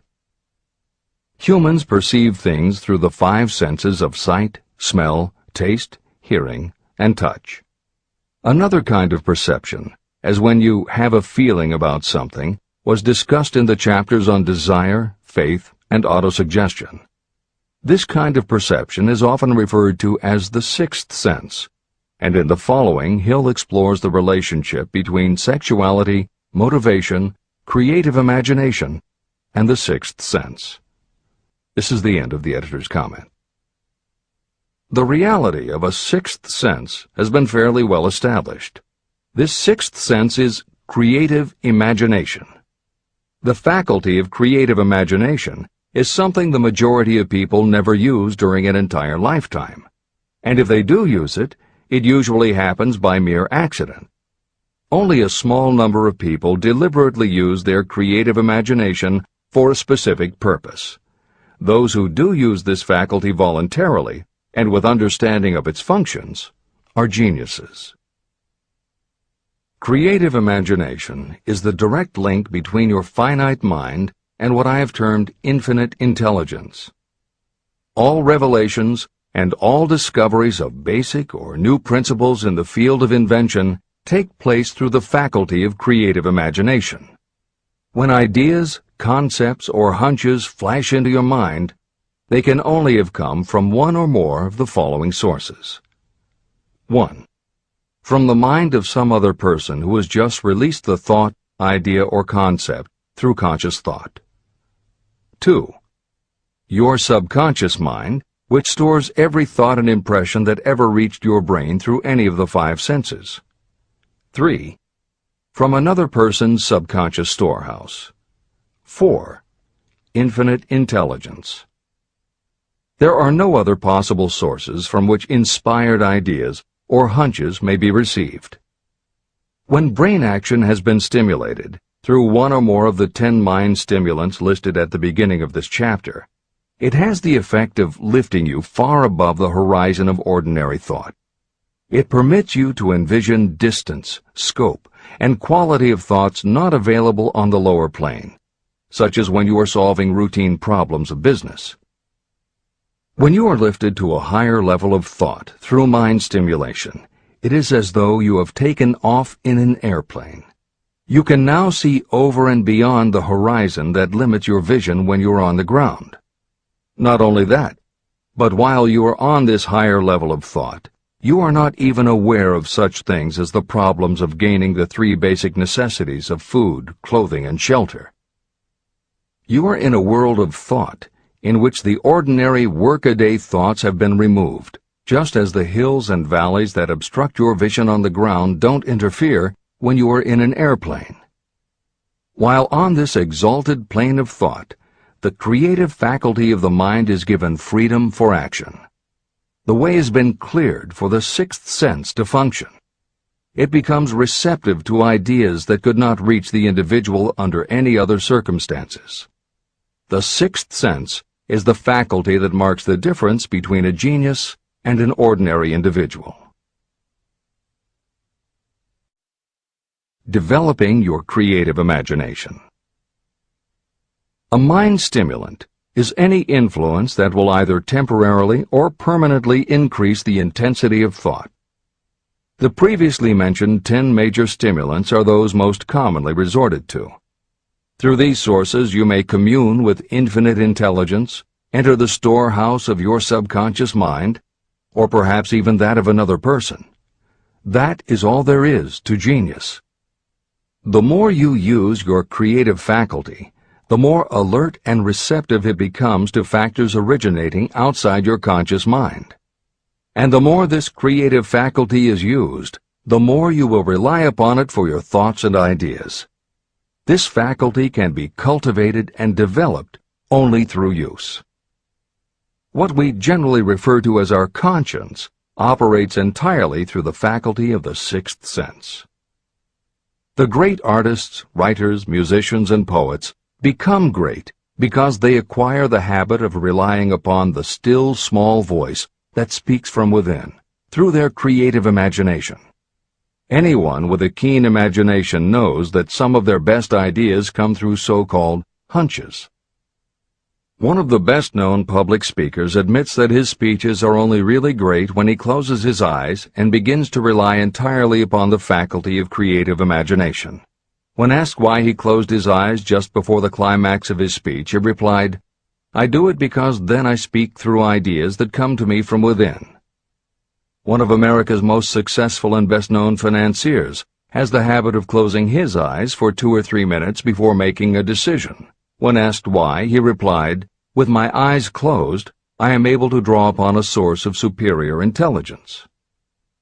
Dr. Elmer R. Gates created more than 200 useful patents through the process of cultivating and using his creative faculty. His method is significant to anyone interested in attaining to the status of genius. Dr. Gates was one of the really great, though less publicized, scientists of the world. In his laboratory, he had what he called his personal communication room. It was practically soundproof, and all light could be shut out. It had a small table on which he kept a pad of writing paper. In front of the table, on the wall, was a light switch. When Dr. Gates desired to draw upon the forces available to him through his creative imagination, he would go into this room, seat himself at the table, shut off the lights, and concentrate on the known factors of the invention he was working on. He would stay in that position until ideas began to flash into his mind in connection with the unknown factors of the invention. On one occasion, ideas came through so fast that he was forced to write for almost 3 hours. When the thoughts stopped flowing, he examined his notes and found they contained a minute description of principles that had no parallel in the known data of the scientific world. Moreover, the answer to his problem was right there in those notes. Dr. Gates earned his living by sitting for ideas. He did it for individuals and corporations, and some of the most sensible people and largest traditional corporations in America paid him to do it. The part of your mind that you generally use for reasoning may be faulty, because it is largely guided by your accumulated experience. Not all knowledge that you have learned through experience is accurate. Many times your creative ideas are much more reliable because they come from sources that are more reliable than those available to the reasoning faculty of the mind. Methods used by geniuses are available to you. The major difference between the genius and the ordinary inventor is that the genius makes use of both the synthesized and the creative faculties of imagination. For example, the scientific inventor begins an invention by organizing and combining the known ideas or principles accumulated through experience through the synthesized faculty, the reasoning faculty. If the inventor finds this accumulated knowledge is insufficient, the scientist then draws upon the sources of knowledge available through the creative faculty. The method by which the inventor does this varies with the individual, but this is the essence of the procedure. 1. The inventor stimulates his or her mind so that it functions on a higher-than-average plane through one or more of the mind stimulants. 2. The inventor then concentrates on the known factors, the finished part of the invention, and creates in his or her mind a perfect picture of the unknown factors, the unfinished part of the invention. The inventor holds this picture in mind until it has been taken over by the subconscious, then relaxes by clearing his or her mind of all thought and waits for the answer to flash into mind. Sometimes the results are both definite and immediate. At other times the results are negative, depending on the state of development of the sixth sense or creative faculty. Thomas Edison tried out more than 10,000 different combinations of ideas through the synthetic faculty of his imagination, before he tuned in through the creative faculty and got the answer that perfected the incandescent light bulb. His experience was similar when he produced the phonograph. Editor's comments. Synchronicity, precognition, intuition, flashes of insight, hunches, gut feelings, symbolic dreams. These are all aspects of the phenomena Napoleon Hill was describing in his two correlated terms, creative imagination and infinite intelligence. And the fact that Hill made a serious study of this function of the mind puts him in exceptional company. The fathers of modern psychology, Sigmund Freud and Carl Jung, recognized and tried to explain this sixth sense. Jung's concept of the collective unconscious, which is the very basis of Jungian psychology, is in many ways identical to Hill's concept of infinite intelligence. Scientists from Archimedes to Newton to Einstein to the team of Watson and Crick, who determined the structure of DNA, all conceded that intuition was instrumental in their discoveries. Duke University created a department for the sole purpose of studying these phenomena under scientific conditions. Many scientists admit to using personalized techniques similar to Hill's method for accessing intuition and creativity. These include Friedrich Kekule, who discovered the molecular structure of benzene through a dream symbol; physiologist Otto Loewi, who had a hunch followed by a dream that won him the Nobel Prize in Medicine; and as mentioned above, James Watson's breakthrough in the structure of DNA. Mozart, Shelley, Coleridge, Huxley, Descartes, Robert Louis Stevenson all claimed intuition played a role in their creations. William Blake learned the secret to a copper engraving process from a dream. British Prime Minister Winston Churchill firmly believed a premonition saved him from being killed by a bomb during the Blitz of London. As was noted earlier, psychiatry, clinical hypnosis, and affirmations all had to overcome considerable skepticism before they were accepted. That is also true of those phenomena Hill terms infinite intelligence. However, in the 1970s and 80s, the public's interest was piqued by well-researched books such as The Intuitive Edge by Philip Goldberg, Creative Dreaming by Patricia Garfield, and The Right Brain Experience by Mary-Lee Zdenek. Though these anomalies of the mind still defy laboratory proof, contemporary researchers continue to publish tantalizing results. This is the end of the editorial comments. Nature has equipped the human brain and mind with internal stimulants that safely trigger the mind to tune in to fine and rare thoughts. No satisfactory substitute for nature's stimulants has ever been found. However, history is not lacking in examples of people who rose to the status of genius as the result of using artificial mind stimulants. Edgar Allan Poe wrote The Raven while under the influence of alcohol, dreaming dreams no mortal ever dared to dream before. Samuel Taylor Coleridge wrote Kubla Khan during an opium-induced dream, and Robert Burns wrote best when intoxicated. For auld lang syne, my dear, we'll take a cup of kindness yet for auld lang syne. It is true that these and others who are known as geniuses relied upon artificial mind stimulation. But a more important lesson to remember is how many of these people destroyed themselves through the use of those stimulants. Editor's comments. In more contemporary terms, Hill's point about the dangers of artificial mind stimulants was never better made than it was in the television series Behind the Music, which began running on VH1 in the late 1990s. The series was meant to chronicle the lives of rock stars and celebrate their hits, but after viewing 2 or 3 of the shows, they all began to look the same. Young singer and band have a hit record, make millions of dollars, plunge into the sex, drugs, and rock and roll lifestyle, everyone gets addicted, and they blow all of the money. By the end of the show, at least one band member overdoses, the band breaks up, the singer hits the skids, meets someone who inspires him or her to go into rehab, the ex-star makes an anti-drug TV spot and professes newfound faith and family values while announcing a comeback tour. Although the shows played like a bad parody of themselves, the fact that the stories were so similar, that so many talented singers and songwriters who depended on drugs ended up burning out, should be telling you something, especially if you don't just want to succeed, but want to keep and enjoy your success. This is the end of the editor's comments. Every intelligent person knows that stimulation in excess through alcohol or drugs is a destructive form of intemperance. For some, overindulgence in sexual expression may become just as destructive. A sexually obsessed person is not essentially different from a person addicted to drugs or alcohol. Both have lost control over their faculties of reason and willpower.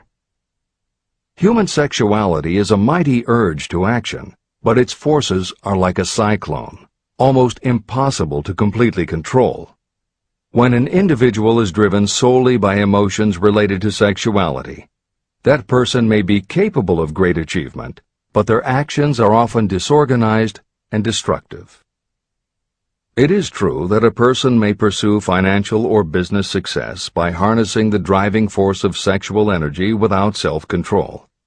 But history is filled with evidence that such people likely have certain traits of character that rob them of the ability to either hold or enjoy their fortunes. Ignorance of this potential pitfall has cost thousands of people their happiness, even though they possessed riches. From my analysis of over 25,000 people, I found that those who succeed in an outstanding way often do not hit their stride until they are beyond the age of 40 or 50. This fact was so astounding that it prompted me to go into the study of its cause most carefully. My investigation disclosed that the major reason why many people do not succeed early in life is their tendency to dissipate their energies through overindulgence. The majority of people never learn that sexual energy has possibilities other than physical expression. And many of those who make this discovery only do so after having wasted many years during the time when their sexual energy was at its height.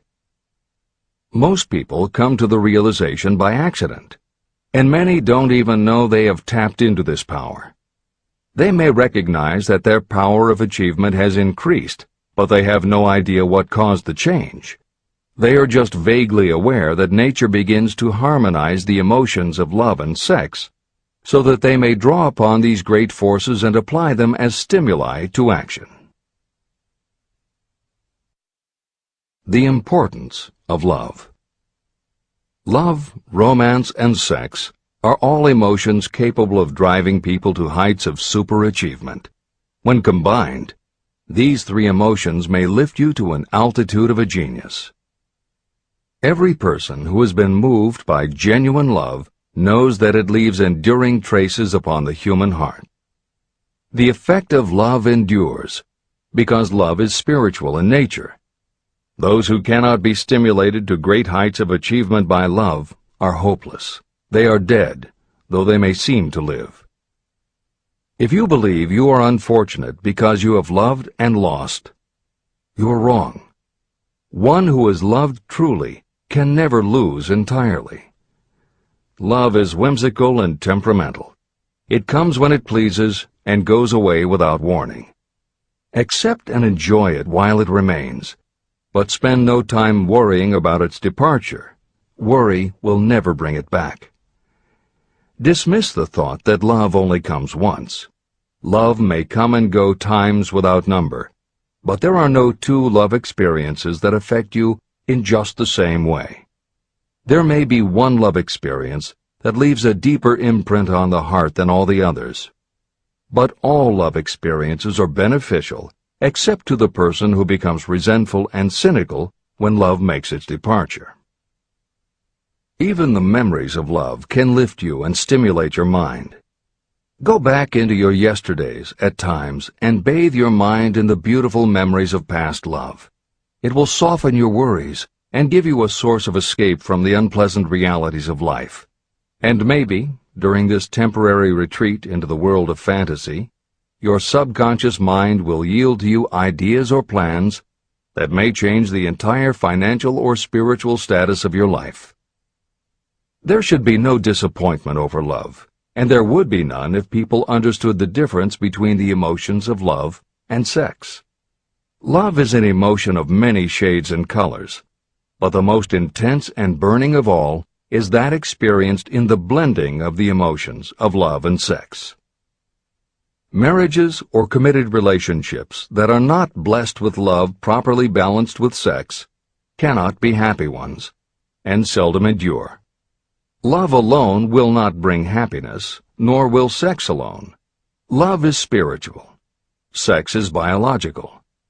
No experience that touches the human heart with a spiritual force can possibly be harmful, except through ignorance or jealousy.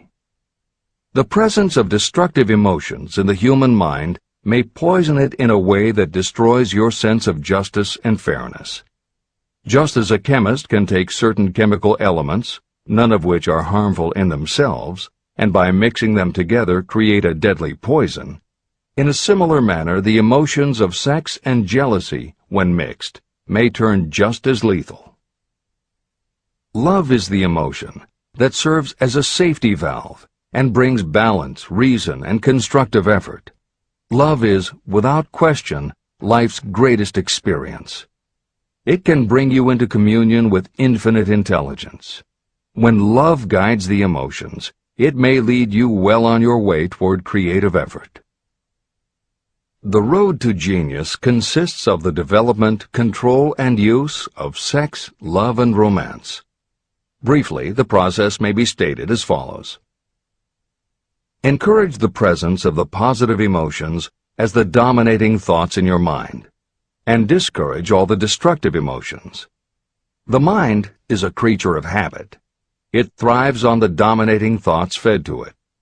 Through your willpower, you may discourage the presence of any emotion and encourage the presence of any other. Control of your mind, through the power of your will, is not difficult. Control comes from persistence and habit. The secret of control lies in understanding the process of transmutation.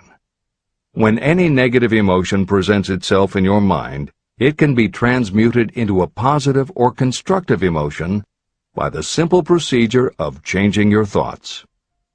There is no other road to genius than through voluntary self-effort. When the emotion of romance is added to those of love and sex, the obstructions between the finite mind and infinite intelligence are removed. Then, a genius has been born.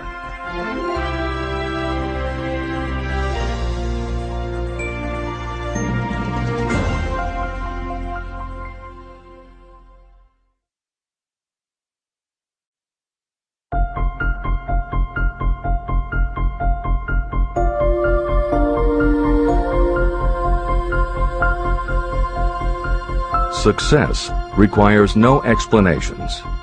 Failure permits no alibis. Chapter 13. The Subconscious Mind. The Connecting Link. The 11th step toward riches. The subconscious mind consists of a field of consciousness, in which every impulse of thought that reaches the conscious mind, through any of the 5 senses, is classified and recorded. The subconscious receives and files sense impressions or thoughts regardless of their nature. You can plant in your subconscious mind any plan, thought, or purpose that you desire to translate into its physical or monetary equivalent. Those desires that have been mixed with emotional feeling and faith in your ability are the ones that are strongest. Therefore, they are the first to which the subconscious responds. The subconscious mind works day and night, and in some way which is not fully understood, the subconscious seems able to draw upon the forces of infinite intelligence for the power to transmute your desires into their physical equivalent. And it does it in the most straightforward and practical way. You cannot entirely control your subconscious mind, but you can hand over to it any plan, desire, or purpose that you wish transformed into concrete form. Refer again to the instructions for using the subconscious mind in Chapter 5, Autosuggestion. Editor's comments. In the chapter on autosuggestion, the 4 primary methods for planting and reinforcing suggestions in your subconscious are: 1. The formulation and writing out of your desire. 2. The repetition of positive affirmations. 3. The creative visualization of your goal. And 4. By acting as though the goal is already yours. This is the end of the editor's comment. From my research, I have concluded that the subconscious mind is the connecting link between the finite mind of man and infinite intelligence. It is the intermediary through which you may draw upon the forces of infinite intelligence. From my research, I have concluded that the subconscious mind is the connecting link between the finite mind of man and infinite intelligence. It is the intermediary through which you may draw upon the forces of infinite intelligence. Only the subconscious mind contains the process by which mental impulses, thoughts, are modified and changed into their spiritual, energy, equivalent. It alone is the medium through which prayer, desire, may be transmitted to the source capable of answering prayer, infinite intelligence. How to energize your subconscious mind for creative effort. The possibilities of what you can do when you connect creative effort with the subconscious mind are stupendous. They inspire me with awe. I never approached the discussion of the subconscious mind without a feeling of littleness and inferiority, due to the fact that man's entire stock of knowledge on this subject is so pitifully limited. First, you must accept as a reality the existence of the subconscious mind and what it can do for you. This will enable you to understand its possibilities as a medium for transmuting your desires into their physical or monetary equivalent, and then you will comprehend the full significance of the instructions given in Chapter 3, Desire. You will also understand the importance of making your desires clear and putting them in writing. You will understand as well the necessity of persistence in carrying out instructions. The 13 principles that are the basis of this book are the stimuli with which you acquire the ability to reach and to influence your subconscious mind. Do not become discouraged if you cannot do this on your first attempt. Remember that the subconscious mind can be directed only through habit. You have not yet had time to master faith. Be patient. Be persistent. Editor's comments. There are two aspects to Hill's theory of the subconscious mind. There are two aspects to Hill's theory of the subconscious mind. One is the concept of the subconscious as the storehouse of all information and thoughts that you have ever experienced. The second is the concept of the subconscious as the gateway to infinite intelligence. In this chapter, Hill focuses primarily on the subconscious as a storehouse. Expanding on the editorial comment about the subconscious mind that appears in the chapter on autosuggestion, proof that the subconscious is a storehouse of information is confirmed in the use of hypnotherapy by psychiatrists. Through hypnosis, psychiatrists are able to help patients open the door to their subconscious so that they can retrieve information about traumatic situations that have been filtered out or repressed by the conscious mind. Further proof is in the use of hypnosis by law enforcement officials to recapture information such as license plate numbers and other details that the conscious mind of a witness has filtered out. Although results vary from person to person, there is no doubt that the subconscious has access to information that the conscious mind does not. This storehouse aspect of the subconscious is what accounts for some ideas that come to us through creative imagination. In some instances, bits of information and ideas that our conscious mind has forgotten will connect with each other on a subconscious level to create a new idea, and that idea will be received by our creative intelligence, which presents it to us as a flash of inspiration. You can't completely control this process, but you can condition yourself to come up with more and better ideas. It is a fact that a traumatic experience, the result of which creates a strongly planted idea, can influence the way a person thinks and acts.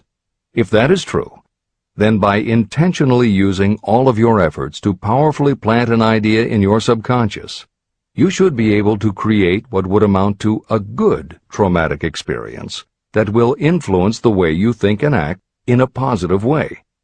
This is exactly how you develop what Hill calls a money consciousness.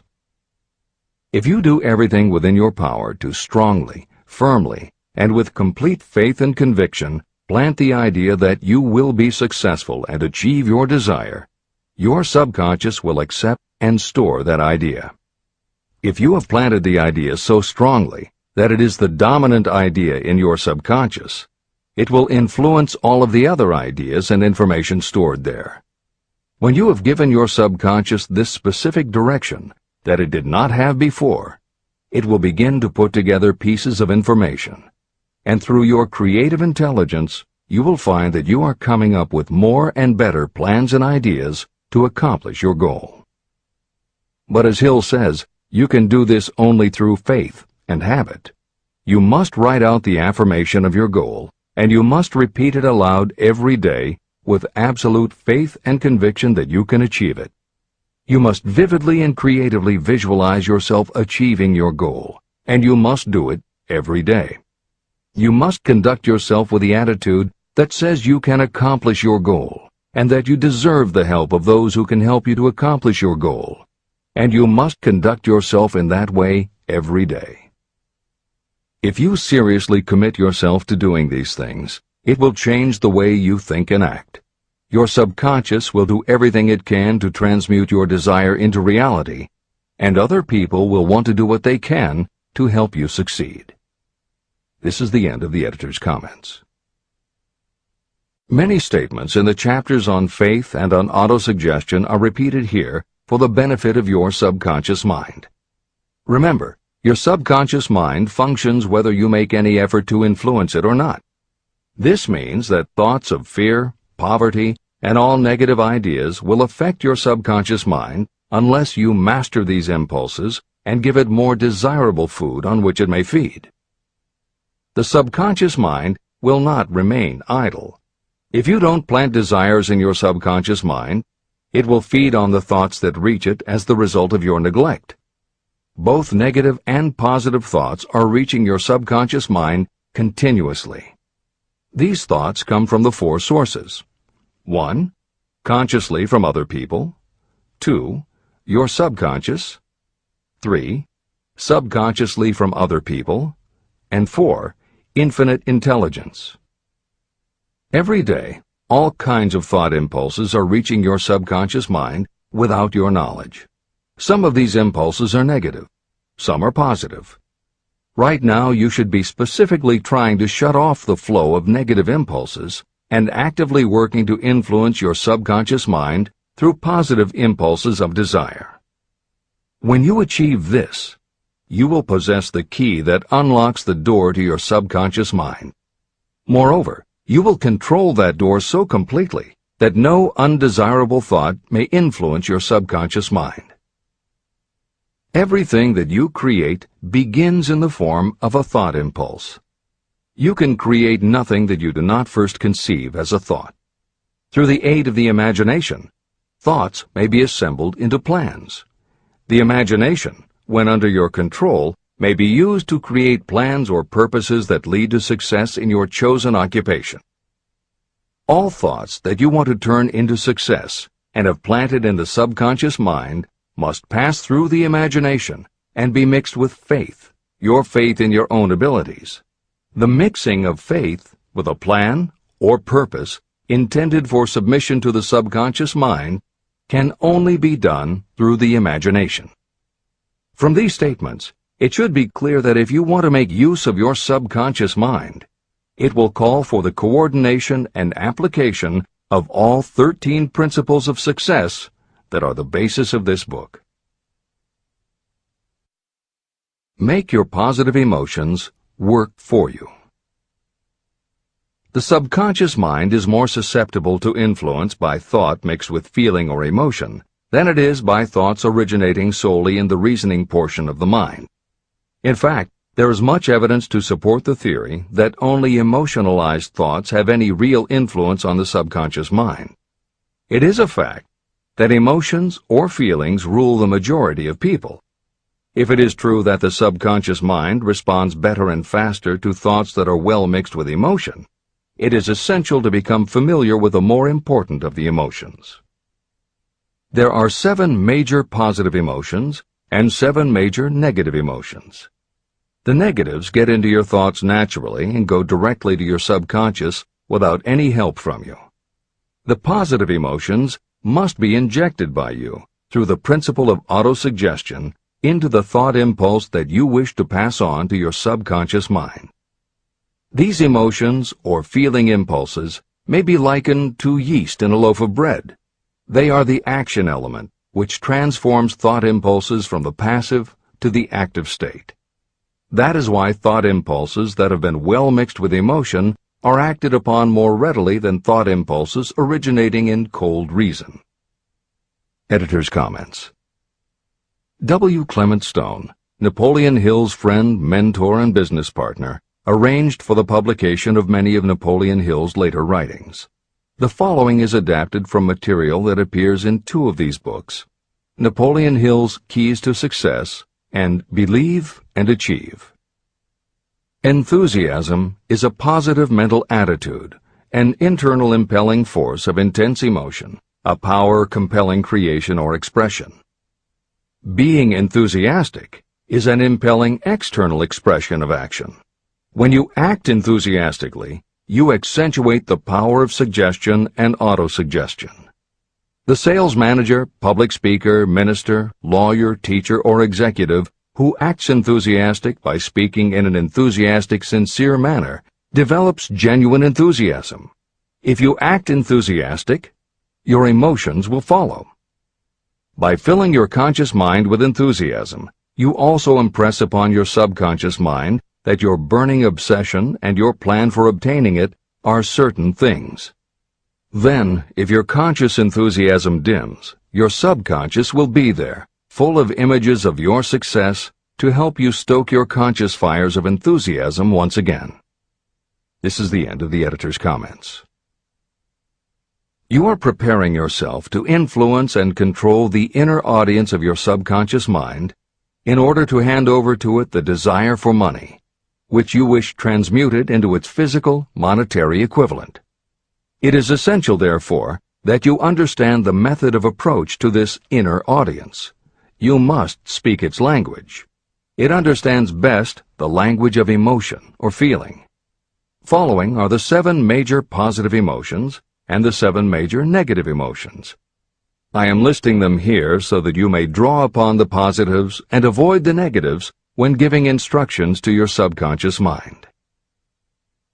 The 7 major positive emotions.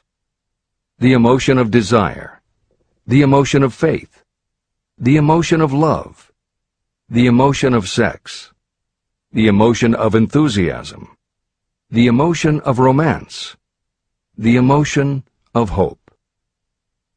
There are other positive emotions, but these are the 7 most powerful and the ones most commonly used in creative effort. Master these 7 emotions. They can be mastered only by use, and the other positive emotions will be at your command when you need them. Remember that you are studying a book that is intended to help you develop a money consciousness by filling your mind with positive emotions. The 7 major negative emotions to be avoided. The emotion of fear, the emotion of jealousy, the emotion of hatred, the emotion of revenge, the emotion of greed, the emotion of superstition, the emotion of anger. Positive and negative emotions cannot occupy the mind at the same time. One or the other must dominate. It is your responsibility to make sure that positive emotions constitute the dominating influence of your mind. That is where the law of habit will help you. Form the habit of applying and using the positive emotions. Eventually, they will dominate your mind so completely that the negatives cannot enter it. Only by following these instructions literally and continuously can you gain control over your subconscious mind. The presence of a single negative in your conscious mind is sufficient to destroy all chances of constructive aid from your subconscious mind. Editor's comments. Napoleon Hill's concern about the susceptibility of the subconscious mind to negative thoughts, emotions, and comments is well known to professionals who work with these techniques. In clinical hypnotherapy, there is an axiom referred to as the law of reversed effect, which states that whenever there is a conflict between imagination and willpower, the imagination wins. When you attempt to plant an idea, if the subconscious already harbors a negative, trying to force the new idea has the reverse effect, because the subconscious becomes obsessed with defending its established negative idea. And the harder you try to do something, the more the subconscious resists, and the more difficult it becomes. Even the use of the word try is warned against, because it gives the suggestion to the subconscious of a preconceived failure. The concept of trying implies an ongoing effort. You don't want to try. You want to succeed. If you ask your subconscious to help you try, it may do just that. It may help you try, but it will prevent you from succeeding. Because if you did succeed, then it could no longer help you try, which is what you asked it to do. The cautionary note about using the word try is just one example of the care that should be taken when formulating affirmations and using autosuggestion. The following are some other rules of thumb that most modern experts agree on. 1. Affirmations should always be stated as a positive. Affirm what you do want, not what you don't want. 2. Affirmations work best when they are short and very clear about a single desired goal. Take the time to write, rewrite, and polish your affirmation until you can express your desire in a short statement of precise and well-chosen words. 3. Affirmations should be specific about the desired goal, but not about how to accomplish it. Your subconscious knows better than you what it can do and how it can do it. 4. Do not make unreasonable time demands. Your subconscious can't make anything happen suddenly or now. 5. Just saying the words will have little effect. When you affirm your desire, you must do it with such faith and conviction that your subconscious becomes convinced of how important it is to you. As you affirm your desire to yourself, visualize it in your mind's eye as big as a billboard. Make it big, powerful, and memorable. 6. Repetition of your emotionalized affirmation is crucial. At this time, it is your habit to think one way. By repeating your affirmation often every day, your new way of thinking will begin to be your automatic response. Keep reinforcing it until it becomes second nature to you, and your habit will have become to think the new way, the way you want to think. This is the end of the editor's comments. We form habits based on the degree of reinforcement we receive. Habits make no moral judgments. They can be either good or bad. Both are formed through repetition. If we try something and like the results, we repeat the action. You can replace negative thoughts with positive ones. You can replace inaction with action, and you can form any habit you choose. Your thoughts are the only thing that you can completely control if you choose to do so. You can control your thoughts to control your habits. The secret of effective prayer. Most people resort to prayer only after everything else has failed, or else they pray by a ritual of meaningless words.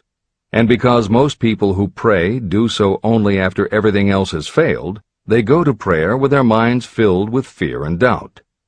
Because fear and doubt are the emotions that are mixed with their prayer, these are the emotions the subconscious mind passes on, and these are the emotions that infinite intelligence receives and acts upon. If you pray for a thing, but as you pray you have fear that you may not receive it, or that your prayer will not be acted upon by infinite intelligence, your prayer will have been in vain.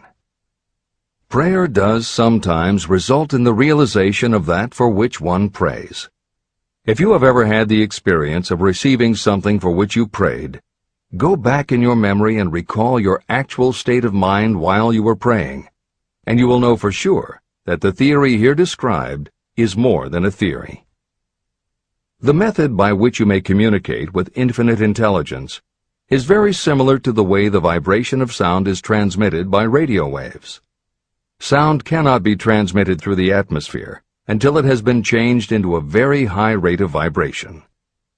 The radio station takes the sound of the human voice and modifies it by stepping up the vibration millions of times. Only in this way can the energy of sound be sent over distances. After this transformation has taken place, the energy, which originally was in the form of vibrations of sound, is broadcast or transmitted as a radio signal. When a radio set receives the high-speed transmission, it then reconverts that energy back to its original slower rate of vibration. And when it is stepped down to its original rate, it vibrates the diaphragm of the speaker, which reproduces the original sound of the voice. The subconscious mind is the intermediary that translates prayers or desires into terms that infinite intelligence can receive. The answer comes back to you in the form of a definite plan or idea for procuring the object of your prayer. When you understand this principle, you know why mere words read from a prayer book cannot serve as an agency of communication between the mind of man and infinite intelligence. Do not expect troubles, as they have a tendency not to disappoint. Chapter 14. The Brain. A broadcasting and receiving station for thought. The 12th step toward riches. It was while I was working with the late Dr. Alexander Graham Bell and Dr. Elmer R. Gates that I first proposed the idea that every human brain is both a broadcasting and receiving station for the vibration of thought.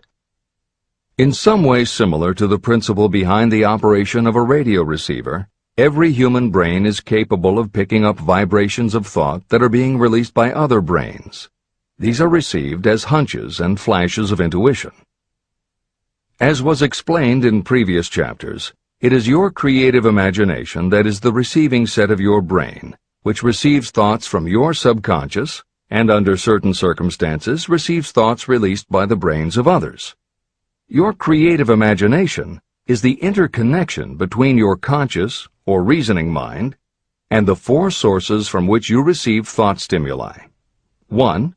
Consciously from other people. 2. Your subconscious. 3. Subconsciously from other people. And 4. Infinite intelligence. When stimulated or stepped up to a high rate of vibration, the mind becomes more receptive to thoughts that reach it from outside sources. This stepping up process takes place through either the positive emotions or the negative emotions. Through the emotions, the vibrations of thought may be increased. The brain that has been stimulated by emotions functions at a much more rapid rate than it does when that emotion is quieted or absent. The result is the increase of thought to such a pitch that the creative imagination becomes highly receptive to ideas. On the other hand, when the brain is functioning at a rapid rate, it also gives to your own thoughts the emotional feeling that is essential before those thoughts will be picked up and acted upon by your subconscious mind. The subconscious mind is the sending station of the brain, through which vibrations of thought are broadcast. Autosuggestion is the medium by which you may put into operation your sending station. The creative imagination is the receiving set through which the energies of thought are picked up. Editor's comments. The following combines the above concept with the related materials from previous chapters to provide a step-by-step recap of Napoleon Hill's view of the process. 1. The brain is simultaneously both a broadcaster and a receiver. 2. Emotion affects both your ability to send and your ability to receive. When under the effect of strong emotion, the more powerfully you can send thoughts. When under the effect of strong emotion, the more receptive you are to receiving thoughts. 3. When you send thoughts, to where do you send them? You send them to your subconscious by using autosuggestion. 4. When you receive thoughts, where do they come from? They come from your subconscious and you receive them through your creative imagination. 5. Your subconscious mind has two aspects. Your subconscious is a storehouse of information, as explained in the previous chapter. Your subconscious is your connection to infinite intelligence. 6. Infinite intelligence is the medium through which you receive thoughts from other brains. Infinite intelligence is Hill's term for describing the following basic law of physics. Because everything in the universe is made of time, space, energy, or matter, and because matter is just energy in a different form, then everything is actually different parts of the same thing. This means that your subconscious mind, energy, has a common base with every other subconscious mind, energy. 7. Thoughts from other brains come to you as follows. When you are under the effect of a strong emotion and your receiver is especially receptive, sometimes its pull is so strong that it attracts a thought from the subconscious mind of another brain. It is able to do this because infinite intelligence interconnects your subconscious with the subconscious of the other brain. 8. These thoughts from other brains are what we refer to as intuition, hunches, déjà vu, and foreknowledge. Although Hill's explanation depends on the action of an intangible force that cannot be isolated and dissected in a laboratory, neither medical science nor psychology can offer a better explanation for those thoughts that depend on knowledge or information that we do not have. This is the end of the editor's comments. The greatest forces are intangible. In the past, we've depended too much on our physical senses and have limited our knowledge to physical things that we could see, touch, weigh, and measure. I believe we have entered the most marvelous of all ages, an age that will teach us more about the intangible forces of the world about us. Perhaps we shall learn that there is an other self that is more powerful than the physical self we see when we look in a mirror. Many people do not take seriously such intangibles, the things that they cannot perceive through any of their five senses. However, to belittle the idea of forces that are intangible or cannot be explained is to ignore the fact that all of us, every day, are controlled by forces that are unseen and intangible. The whole of mankind has not the power to cope with, nor to control the intangible force wrapped up in the rolling waves of the oceans. We still do not fully understand the intangible force of gravity, which keeps this little Earth suspended in space and keeps us from falling from it, much less have the power to control that force. We are entirely subservient to the intangible force that comes with a thunderstorm, and we are just as helpless in the presence of the intangible force of electricity.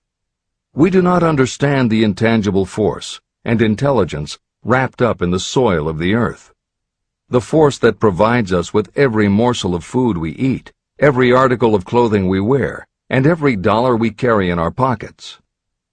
Last but not least, with all of our culture and education, we still understand little or nothing of the greatest of all the intangibles, thought. However, we have begun to learn a good deal about the intricate workings of the physical brain, and the results are stunning. We know that the central switchboard of the human brain, the number of lines that connect the brain cells to each other, is written as the figure 1, followed by 15 million zeros. Dr. C. Judson Herrick of the University of Chicago says, "The figure is so stupendous that astronomical figures, dealing with hundreds of millions of light years, become insignificant by comparison. It has been determined that there are from 10 billion to 14 billion nerve cells in the human cerebral cortex, and we know that these are arranged in definite patterns. These arrangements are not haphazard. They are orderly. It is inconceivable to me that such a network of intricate machinery should be in existence for the sole purpose of carrying on the physical functions connected with the growth and maintenance of the physical body. Is it not likely that the same system, which gives billions of brain cells the media for communication, one with another, also provides the means of communication with other intangible forces?" Editor's comments.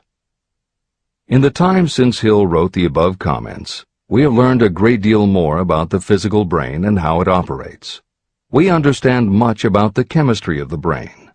We can measure the energies it releases. We know which areas control the various functions of the body and which areas affect memory, emotions, reasoning, and many other subtleties related to the thinking process. Through surgery, medication, and other techniques, we know how to prevent the brain from having certain kinds of thoughts. And we know how to encourage the brain to produce certain other kinds of thoughts when we want it to.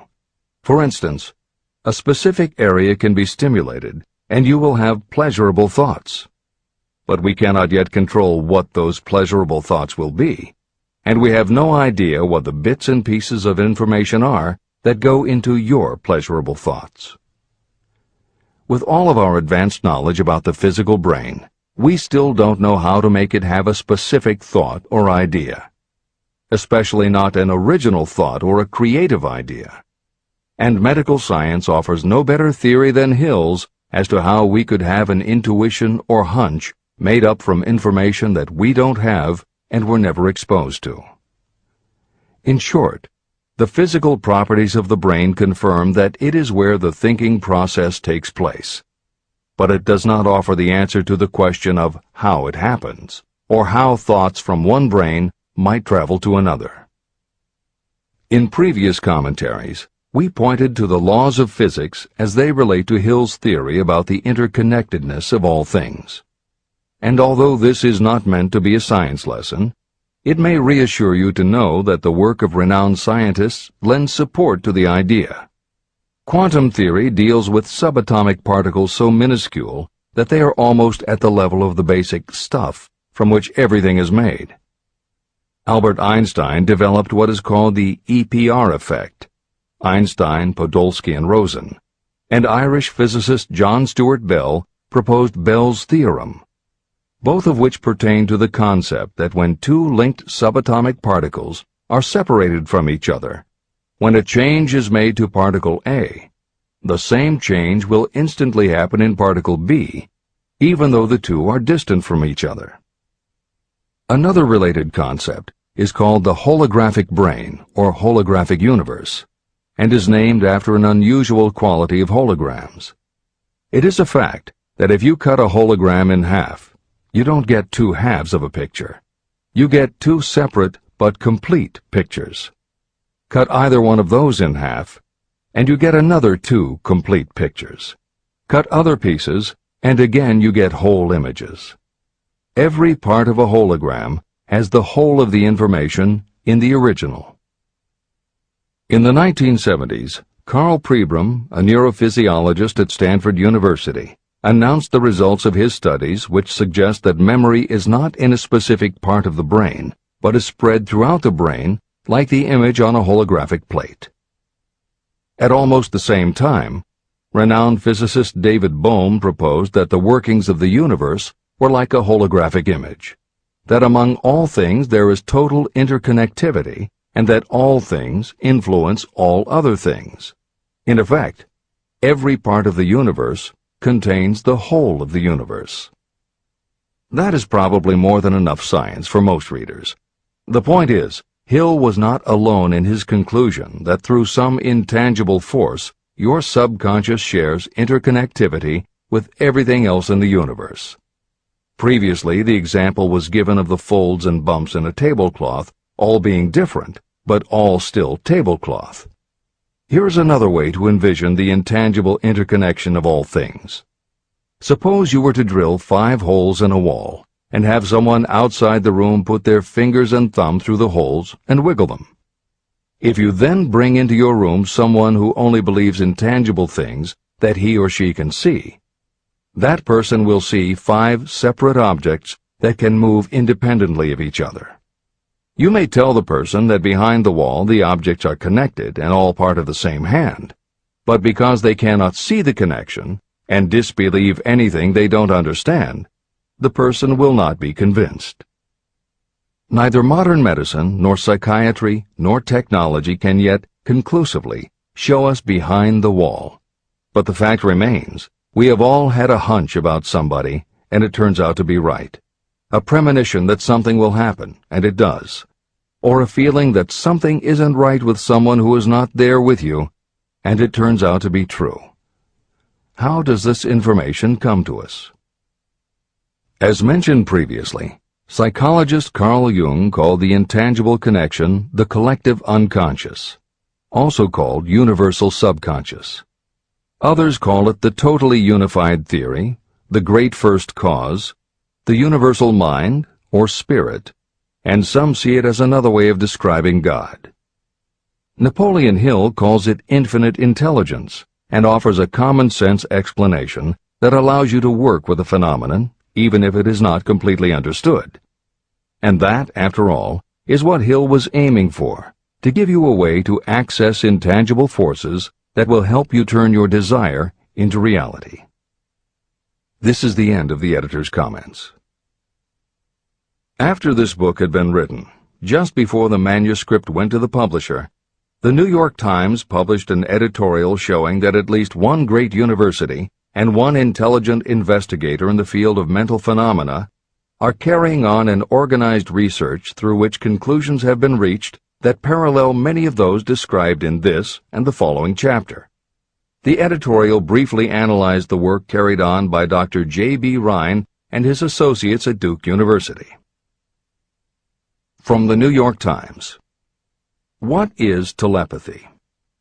A month ago, we cited on this page some of the remarkable results achieved by Professor Rhine and his associates in Duke University from more than 100,000 tests to determine the existence of telepathy and clairvoyance. These results were summarized in the first 2 articles in Harper's Magazine. In the second, which has now appeared, the author, E.H. Wright, attempts to summarize what has been learned, or what it seems reasonable to infer, regarding the exact nature of these extrasensory modes of perception. The actual existence of telepathy and clairvoyance now seems to some scientists enormously probable as the result of Rhine's experiments. Various percipients were asked to name as many cards in a special pack as they could without looking at them and without other sensory access to them. About a score of men and women were discovered who could regularly name so many of the cards correctly that there was not one chance in many a million of their having done their feats by luck or accident. But how did they do them? These powers, assuming that they exist, do not seem to be sensory. There is no known organ for them. The experiments work just as well at distances of several hundred miles as they did in the same room. These facts also dispose, in Mr. Wright's opinion, of the attempt to explain telepathy or clairvoyance through any physical theory of radiation. All known forms of radiant energy decline inversely as the square of the distance traversed. Telepathy and clairvoyance do not. But they do vary through physical cause, as our other mental powers do. Contrary to widespread opinion, they do not improve when the percipient is asleep or half asleep, but on the contrary, when he is most wide awake and alert. Rhine discovered that a narcotic will invariably lower a percipient score, while a stimulant will always send it higher. The most reliable performer apparently cannot make a good score unless he tries to do his best.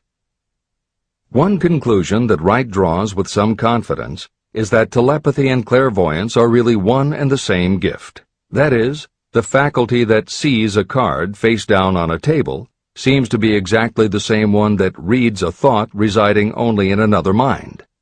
There are several grounds for believing this. So far, the two gifts have been found in every person who has either of them. If you have the abilities, both seem to be of equal strength. Screens, walls, distances have no effect at all on either. Wright expresses his hunch that other extrasensory experiences, such as prophetic dreams, premonitions of disaster, and the like, may also prove to be part of the same faculty. The reader is not asked to accept any of these conclusions, but the evidence that Rhine has piled up must remain impressive. In 1927, Dr. J.B. Rhine and his wife, Dr. Louisa E. Rhine, joined Professor William McDougall, chairman of the psychology department at Duke University, to create a lab that would apply strict scientific procedures to the study of psychic phenomena. They developed scientific methodologies and procedures to study, identify, and test individuals who demonstrated unusual abilities. It was Dr. Rhine who coined the term extrasensory perception, ESP, and he adopted the word parapsychology to describe their studies. It is fair to say that the research done at the Rhine Lab is some of the most advanced work on the entire subject. In 1962, they created the Foundation for Research into the Nature of Man in order to continue their studies independent of the university and to publish related works. In 1995, the name was changed to the Rhine Research Institute. This is the end of the editor's comments. How to join minds in teamwork.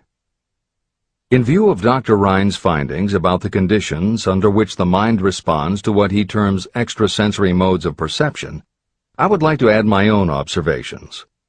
My associates and I have discovered what we believe to be the ideal conditions under which the mind can be stimulated so that this sixth sense can be made to function in a practical way.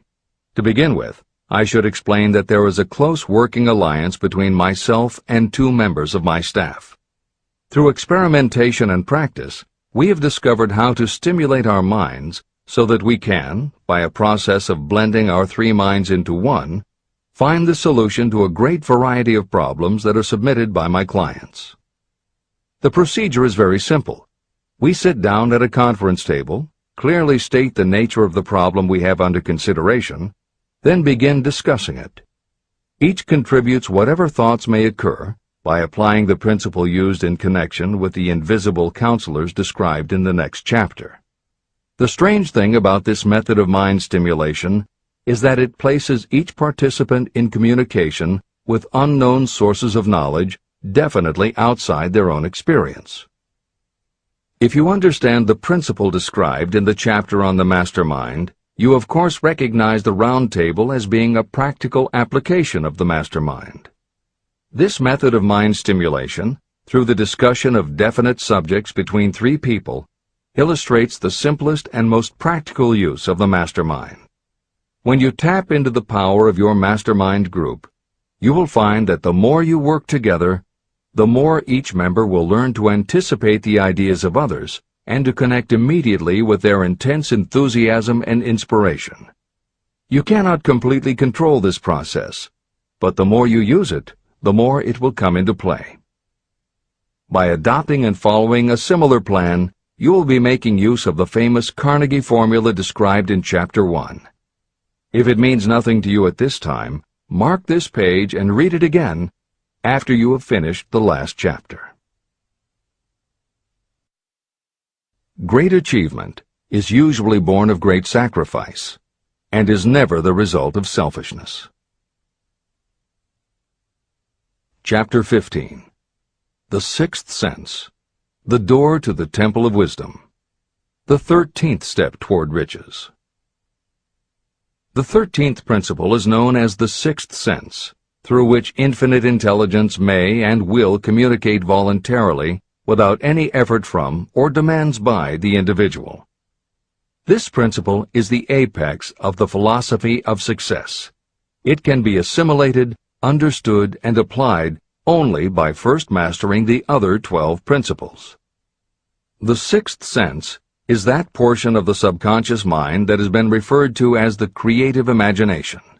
It has also been referred to as the receiving set through which ideas, plans, and thoughts flash into the mind. The flashes are sometimes called hunches or inspirations. The sixth sense defies description. It cannot be described to a person who has not mastered the other principles of this philosophy, because such a person has no knowledge and no experience with which the sixth sense may be compared. After you have mastered the principles in this book, you will be prepared to accept as truth a statement that may otherwise be incredible to you. Through the sixth sense, you will be warned of impending dangers in time to avoid them and notified of opportunities in time to embrace them. As you develop your sixth sense, it is almost as though a guardian angel comes to you to be of help and assistance, a guardian angel who will open to you at all times the door to the Temple of Wisdom. Miracles of the Sixth Sense. I am not a believer in, nor an advocate of, miracles, for the simple reason that I have enough knowledge of nature to understand that nature never deviates from her established laws. However, I believe that some of nature's laws are so incomprehensible that they produce what appear to be miracles. The sixth sense comes as near to being a miracle as anything I have ever experienced. This much I do know, that there is a power, or a first cause, or an intelligence which permeates every atom of matter and embraces every unit of energy perceptible to man. I know that this infinite intelligence is the thing that converts acorns into oak trees, causes water to flow downhill in response to the law of gravity, follows night with day and winter with summer, each maintaining its proper place and relationship to the other. Through the philosophy explained in this book, this intelligence can help turn your desires into concrete or material form. I know this because I have experimented with it, and I have experienced it. Step by step through the preceding chapters, you have been led to this, the last principle. If you have mastered each of the preceding principles, you are now prepared to accept, without being skeptical, the extraordinary claims made here. If you have not mastered the other principles, you must do so before you may determine definitely whether or not the claims made in this chapter are fact or fiction. Let great people shape your life. I have never completely divested myself of the habit of hero worship. While I was passing through the stage of hero worship, I found myself trying to imitate those whom I most admired. My experience has taught me that the next best thing to being truly great is to emulate the great, to try to act like them, be like them, and feel like them as much as I could. I discovered that the faith with which I tried to imitate my idols gave me great capacity to do so quite successfully. Long before I had ever written a line for publication or delivered a speech in public, I followed the habit of reshaping my own character by trying to imitate the 9 men whose lives and life works had been most impressive to me. These 9 men were Emerson, Paine, Edison, Darwin, Lincoln, Burbank, Napoleon, Ford, and Carnegie. Every night, over a long period of years, I held an imaginary council meeting with this group, whom I called my invisible counselors. This is how I did it. Just before going to sleep at night, I would shut my eyes and see, in my imagination, this group of men seated with me around my council table. Here I had not only an opportunity to sit among those whom I considered to be great, but I actually dominated the group by serving as the chairman. I had a very definite purpose in using my imagination in this way. My purpose was to rebuild my own character, so it would become a composite of the characters of my imaginary counselors. Realizing that I had to overcome the handicap of being born and raised in an environment of ignorance and superstition, I deliberately assigned myself the task of voluntary rebirth through the method I have described above. Building character through autosuggestion. I knew, of course, that we all become what we are because of our dominating thoughts and desires. I knew that every deeply seated desire causes a person to find a way to turn that desire into reality. I knew that self-suggestion is a powerful factor in building character. In fact, it is the sole principle through which character is built. With this knowledge of how the mind works, I was fairly well armed with the equipment needed to rebuild my character. In these imaginary council meetings, I called on my cabinet members for the knowledge I wished each to contribute. I would even speak out loud to each of them as follows. Mr. Emerson, I desire to acquire from you the marvelous understanding of nature which distinguished your life. I ask that you impress upon my subconscious mind those qualities you possessed that enabled you to understand and adapt yourself to the laws of nature. Mr. Burbank, I request that you pass on to me the knowledge that enabled you to so harmonize the laws of nature that you caused the cactus to shed its thorns and become an edible food. Give me access to the knowledge that enabled you to make 2 blades of grass grow where but 1 grew before. Napoleon, I desire to acquire from you the marvelous ability you possess to inspire men and to arouse them to greater and more determined spirit of action. I desire also to acquire the spirit of enduring faith, which enabled you to turn defeat into victory and to surmount staggering obstacles. Mr. Paine, I desire to acquire from you the freedom of thought and the courage and clarity with which to express convictions which so distinguished you. Mr. Darwin, I wish to acquire from you the marvelous patience and ability to study cause and effect without bias or prejudice so exemplified by you in the field of natural science. Mr. Lincoln, I desire to build into my own character the keen sense of justice, the untiring spirit of patience, the sense of humor, the human understanding, and the tolerance that were your distinguishing characteristics. Mr. Carnegie, I wish to acquire a thorough understanding of the principles of organized effort, which you use so effectively in the building of a great industrial enterprise. Mr. Ford, I wish to acquire your spirit of persistence, the determination, poise, and self-confidence that have enabled you to master poverty and to organize, unify, and simplify human effort so I may help others to follow in your footsteps. Mr. Edison, I wish to acquire from you the marvelous spirit of faith with which you have uncovered so many of nature's secrets. the spirit of unremitting toil with which you have so often wrested victory from defeat. The startling power of imagination. My method of addressing the members of my imaginary cabinet would vary according to the traits of character I was most interested in acquiring. I studied the records of their lives with painstaking care. After some months of this nightly procedure, I was astounded as each time my imaginary counselors started to become more and more real to me. Each of these 9 men developed individual characteristics that surprised me. For example, Lincoln developed the habit of always being late, then walking around in solemn parade. He always wore an expression of seriousness on his face. Rarely did I see him smile. This was not true of the others. Burbank and Payne often indulged in witty repartee, which seemed at times to shock the other members of the cabinet. On one occasion, Burbank was late. When he came, he was excited with enthusiasm, and explained that he had been late because of an experiment he was making, through which he hoped to be able to grow apples on any sort of tree. Payne chided him by reminding him that it was an apple that started all the trouble between man and woman. Darwin chuckled as he suggested that Payne should watch out for little serpents when he went into the forest to gather apples, as they had the habit of growing into big snakes. Emerson observed, "No serpents, no apples," and Napoleon remarked, "No apples, no state."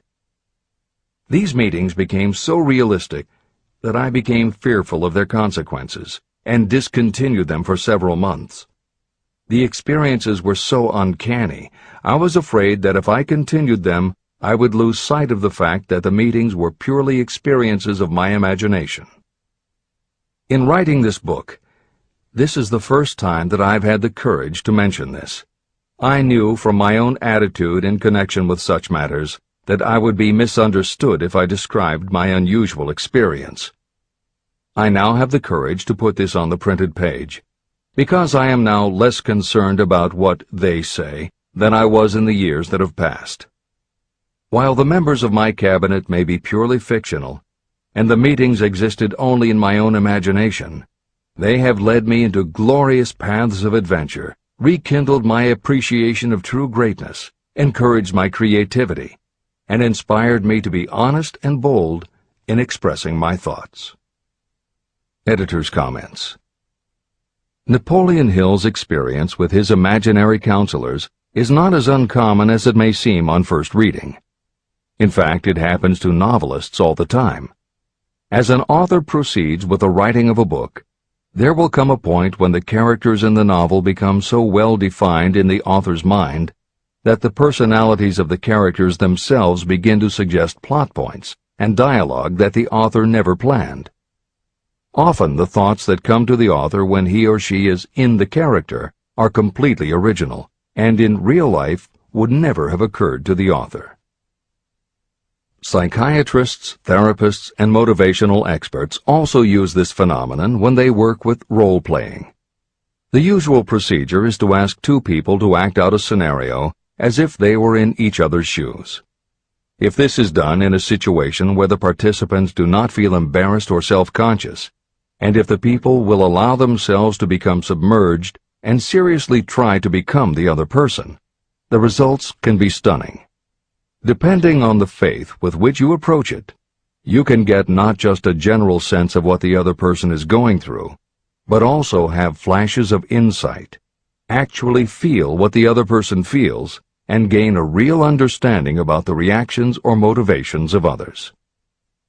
Why it works is just as much a mystery as why you get hunches. It may be simply that when your imagination creates a character, it doesn't give the character inhibitions, so when you think through the character, your mind is less restricted. Regardless, the fact is that by using your imagination to project yourself into other characters, you can open yourself to ideas that you don't normally have access to, and you can use this mental phenomenon as one of the tools that will help you turn your desire into success. This is the end of the editor's comments. Tapping the source of inspiration. Somewhere in the cell structure of the brain is something that receives the vibrations of thought ordinarily called hunches. So far, science has not discovered where this sixth sense is located, but this is not important. The fact remains that human beings do receive accurate knowledge through sources other than the physical senses. Generally, such knowledge is received when the mind is under the influence of extraordinary stimulation. Any emergency that arouses the emotions and causes the heart to beat more rapidly may bring the sixth sense into action. Anyone who has experienced a near accident while driving knows that the sixth sense often comes to your rescue and by split seconds helps to avoid the accident. I mention this as background to the following statement of fact. On many occasions when I have faced emergencies, some of them so grave that my life was in jeopardy, I have been miraculously guided past these difficulties through the influence of my invisible counselors. My original purpose in conducting council meetings with imaginary beings was solely to use autosuggestion to impress upon my subconscious mind certain characteristics that I wanted to acquire. In more recent years, my experimentation has taken on an entirely different trend. I now go to my imaginary counselors with every difficult problem that confronts me and my clients. During my meetings with these invisible counselors, I find my mind most receptive to ideas, thoughts, and knowledge that reach me through the sixth sense. The results are often astonishing, although I do not depend entirely on this form of counsel. The sixth sense is not something that one can take off and put on at will. Ability to use this great power comes slowly, through application of the other principles outlined in this book. No matter who you are, or what may have been your purpose in reading this book, you can profit by it even if you don't fully understand how or why the principle described in this chapter works. This is especially true if your major purpose is that of accumulation of money or other material things.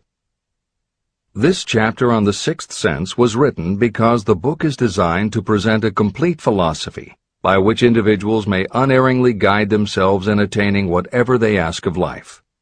The starting point of all achievement is desire. The finishing point is the kind of knowledge that leads to understanding.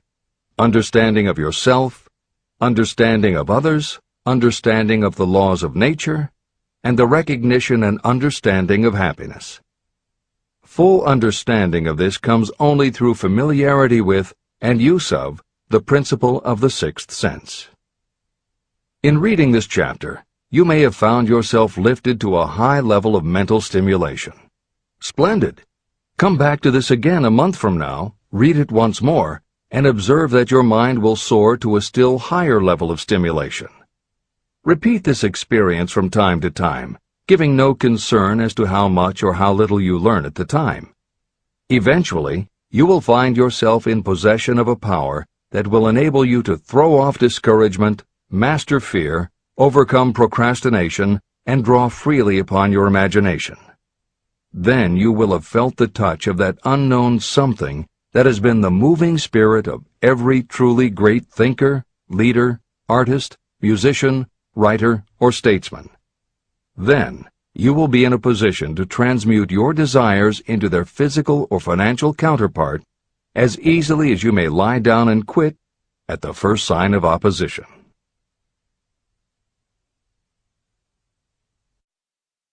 The man who actually knows just what he wants in life has already gone a long way toward attaining it. Chapter 16. The Six Ghosts of Fear. How many are standing in your way?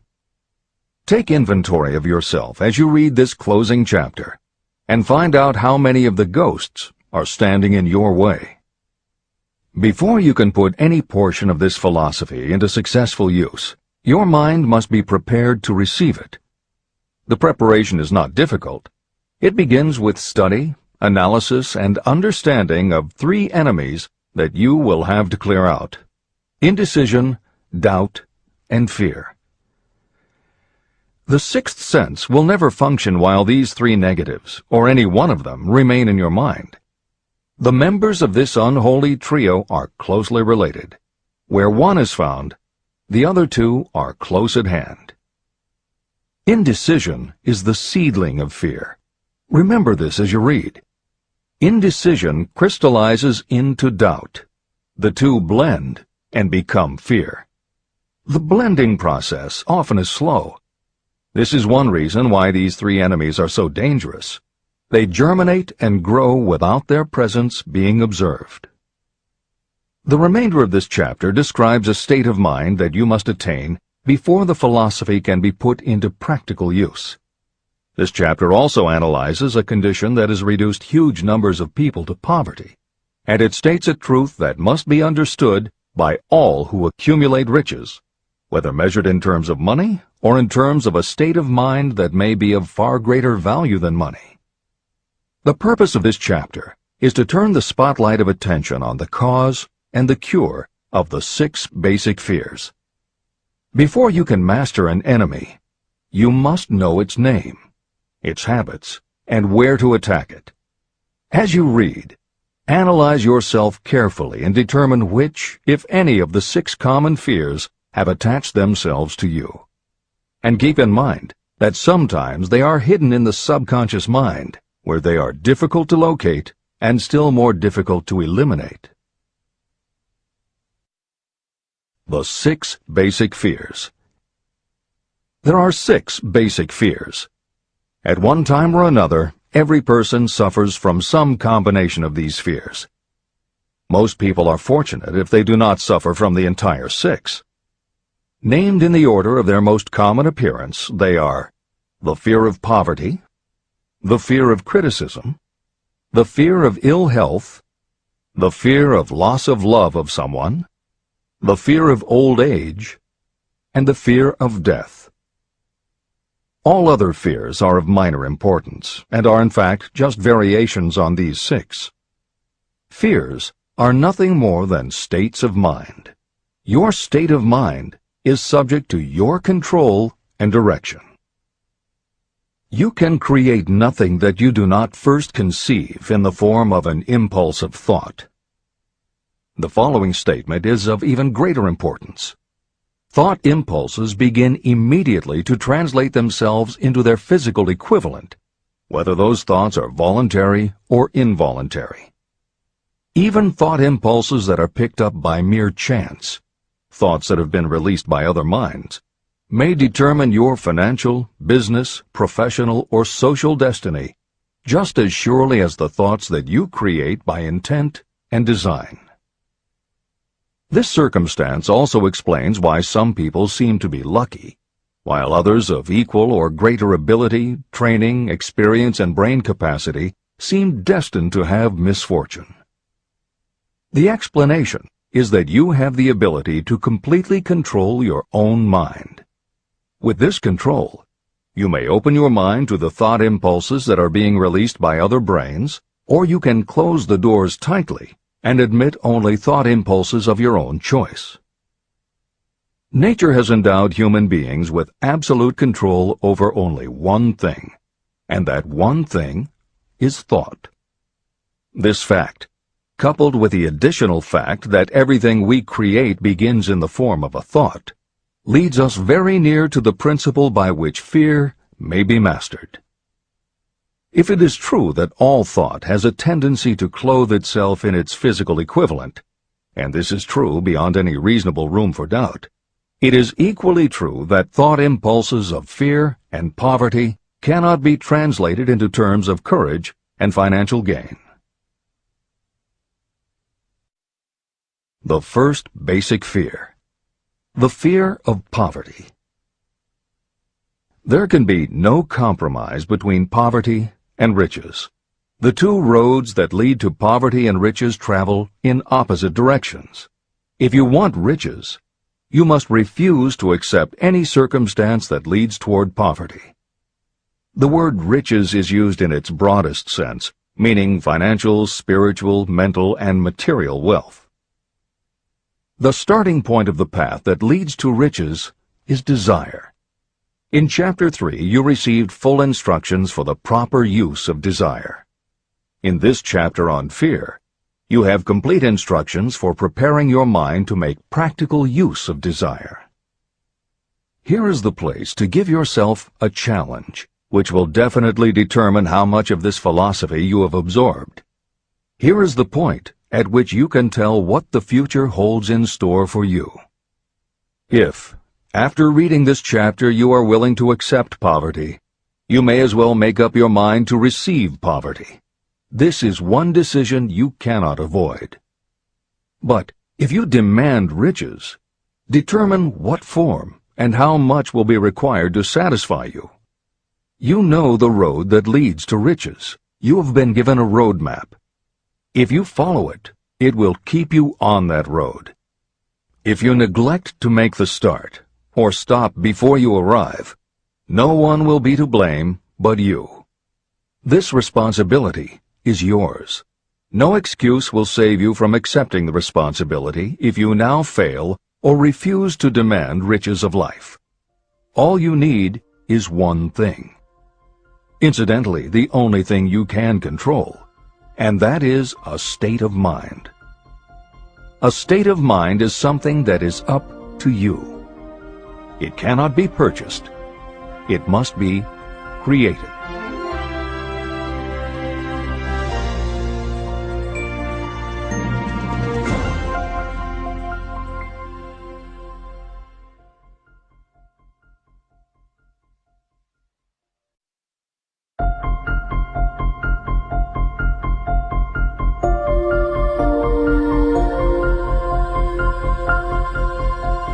The most destructive fear. Fear of poverty is a state of mind, nothing else. But it is sufficient to destroy your chances of achievement in any undertaking. This fear paralyzes your ability to use reason, destroys the imagination, kills off self-reliance, undermines enthusiasm, discourages initiative, leads to uncertainty of purpose, encourages procrastination, wipes out enthusiasm, and makes self-control an impossibility. It takes the charm from your personality, destroys the possibility of accurate thinking, diverts concentration of effort. It defeats persistence, turns willpower into nothingness, destroys ambition, clouds the memory, and invites failure in every conceivable form. It kills love and assassinates the finer emotions of the heart, discourages friendship and invites disaster in 100 forms, leads to sleeplessness, misery, and unhappiness, and all this despite the obvious truth that you live in a world of overabundance of everything your heart could desire, with nothing standing between you and your desires except lack of a definite purpose.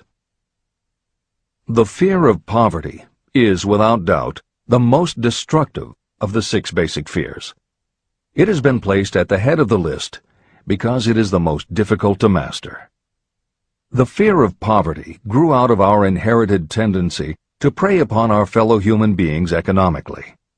Nearly all animals lower than us are motivated by instinct, but their capacity to think is limited, and therefore they prey upon one another physically. We, with our superior sense of intuition, with the capacity to think and to reason, do not eat others bodily. Human beings get more satisfaction out of eating others financially. Humans are so avaricious that every conceivable law has been passed to safeguard us from one another. Nothing brings so much suffering and humility as poverty. Only those who have experienced poverty understand the full meaning of this. It is no wonder that we fear poverty. Through a long line of inherited experiences, we have learned for sure that some people cannot be trusted where matters of money and earthly possessions are concerned. So eager are we to possess wealth that we will acquire it in whatever manner we can, through legal methods if possible, through other methods if necessary or expedient. Self-analysis may disclose weaknesses that you do not like to acknowledge, but this form of examination is essential if you are going to demand of life more than mediocrity and poverty. Remember, as you check yourself point by point, that you are both the court and the jury, the prosecuting attorney and the attorney for the defense, and that you are both the plaintiff and the defendant. You are on trial. Face the facts squarely. Ask yourself definite questions and demand direct replies. When the examination is over, you will know more about yourself. If you do not feel that you can be an impartial judge, call upon someone who knows you well to serve as judge while you cross-examine yourself. You are after the truth. Get it, no matter at what the cost, even though it may temporarily embarrass you. The majority of people, if asked what they fear most, would reply, "I fear nothing." The reply would be inaccurate, because few people realize that they are bound, handicapped, whipped spiritually and physically through some form of fear. So subtle and deeply seated is the emotion of fear that you may go through life and never recognize its presence. Only a courageous analysis will disclose the presence of this universal enemy. When you begin such an analysis, search deeply into your character. The following is a list of the symptoms to look for. Symptoms of the fear of poverty. 1. Indifference. Commonly expressed through lack of ambition, willingness to tolerate poverty, and the acceptance of whatever compensation life may offer without protest. Also mental and physical laziness, and lack of initiative, imagination, enthusiasm, and self-control. 2. Indecision. The habit of permitting others to do your thinking, sitting on the fence. 3. Doubt. Generally expressed through alibis and excuses designed to cover up, explain away, or apologize for your failures. Sometimes expressed in the form of envy of those who are successful, or by criticizing them. 4. Worry. Usually expressed by finding fault with others, a tendency to spend beyond your income, neglect of personal appearance, scowling and frowning, nervousness, lack of poise, self-consciousness, and often the use of alcohol or drugs. 5. Overcaution. The habit of looking for the negative side of every circumstance, thinking and talking about possible failure instead of concentrating on succeeding, knowing all the roads to disaster, but never searching for the plans to avoid failure, waiting for the right time to begin until the waiting becomes a permanent habit, remembering those who have failed and forgetting those who have succeeded, seeing the hole in the donut, but overlooking the donut around the hole. 6. Procrastination. The habit of putting off until tomorrow that which should have been done last year, spending more time in creating excuses than it would take to do the job. This symptom is closely related to overcaution, doubt, and worry. Refusal to accept responsibility. Willingness to compromise rather than put up a fight. Compromising with difficulties instead of harnessing and using them as stepping stones to advancement. Bargaining with life for a penny instead of demanding prosperity, opulence, riches, contentment, and happiness. Planning what to do if you fail instead of burning all bridges and making retreat impossible. Weakness of, and often total lack of, self-confidence, definiteness of purpose, self-control, initiative, enthusiasm, ambition, thrift, and sound reasoning ability. Expecting poverty instead of demanding riches. Associating with those who accept poverty instead of seeking the company of those who demand and receive riches. Money talks. Some will ask, why did you write a book about money? Why measure riches in dollars alone? Some will believe, and rightly so, that there are other forms of riches more desirable than money. Yes, there are riches that cannot be measured in terms of dollars. But there are also millions of people who say, "Give me all the money I need, and I will find everything else I want." The major reason why I wrote this book on how to get money is that millions of men and women are paralyzed with the fear of poverty.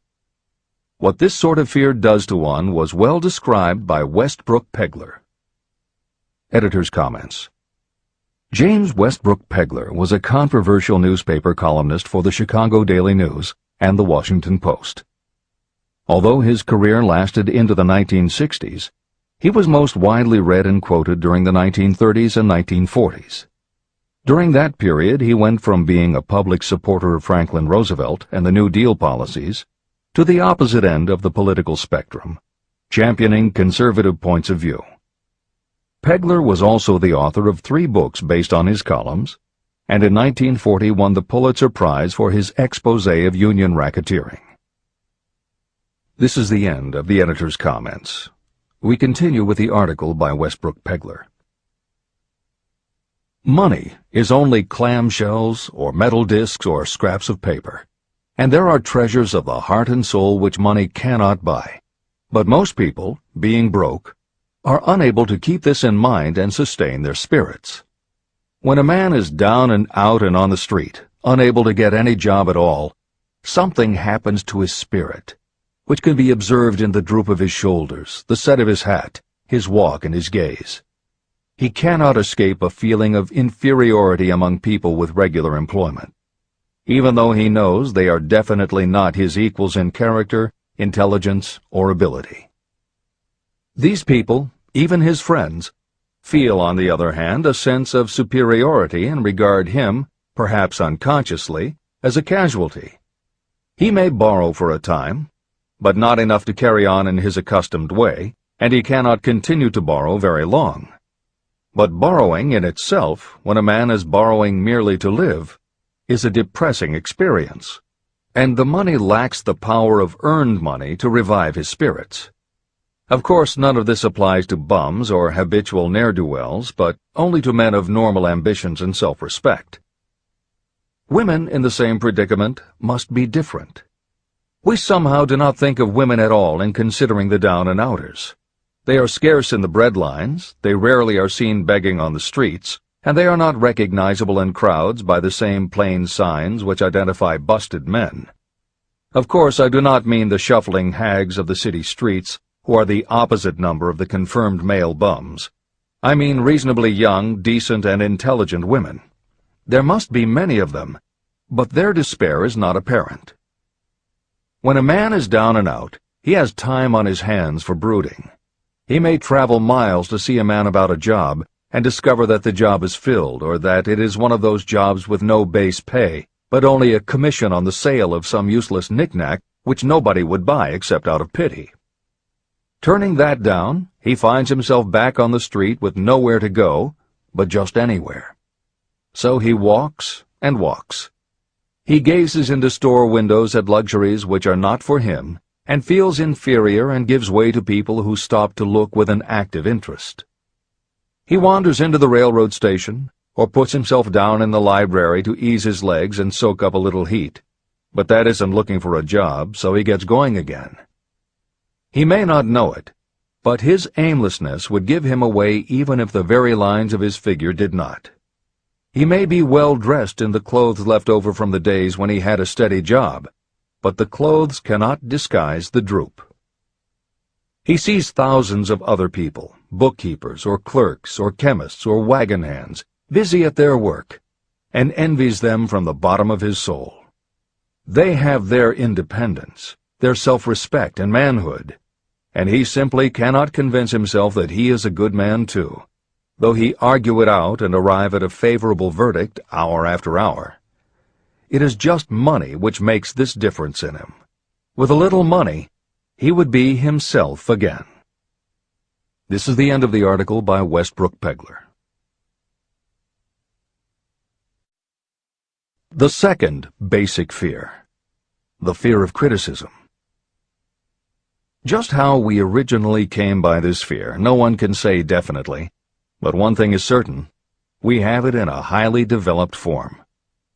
I am inclined to attribute the basic fear of criticism to that part of our inherited nature that prompts us not only to take away other people's goods and wares, but also to justify our actions by criticism of the character of others.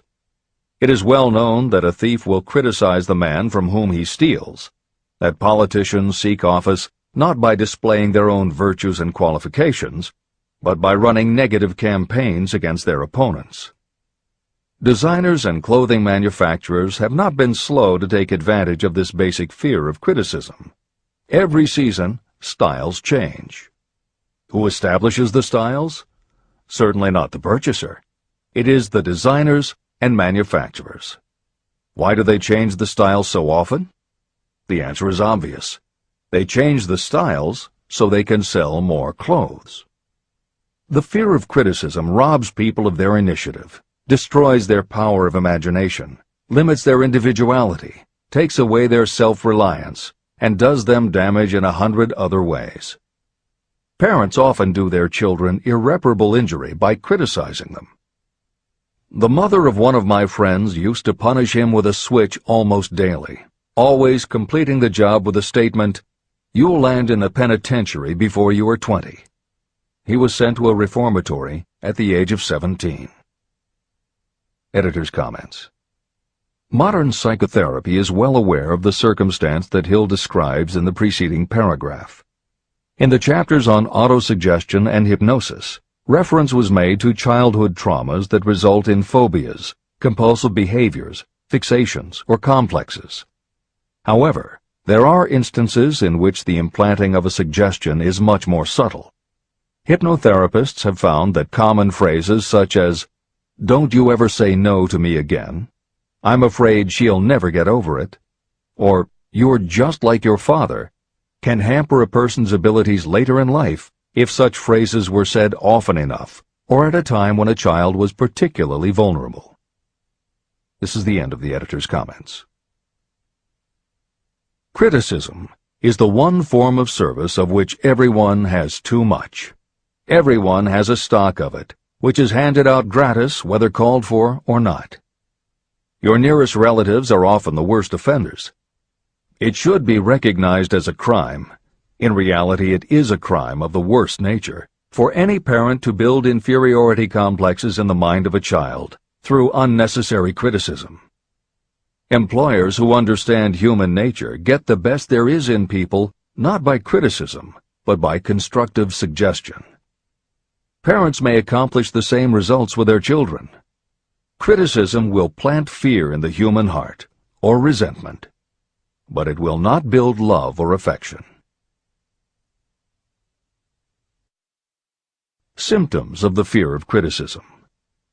This fear is almost as universal as the fear of poverty, and its effects are just as fatal to personal achievement, mainly because this fear destroys initiative and discourages the use of imagination. The major symptoms of the fear are 1. Self-consciousness, generally expressed through nervousness, timidity in conversation and in meeting strangers, awkward movements, and shifting of the eyes. 2. Lack of poise, expressed through lack of voice control, nervousness in the presence of others, poor posture, poor memory. 3. Personality weaknesses, lacking in firmness of decision, personal charm, and ability to express opinions definitely, the habit of sidestepping issues instead of meeting them squarely, agreeing with others without careful examination of their opinions. 4. Inferiority complex, the habit of expressing your own self-approval as a means of covering up your feeling of inferiority, using big words to impress others, often without knowing the real meaning of the words, imitating others in dress, speech, and manners, boasting of imaginary achievements, and acting superior to cover up the fact that you feel inferior. 5. Extravagance, the habit of trying to keep up with the Joneses and spending beyond your income. 6. Lack of initiative, failure to embrace opportunities for self-advancement, fear to express opinions, lack of confidence in your own ideas, giving evasive answers to questions asked by superiors, hesitancy of manner and speech, deceit in both words and deeds. 7. lack of ambition. Mental and physical laziness, lack of self-assertion, slowness in reaching decisions, being too easily influenced, the habit of accepting defeat without protest, or quitting an undertaking when opposed by others. Also the habit of criticizing others behind their backs and flattering them to their faces, suspicion of other people without cause, lack of tactfulness of manner and speech, and unwillingness to accept the blame for mistakes. The third basic fear, the fear of ill health. This fear may be traced to both physical and social heredity. It is closely associated with the causes of fear of old age and the fear of death. We fear ill health because of the terrible pictures that have been planted in our minds of what may happen if death should overtake us. We also fear it because of the economic toll that it may claim. One reputable physician estimated that 75% of all people who visit doctors are suffering with hypochondria, imaginary illness. It has been shown that the fear of disease, even when there is not the slightest cause for fear, often produces the physical symptoms of the disease feared. Powerful and mighty is the human mind. It builds or it destroys. Through a series of experiments, my staff proved how susceptible people are to the power of suggestion. We asked 3 acquaintances to visit separately with the victim. They were instructed to pose the question, "What ails you? You look terribly ill." The first questioner provoked a grin from him and a nonchalant, "Oh, nothing, I'm all right." The second questioner was answered with a statement, "I don't know exactly, but I do feel badly." The third questioner was met with the admission that the victim was actually feeling ill. Editor's comment. Hill's experiment is one that you do not want to carry too far. It is not that different from the principle behind certain religious sects whose members take vengeance on their enemies by hexing or placing a spell on a victim. The spell only works because the victim believes that spells can be cast and that it is possible he or she could be hexed. When the hex victim is informed that someone has cast a spell on them, they accept that it is possible, and their mind does the rest. The same theory operated when Hill's associate was told 3 times that he looked ill. He believed it was possible. Being told 3 times was convincing, and his mind went to work and made it so. This is the end of the editor's comment. There is overwhelming evidence that disease sometimes begins in the form of negative thought impulse. Such thoughts may be planted in your mind by suggestion or created by you in your own mind. Doctors send patients to new climates for their health because a change of mental attitude is necessary. The seed of fear of ill health lives in every human mind. Worry, fear, discouragement, or disappointment can cause this seed to germinate and grow.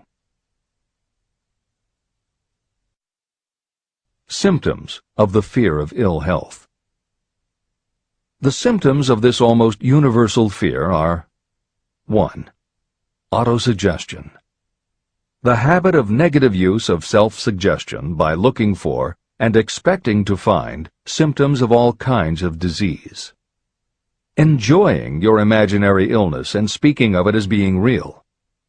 The habit of trying fads and isms recommended by others as having therapeutic value. Talking to others of operations, accidents, and other forms of illness. Experimenting with diets, physical exercises, weight loss systems without professional guidance. Trying home remedies, patent medicines, and quack remedies. 2. Hypochondria, a medical term for imaginary disease. The habit of excessively talking about illness, and by concentrating the mind on disease you begin to expect it to happen to you. Nothing that comes in bottles can cure this condition.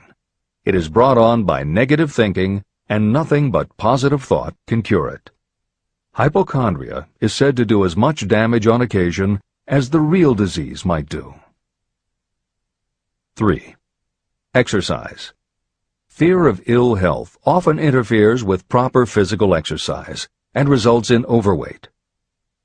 4. Susceptibility. Fear of ill health breaks down your natural resistance, which makes you susceptible to real disease. The fear of ill health is often related to the fear of poverty, especially in the case of the hypochondriac, who constantly worries about the possibility of having to pay doctor's bills, hospital bills, etc. This type of person spends much time preparing for sickness, talking about death, saving money for cemetery plots, burial expenses, and such. 5. Self-coddling. The habit of seeking sympathy. The habit of feigning illness to cover your laziness or to serve as an alibi for lack of ambition. People often resort to this trick to avoid work. 6. Intemperance. The habit of using alcohol or drugs to destroy pain instead of eliminating the cause. 7. The habit of reading about illness and worrying over the possibility of being stricken by it. The fourth basic fear. The fear of loss of love. Jealousy and other similar forms of neurosis grow out of our fear of the loss of love of someone. This fear is the most painful of all the 6 basic fears. It probably plays more havoc with the body and mind than any of the other basic fears. Editor's comment. By way of introduction to each of the 6 basic fears, Napoleon Hill usually postulates how the fear originated in humans. In the original edition of this book, he suggested that the fear of loss of love may have started with prehistoric man's habit of stealing his neighbor's mate and taking liberties with her whenever he could. Though amusing, this theory does not take into account that women fear the loss of a love just as profoundly as men do, and both men and women fear losing the love of not just their mates, but also of family members and others with whom they are close. How the emotion of love originated may remain a mystery, but there is no mystery about how we feel when we lose it. This is the end of the editor's comment. The fourth basic fear. The fear of loss of love. Jealousy and other similar forms of neurosis grow out of our fear of the loss of love of someone. This fear is the most painful of all the 6 basic fears. It probably plays more havoc with the body and mind than any of the other basic fears. Editor's comment. By way of introduction to each of the 6 basic fears, Napoleon Hill usually postulates how the fear originated in humans.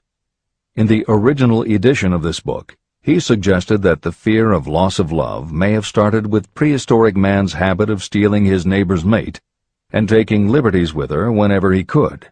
Though amusing, this theory does not take into account that women fear the loss of a love just as profoundly as men do, and both men and women fear losing the love of not just their mates, but also of family members and others with whom they are close. How the emotion of love originated may remain a mystery, but there is no mystery about how we feel when we lose it. This is the end of the editor's comment.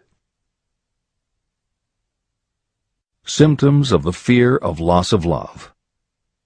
The distinguishing symptoms of this fear are 1. Jealousy.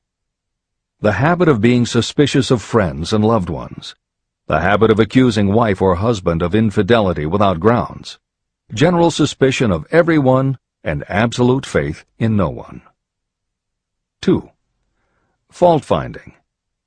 The habit of finding fault with friends, relatives, business associates, and loved ones upon the slightest provocation, or without any cause whatsoever. 3. Gambling. The habit of gambling, stealing, cheating, and otherwise taking hazardous chances to provide money for loved ones in the belief that love can be bought. The habit of spending beyond your means, or incurring debts to provide gifts for loved ones in order to make a good impression.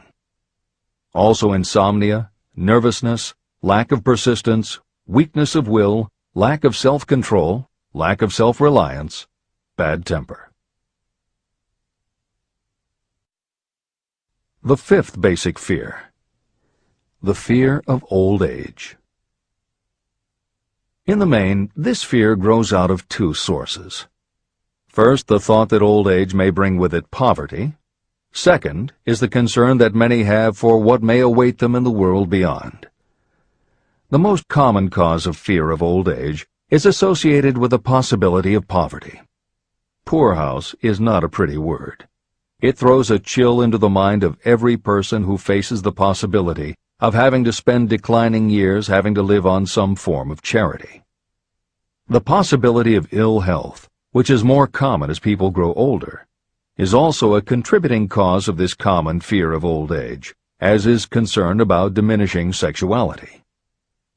Another contributing cause of the fear of old age is the possibility of loss of freedom and independence, as old age may bring with it the loss of both physical and economic freedom.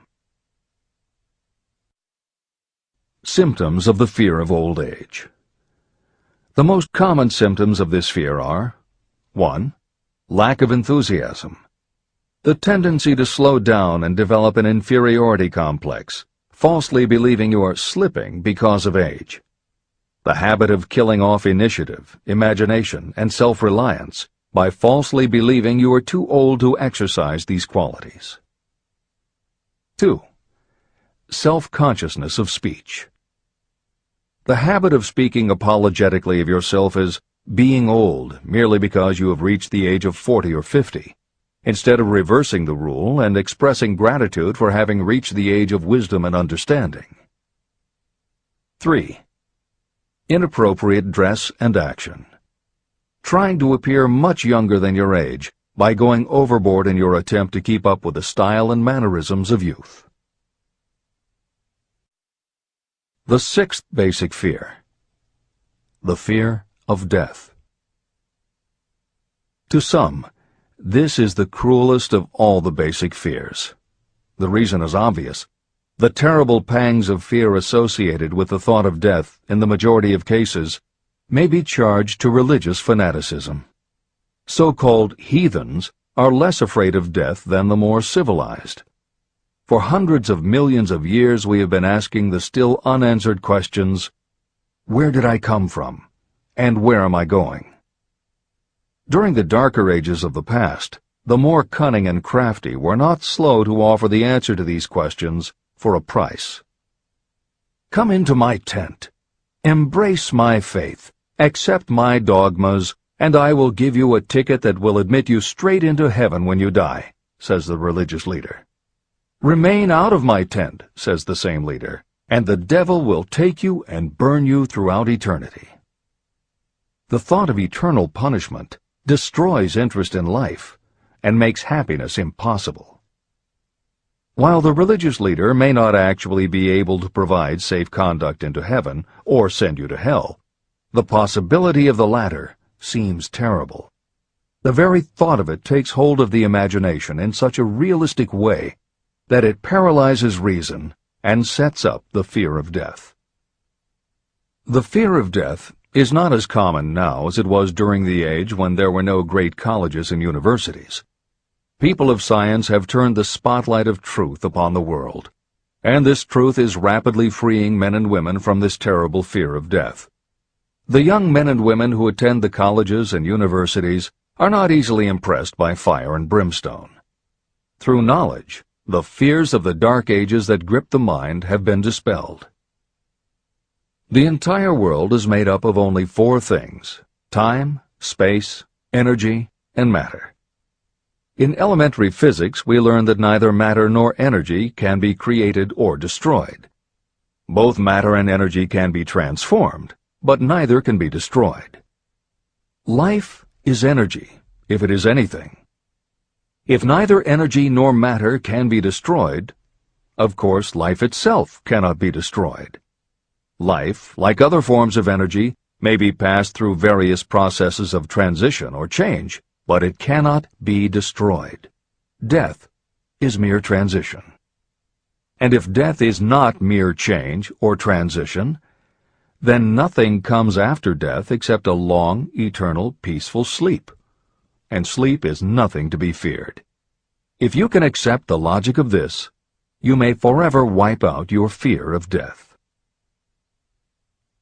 Symptoms of the fear of death. The general symptoms of this fear are: 1. The habit of thinking about dying instead of making the most of life. This is generally due to lack of purpose or lack of a suitable occupation. This fear is more prevalent among the aged, but sometimes the more youthful are victims of it. The greatest of all remedies for the fear of death is a burning desire for achievement, backed by useful service to others. A busy person seldom has time to think about dying. A busy person finds life too thrilling to worry about death. 2.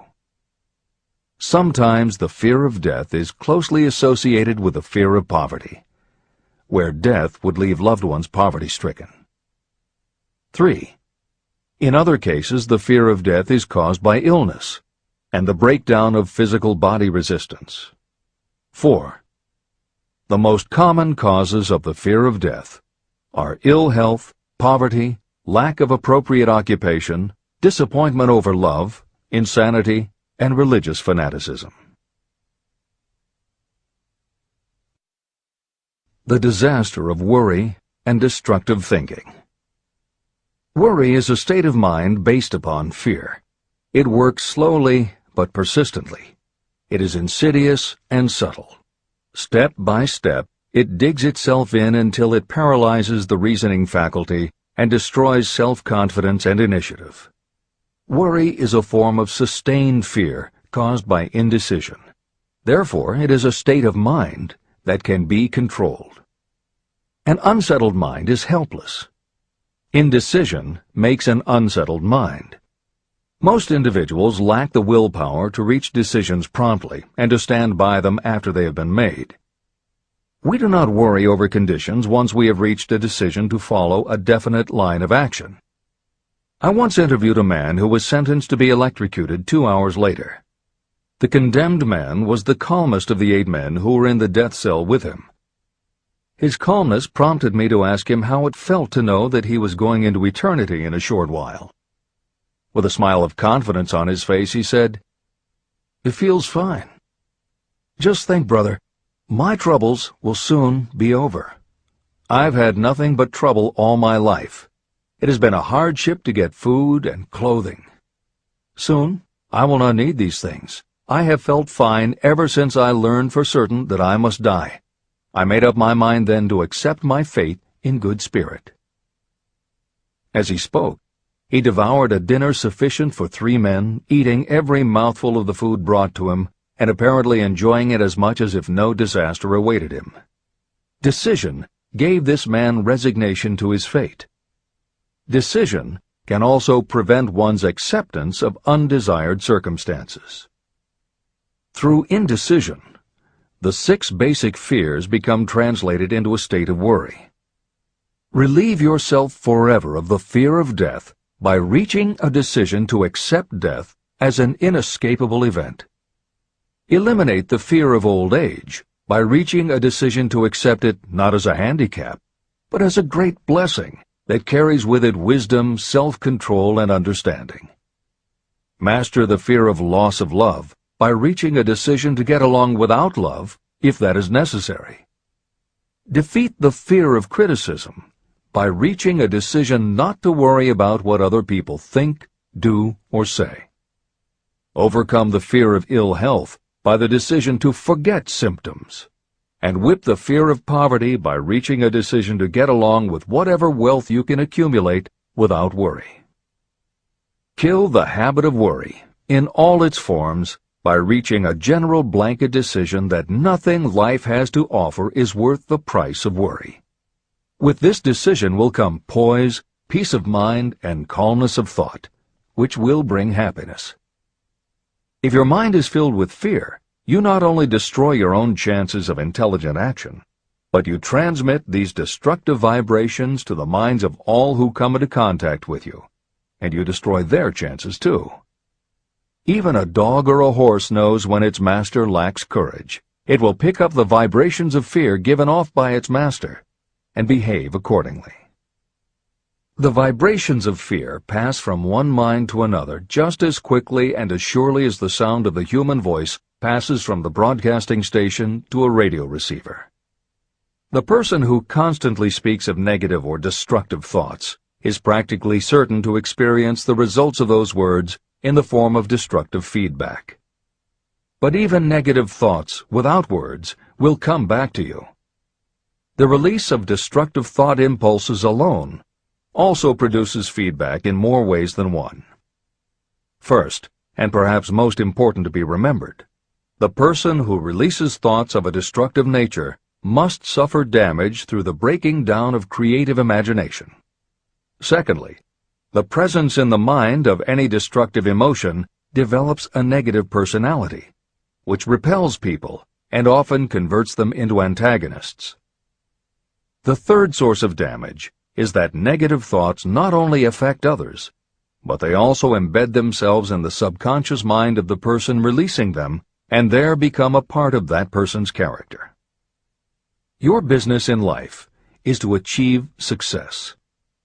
To be successful, you must find peace of mind, acquire the material needs of life, and above all, attain happiness. All of these indications of success begin in the form of thought impulses. You control your own mind. You have the power to feed it whatever thought impulses you choose. With this goes the responsibility of using your mind constructively.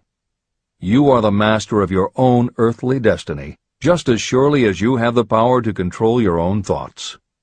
You may influence, direct, and eventually control your own environment, making your life what you want it to be.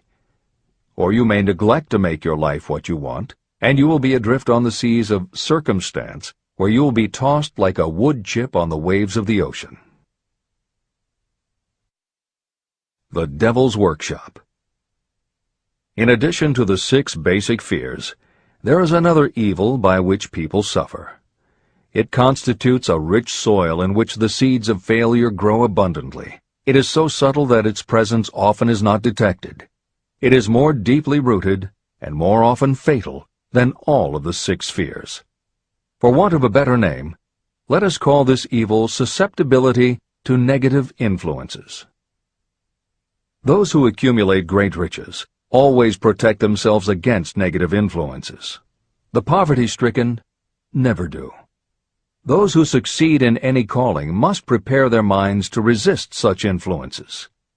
If you are reading this book to learn how to grow rich, you should examine yourself very carefully to determine whether you are susceptible to negative influences. If you neglect this self-analysis, you will give up your right to attain the object of your desires. Make your analysis searching. As you read the following questions, be tough on yourself. Go at the task as carefully as you would if you were searching for any other enemy you knew was waiting to ambush you. You must deal with your own faults as you would with a real and serious enemy. You can easily protect yourself against real enemies because there are laws, police, and courts to deal with them. But this 7th basic evil is more difficult to master because it strikes when you are not aware of its presence, when you are asleep and while you are awake.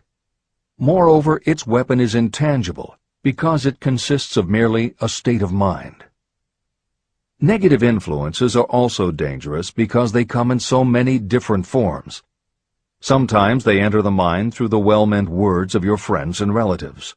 At other times they come from within, through your own mental attitude. Always it is as deadly as poison, even though it may not kill as quickly. How to protect yourself against negative influences. To protect yourself against negative influences, whether of your own making or the result of negative people around you, recognize that your willpower is your defense. You must put it into constant use until it builds a wall of immunity against negative influences in your own mind. Recognize that you and every other human being are, by nature, lazy, indifferent, and susceptible to all suggestions that reinforce your weaknesses. Recognize that you are, by nature, susceptible to all of the 6 basic fears. and you must set up habits to counteract all these fears. Recognize that negative influences often work on you through your subconscious mind and are therefore difficult to detect. Keep your mind closed against all people who depress or discourage you in any way. Clean out your medicine chest and stop pandering to colds, aches, pains, and imaginary illness. Deliberately seek the company of people who influence you to think and act for yourself. Do not expect troubles, as they have a tendency not to disappoint. Without doubt, the most common weakness of all human beings is the habit of leaving their minds open to the negative influences of other people. This weakness is all the more damaging because most people do not even know they do it. The following list of questions is designed to help you see yourself as you really are. You should read through the list now. Then set aside a day when you can give adequate time to go through the list again and thoroughly answer each question.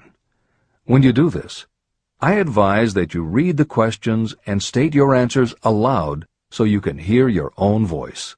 This will make it easier for you to be truthful with yourself.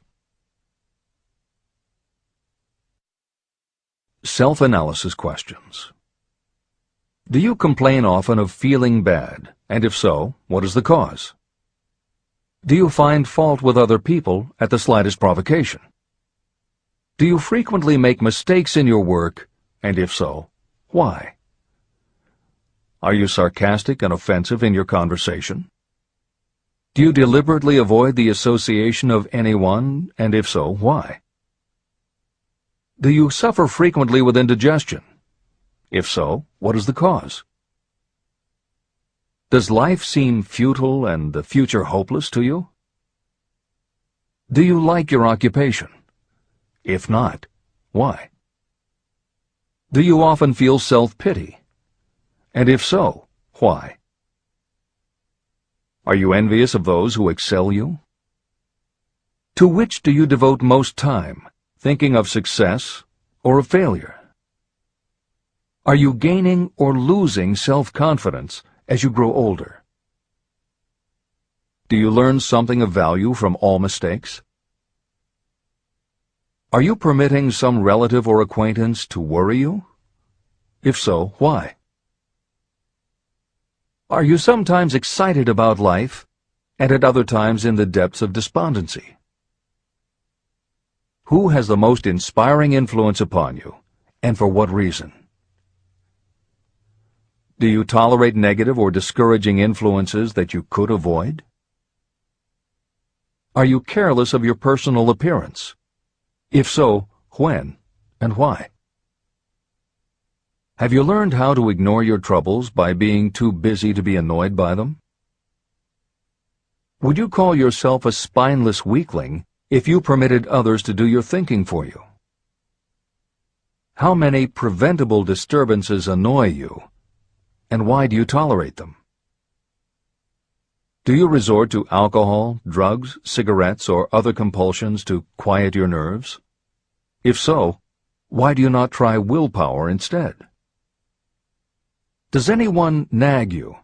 And if so, for what reason? Do you have a definite major purpose?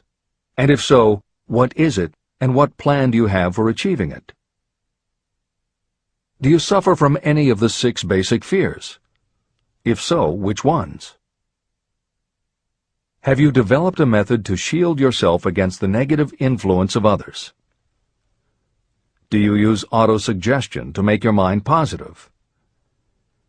Which do you value most, your material possessions or your privilege of controlling your own thoughts? Are you easily influenced by others against your own judgment? Has today added anything of value to your stock of knowledge or state of mind? Do you face squarely the circumstances that make you unhappy, or do you sidestep the responsibility? Do you analyze all mistakes and failures and try to profit by them, or do you take the attitude that this is not your duty? Can you name 3 of your most damaging weaknesses? What are you doing to correct them? Do you encourage other people to bring their worries to you for sympathy? Do you choose from your daily experiences lessons or influences that aid in your personal advancement?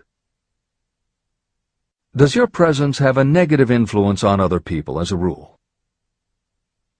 What habits of other people annoy you most? Do you form your own opinions, or do you permit yourself to be influenced by other people? Have you learned how to create a mental state of mind with which you can shield yourself against all discouraging influences? Does your occupation inspire you with faith and hope? Are you conscious of possessing spiritual forces of sufficient power to enable you to keep your mind free from all forms of fear? Does your religion help to keep your mind positive? Do you feel it your duty to share other people's worries? If so, why? If you believe that birds of a feather flock together, what have you learned about yourself by studying the friends whom you attract? What connection, if any, do you see between the people with whom you associate most closely and any unhappiness you may experience? Could it be possible that some person whom you consider to be a friend is, in reality, your worst enemy because of his or her negative influence on your mind? By what rules do you judge who is helpful and who is damaging to you? Are your intimate associates mentally superior or inferior to you? How much time out of every 24 hours do you devote to your occupation, sleep, play and relaxation, acquiring useful knowledge, plain wasted time? Who among your acquaintances encourages you most, cautions you most, discourages you most? What is your greatest worry? Why do you tolerate it? When others offer you free, unsolicited advice, do you accept it without question, or do you analyze their motive? What, above all else, do you most desire? Do you intend to acquire it? Are you willing to subordinate all other desires for this one? How much time daily do you devote to acquiring it? Do you change your mind often? If so, why? Do you usually finish everything you begin? Are you easily impressed by other people's business or professional titles, college degrees, or wealth? Are you easily influenced by what other people think or say about you? Do you cater to people because of their social or financial status? Whom do you believe to be the greatest person living? In what respect is this person superior to yourself? How much time have you devoted to studying and answering these questions? At least one day is necessary for the analysis and the answering of the entire list. If you have answered all these questions truthfully, you know more about yourself than the majority of people. Study the questions carefully. Come back to them once each week for several months, and be astounded at the amount of additional knowledge of great value to yourself you will have gained by the simple method of answering the questions truthfully. If you are not certain about the answers to some of the questions, seek the counsel of those who know you well, especially those who have no motive in flattering you, and see yourself through their eyes. The experience will be astonishing. The one thing over which you have absolute control. You have absolute control over only one thing, and that is your thoughts. This is the most significant and inspiring of all facts known to humans. It reflects our divine nature. This ability to control your thoughts is the sole means by which you may control your own destiny. If you fail to control your own mind, you may be sure you will control nothing else. Your mind is your spiritual estate. Protect and use it with the care to which divine royalty is entitled.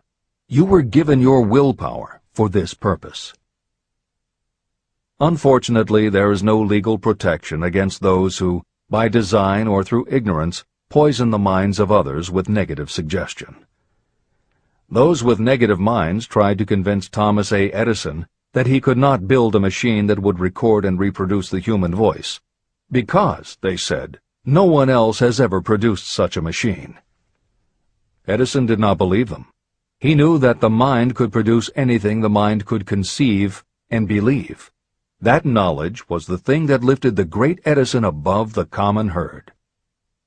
Men with negative minds told F.W. Woolworth he would go broke trying to run a store on 5 and 10-cent sales. He did not believe them. He knew that he could do anything within reason if he backed his plans with faith.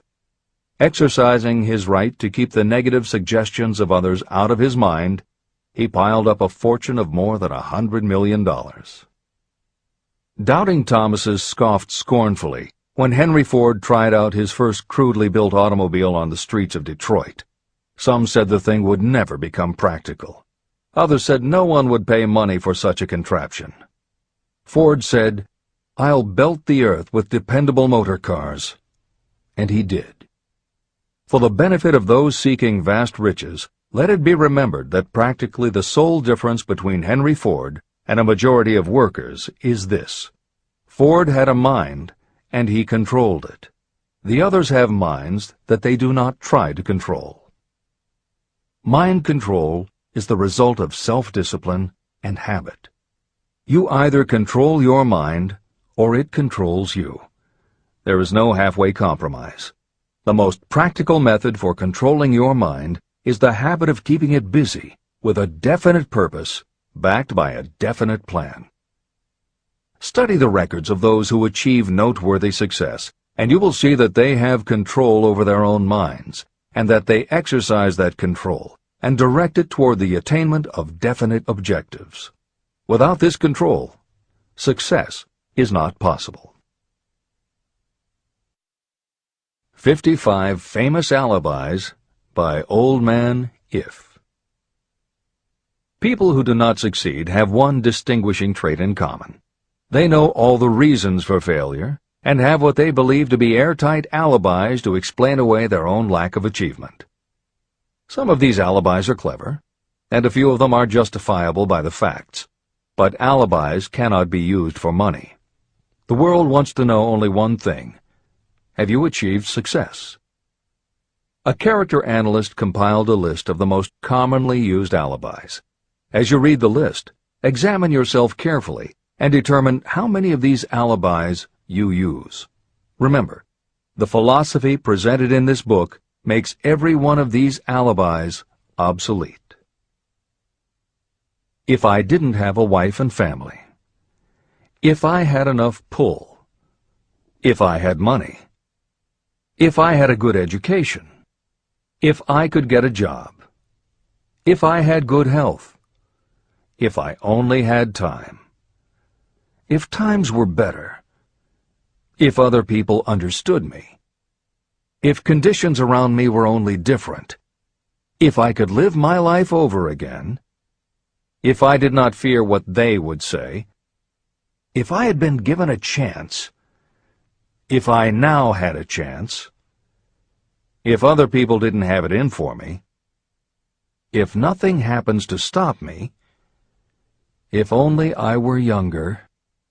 If I only could do what I want. If I had been born rich. If I could meet the right people. If I had the talent that some people have. If I dared to assert myself. If only I had embraced past opportunities. If people didn't get on my nerves. If I didn't have to keep house and look after the children. If I could save some money. If the boss only appreciated me. If I only had somebody to help me. If my family understood me. If I lived in a big city. If I could just get started. If I were only free. If I had the personality of some people. If I were not so fat. If my real talents were known.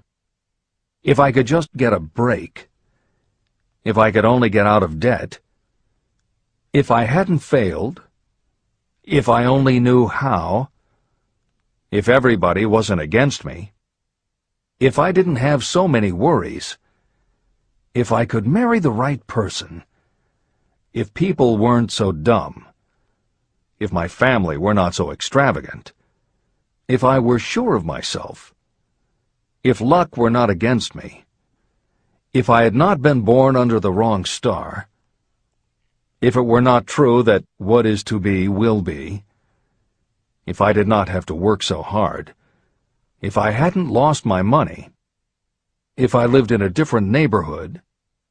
If I didn't have a past. If I only had a business of my own. If other people would only listen to me.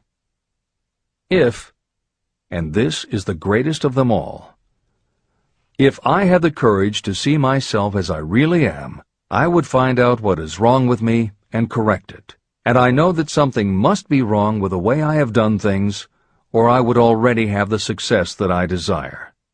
I recognize that something must be wrong with me, otherwise I would have spent more time analyzing my weaknesses and less time building alibis to cover them.